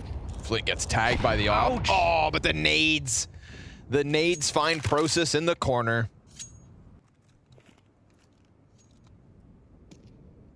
I'm telling you, Flit just won't die tonight. Gets hit by an op shot, still manages to get away.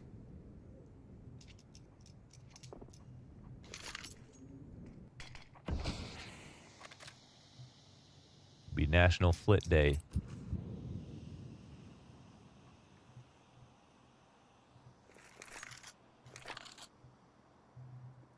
It doesn't get that much attention. I mean, James just got too much charisma, so it's hard. But is that he what is we really call good. it? Actually, I take that back. He's the YouTube Rizzler. videos are great. Yeah. Yeah, James Time YouTube. Subscribe. Here comes the exec at the 30-second mark, but you've given Flit a chance to flank. Flit, who was at the top of the ramp once upon a time, is now somehow at the base of it all. They will at the very least finish him off, but we're now at 15 seconds. Bomb is still yet to get on site. There's that looming threat of a short player as well. So Tabson's just got to hope this bomb goes down, and it won't. Hey. Denied. Despite Sin's best efforts at the double kill, he doesn't have the time. The clock will decide this one. You've got Mir looking at his feet, and after time, oh my God, they're both reloading. He Wait, dies. you got him. No way. I feel like they're psyching themselves out. Dude, there's some weird They're shit not going planning on. because they're so terrified of like the powers that VP have. Who knows? Wait, why do we have all this space? Maybe they've got some master plan coming for us. They're going to punish us. Everything's going to go wrong if we just do what seems like a good idea. Let's do the opposite. Let's plan on the side of default, even with our own smokes up. I'm telling you, man, Virtus.pro is a psyop. Last frame. Last frame. You think you can go for the plant, but then the voice in the back of your head just tells you they're in the walls. They killed that flank. They got the wall smokes down, and they still just planted in an off position late just to see if maybe they wouldn't get spammed. A little risky. A little risky. It was interesting, but it's like, hey, someone cover your jump up, plant the bomb. Just if you get mollied, move. You know, they can't. Even if you get mollied on default, every molly that lands lined up on default is going to molly that spot too. It's like, you know, VP are good at psyching people out, but that's it. Like they still have to operate within the confines of the game. Exactly. You know, they can't do something. Sometimes it doesn't seem like it, but they do. They do. They're playing the same game. It's the same engine for Virtus.pro as it is for Big. All the same physics. Allegedly. I mean, we think so. We think we're pretty sure. It's a safe assumption, I think. It's easy to say. See, but even I'm doubting myself. Yeah. So I understand why Big get a little hectic there. Unfortunate, because that round looked very winnable. Would have been easier if Flit had just died to the op straight up, but he got a chance to flank, pulled one away. I mean, the fact that you denied the flank a multi-frag, you still could have moved that forward. This is nice. Nice. Sin gets a clean headshot into the B site. Norbert's down to half health. This is a great position for Big out of the gate. They're leaving this entirely. Ooh. We're playing games. And look at James. Oh, he just comes back to spot A, sees them running up, and now the full rotation is probably going to come in. Big want to take this. James plays back. They got to be careful. Oh, nice shots. Nice one, Prosis. That's 2 for him. Yep. Oh, never mind. Sorry, Sin and Prosis. Academy Bros. Nade'll do damage, but won't stop much. See, that's what could have happened last round. That wasn't so bad, was it, boys? So bad. Won't be scared of that again. And see, VP are going to save. I feel like it's going to the dentist. Playing Virtus.pro is like going to the dentist. Ooh, okay, I like this. I like this. It's really scarier than it feels. It's scarier than it really is. Yeah, right. You know, it's like you're hearing. It's when you hear your teeth getting ground down. Yeah, you can almost feel, almost like you're feeling empathy for a person who doesn't have. It's an attack on this Novocaine or whatever it's called. Novocaine. Novocaine to like. Oh, to like numb out your. Oh yeah. To numb your mouth. Yeah. It's playing Virtus.pro is like going to the dentist because it's an attack on your senses. On your nerves and because it's loud. Yeah, the smell. I got of my the wisdom dentist. teeth removed awake. That's horrible. I'm sorry for that. Oh well, I chose to. Well, you're twisted. It is. I think most twisted. people do actually. Most people really? Yeah, I think they just give you some laughing gas and start yanking. I think isn't that the stuff that puts you to sleep? No, you can just have like just laughing gas. Just a buzz, buddy. I don't think they did that to me. You don't think? I don't think. But I couldn't feel much. Were you having a good time? No, like I wasn't high. Oh. Yeah. Got a bad batch. Some oregano. But yeah, it's like going to the dentist. They can't really hurt you. Well, you do sign that waiver, but But it does still suck. I get it. Yeah. No, I get it. True. It's messy. You're in your own head. By the end, you're spitting out blood. That's for sure. On the way to the office, you're in your own head. And then Fame at some point is just hiding down beneath you with the 5-7. And oddly enough, they still have short control, and Big is actually here. Like, you know, No, I said they couldn't hurt you, but this one would hurt real bad. That went to 3v4 with 3 guns now. And there really hasn't been much short presence from the CTs, so they're going to catch them off. Process, no trade out of him. Tapson, oh, he at least gets flipped, but Fame peeks and they hold it back, a 3v5. The stolen gun and the stolen valor of Big. My God, the free round. 5v3. Fame hits a 1 bullet, 5-7 headshot on window, and it all goes wrong. I take back what I said. They can hurt you. Oh, they can hurt you real bad. This lineup from Mir. Jesus. And no hesitation from Fame. Yeah. None of that wishy-washy CT lane peek. Fame comes out, and that's the Fame that's the Fame who I think defined himself in Rio. Fast, action-packed gameplay. Is he saying some secret stuff? 42. Hut.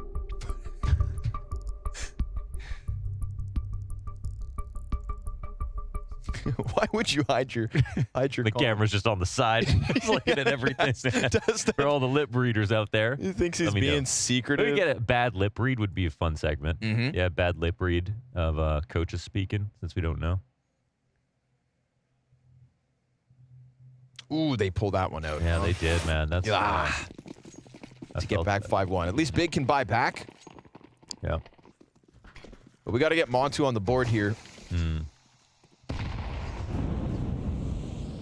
the UK, they call this an egg. Actually, in Denmark, they call it getting egged. 6-0. Getting egged. 6-0, you got egged. Getting the yolk on you. Sweden too, maybe. Nice timing. But that ump on Norbert. Double kill from Norbert. Didn't even know that gun was viable right now. That's amazing. Yeah, I don't know why they're playing it, dude. You could play the MP9, you could play the MP7, Yeah. and you're picking the UMP. Just gotta be different. The Virtus.pro mantra. Just a little weird. Process tries to go over top, but Fame doing the same thing and already in position. So 4v2. No flank just yet. A glimpse. No success. See all the atypical plant spots they go for? And they're just afraid. It works out this round. But slowly that flank is getting into position and nobody's watching it here. The two T's have yet to glimpse back behind them. And James is slowly burning this flank. They will play down all the time they have to. Fame starts to slide out all the way, and just like that, when they decide to go, it's convincing, and it's a 6-1 lead off the back. Perfect spacing here between all 3 players who are trying to crunch the site. 6-1, and, well, you mentioned they could buy back, but they probably can't buy back again. I think that Virtus.pro, just in the big picture of Group D here for this event, I think Virtus.pro are looking at this group as a real opportunity to lock in a tier 1 LAN. You know, the spring final in London. Oh, he's covering it more now. Yeah. Get a better angle. To get a team like VP, you know, first time ever playing at the Blast groups, right?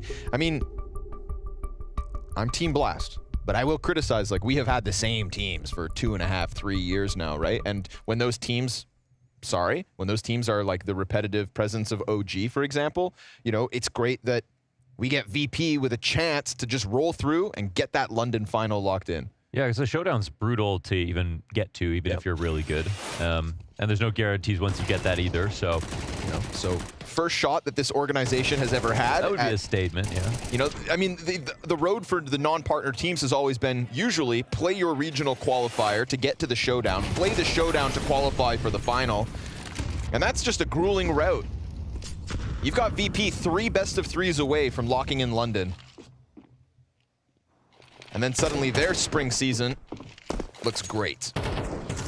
So I like the convincing fashion that they're opening up versus Big on. Big aren't too happy about it, but c'est la vie.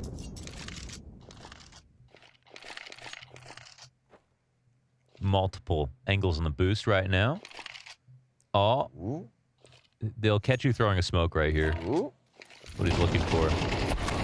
Oh, perfect. Must have spotted him. Nicely done, Tabson. Process is looking for the second player, but will they anticipate James? Because that would be 3 players on short confirmed. They have to come through the front side smoke. Wait a second. Wait, they're going B? No way. Be careful. Okay, Montu gets his. We've still got one in the bomb site. Oh, Tabson, nice shot. The weird part about that round was like, that wasn't really a fake. Like it weren't at the place there where VP would be like, okay, let's rotate out of B. So little risky on that move, but I mean, A wasn't necessarily free either. They had just left.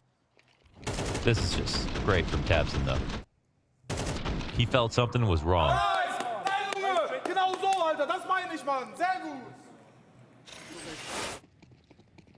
Clean close as well with that headshot on James, so Virtus.pro kind of get out-finagled. This is a dead serious question. Does Monty speak German? I don't think so. Because I remember like when who was the other? It was a Danish. Yeah, it was God. He joined. He spoke German. Yeah. So You're like, what? A Dane? That's another name on the list of like weird big inclusions. Yeah. Xanteras, Weird Smuya, God, Mantu. Yeah.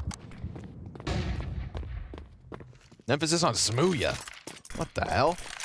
Best of the bunch, honestly. Yeah, actually. But actually. Yeah.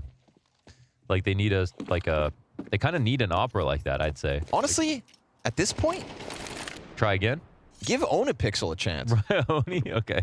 Give him a stand-in shot. All right, yeah. You remember when they played that Community German. Cup?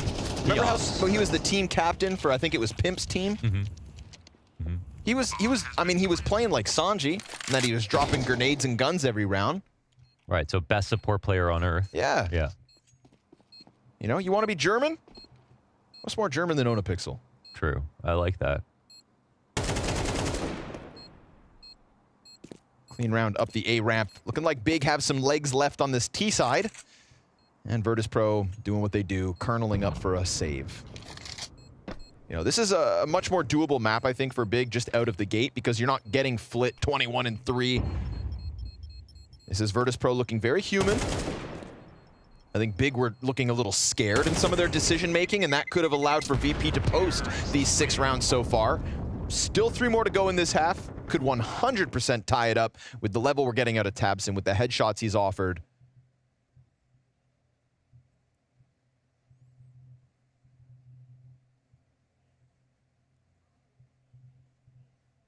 VP are not invincible. Big must remember this when they try to plant their bombs.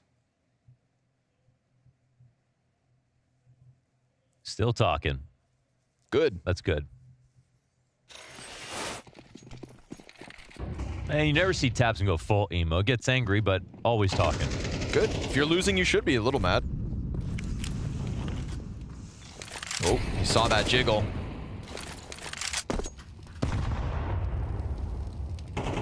Norbert having evacuated the position. Leaves Fame on Tetris. He can hear all that util getting used, but goes for the swing, and he's gonna lose it out. Famas bested by Sin. They've got a little bit of a formula going here on the B site when trying to get this kill, whether it's Fame or Norbert. So this works out well. Might be able to carve a place for themselves in this half. It's actually not too late.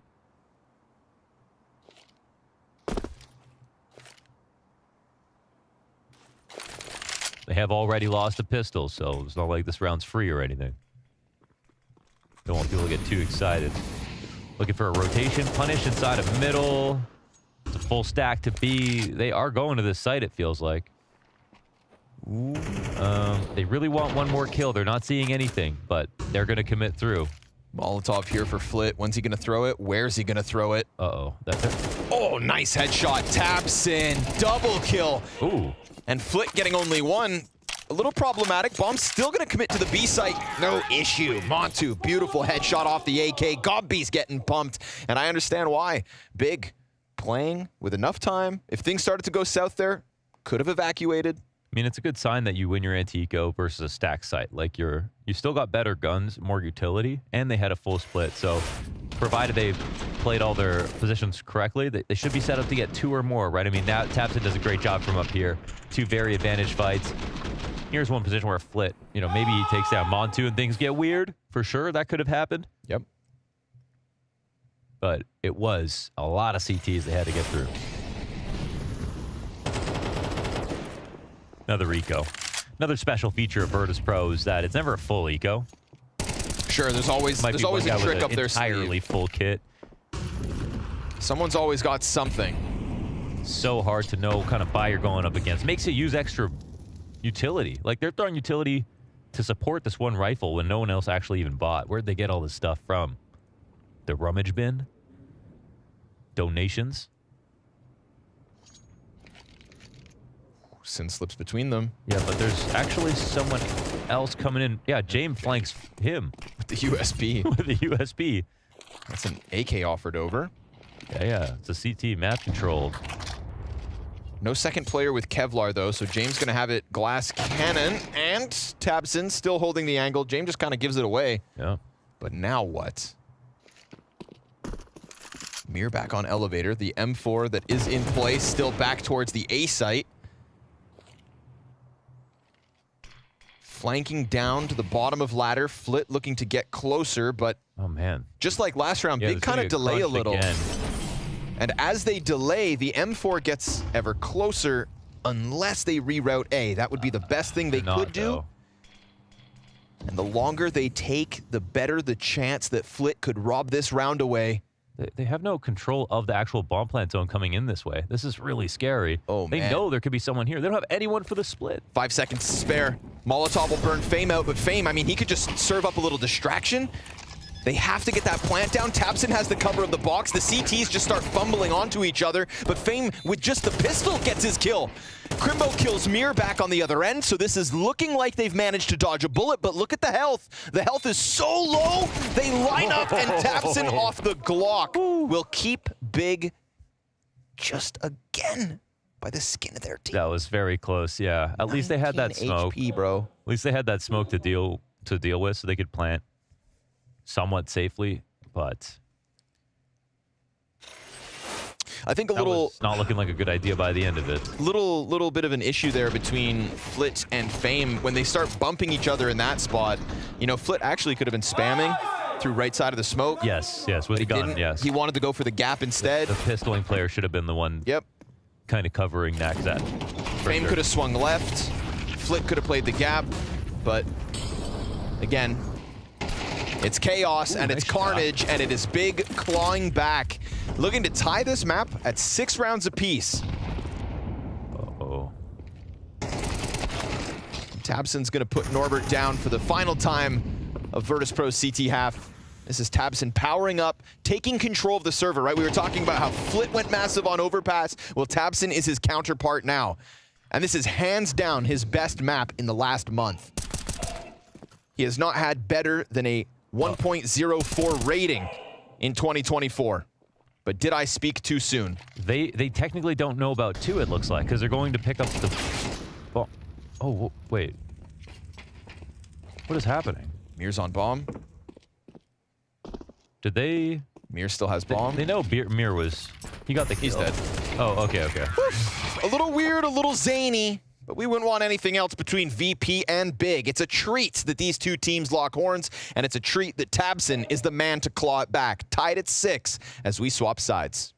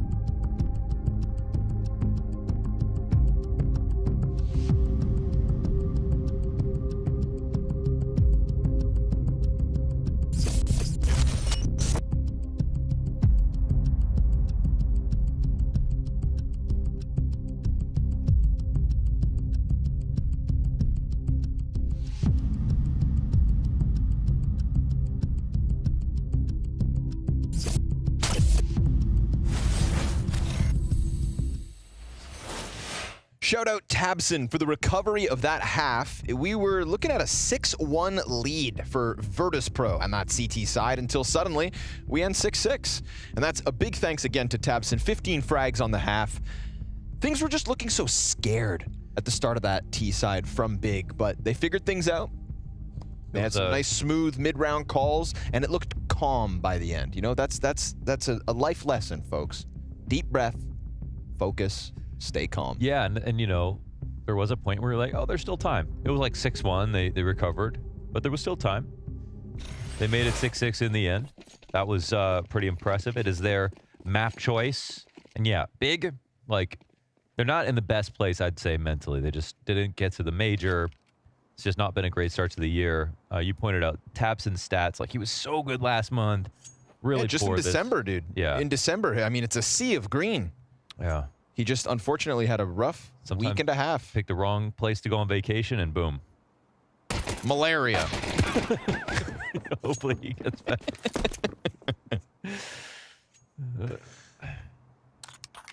Opening kill here belongs to Fame. Crimbo is going to take it back. Give me a Crimbo highlight reel in mid this half, and I'm down. Sounded like you were talking to ChatGPT right there. I'll take a 42-page essay on Crimbo's CT sides from 2021 to 23. Make it original. Smoke grenade for sight, but they have no short control. That's going to be Prosis playing the thorn in their side, but he looks the wrong direction, and Fame just glocks him. Onto maybe pressing out with the early alarm bell in the Molotov, and it's just great coverage out of Virtus.pro's pieces. They weren't afraid to plant the bomb. Yeah, so why should you be? Big. Unfortunately here for Big, looks like VP's gonna nab both pistols in this map. Ah, that's a robbery. Don't call the cops. Just get even. True, yeah. Yeah, I mean, Counter-Strike is a game where you find justice for yourself. Yep. Don't ask for help. I believe in vigilanteism. No! Enough to get 2. Down goes the Kevlar. VP, easy. Yeah, they'll happily take that pistol. They don't care how many die in this round. This is Big looking for a win here. You're just tuning in. You're not seeing Big in their best form, their highest confidence. It's a low point for the organization right now, for sure. I mean, missing a major is no small deal. It hurts, and it hurts for a while, missing for sure. 2 in a row. 2 in a row, yeah. I mean, that definitely stings. And the most profitable major of all time. Yeah. It's an added... Yeah, sorry, I didn't really need to rub it in. Unnecessary roughness right there. My bad, my with bad. That comment. My bad. Top of it. $110 million. Wow, yeah. I mean, more money than the last 4 majors combined. I should have kept playing, huh? It's my biggest regret after seeing Paris money.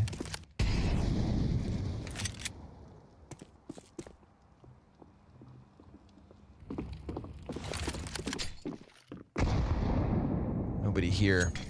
Big leaning back. They've got the grenades. They got a couple guns. They could get weird if they want to, but I don't know. The numbers advantage the execute. Feels like Plant's going to go down for free again. You don't have any frag grenades or Molotovs to stop it, so no contest. And Big know it.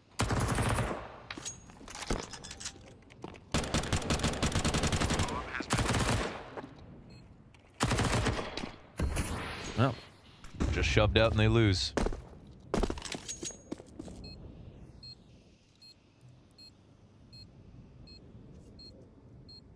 That's some people's whole story. Just push down in the mud and left. You can drown in mud. What? You can drown in mud if you think about it. Like in a mudslide? Yeah. What? Where would there be so much mud? Mudslide? Where else? Mudslide. Peat bog? Is that mud? Peat bog. I think it's a bog. What's that, though? I mean, I said it, but... I don't know. Peat bog. Shout out to Geo Wizard. He almost died in a peat bog. Really? In one of his straight line journeys. Oh, yeah, you shouldn't mess around with that stuff. I think it was a peat. I think it was peat. Yep. But it didn't, thank goodness. Bog. Just, it stinks, doesn't it? peat and bogs. I think there's methane out there, that's why. Pete's on meth. Pete's on meth! No one's seen bog.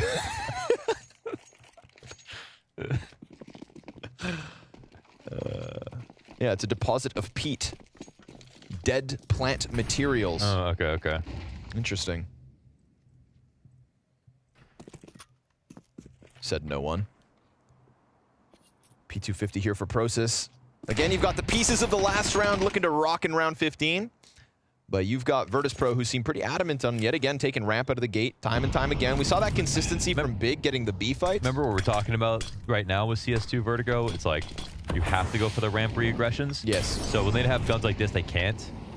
So if Virtus.pro can just run up and like establish all their grenades, they know if Big aren't going to full swing on them on the ramp, then they kind of like already lost. So you see like all of VP coming in now, right? Yes. So the job is done here as far as Slit's concerned. He's re-peeking to see the push, and he does spot one. So that's something. Nade almost gets Process down for the count. That's a crazy thing to peek before your reload's done, but Norbert's gonna clean up shop on the 2K, and that's one of the two guns down. Tapson slips the jump up. We're gonna get the same exec in with the smokes, the mollies, the frag. It is VP not wasting anything. It's impossible to disrespect at this point in the round. You can't sit behind the smoke and win right now, so. Gonna go for that corner plant. Tapson's gonna look to get crazy. It works. Fame gets killed after he puts the, no, not after, excuse me, hold on. Ooh, okay, okay. But And they they've can't smoked just off plant. short. They've already isolated the second T so that he has to come out. Nade's not gonna find any damage. It's not ideal for Big, but they've been working with Little all the way. Sin inside sight. He'll lose his head. And Crimbo's looking for the clutch, but he can do this. Half his health gone. He knows where Mir's at. And Crimbo sees him on the fallback. No kit in play. So Mir gives him a jiggle. And the FAMAS is down to 5 bullets in the magazine. 10-second defuse needed. A flashbang comes out. Crimbo's off the defuse. Mir knows it. And he's going to wrap back around. Time decides this.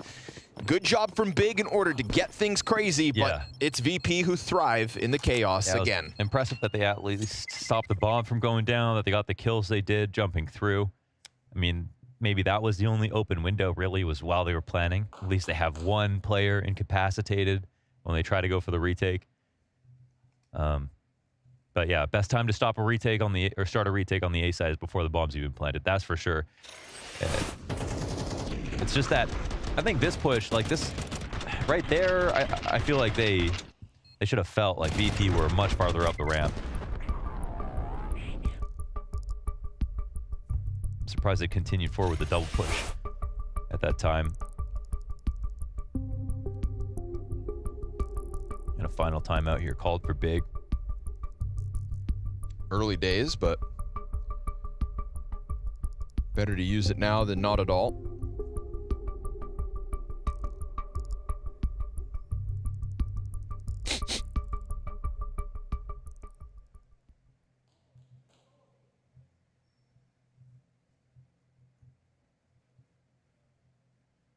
Chain looking talkative this evening. Good. Everybody wants to start the year on a high note. Like GamerLegion. Oh, yeah. 2-0. 2-0. Can you believe that? 2-0. Start of the year, things get funky. Spirit won a map today. Straw Speed Vitality. What? What is... Yeah, but that one... That was quality. Nade bounces over the box, so Flit doesn't have to deal with it.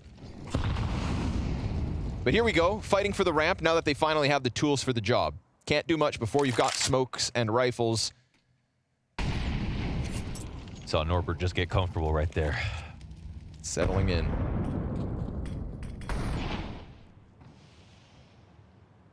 But Mount2 is his counterpart in middle. Won't be expecting that op to push out. But I do expect it to try and get online here. We're talking about 3 frags for Montu 15 rounds into this game. Yeah, good point. I haven't felt his presence at all. Gotta get that going. Slowly but surely, you've got Tapson and Crimbo climbing the charts. Those are the two we look forward to on Big.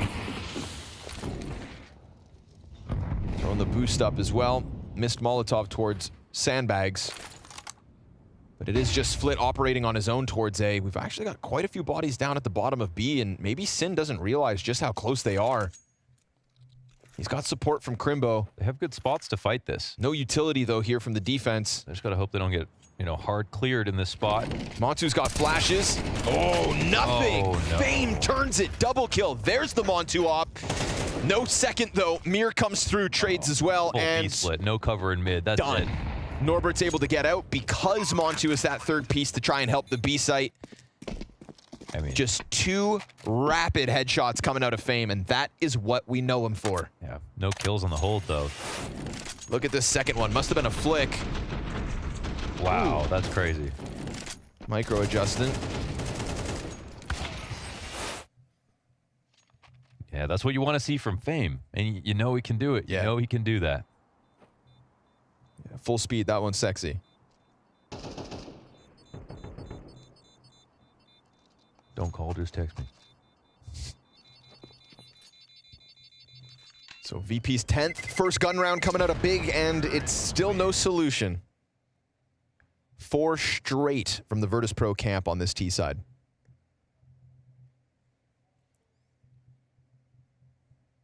Do you consider them the favorites of this group? Yeah. In the face of Heroic, Cloud9, and Big? Yeah. Yeah. Oh, yeah, for sure. I think the conversation really is just Cloud9 or Virtus.pro, I mean, really. the base take is that Valve rankings were right about Virtus.pro this year. Where are they ranked? Sorry, I'm well, no, not I mean, aware. you know how they were like super high off the Rio Major, and then like for their online cups that they were actually playing incredibly well at. Yeah, they're just farming. They actually had a great year overall. Like, yeah, no, that's. I think they went slightly underappreciated. That's for sure. Think about how high they'll get ranked if now they're in the circuit as well. Exactly. Because VP play everything. Exactly. Valve. This is all Valve trying to save VP. Essentially, is what.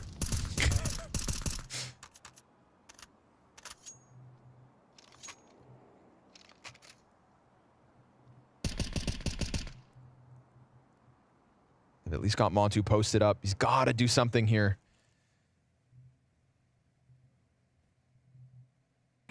His opportunities are waning, and Flit just rocks him with the rifle peek. Yeah. I mean, we saw it from Montu's perspective 5 seconds ago. He's just scoped in on that angle. Yeah. He's ready for the peek, but you got to show your chest, man. Just gets slammed. 4 frags. He's out of the rounds. Molly for Process. He's going to put that out. Now they know about him, so he's stuck, and he's got no real support. Flash comes out from Tabson. Fame keeps his head down. Tabson will kill the short push, and that's enough to get him out. Well done from Tabson with a frag and a piece of util to save his teammate. Tabson adds himself to the short control. Sin now the third player in. 30 seconds. A wide swing out of Process. And that frees up Tabson to start to leave, but he gets caught on the fallback. Process isn't getting out of dodge. They could boost on white boxes. Norbert goes for plant, but they can't stop it. It's bomb down and retake needed 3v3. You've got Fame stuck along the wall. Not that the CTs know it. Oh, the re-smoke. Gives Fame that extra bit of cover to play behind. Suddenly he feels safer in this position. Tabson dinks Jame over the top of the smoke. Sin starts to walk out. Sin's gonna get shot in the side from Fame, and the second player's dead as well. Crimbo, he's fallen with nothing. Tabson over the top. Norbert towards the ramp serves up the distraction, but a peek down beneath denied, and it's further damage out of Tabson. A tap onto the bomb. He's got himself the kit, but he doesn't have the kill, and they won't get the round. 11 from VP. Tabson just roar right there. He's so upset. Yeah, that's frustrating. Okay. Wow.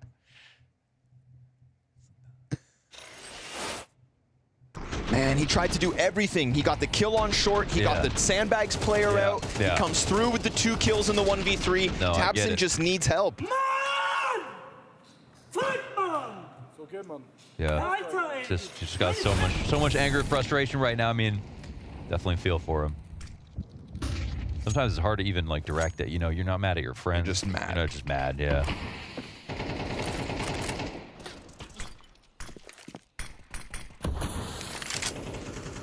Nothing's going right. That hurts, actually. Yeah. That hurts to see. 19 and 11, having an amazing second map, trying his absolute damnedest to keep VP off this win, and yet again taking down big scalps and killing Flit. His 20th 17 rounds deep. Harness that energy, tabs in. Single player inside of the B site. They'll go for the top ladder push in Crimbo, but not much here to really slow down VP unless they decide to pump the brakes. And if they do, it opens the door for Crimbo, who actually doesn't flank but doubles back because the A players push instead. Okay. So they've got VP right where they want them, but James just massacres tabseN. Luckily for Montu, we do get this quick push out of James, not expecting a second on the flank. And now VP know what's up. They have been corralled into this bomb site, but while the smokes are up, maybe they can still cross over. One more smoke still for Mir. Nicely done, boosting on top of construction. Shadow advantage, Crimbo sees it coming. Okay. And he's gonna put up 2. There we go. tabseN gets his frag, sets them up perfectly, puts the pieces in place, and Crimbo's gonna close it. Yeah, and I was gonna say, man, that would put me over the edge if I was tabseN on that flank. It's the headshot. But they win the round. That's such a relief. So, and the idea to go for the flank when they did, that's like them catching off VP. That's hard to do. You never know when you can flank versus VP. You almost always regret it. Starts off with tabseN getting this kill, and everybody in B does such a good job of actually fragging, which is huge. Because some of this is the fact that, like, you know, between like Crimbo and Process not getting kills in the B site on holds, like they just need to frag harder too. It's not like over complicated in terms of what the solutions are. Everything can't be tactical in terms of what you need to do better. Sometimes you do just have to shoot harder. Yeah, we heard Zywu say it to his teammates as they were losing to Astralis. Yeah. Boys, we just need to wake up. Well, with tabseN's roar 2 rounds ago, no doubt Big's on alert. GobB gets one extra chance to speak because VP have now burned their last pause. No more tack timeouts. But Big still trail by 4.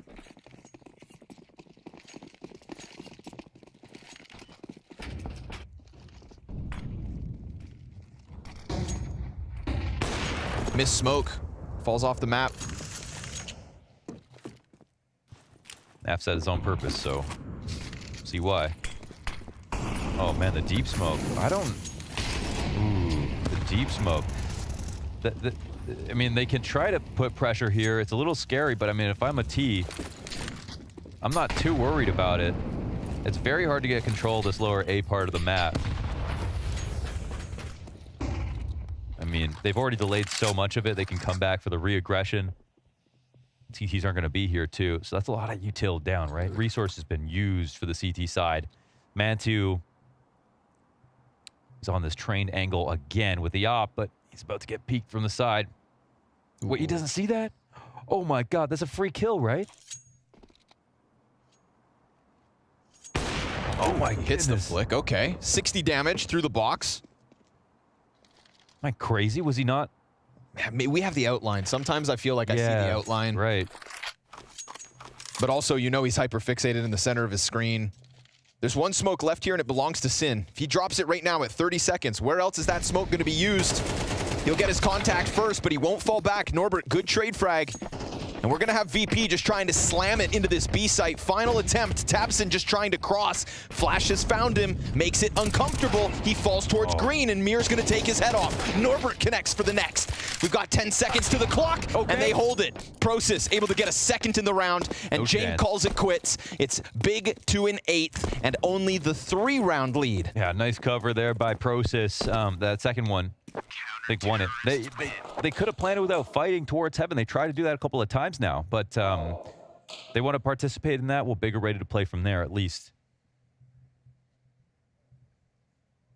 Oh, tabseN dies another tilting way. Actually, trying to kind of instantly regretting running into the back of default. He's trying to run out, getting caught off. But at least again, his team can bail him out now. Nice to see Crimbo at the bottom of the ladder catching the flank. What are you doing? I thought go save. I think like 2 rounds ago we saw Crimbo almost get the flank, but then tabseN took the charge on the back end. So it feels to me like Crimbo has found space in middle to thrive, and the last round's an example of it. Now a gift. Or is it? It's one of those weird rounds where James has an op.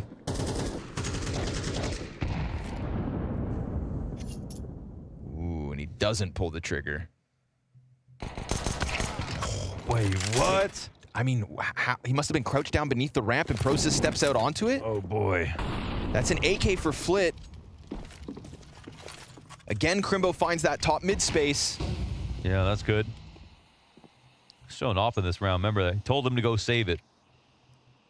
Crimbo told him. tabseN also just picked the smoke up off the dead body, so at least he can keep short side blocked off for a little longer. I mean, Crimbo knows that there is no way he could have crossed. They could have crossed back past this line. They know it's going to be an A play.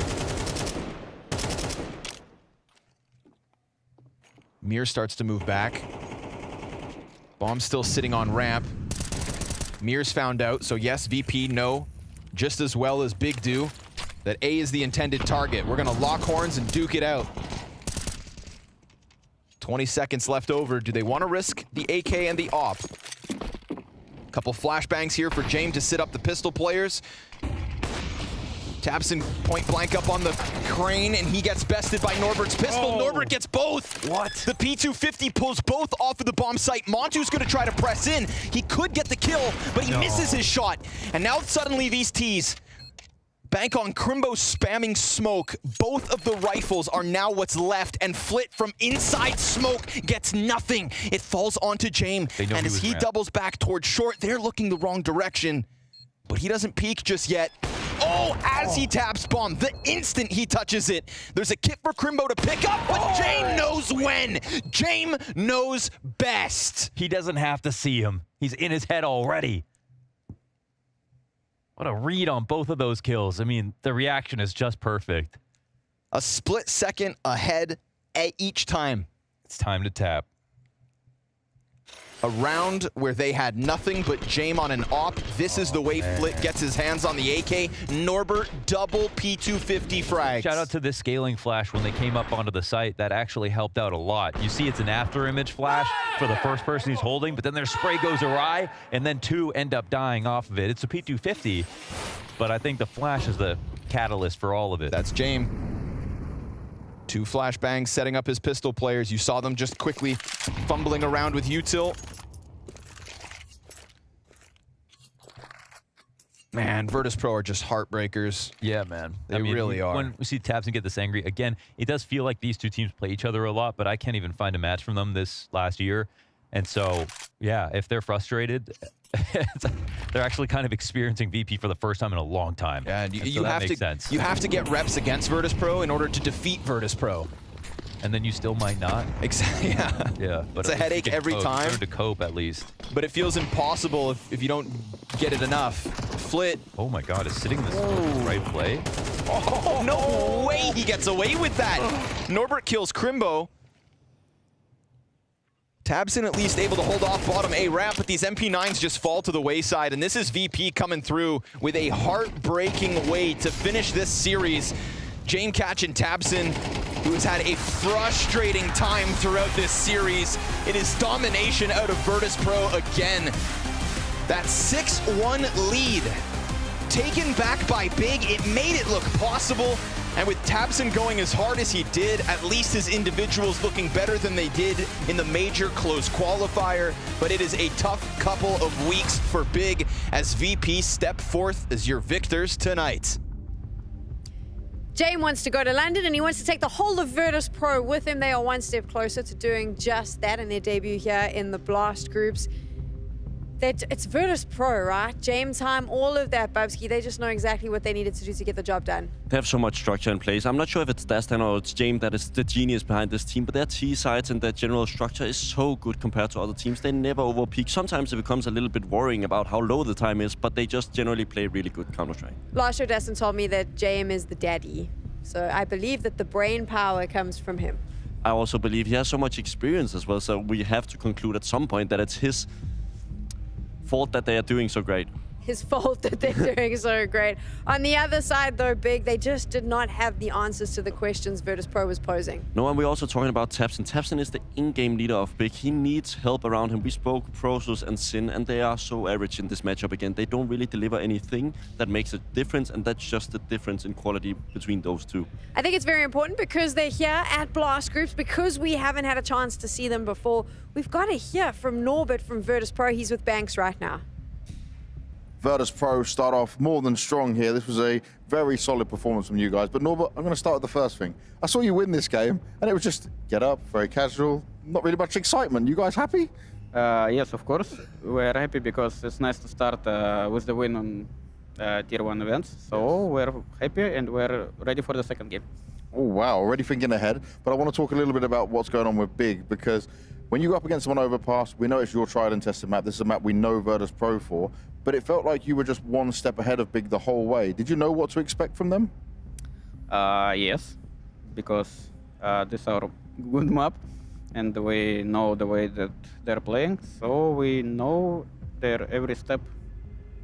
And that was it, nice and easy like that. When it comes to Vertigo, though, it was a 6-6 at the half, right? They had a string of rounds at the end, but then you came straight back into the second half, full confidence, controlling your T-sides exactly how we know and expect you guys to play it. Were you expecting more fight from Big? Were you expecting more of a match from them, or do you think you're that much better? As you saw, we were winning 6-1, and we failed some important rounds for us, like for the economy and other stuff. And we know that they will be kind of aggressive and these things. So we know that if we go to T side, we can pressure them, we can play slow. They will do mistakes because of it, and we could win them. And it worked out definitely like that. I want to touch on with you. Your individual level right now seems to be way above even what we saw in CSGO. Why are you feeling so good in CS2? This is the good question. I don't know answer. I'm just playing CS and enjoying it. Well, he needs to keep enjoying it because he's playing damn well. Thank you very much, Norbert. Thank you. I love the attitude in this team right now. We knew everything they were going to do, so we just made sure that they couldn't do it. They're like robots. Yeah, I mean, it also says a lot about their way of anti-stratting opponents. I think we don't get a view into that very often. I think GOB and tabseN is really good at it, but daztan and Jame is certainly also one of the best ones out there. Virtus.pro takes the first win in Group D, and they're already talking about their next matchup. You heard it there. They were going on about, right, we got to start prepping, and we will find out who they're going to be prepping for in a little while, because, of course, Cloud9 is taking on the all-new Heroic lineup. We're going to run back to spawn, give you a chance to refresh, because when we return, that match is going down.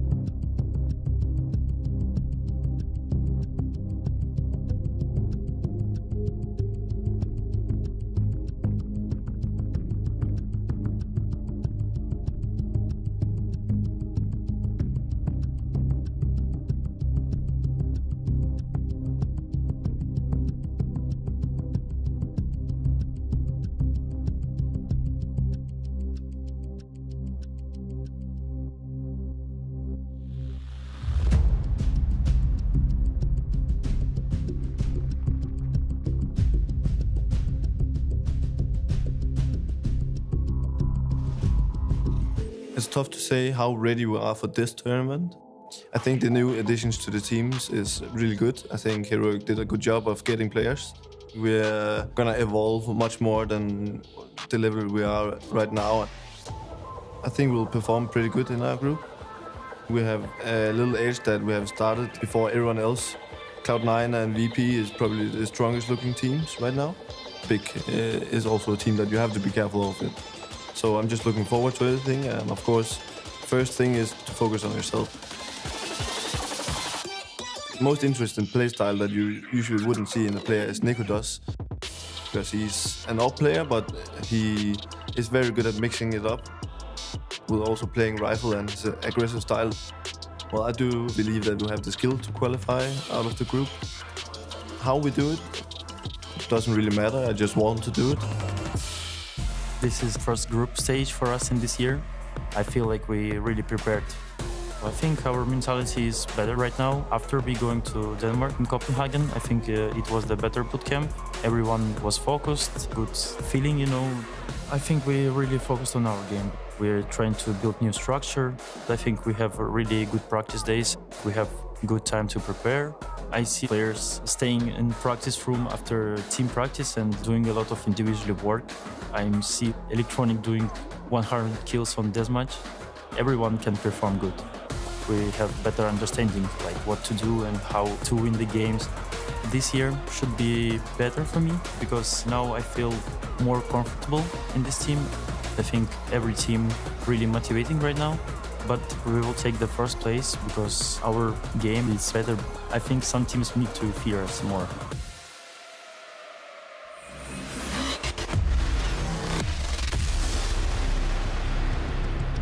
Cloud9 facing off against the all-new Heroic. I would call this the match of the day. It's the one everyone wants to see. Of course, lots of talk around this Cloud9 team that we saw towards the end of last year, the changes that they've put in place with CS2. And on the other side, though, it's the fallout of the Stabby situation. The new Heroic lineup is on the cards, and we see them arriving now. I'm very excited about this team. Babski, I believe you are as well. Yeah, I think they recovered well. I don't think it was easy to have two of your best players leave and all of a sudden you have to go international, but I think they recovered decently. I think they did better than a team like Ins where they come from. Fair enough. And you know, the thing for me is the big, I want to call it the golden ticket that Heroic has is without a doubt Saw. I love what he did with Ents. I think that he has the potential to take players who don't even know how good they are and show them the way, if you like. I mean, I think it's super obvious when we look at Ents now, they have no clue what they're doing. I think it was 100% Snappy and Saw doing stuff behind the scenes, and now all of a sudden you sign 4 Polish players to a Danish IGL. It just shows you what team's value is. I think Snappy and a good coach is just gonna give you so much more value because it's also going to be the sports management. So, I mean, Heroic doesn't have Snappy. They have another IGL, but I think Saw is someone who can spot that new talent, the new talent. And I'm curious as to the relationship between him and Kickstand, who I do believe is actually caught up with Mr. Banks. So let's find out what he's saying ahead of this game. Now, it's very early days for this team, right? We're going to learn a lot about you guys. But what are you learning as the IGL with these players and also working with Saw? Have you agreed on the way you want to play? Is it different to how you led in the past? Of course, we agreed how we want to play, and I think we all have pretty similar vision of how we want to play the game. And it's nice because it's similar to what I had in my previous team, I would say. So it's actually nice, and it's not that hard so far. And who's helping you out in terms of the calling side of things? Who's the secondary voice in the team right now? Actually, we have many voices in the team, and that's at some moment it's good. Sometimes it could be hard because you have so many voices and everyone wants to say something. But I think it's good to have at least few people who can call when I have problems or when I don't feel good. Now, it's pretty tough going through these qualifiers, right? And you guys have to go from scratch. What did you learn from this, and how did it help you in order to be prepared for Blast? I think it was a nice experience to play some officials before Blast because we also lost some games, so we kind of know how it is to be on the other side as well. Yeah. So I think this Open Qualifier helped us a lot. We gained some experience, especially in some rough situations where we lost like few games. So I think it was nice to play that. And how ready are you for a team like Cloud9? I mean, it's hard to say. It's our first Tier 1 team that we're going to face, so it's hard to say. We'll just try our best and hopefully the better team wins.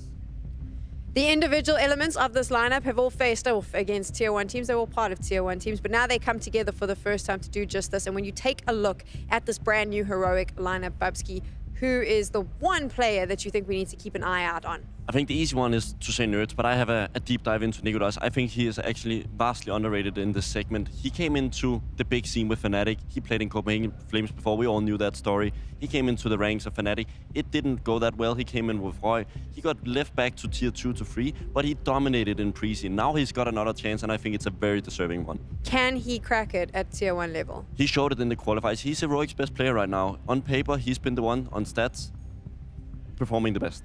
How does he work with Nerds, though? Because for me, Nerds is the standout here in this lineup. Exactly, and that's the duo we're going to hope for. If that duo is not going to play up to the standards of a Heroic or of an Electronic and Exile combo, then it's not going to be interesting. But if these two can find the rhythm, then we are going to have a real team. Nerds was obviously a standout last year. He says that he's coming through to ENCE, and I mean, one of the reasons he left ENCE for Heroic was because of Saw. I think Saw was able to find his potential, and ultimately was why he was Rookie of the Year. Yeah, we spoke about earlier also, there's players that attract other players, like Heavy God joining OG. That is going to be one for other players to look around for. Okay, I will potentially go there. Nerds is certainly also one of those, and if you can get a coach on top of that, it's going to be a sweet spot. It's going to be very interesting to see how this lineup performs against Cloud9, who I think is looking pretty happy with their setup. We heard Boomage talking a little bit about his bootcamp, and I know he talks about it a bit more as he chats to Banks. But what did you guys focus on as a team for the start of this year of how to improve and also how to manage the AWP situation? We're still testing something new with AWP. So yeah. Some players, new players on some maps with AWP. So I think then you're going to this tournament and facing these 3 teams, you know, you don't want to think about who you're facing because, like I said before, it's first LAN event, and I don't know. We just want to do our job good, and we was focusing on last year. We fixed our problem from past year. And you know, I think we was really focused on play more because I think, I think like I'm practicing for 10 or 12 hours in per day. So I think, and I think the understanding of team is better because we was played last tournaments, and there was understanding what not good for us because the new captain, new IGL, but in this year we feel more comfortable. No AWP. But we have some things that we do, and some of us play the AWP. Babsky, how does this work? They had the AWP. They had Shiro, but he didn't want to be a part of this for some reason. I really want to know why he's not here. Now he's all of a sudden on Spirit at this tournament in the same group as well. I think it's going to be really interesting to look at who's going to pick up the AWP the most. Does this AWP, I don't know what it is, it's an experiment. Is it working for this team? For me, personally, it's an experiment. I think it's a little bit overrated how bad the AWP is. I think it's very useful. We see some players, exactly James today, dominating with it. So I would think it's a little bit stupid of Cloud9 to exclude an AWP at this point. Fair enough. I mean, if it works, it works. Let's see if it does. That's what we're about to do. They're going up against Heroic. It's Cloud9 versus Heroic, and probably every member of the Cloud9 roster will pick up the AWP at some point, Scrawny and Launders. Nope, not allowed, Sam. If Electronic touches that AWP, yeah, true. I'm out of here. That's the line. All right, we saw that graphic. Rain ops, he'd probably get it and get his kill. Yeah, but then put it down. It's like one every 100% one every 3 years. Hit something like great, that. But never opping too much. Yeah, it's not Electronic and it's not Axile. At least those are my rules.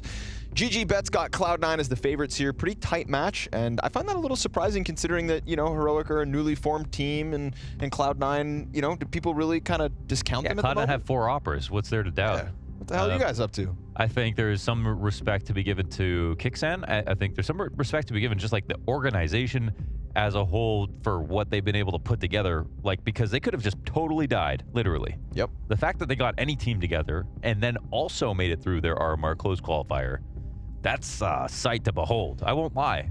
I believe there's actually a chance that they could win this series, and even the remote possibility is kind of amazing considering they lost their 3 best players. Yeah, they got gutted. And identity. And they came back with something different. And it's actually cool. I mean, I like Saw. I'm liking Kixan. I like the structure from there. Yeah. And what I saw from Shush in the RMRs had me turning my head. Really great plays from Shush. Looking forward to seeing Shush in the series. Brother, give me a little more Nikados, because he is he's going to make an argument for himself tonight as maybe being the best rifler in the server. That's a crazy thing to say, but he's been chucking that op to the wayside and playing M4s like it's nothing. Keep your eyes open on that. If you haven't seen Nikadoz in a server for a little while, you may be surprised with just how good he is. But we've got a bomb down, we've got 10 players up, and we've got Cloud9 grouping up inside of the CT spawn looking for the retake. So here comes Nikadoz, speak of the devil. 4 players pressing into him. That grenade is immense. TeSeS, 3 frags off the Glock. We've got Axile trying to press up over the top of the stairs. Tough job, though. We got Nertz over towards the ramp, locking it in. There was a little while where I was afraid for TeSeS. He was trying to do the in-game leader lifting. He was talking about how it wasn't really a role he wanted to do, but he was willing to do, and I never like a non-willing IGL. I think it's just a bad omen. They didn't have an IGL. So. They didn't have another choice. Yeah, they didn't have a choice. But he said that he was like, no matter what, if he did it, he would learn something. So he said they're like, well, in the interim, I'll do it because there is no IGL, but he didn't have any plan to continue calling. I talked to him and Nikadoz before the event started to pick their brain on what's going on right now. I asked Nikadoz, is this the best team you've ever played on? He said yes. Really? So obviously it's a bit of a joke. I mean, he did play on Copenhagen Flames, which was a legendary lineup, honestly. Yes. There's more to prove, but if you go player for player right now, and like, but let's say before Copenhagen Flames were known, I mean, you do have some brand value right now. You have Nertz coming in, you have Saw as the IGL, you have Kixen, who did a bang-up job with Apex at the Paris Major to make that run, and Shush and TeSeS are a solid foundation to start a new lineup if you're coming into it. No doubt. There is actually nothing bad about this team on paper right now. It's just worse than it was before. You look at all 5 of these players. These are players that make it to playoffs. All the heroic runs, Apex at the Paris Major, the one real event Kixen got a chance to thrive at. Nertz with Ents lifted a trophy last year, Rookie of the Year. And Nikadoz with the Copenhagen Flames. That was his success story. It's been a little while since then. I liked Kixen's calling. I liked the way Apex played the game. I think it made sense. And obviously, if you're him, you know, his interview with HLTV that came out today, he was saying that when Saw was the first person to contact him from Heroic, he knew instantly, I'm in. Yeah, that's good taste, right? That's good taste by Saw. And Saw, if he's got anything to do with the talent scouting, that's another. If it starts with getting him first to find the rest, that also makes a lot of sense. Yep. And that's it. Because Ed's found nothing but good talent. And Kixen with Saw said that the two of them actually had a lot of weight to throw around in terms of building the roster up. That they built the roster together. They had those conversations. That would have obviously been the inclusion of Nertz and Nikadoz. TeSeS and Shush already in place. Is Kixen the most successful Macedonian IGL of all time? Yeah. Is he the most successful Macedonian rifler of all time? Is he the most successful Macedonian player of all time? Yes. Any other questions? That's what you're up against, Cloud9, baby. Yeah, but Cloud9 have 4 oppers. Ooh, 3. Yeah. They've got 3. You know, people can make fun of the Cloud9 project. It is still weird. It's a little weird. I'm gonna call it. You know, it's. You can make fun of it, and it's hilarious. It is a weird thing to be doing. But you better watch your mouth. You know, it's off meta. We'll put it that way. It's wrong. They should get an offer. And Bubsky, just factos right there, saying even though the off isn't as strong, it's overrated how much people are saying it's not useful. It is still very useful, and they're not going to get away with this off on rotation situation, okay? Not for that long. And Boomich just said in the interview, if you missed it, they're going to try some new things with the op. Yeah, which means, I mean, the only people who haven't touched it are Electronic and Axile. Yeah, which maybe... And I'm telling you, if Electronic picks it up, you're casting this alone. Connor might walk away. I'm a step out. I'm going to sit down and watch that. I'm going to be mad just like Connor, but I'm still watching. Are we allowed to leave? What would happen? I don't think anyone would stop you the first time. But I probably wouldn't come back tomorrow, would I? At your own risk. They wouldn't let me back. If you did, they probably locked the doors. Catching the exit out from Palace. Bomb is right there with it.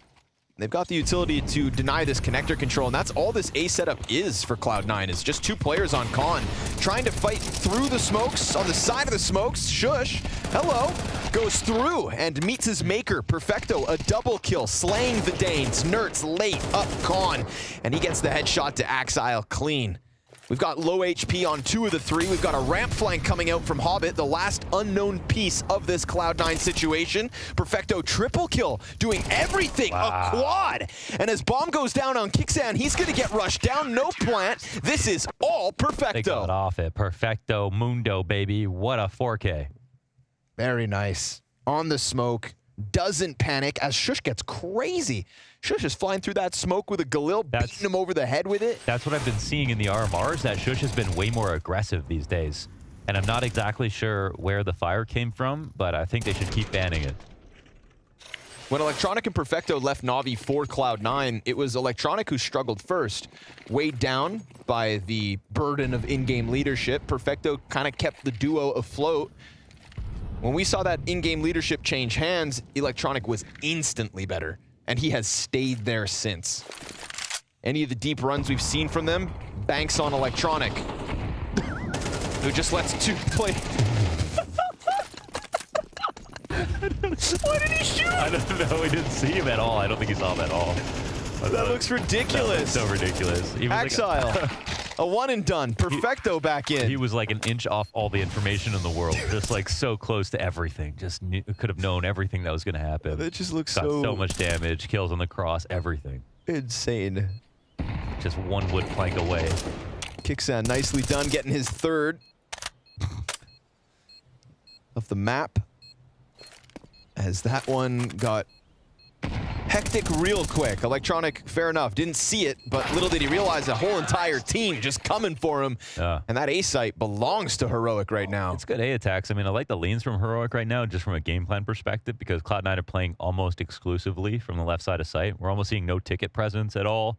So it's made for like really, really powerful A-ramp palace splits.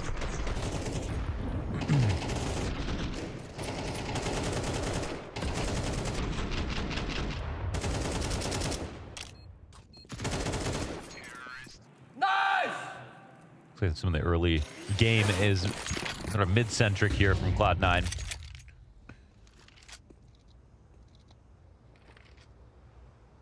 To think of Kixan's trajectory in the last 12 months is just something incredible. Was playing for Blue Jays in online qualifiers. Right. Not making too many waves. The Apex run was really his breakout. Now he's on Heroic. Oh, wait a Boomage, second. double off the USP. Luckily, and he can frag too, by the way. Kixan can frag. I think that's something that needs to be pointed out about him. Yes, sir. He's a very good individual as well as caller. Flank is coming in here on Axel. No information on where this could come from. And with the smoke up, you think, okay, there's just no way for him to read this. So 3, 2, 1, and done. He's dead. Ooh, that team flash made it a little weird for a second. Yeah. But all good. Turn around. No, you're dead on. Kixan individually, I think like when Apex would be losing games, he could kind of get, you know, as in-game leaders do sometimes when games go south, they get bogged down in that. But you're dead on. Bring something to the table in that regard.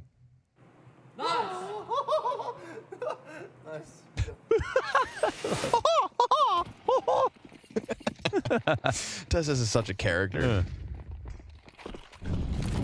He'll go from like the blood-curdling battle roars, you know, remember in the Cadian huddles, to Mickey Mouse. Mickey Mouse hee-haws. It's good to have depth. We got guns up and a deep AUG from Boomage. Maybe they're not going to play ops at all.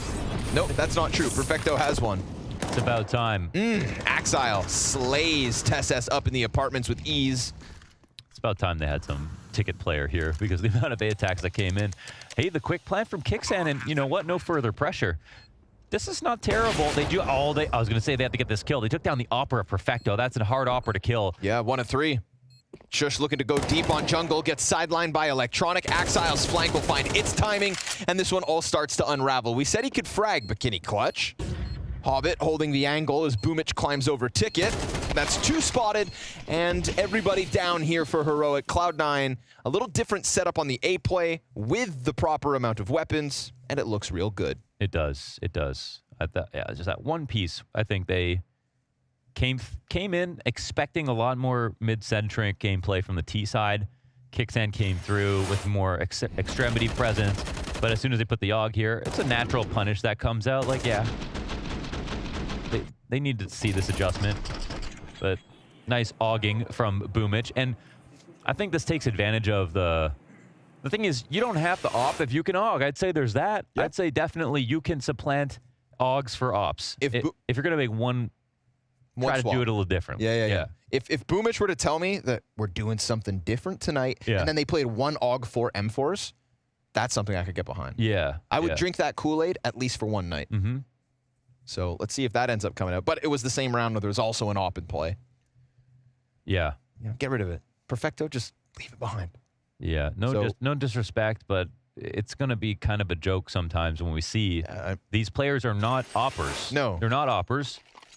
And the oppers you go up against are people who have fine-tuned that craft to a level of professionalism you can see that makes them stars. And you're so used to watching them, you can tell the difference. When you see them walk into an angle and get one bullet into the head, it is slight differences, but it is a specialization that cannot just instantly be replicated, not just by good players straight up. To pick up the op and think you can just hang is actually just kind of, it's a bit rude to all the other oppers. That would be the Nico effect is what I would call it. Yeah, if Nico can't op, then neither can you. Yeah. With all due respect. Perfecto, he'll get a chance to show us something with it here as he posts up on apartments. He's got no support, not even a cap player, no potential market moves. It is all Perfecto, all on the op. And with smokes down in mid, there's a potential pinch coming out soon enough. This A stack from Cloud9 is seeing nothing, but they're not pulling off of it yet. We've got Nerds in through the smoke. I mean, here comes the B hit for sure. Oh, Perfecto. This shot, Tech9 guns him down. Nerds activates from inside connector, and that B site's gone. Nerds will at least get cleared out, so there's a retake possible. That was so case in point right there. Like, do you think that happens to Brokey? Does that happen to Shira? Does that happen to Vice? Does that happen to Simple? No, it's not going to happen to them. It's just not. It's not going to work out the way you want it to, honestly. And overall, the setup, right? There's no support. Anyways, plus it's a bad setup for any opper, let alone Perfecto. Yeah, and they have no one in window, no second B player watching the cross, no info deep B or Palace. They could still win the round though. Oh, good point. Boomich gonna jump up. Nikadaz is dead. Second shot missed from Shush. Time? No kits. They picked it up late. Oh. Is it late? I think he's got it. Ooh, just in time? Oh, all good. All right. Nicely done. They calm it. Boomich died in window with it. That's why Electronic runs past sight. Yeah, but you know what? It wouldn't have even been a defuse if Perfecto just had a rifle. I'll tell you that right now. Yeah. But see, it's moments like this. Everyone can see it coming. You can see it coming from a mile away. Well, at the very least, they waste no time getting that retake moving.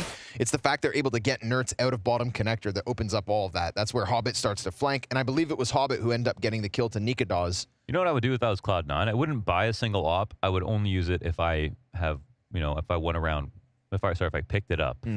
Use other people's ops. Because, like, it's a big expense. So that, for first of all. I mean, we praise Groove as a good coach. I'm surprised he hasn't put his foot down and just been like, well, yeah, I mean, he's made a very clear statement that they're fine with what they're doing. So that's already, I'd say, strange. At least he's a man of conviction. Very important retake to get under wraps. Cloud9 back-to-back retake round wins. I got another hot take. Hit me. Boomich is the best opper on this team. Yep. Okay? Yep, agreed. All right. He's the closest one that I've seen to actually being good. Yeah, you've seen like flash in the pan. Oh, shush. Oh, shut him up. Double D, just like that, out of ramp. 2 shots, no armor, man advantage. Interesting turn of events.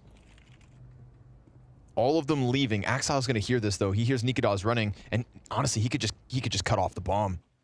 Nikodas has 2 health. He's done. Oh. Bomb's gonna hit the ground, and it's not like it falls into the doorway. It just falls down on the box. It's very awkward to come back and reclaim this. Nertz is gonna try to do it, maybe through the smoke. Yeah, he's gotta wait. So Shush is gonna go join Tesses, bottom mid. Ooh. Sketchy, sketchy. Good distraction. Connector player comes through. And Nertz is about to work on this right now, phasing the smoke. He's gotten out of the door at least. Yeah. Might know where Axel is. We'll see. Shush gets himself a 3rd. 3 Desert Eagle kills for Shush this round. Keeps the money honest for Cloud9. Yeah, that was big. That's another reason not to buy an op. Oh, yeah. Now you've got an excuse. Avoid it. Cue up that highlight. Let me see them Shush headshots, shall we? Bow. Oof. Bow. That was nice. Whew. Oh, man, that is... Yep.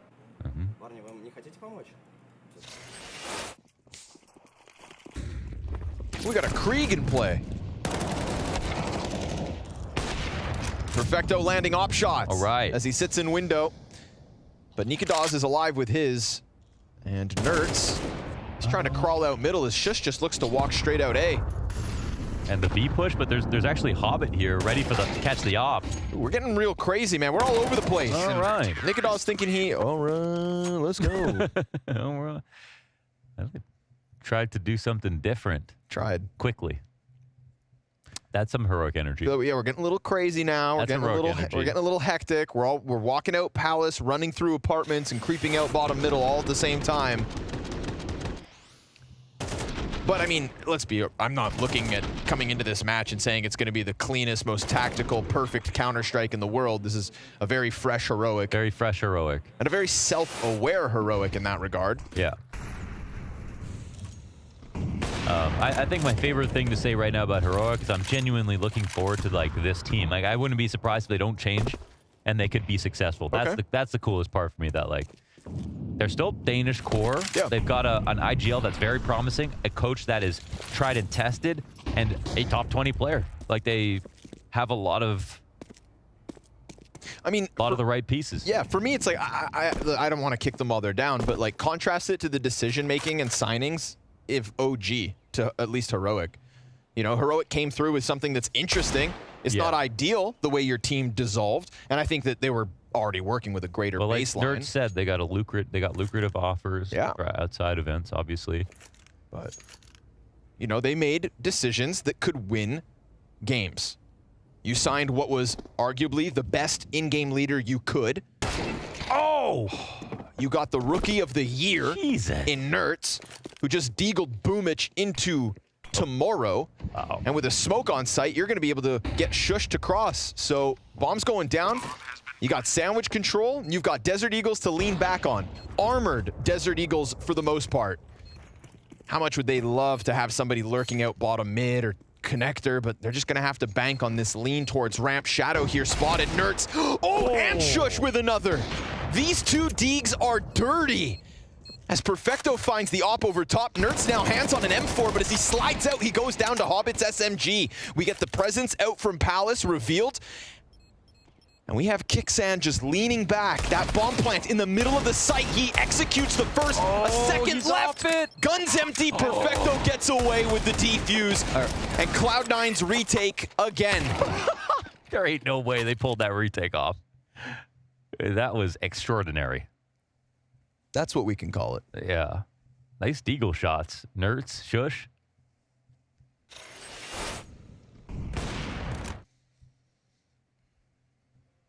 Perfecto's getting op kills. Yeah, starting to land. He's starting to land shots. Hey, it's a Mirage. You can't op a Mirage, you ain't worth nothing.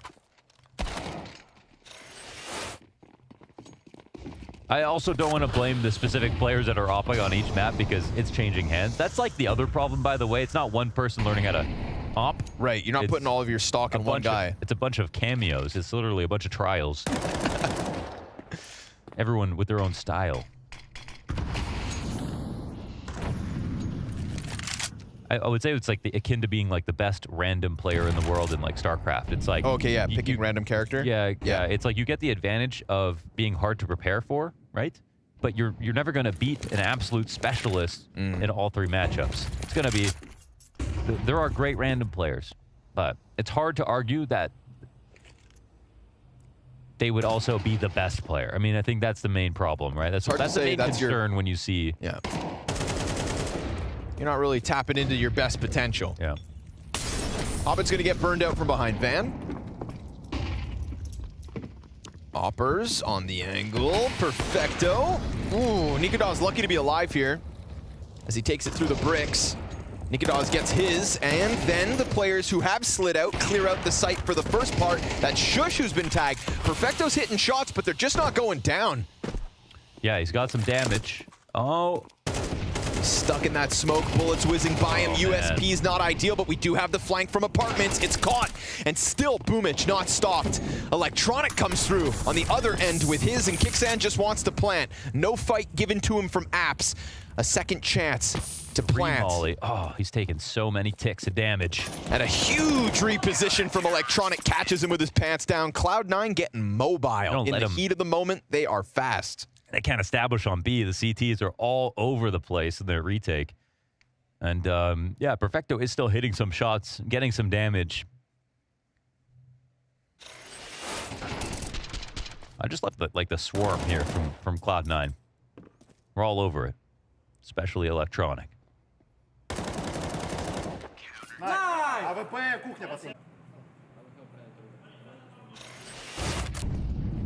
Suddenly the CT side starting to take off.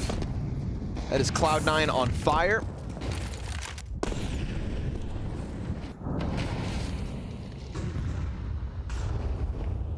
And a Cloud9 succeeding without a hard carry from Electronic. Because Axile is still somebody throughout all these new iterations of C9 since the departure of Shiro.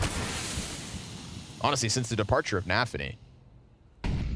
We haven't had what was he ranked in 2022? Top 5? Yeah, him and Shiro were both top 5. 5th and 4th, Shiro, I think. 3rd? Third, I think, is 5th and 3rd. Yeah. Ooh, Testes. Oh, he just missed it. But Axile didn't see it either. Still trades, at least. You take what you can get. Nikodaz's got 2 players here to deal with. He turns away, and Electronic's gonna best him. Trade potential's high. Kicksan not gonna win the second fight. That's a bomb at the feet of Electronic. It's Perfecto smoked off from Ticket. Nertz sliding closer. Does Nertz go through, man? I've seen highlights from this position. Nertz loves it here, but over the top of Ticket goes Perfecto. No punish. Oh no, he made noise. Yeah, now he's doomed. Doomed as he falls to the op of Perfecto, who finishes this half at the top of the board for Cloud9, and they recovered this one from a slow start. Nikodaz, I'd like to ask you, how would you describe the old Heroic in terms of playstyle? Annoying. Annoying, okay. To play against, I think Heroic was one of the first teams to have that style on CT where they over-rotate a lot, that like re-aggress and find those timings, and I think every team in the world now, all the top teams do it now. So I think they were some of the first guys who did it, and like that's the first thing I think about when I think about the old Heroic. Tessis, I'll ask you now, how would you describe what the new Heroic is like?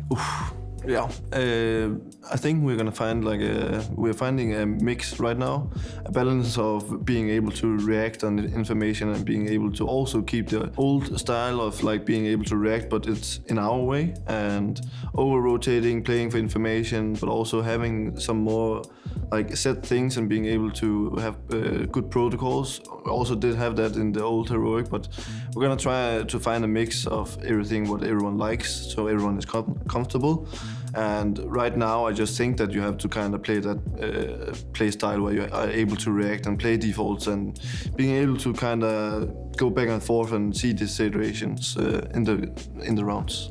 What do you need from an IGL to set you up for success as an opera on your teams? I think the most important thing is freedom, that I can do whatever I want, which I feel like I have, so that's really important for me.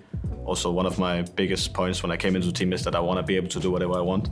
I think if you have freedom, then it's like, then you have the responsibility on yourself to make stuff happen, right? You need to make calls, you need to take initiative, you need to help your teammates, you need to make them help you. Like, you need all the resources in the world as an AWP, right? And you need to take them, you need to be a bit selfish at times as well. Nicolas, one final question. Is this the best team you've ever played on? I would say so, yes. At least the best team with the best players around me, I would say. So maybe not right now we're the best team, but we definitely have the highest potential of all the teams I've been on. You hear that, Yabby?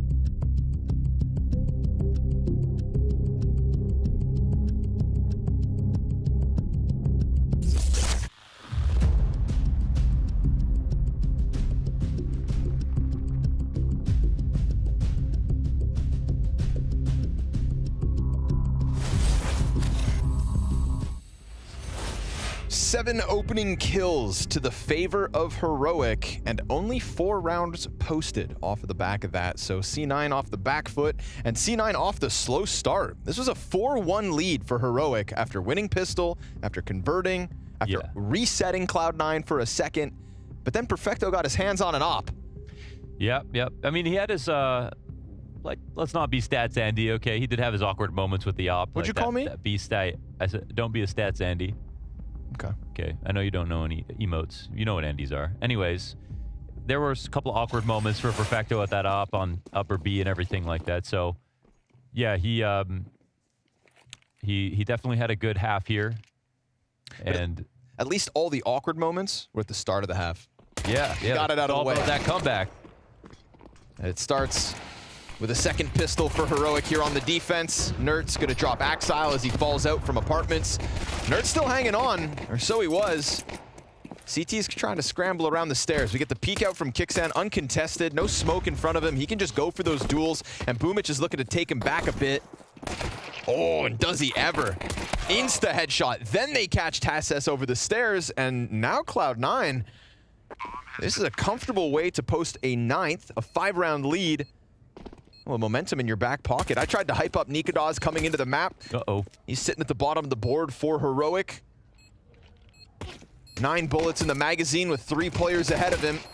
He's gonna have to keep it clean, and he did for the first, but Perfecto's gonna end him. And Cloud9, a real chance to shut this one down quick. Yeah, nice round right there. Heroic's map pick here, a Mirage. That's one they desperately want. It's one that makes perfect sense between Nerds on ends, between Shush and TassS on the former Heroic.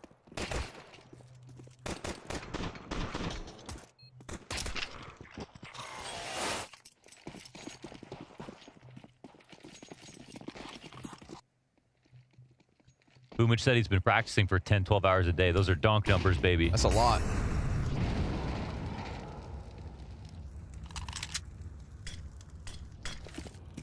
He's looking good too, Boomich. Yeah, I don't want him to waste away though. You know, the Boomich I remember. That was a lot of men. I want that back.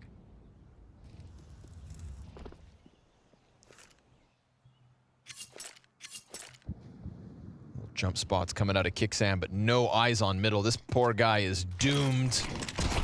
Full-fledged split. He gets nothing. Doesn't even get a bullet out before dying, so there's a safe call set up for Heroic, and a 10th round to Cloud9. Cloud9 looked very good as a team. I mean, the explodes are very good. The rifle support in that first half on the retakes were very good. They were on the same page almost all of the time. And I, for one, with no vested interest, I'm still happy to see a Cloud9 winning within their system. You know, this project, when it came together, I mean, when it came together with Shiro included, remember how hyped everybody was? I mean, everybody said this is a world ender. This will be the #1 team. They're gonna win majors. Because on paper, it was perfection. And then reality sank in. Yeah.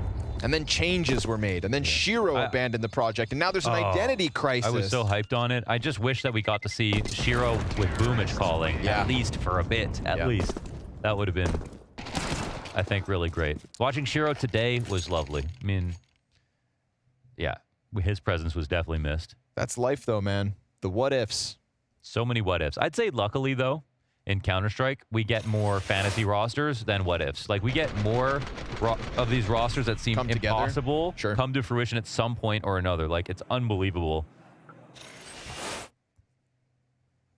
I'd say we're very, very fortunate in that regard. There have been some historically crazy things that have fallen through, but for the most part, I think even more unbelievable things have happened. You know, I don't want to count my chickens before they hatch, but we are talking about a world where Shiro and Donk are on the same team. Exactly. Like, even that is if just that's so cool. That is so cool. We miss out on the C9 Boomich Shiro combo, but we do get Donk instead. Yeah. I mean, Zontix, Magix, Chopper, that's a team, bro. That's it's always silver line. That's gonna be fun to watch them as well. Yeah. That's a core that already has made top 8s at majors. That's why I came here. This Blast Groups. I said, Shiro Donk gonna play. Yeah. And why didn't you leave when it didn't happen? They locked the door. Ah. Yeah, they do feed and clothe us, though. It's still slavery. Well, Pal World is all the rage. Just a couple pals hanging out at the Blast studio. 5-7 down in the underpass. Not going to get anything going here for TeSS. This round is looking dire. This map is now looking quite dire, if I'm being real. If I'm being honest. Oof, Axile. Give me a good Axile in 2024. Yeah, I think he still has stuff to prove. I won't lie. I think he's like obviously insanely talented and has some. He's one of the best players to learn from, actually. I'd say for a guy with his aim, he plays some of his spots in such a calculated way. It's been great to watch him, but he does have big games where he disappears. He does have that still. And it feels like with riflers, you know, you never know when they're past their prime. They could have the highest of peaks in a 6-month period, and you never know if they'll actually ever get back to that. You know, we've seen it at times. I think that, listen, the tail is turning, but an example of it that is recently on people's minds is like Ime after the Blast Paris Major. I mean, he was challenging ZywOo for MVP of that event. Yeah. And the grand finals is the only thing that made the difference. And we were all sat back. To it a bit. He is 100%, right? He's right there with Wonderful and Bit in the mid-teens, 1-point teens. But most importantly, like looking like it. Looking better. Yeah, yes. looking better. Yes. Yeah. He's got his mojo back as of late. But you know, that's a recent example, and I think those riflers, their peaks can be astronomically high, but the only guy who's ever kept it there is Nico. Exactly. That's a good way to put it. And that was. And the second guy is Donk. Probably. Yeah, as of late. Naded in the open, man. Lucky to get back. He had no cover. That little jump was perfect. Yeah, just stuck out there. So nice opening kill here from Heroic, trying to keep Cloud9 off that coveted 12th round win. This has been a masterclass from Cloud9. I mean, from 4-1 down to 11-4. Oh, right. Uh-oh. Smoke timing missed there. It was a second ago, so that's why Shush was just sitting there. Didn't have that one tabulated. That'll make it hard to sustain. Cloud9 are like an avalanche right now, coming down the hill. You can't stop it. But in this case, they have to try.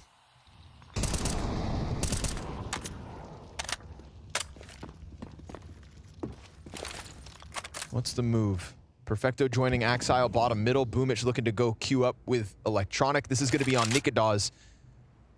You know, when we talk about the star potential of Nikadaz as an op, as Nertz as the rifler, these are two players who are currently not having the best of games. And Nikadaz's support is only TeSS in jungle, so these two players middle could preoccupy him. This is two separate 2v1s for Cloud9 to try and get back into this.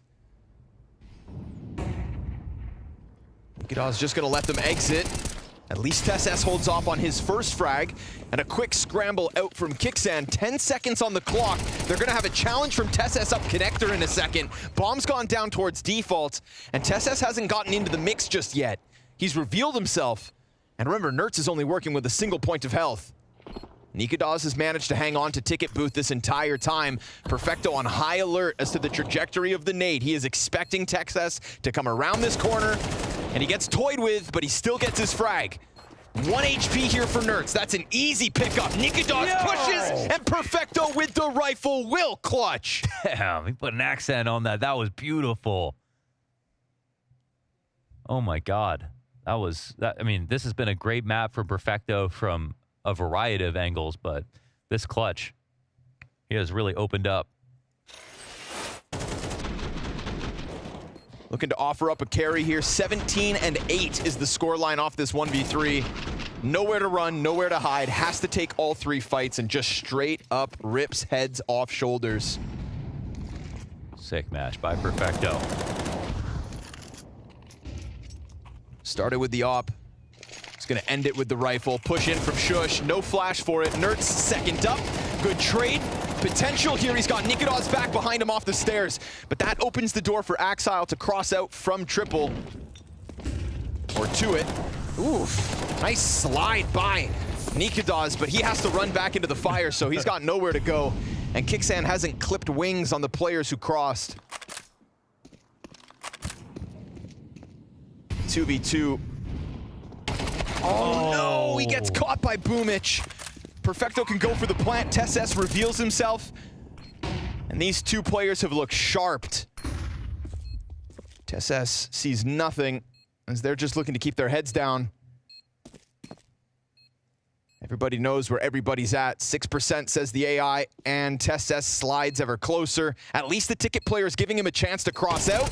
Gets the duels isolated. Nicely done by TeSS. He knows he's locked in, and he's gonna pick them both up. Oh, that's clean, man. That is beautiful as well. Back-to-back clutches. 1v3 for Perfecto into an equally wonderful 1v2 from TeSS. And that one's to save the map. No kit on that one either. Had to get the 10-second defuse, made his play. Wonderfully isolated duels. They looked a little afraid of him. A little afraid of TeSS on the approach.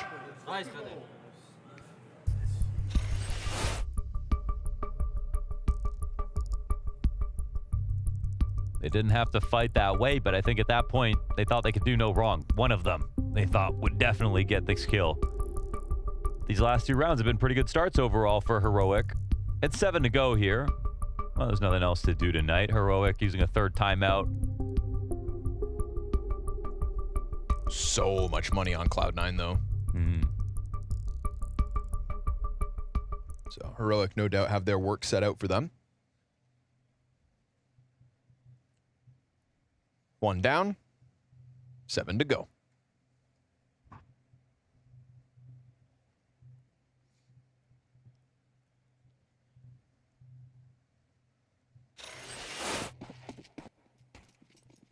Kicksan, MP7. Another one. Oh, there you go. There we go. Okay. Another one in the club. All right. Yeah, we got good company. The movement is growing. He's been hanging out with Nertz, that's why. Oh, I see. All right. The gospel spreads. Guys are just out here proselytizing about the MP7.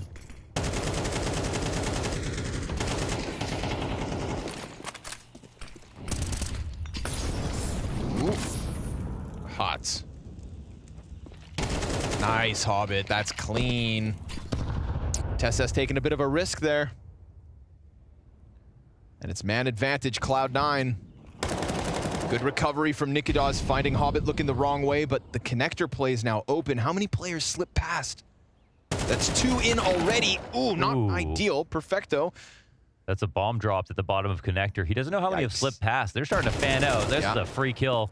Very awkward rounds, but I don't know if it's in favor of the CTs. Nikadaz, he has the bomb, but not really. Huge flash, but still recovers. He somehow survives this, and Boomich just wants him dead now because he's right side window. He won't see this.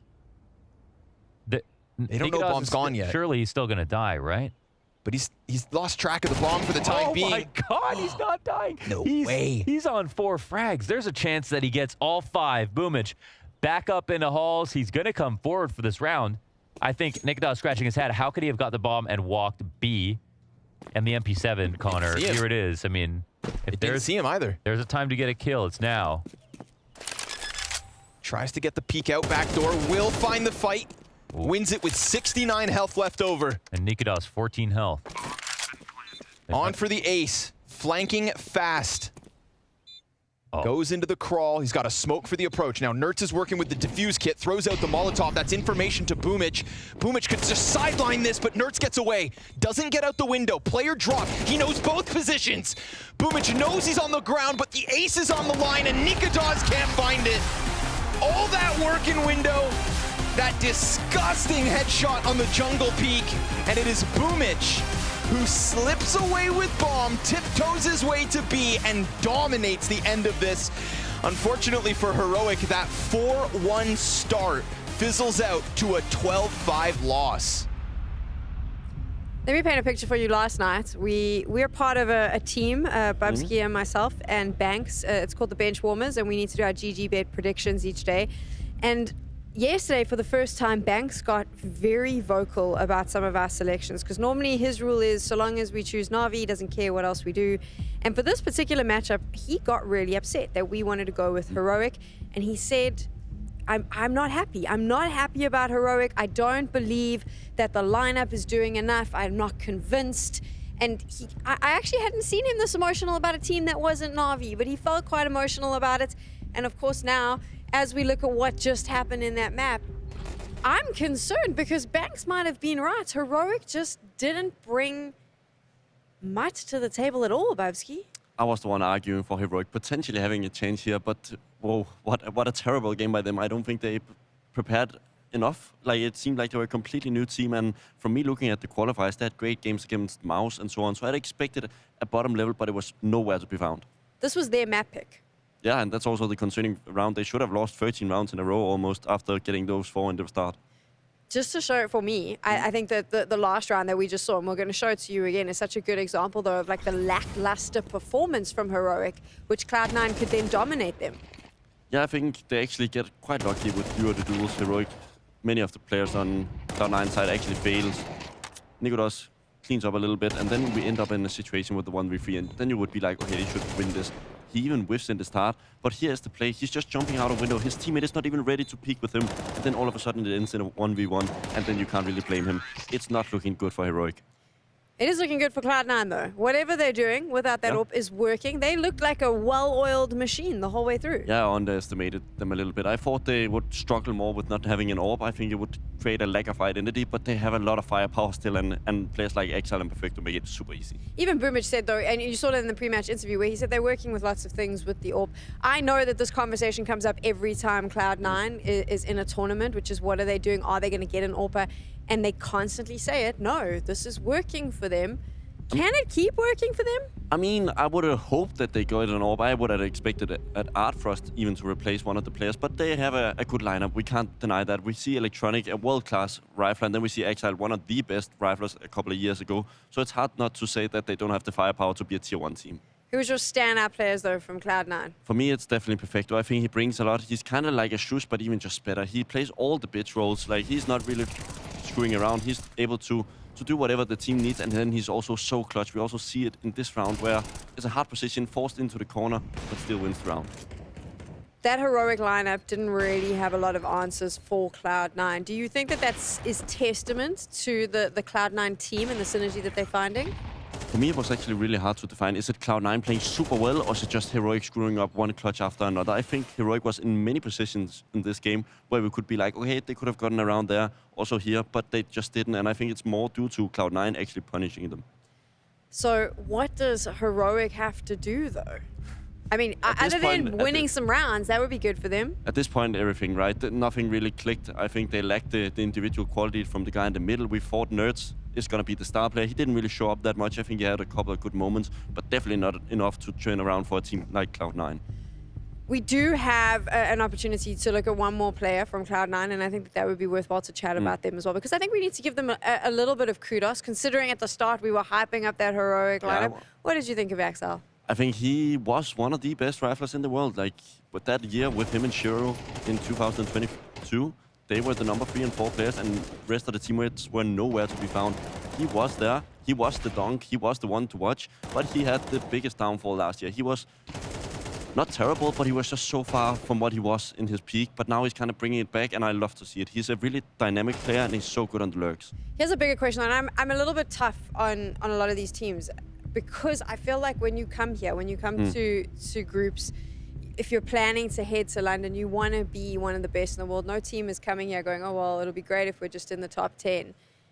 I don't think the Cloud9 roster is strong enough to be one of the top 3 teams in the world. No, it's also harder if you say G2 with Nico and Monesi, with Saiwu and Spinks. I don't think they have that duo, but they can say we have Exile and Electronic. They're at least as good as Spinks and Messi and so on. So I think they will bring a lot to the table, especially on the firepower side. And then you can't underestimate the amount of experience they have on this roster. Do you not think that Cloud9 is lacking that star player, though? Yeah, I hope he will come soon. I think Electronic is stepping up to the plate, but who is it going to be? Is it going to be Boomich? Is it going to be Hobbit? Or is it going to be Perfecto stepping up to that next level? Because they need that trio. We'll talk a bit about Heroic and their lack of star players in a little bit. But first, let's take a quick break, because when we return, we want to hype you up for Anubis.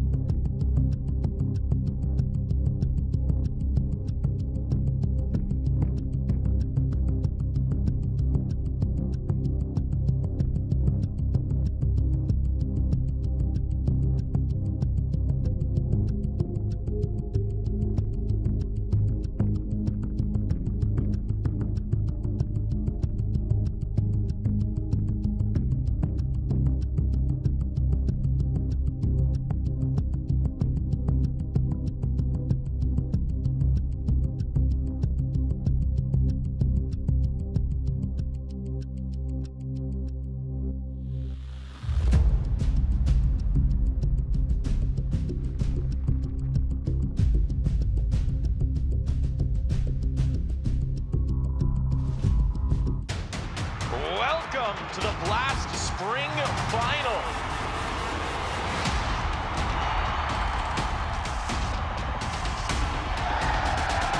Hell yeah. I'm ready. I'm excited. The stage is set. Who's going to lift that trophy?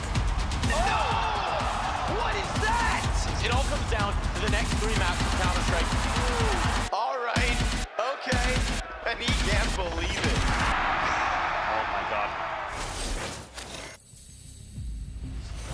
Welcome back to the Blast Spring Groups. I hope that you've been able to fill up your refreshments because we're moving in to map number 2 as we take a look at Heroic versus Cloud9. The last game of the day here for Group D. And obviously, one of these teams wants to make sure that they can secure their spot in that winners playoff that they're going to face off against Virtus.pro tomorrow. That's the plan.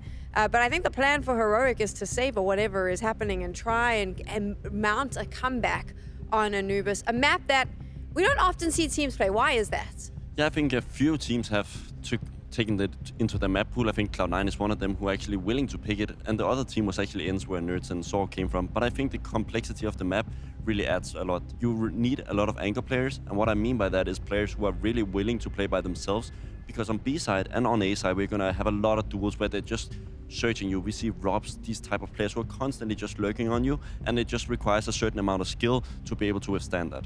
When you say skill, I'd say also a certain amount of confidence for you to believe in your players to go off and do their own thing. It's a snowball effect. If they start having doubts about themselves, it's very easy to take the passive duel, but that doesn't work on this level. Like, you need to show the respect and you need to be in their face. So how do you cope on Anubis when you've just had your map pick go down not so well for you? They really have to hope for that T-side. We have seen it at the most T-sided map, in my opinion, the way that CTs has limited options in terms of how they can reposition mid-round.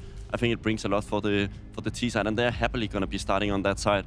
Hopefully Nerds is going to be really active in that role of trying to get the early entries. This is the thing, it is Cloud9's map pick. We are going to Anubis, but the Heroic lineup has Saw as coach.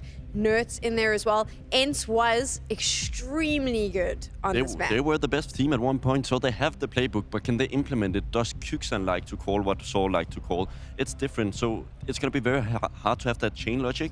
Hopefully, they're going to have a very healthy way of doing it, because they had all the tactics, they had all the knowledge of how to do it. It's just a way of getting it implemented.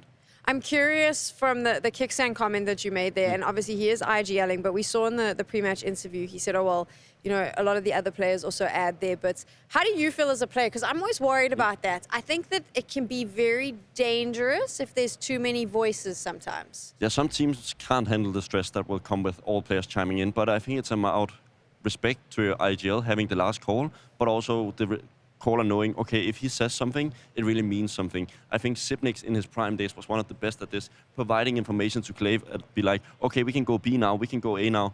And it gives a lot to the IGL, because the IGL can't see the whole map all the time. So he needs the players on the outside of the maps to give the information. What do you think of Kyksan as an IGL? It's hard. I think he's had a good start to his career, but this is his first real test, in my opinion. We saw Apex. He did a good result, everybody was happy, but now expectations are on this Heroic roster to perform. He has the Rookie of the Year on his roster. He has Shus, who was also one of the best anchors of the year. So I think there's a lot to take on for him. It must be quite difficult to come with a lack of experience in being the caller, and then have to take control of what I would say are relatively strong personalities and bigger names. Yeah, hopefully Saw and Nerds, for that matter, and also Shus is going to look at him and give him a fair chance of implementing his system. Because if you don't buy into IGL's roles and ideas, then it's going to be super hard to build anything from it. I hopefully going to be looking at Saw and his dynamic going forward. Can Heroic take the map win on Anubis, or is Banks going to potentially kill both of us? I was so disappointed by that first map that I'll have to change now. I think Heroic, before coming in today, was super interesting, but that first map looked horrendous. Hopefully, a bit of fresh air, a bit of food can help change that.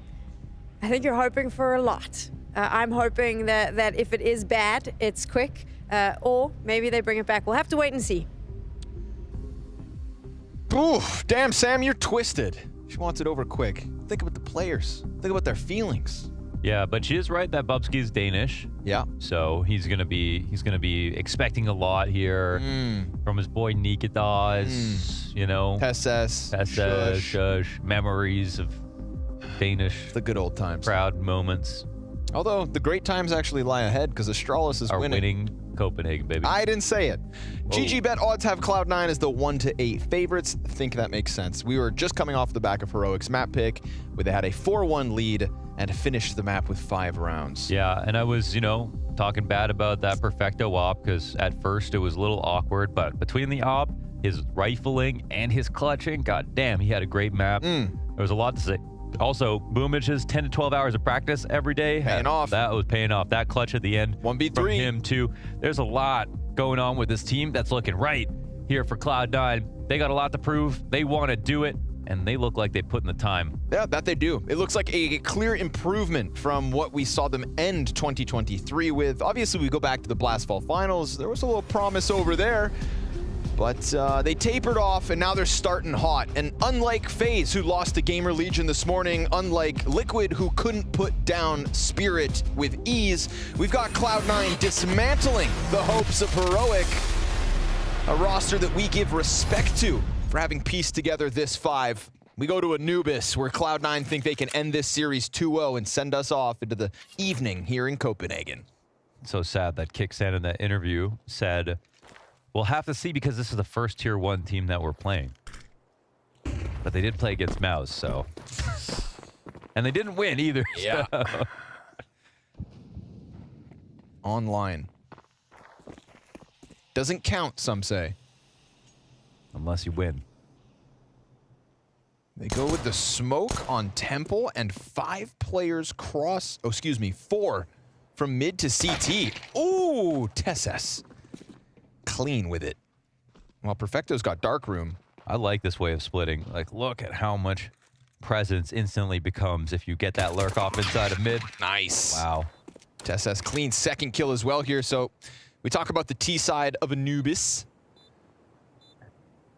And a pistol win to kick it off is great, but Boomic will trade. Nerds is still sticking around towards middle.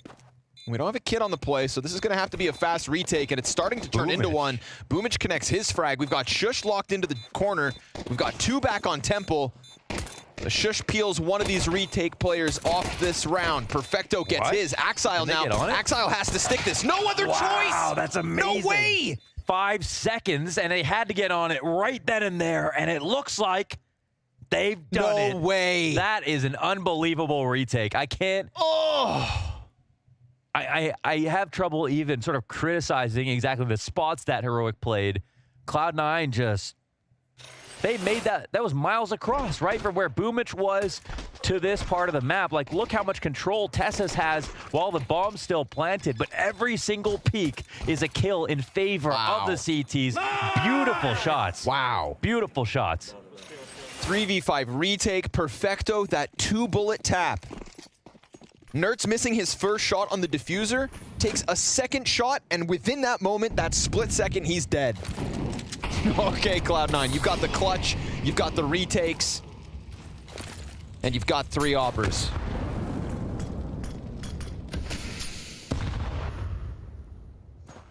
Damn. Because you know Heroic were feeling great about that pistol. They didn't even, you know, throw it. You know what I mean? They had... They played their spots, tried to play them carefully, had good after-plan spots, but they took bullets to the head on every single angle. Yes, no retake like that is one without mistakes, but still.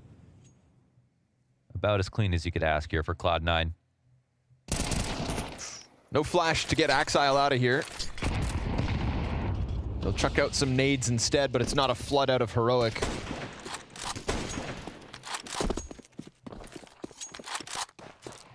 He's instead opt to double back.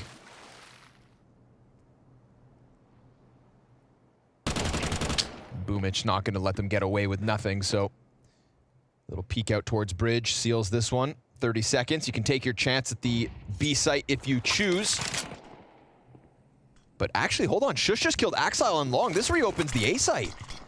Axile gets caught and just leaves A wide open for the taking. Electronics heaven peek. What? Shush jumping headshot. This round's right back into the realm of possibility. Again, no kit. Shush is going to die as he tries to get out into the storage. Nikodas is relegated to the site, but Kicksan in with the scout. Hits his from Fountain, and just like that, 10 health for Hobbit. Time is of the essence yet again. But they should know Nikodas is down here in the site, so Hobbit's gonna kill him from up top. Kicksan missed shot, and the 2 CTs flood forward, but do they have the time? No kit, this is close. I think they just got it. It's so close. Within the second, I'm pretty sure he would have ran. So incredibly close. Oh, he's got it. Wow. No way. Right when it got that up, right when the sound changed. That's so... Unbelievable. You got a little bit of a smile here for Tessis. They know that they shouldn't have got that so close, but Shush, I mean, waited around perfectly for, I mean, Axel just goes chasing. Brother, you could sit back sight. It's all good. B doesn't need you. Yeah. B does not need you, my friend. Another miraculous, unbelievable, down to the wire retake here for Cloud9 to grab the 2-0 start.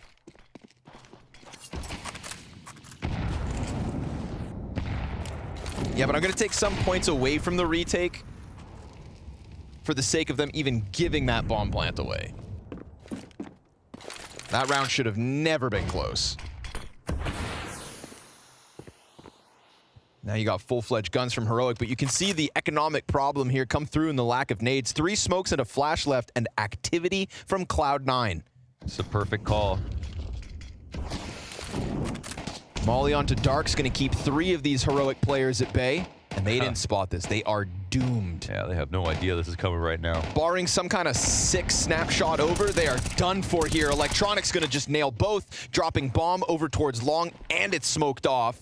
Plus Perfecto has now pressed out onto Jail, and Hobbit's going to find the angle from behind Pillar. So this is just an active Cloud9 stripping Heroic's hopes away. I love the game plan of prodding bridge every single round. I mean, this is why you see defaults end up as stalemates from bridge pressure from both the T and CT side, because you'll have the initial smokes come out, the mollies behind them, the nades, and the spams so many times. There will not be a single kill that comes out of it. But if you don't put that pressure back as a T, then what will happen is you'll have these pushes. And this flank is so massive. It feels like, in some sense, the CTs are looking for the bridge flank at almost every round and a half if they can find it. And as long as they're comfortable trying to push in and peek and find you pushing up the bridge, then they're going to use it against you. So it really puts a lot of pressure on the resources and economy of the T side. Nope, not many resources to work with here in round 4. Heroic pistols. Armored, though. Let's get crazy. This time it's down camera. Axile's got the first one. Worried about the long split, which is indeed inbound. Boomich up in Temple's got problems. He's just going to gun it. They'll lose their spawn, but they've also lost 2 teammates on the side of Heroic.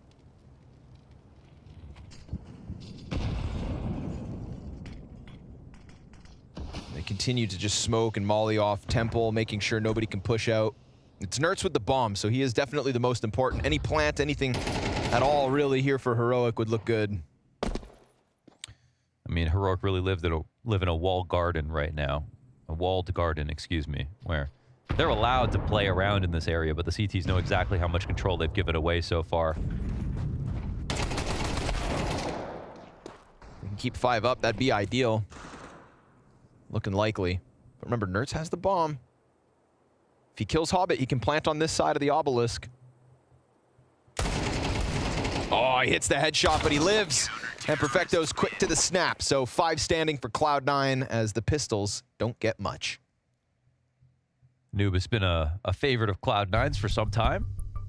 It's not always worked out for them, but they have had the most fun matches, I would say. Yeah, dude. Yeah. Oh.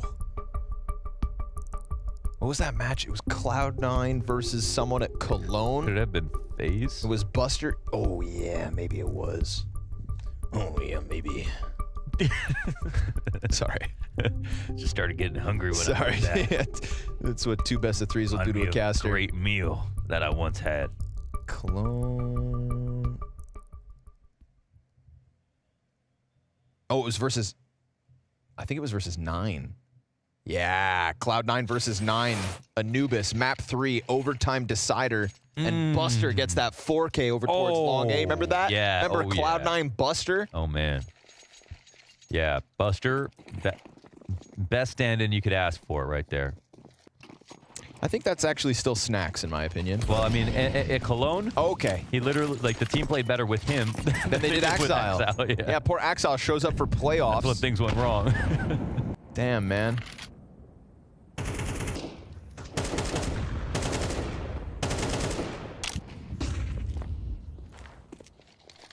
Yeah, these teams, man, their debuts just keep getting spoiled.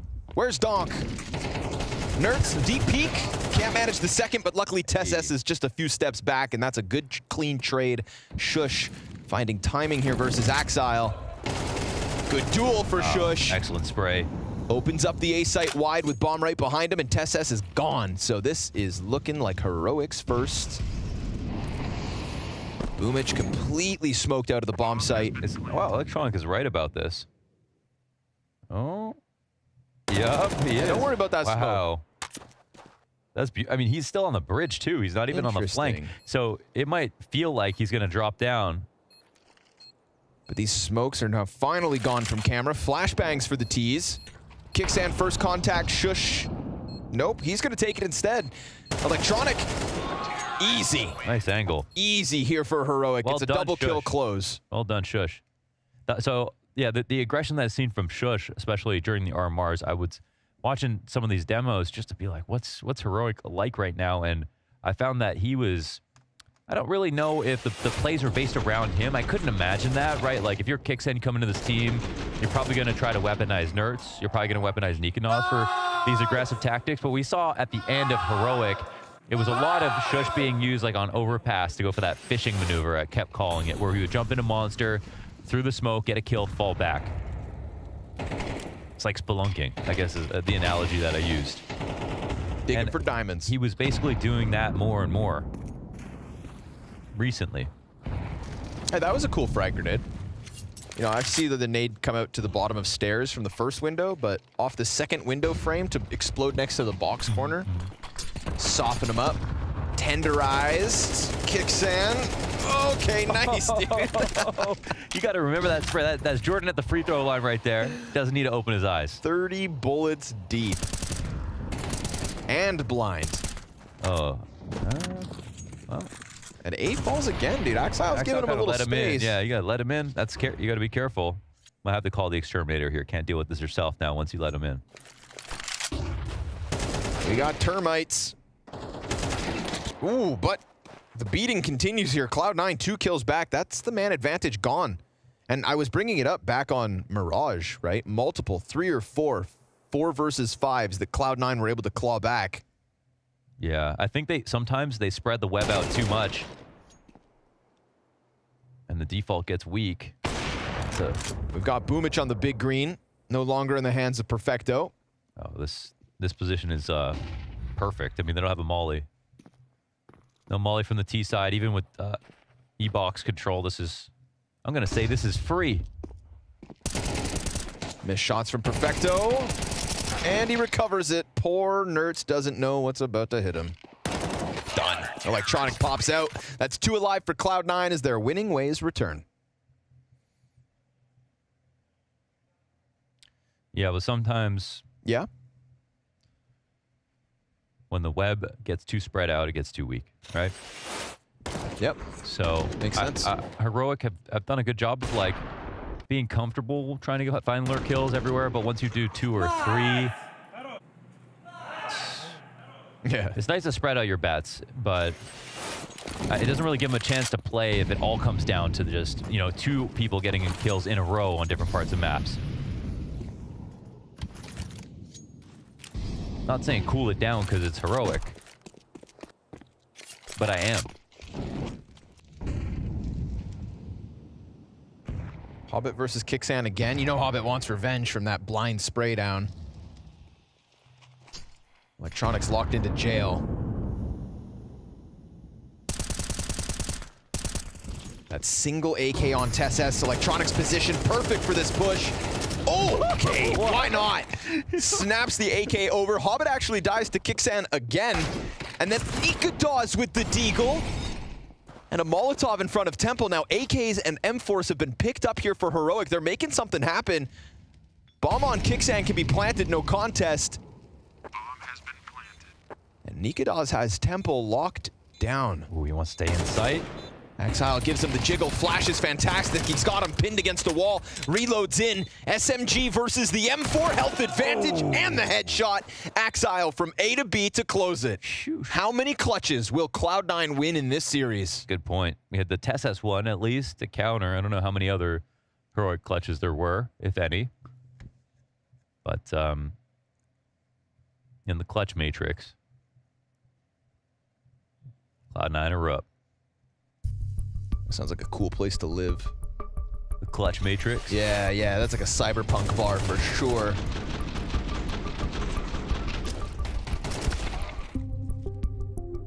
What brings you to the clutch matrix, kid?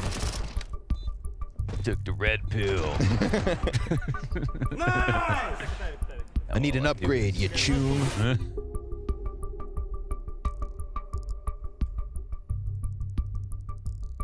Saw wants in.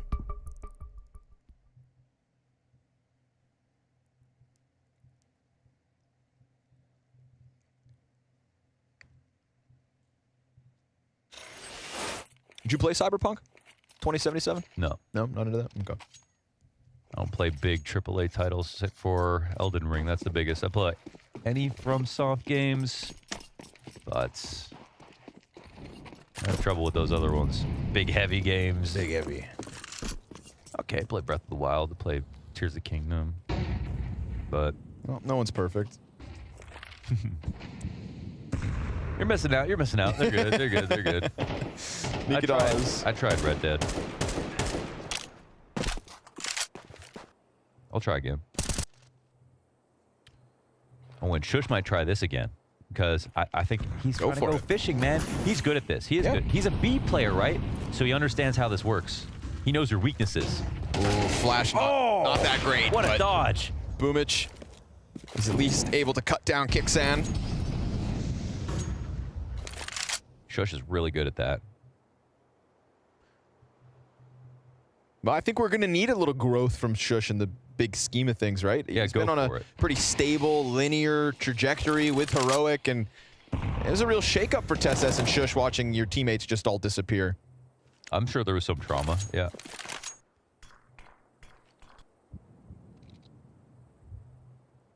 Oh, Hobbit getting nerds. This is one of those moments, though, you know what I mean? Yeah. It's going to take something spectacular, and Electronic's got a nasty off angle. You never see that one coming, I tell you. It does bank on this smoke, so time-limited play from Electronic, but it works out exactly how he'd hope.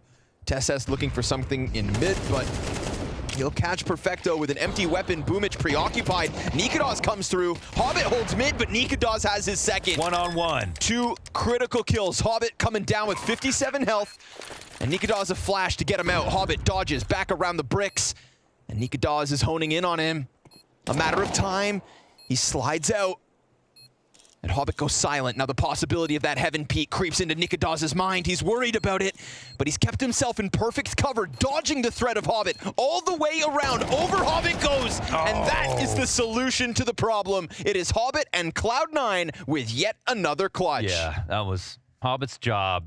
Put the seed of doubt and made him hit the hard shot, and Nikados is a good combat opper. I think he's wants to try to hit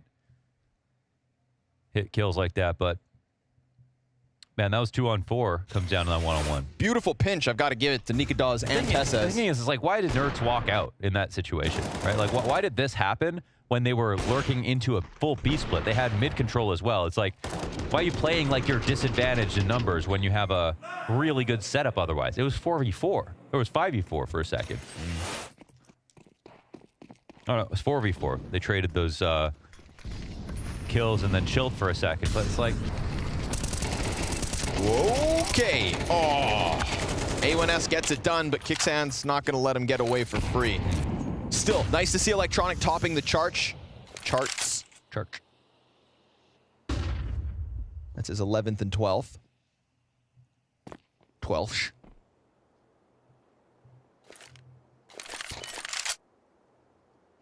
I've always felt like you should say Kixan with like a, as if you had a cigar in your mouth. Kixan, yeah.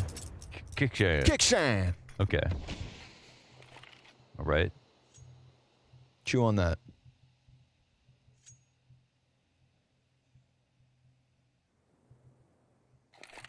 I'm in-game leading, see? Like he's some kind of rat-think scoundrel? Yeah. Is that what you're trying to say? Yeah, like a tunnel rat. Okay.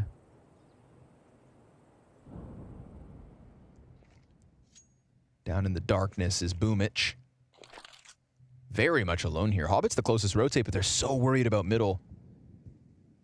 Boomich on the lazy Susan, spinning around.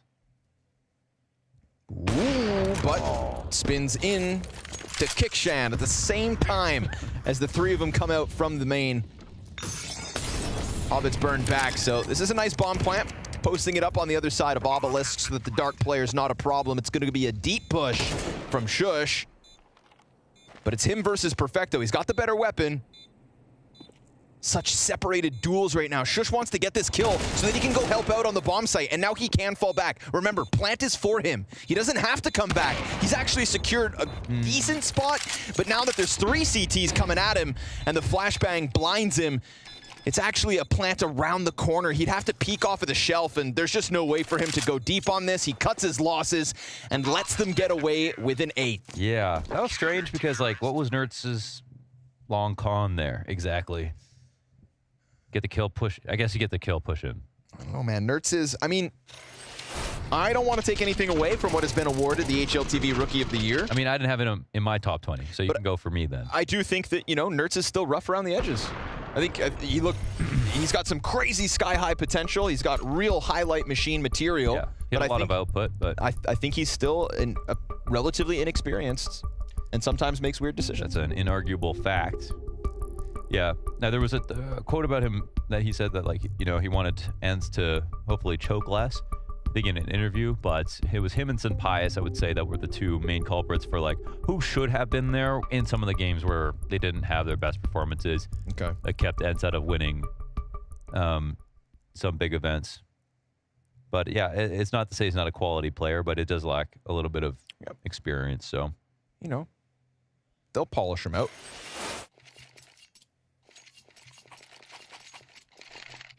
Rome wasn't built in a day, Mohan. Yeah. How long was it anyway?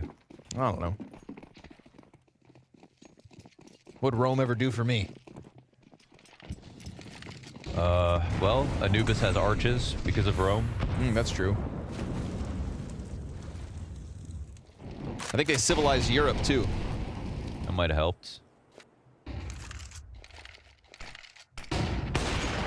I hope that's not offensive. Shush tries to go on the chase. Doesn't get there. Close, though. Boomich down to 19. I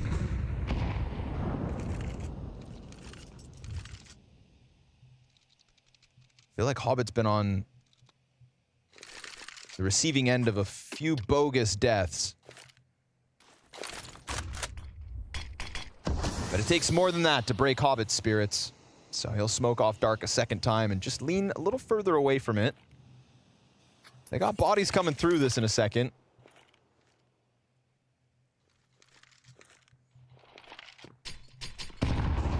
Yeah, he eats that flash. Nice util. Clean. Beautiful. Well, flash goes deep as well. At least you've got 2 here on platform, but a molly on electronic, he still gets away with the kill.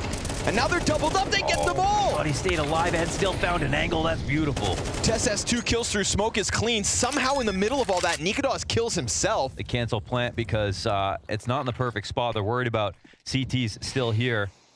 But the CTs aren't sitting here behind the smoke. They're coming in for a retake. This is entirely possible. This works out well for them. And Tess has interesting spot to put it in once again. Oh no, he can't defend it. Shush has to come back. Let's see if we can get a clutch going the way of Heroic. It's Boomich real far back, but he's more concerned about long. He peeks wide and dies. Boomich hits the shot. Wow, what a shot. Because of your 3 oppers, Boomich is the best option. Yes, he is. He is the best opper on Cloud9, no doubt about it. Great shot. Boomich again, talking about how much work he's been putting in lately, and it's one thing to talk, but it shows. It absolutely shows. Another clutch to Cloud9. That's like 5 or 6 across this series. Yeah, crazy. Great moments here from Cloud9. Very fun to watch. And Electronic's so smooth with the movement here.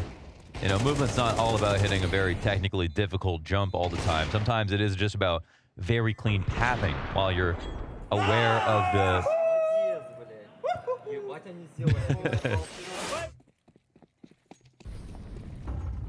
You're aware of your surroundings. You can block off angles while you're getting to safety, while you're reloading, while you're finding a better fight. No wasted space whatsoever. It's a hard man to catch. Oh, he saw a foot. And he's got a sick reposition. Lands the shot. He's got a teammate in the corner to clean up. That's 2 tag targets for Axile to feast on. But Nertz is going to get the trade frag. Well done by him. Electronics also here to support it, so it's not a free sight. Not even close. They'll fall away. Kicksand still has a decent amount of util, but there's no smokes here for Heroic at all. But they're very wary of this push. It's just the fact Kicksand has 13 HP. So Electronics got the favor in this swing, and he cleans it up, but doesn't get away. Nertz, that's 2 trade frags coming out of Nertz so far this round. Boomich remains posted. Now, no support. And but with the deep information, if they don't disrespect this, or if they come forward, well, it's actually come to the point now where his smoke can take over. He doesn't have to put himself in jeopardy. They're running through this. Oh my God, they're actually gonna come, yeah. Oh, no way! Double no-scope collapse. Just a bigger version of Coldzera on the ground, baby. Just like that, he makes it sing.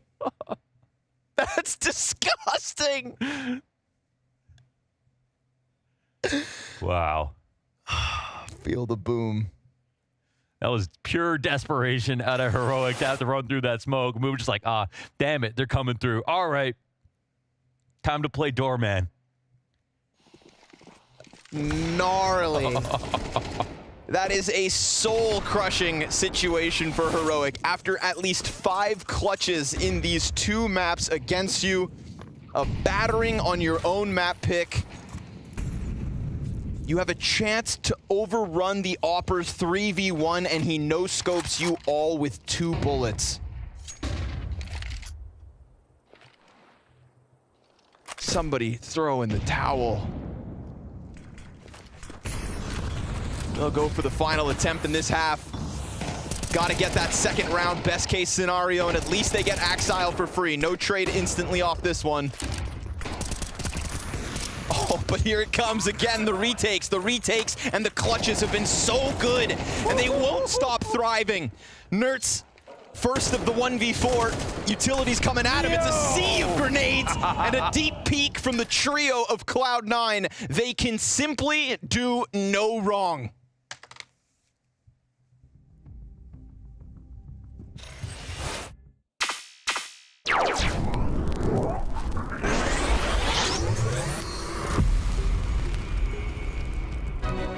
Launders and I have been spending a lot of time in Copenhagen lately. We decided we wanted to experience Denmark as Danes do. So we decided to hit the town, and this is what happened. Here in Denmark, they celebrate Christmas for about 3 months a year, so we decided to come a bit early here in Copenhagen to Tivoli to celebrate by doing the Tivoli World Cup. You ready for some challenges, Connor? Always am, always will be. Let's get it started. Tivoli World Championships. Okay, let's get started. Going for broke. Come on, baby, no. Come on, what is that? Come on. More than once. Oh, yeah, okay. I got a 3. We're moving. Oh. Are you done? Frick! God damn it. I had 64 tick horses, man. 1-0, but it's a best of 5. Come on down to the woods now.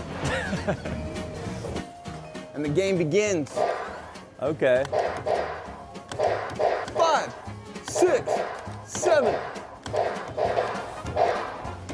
I think my gun is broken, dude. I'm not even kidding.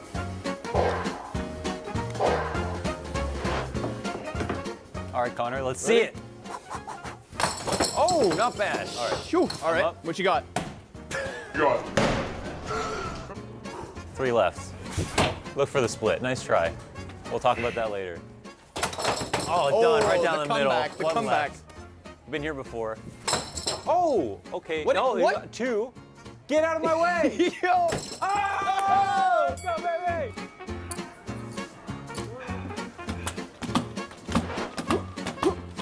Where are they? Come on. Keep your heads up. Missed that Resident one. Sleeper? I don't think so.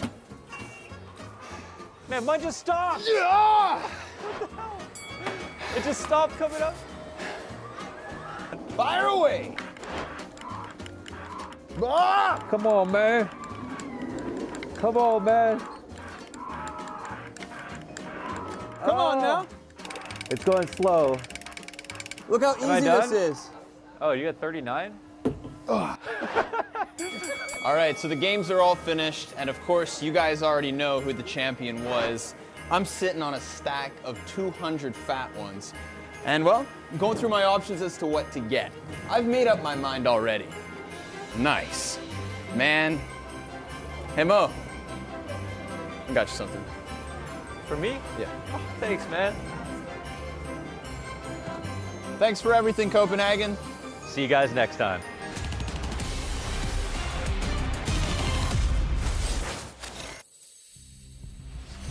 God damn, the wrath of Cloud9 knows no bounds here in Copenhagen. To kick off the year, they are red hot. I mean, Heroic, they had chances. They had moments, but they just got stomped every single time. Clutch after clutch, retake after retake. This is a C9 that I can get behind. Yeah, man. They protocol-wise, amazing. Individual skill, amazing. And the retakes are the things that stands out the most, for sure.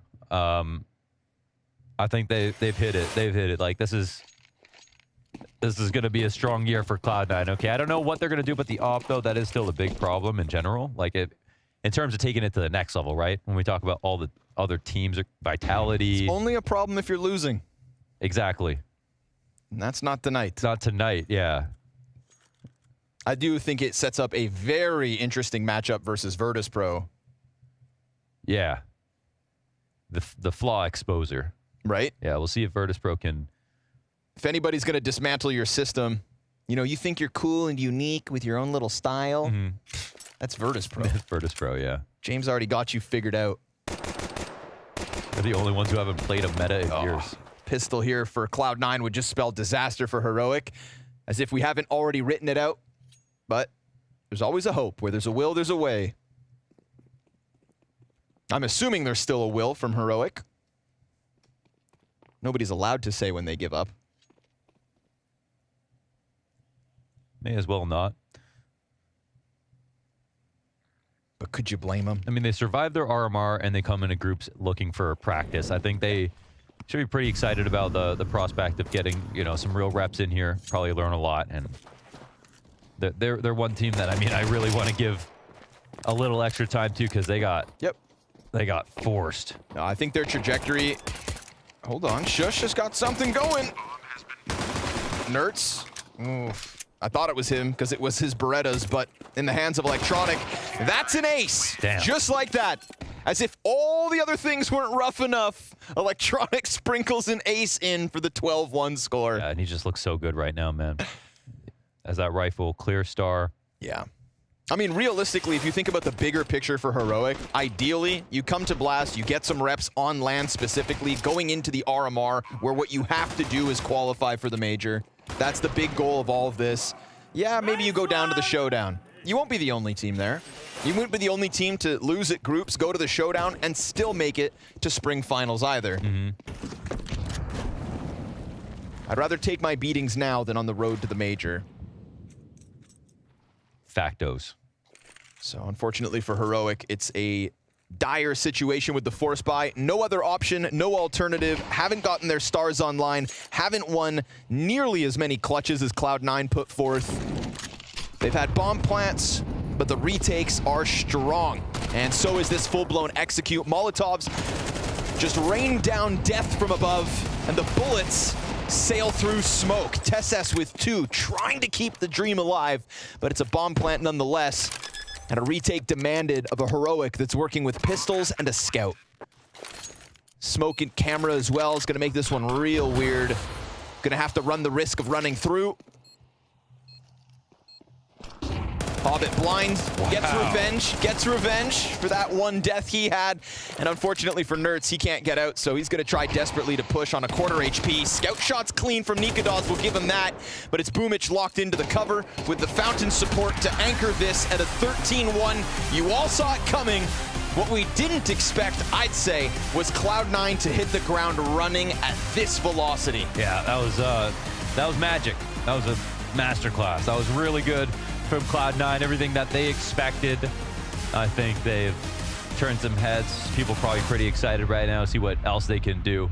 the perfect start to the year.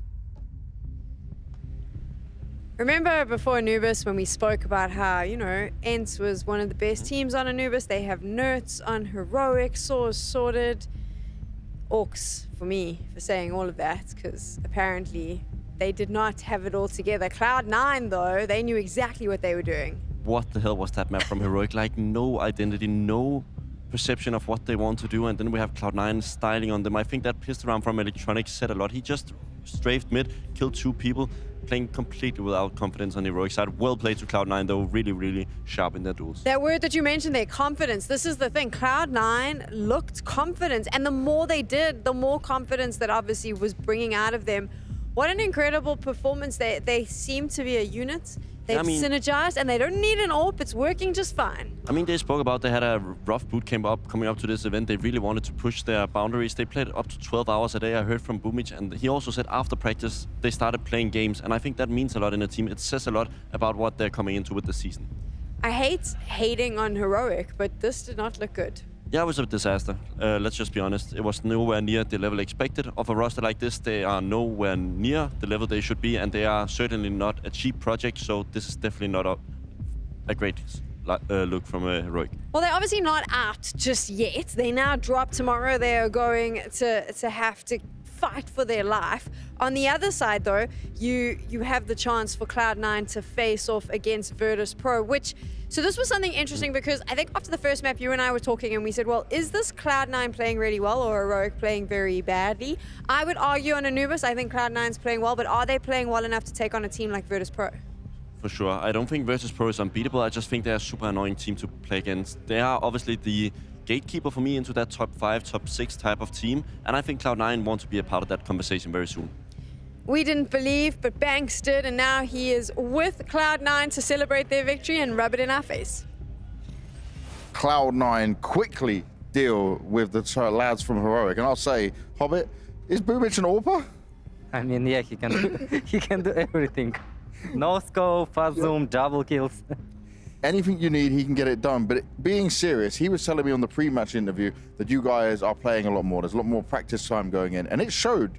There was not really a chance for Heroic in this. Did it just feel like you guys were able to play the game you wanted completely? I mean, of course, we are practicing a lot, but still, it's just a good start. We need to keep focusing, keep improving ourselves. Of course, we need to improve ourselves, just because, like, when the roster just created, we were thinking, like, oh my God, so much, like, firepower, but no. Yeah. It's not working like this. So everyone needs to improve every day, every time, every hour himself. And of course, we need to create some system and chemistry between the players and inside the team. And talk to me about that. Is there better chemistry and synergy right now? I mean, of course, by the time it's gonna be improved. Is it good now though? How do you feel now? Yeah, of course, we're already playing like, I don't know how many months, but it's still time which we needed. Yeah, we needed to adapt to understand each other, and of course now we have Boomich as like IGL, who is working a lot on his role. He's doing a lot of stuff, and I'm really glad that we're improving. He's definitely working a lot on every role, it seems, that's for sure. I want to touch on your game that's coming up next, though. You're going to be facing Virtus.pro. Yeah. It's an important one for the CIS matchup, right? But do you feel like right now they look very good in CS2, but do you feel you have it what it takes to take down VP and that unique style they play? It's always hard to play against Virtus.pro. James style is like special, but it's working. It's always interesting to play against them, and of course it's special match if we're gonna talk about like CS community. We'll see. We will see. We'll see tomorrow. Let's see how it goes. Thank you very much, Mr. Hobbit. There is your Group D overview. Virtus.pro took a victory against Big, Cloud9 beating Heroic, and tomorrow they will play each other to see who can top this group as they move into Saturday. That's important for them because it's going to give them a bit of time to prepare. On the other side, though, we have that elimination match that is going to happen. It is going to be Big against Heroic, and one of those teams is going home. Yeah, it feels like there's 2 levels of teams in this group. There's 2 top teams in the form of Cloud9 and also Virtus.pro, and then we have the 2 lesser average teams in Heroic and Big, and it's really disappointing because I had high hopes for this Heroic roster. We do have to talk about what happened earlier in the day. We weren't here, we were watching, but there were some upsets and some shakeups and some unexpected results that happened in the group in the morning. Were you seeing some of that coming? FaZe losing? What? I mean, I was in the middle of a nap, and then I wake up for the second map, and then I see GamerLegion being in front and almost taking it cleanly in 2 maps. But they had to use that overtime to get over the line. I think it was very impressive. But that Liquid game as well, we have to speak about it. We will. FaZe is in the lower bracket. Surprise, surprise. Liquid, also the first time we get to see that new roster on LAN, and holy hell, Spirit almost took them down with 2 subs. And you have to think in the back of their head, they know if they lose this game, we have to play FaZe, and then we're potentially out. So they had to play that game against Spirit, which was the easiest on paper, and they struggled so much. They were so close to getting to an elimination game against FaZe on the day 1. We'll have a chance to see them tomorrow, and hopefully Liquid and Heroic are in better spirits.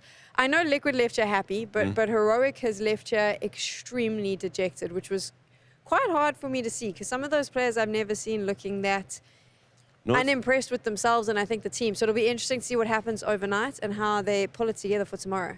Yeah, I think it says a lot that when we saw the old Heroic lineup, we saw them cheering each other on. Even if they lost, Kidian would come over, give like a hug here. Everybody just packed their stuff and left. Like no team dynamic for now. We're still talking about the rest of the day, though, so it is time to celebrate some of the epic plays we got to see. The traded play of the day up on your screen right now. We've got 3. Bubsky's going to walk us through exactly why he thinks this one should be featured. Yeah, I mean, we don't have Dunk, but we have Sunsix, and I think he shows why he's so good. He's such a confident player, and if you look at his stats as well, he's so good against the top teams, shows it here as well. Gets the 5K really clean.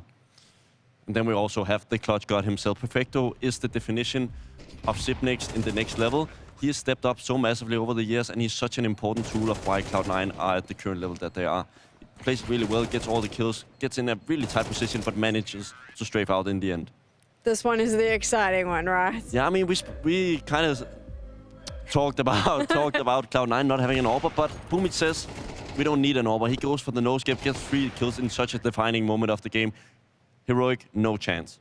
This was for me the play of the day, and I can hear Banks screaming for Boomich in the back, because I think we all saw it jumped up and went berserk. Cloud9 is looking damn exciting. That's what I'm taking from today. Yeah, also, and I think it also shows the value of if you really put your mind to it and put in a lot of effort, you're going to get the results at some point, because they said they started earlier than others. They play 12 hours a day. They have the chemistry. They have the players. All of a sudden, it goes up to a higher level.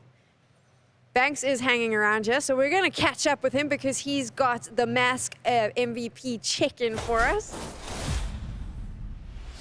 That's right, Sam. It's the Maersk MVP check-in, and what we do is we have a look at how it's going throughout the tournament so far and who might be getting a chance to put their hands on this very special trophy. And remember, we're looking at the highest rated players, but you guys at the end of the time will be able to have a look at it all. And we're going to be looking at Virtus.pro's Flit right now. He came in, and it's his first match for a partner league. Remember, they've been playing outside of this. They've been having to prove themselves, show themselves. And this man may have gone under the radar for some people, but if you've got your eye closely focused on Counter-Strike, you'll know this man and you'll know what he can do. And right now, if he can keep this up, okay, it was only against Big, but he has a great chance to solidify himself amongst the top dogs. And look at the names around him right now. Let's see if Flit and VP can get it done against Cloud9 in that domestic matchup tomorrow. We'll wait and see. Thanks so much, Banks. And now it is time for our GG bet predictions, where Bubsky and I really messed up. That's what happened. We had high expectations, or I at least have, for Heroic, and we can see everybody had a rough day at the office. Everybody went with the FaZe and also the VP, which went through. But in the end, we kind of said, okay, we're going to go for the underdog to win for Heroic, but they brought nothing, and we're going to lose that point. We are going to lose that point, which is disappointing, but hopefully tomorrow will be a better day. The sun always rises, that's what they say. Except in Denmark, because it's raining and miserable here most of the time. I mean, welcome to Denmark. This is how we live. You also see how pale I am. It's the way of living. So why you have the best Counter-Strike players, because you have nothing else to do except play Counter-Strike. The weather's not nice to go outside. Exactly. Like, I remember in the summer, sometimes it's going to be so hot in Denmark because you're not used to having AC, so you would just take your PC outside and then you can continue with the journey. You just keep playing out Pubsky. Sometimes you say the most fascinating things. This is the schedule of what you can expect tomorrow. This is going to be quite an interesting one. Liquid versus GamerLegion in the winners bracket. Wasn't expecting that. Upper bracket final. No, but it's not going to be easy for Liquid. Like, with the way they played today, it's definitely going to be GamerLegion looked really good. Yeah, except. Then, of course, FaZe facing off against Spirit, and the elimination match at the end of the day, Big up against Heroic. That's not going to be good for Heroic. I mean, Big, obviously, no one wants to go home, but Heroic does not want to go into the showdown. And your first LAN appearance? It's very rare that I say Big are the favorites, but from looking at today, I would say Big are actually the favorite team going into tomorrow because they have that LAN experience and they know how to do stuff. No ways. I would not say, okay, we'll talk about this tomorrow because I don't agree with you. Plenty of time tomorrow. We have lots of time to chat about this tomorrow. I hope that you've enjoyed all the Counter-Strike. We've got even more coming up, so get some rest, wake up bright and early, and we'll see you then.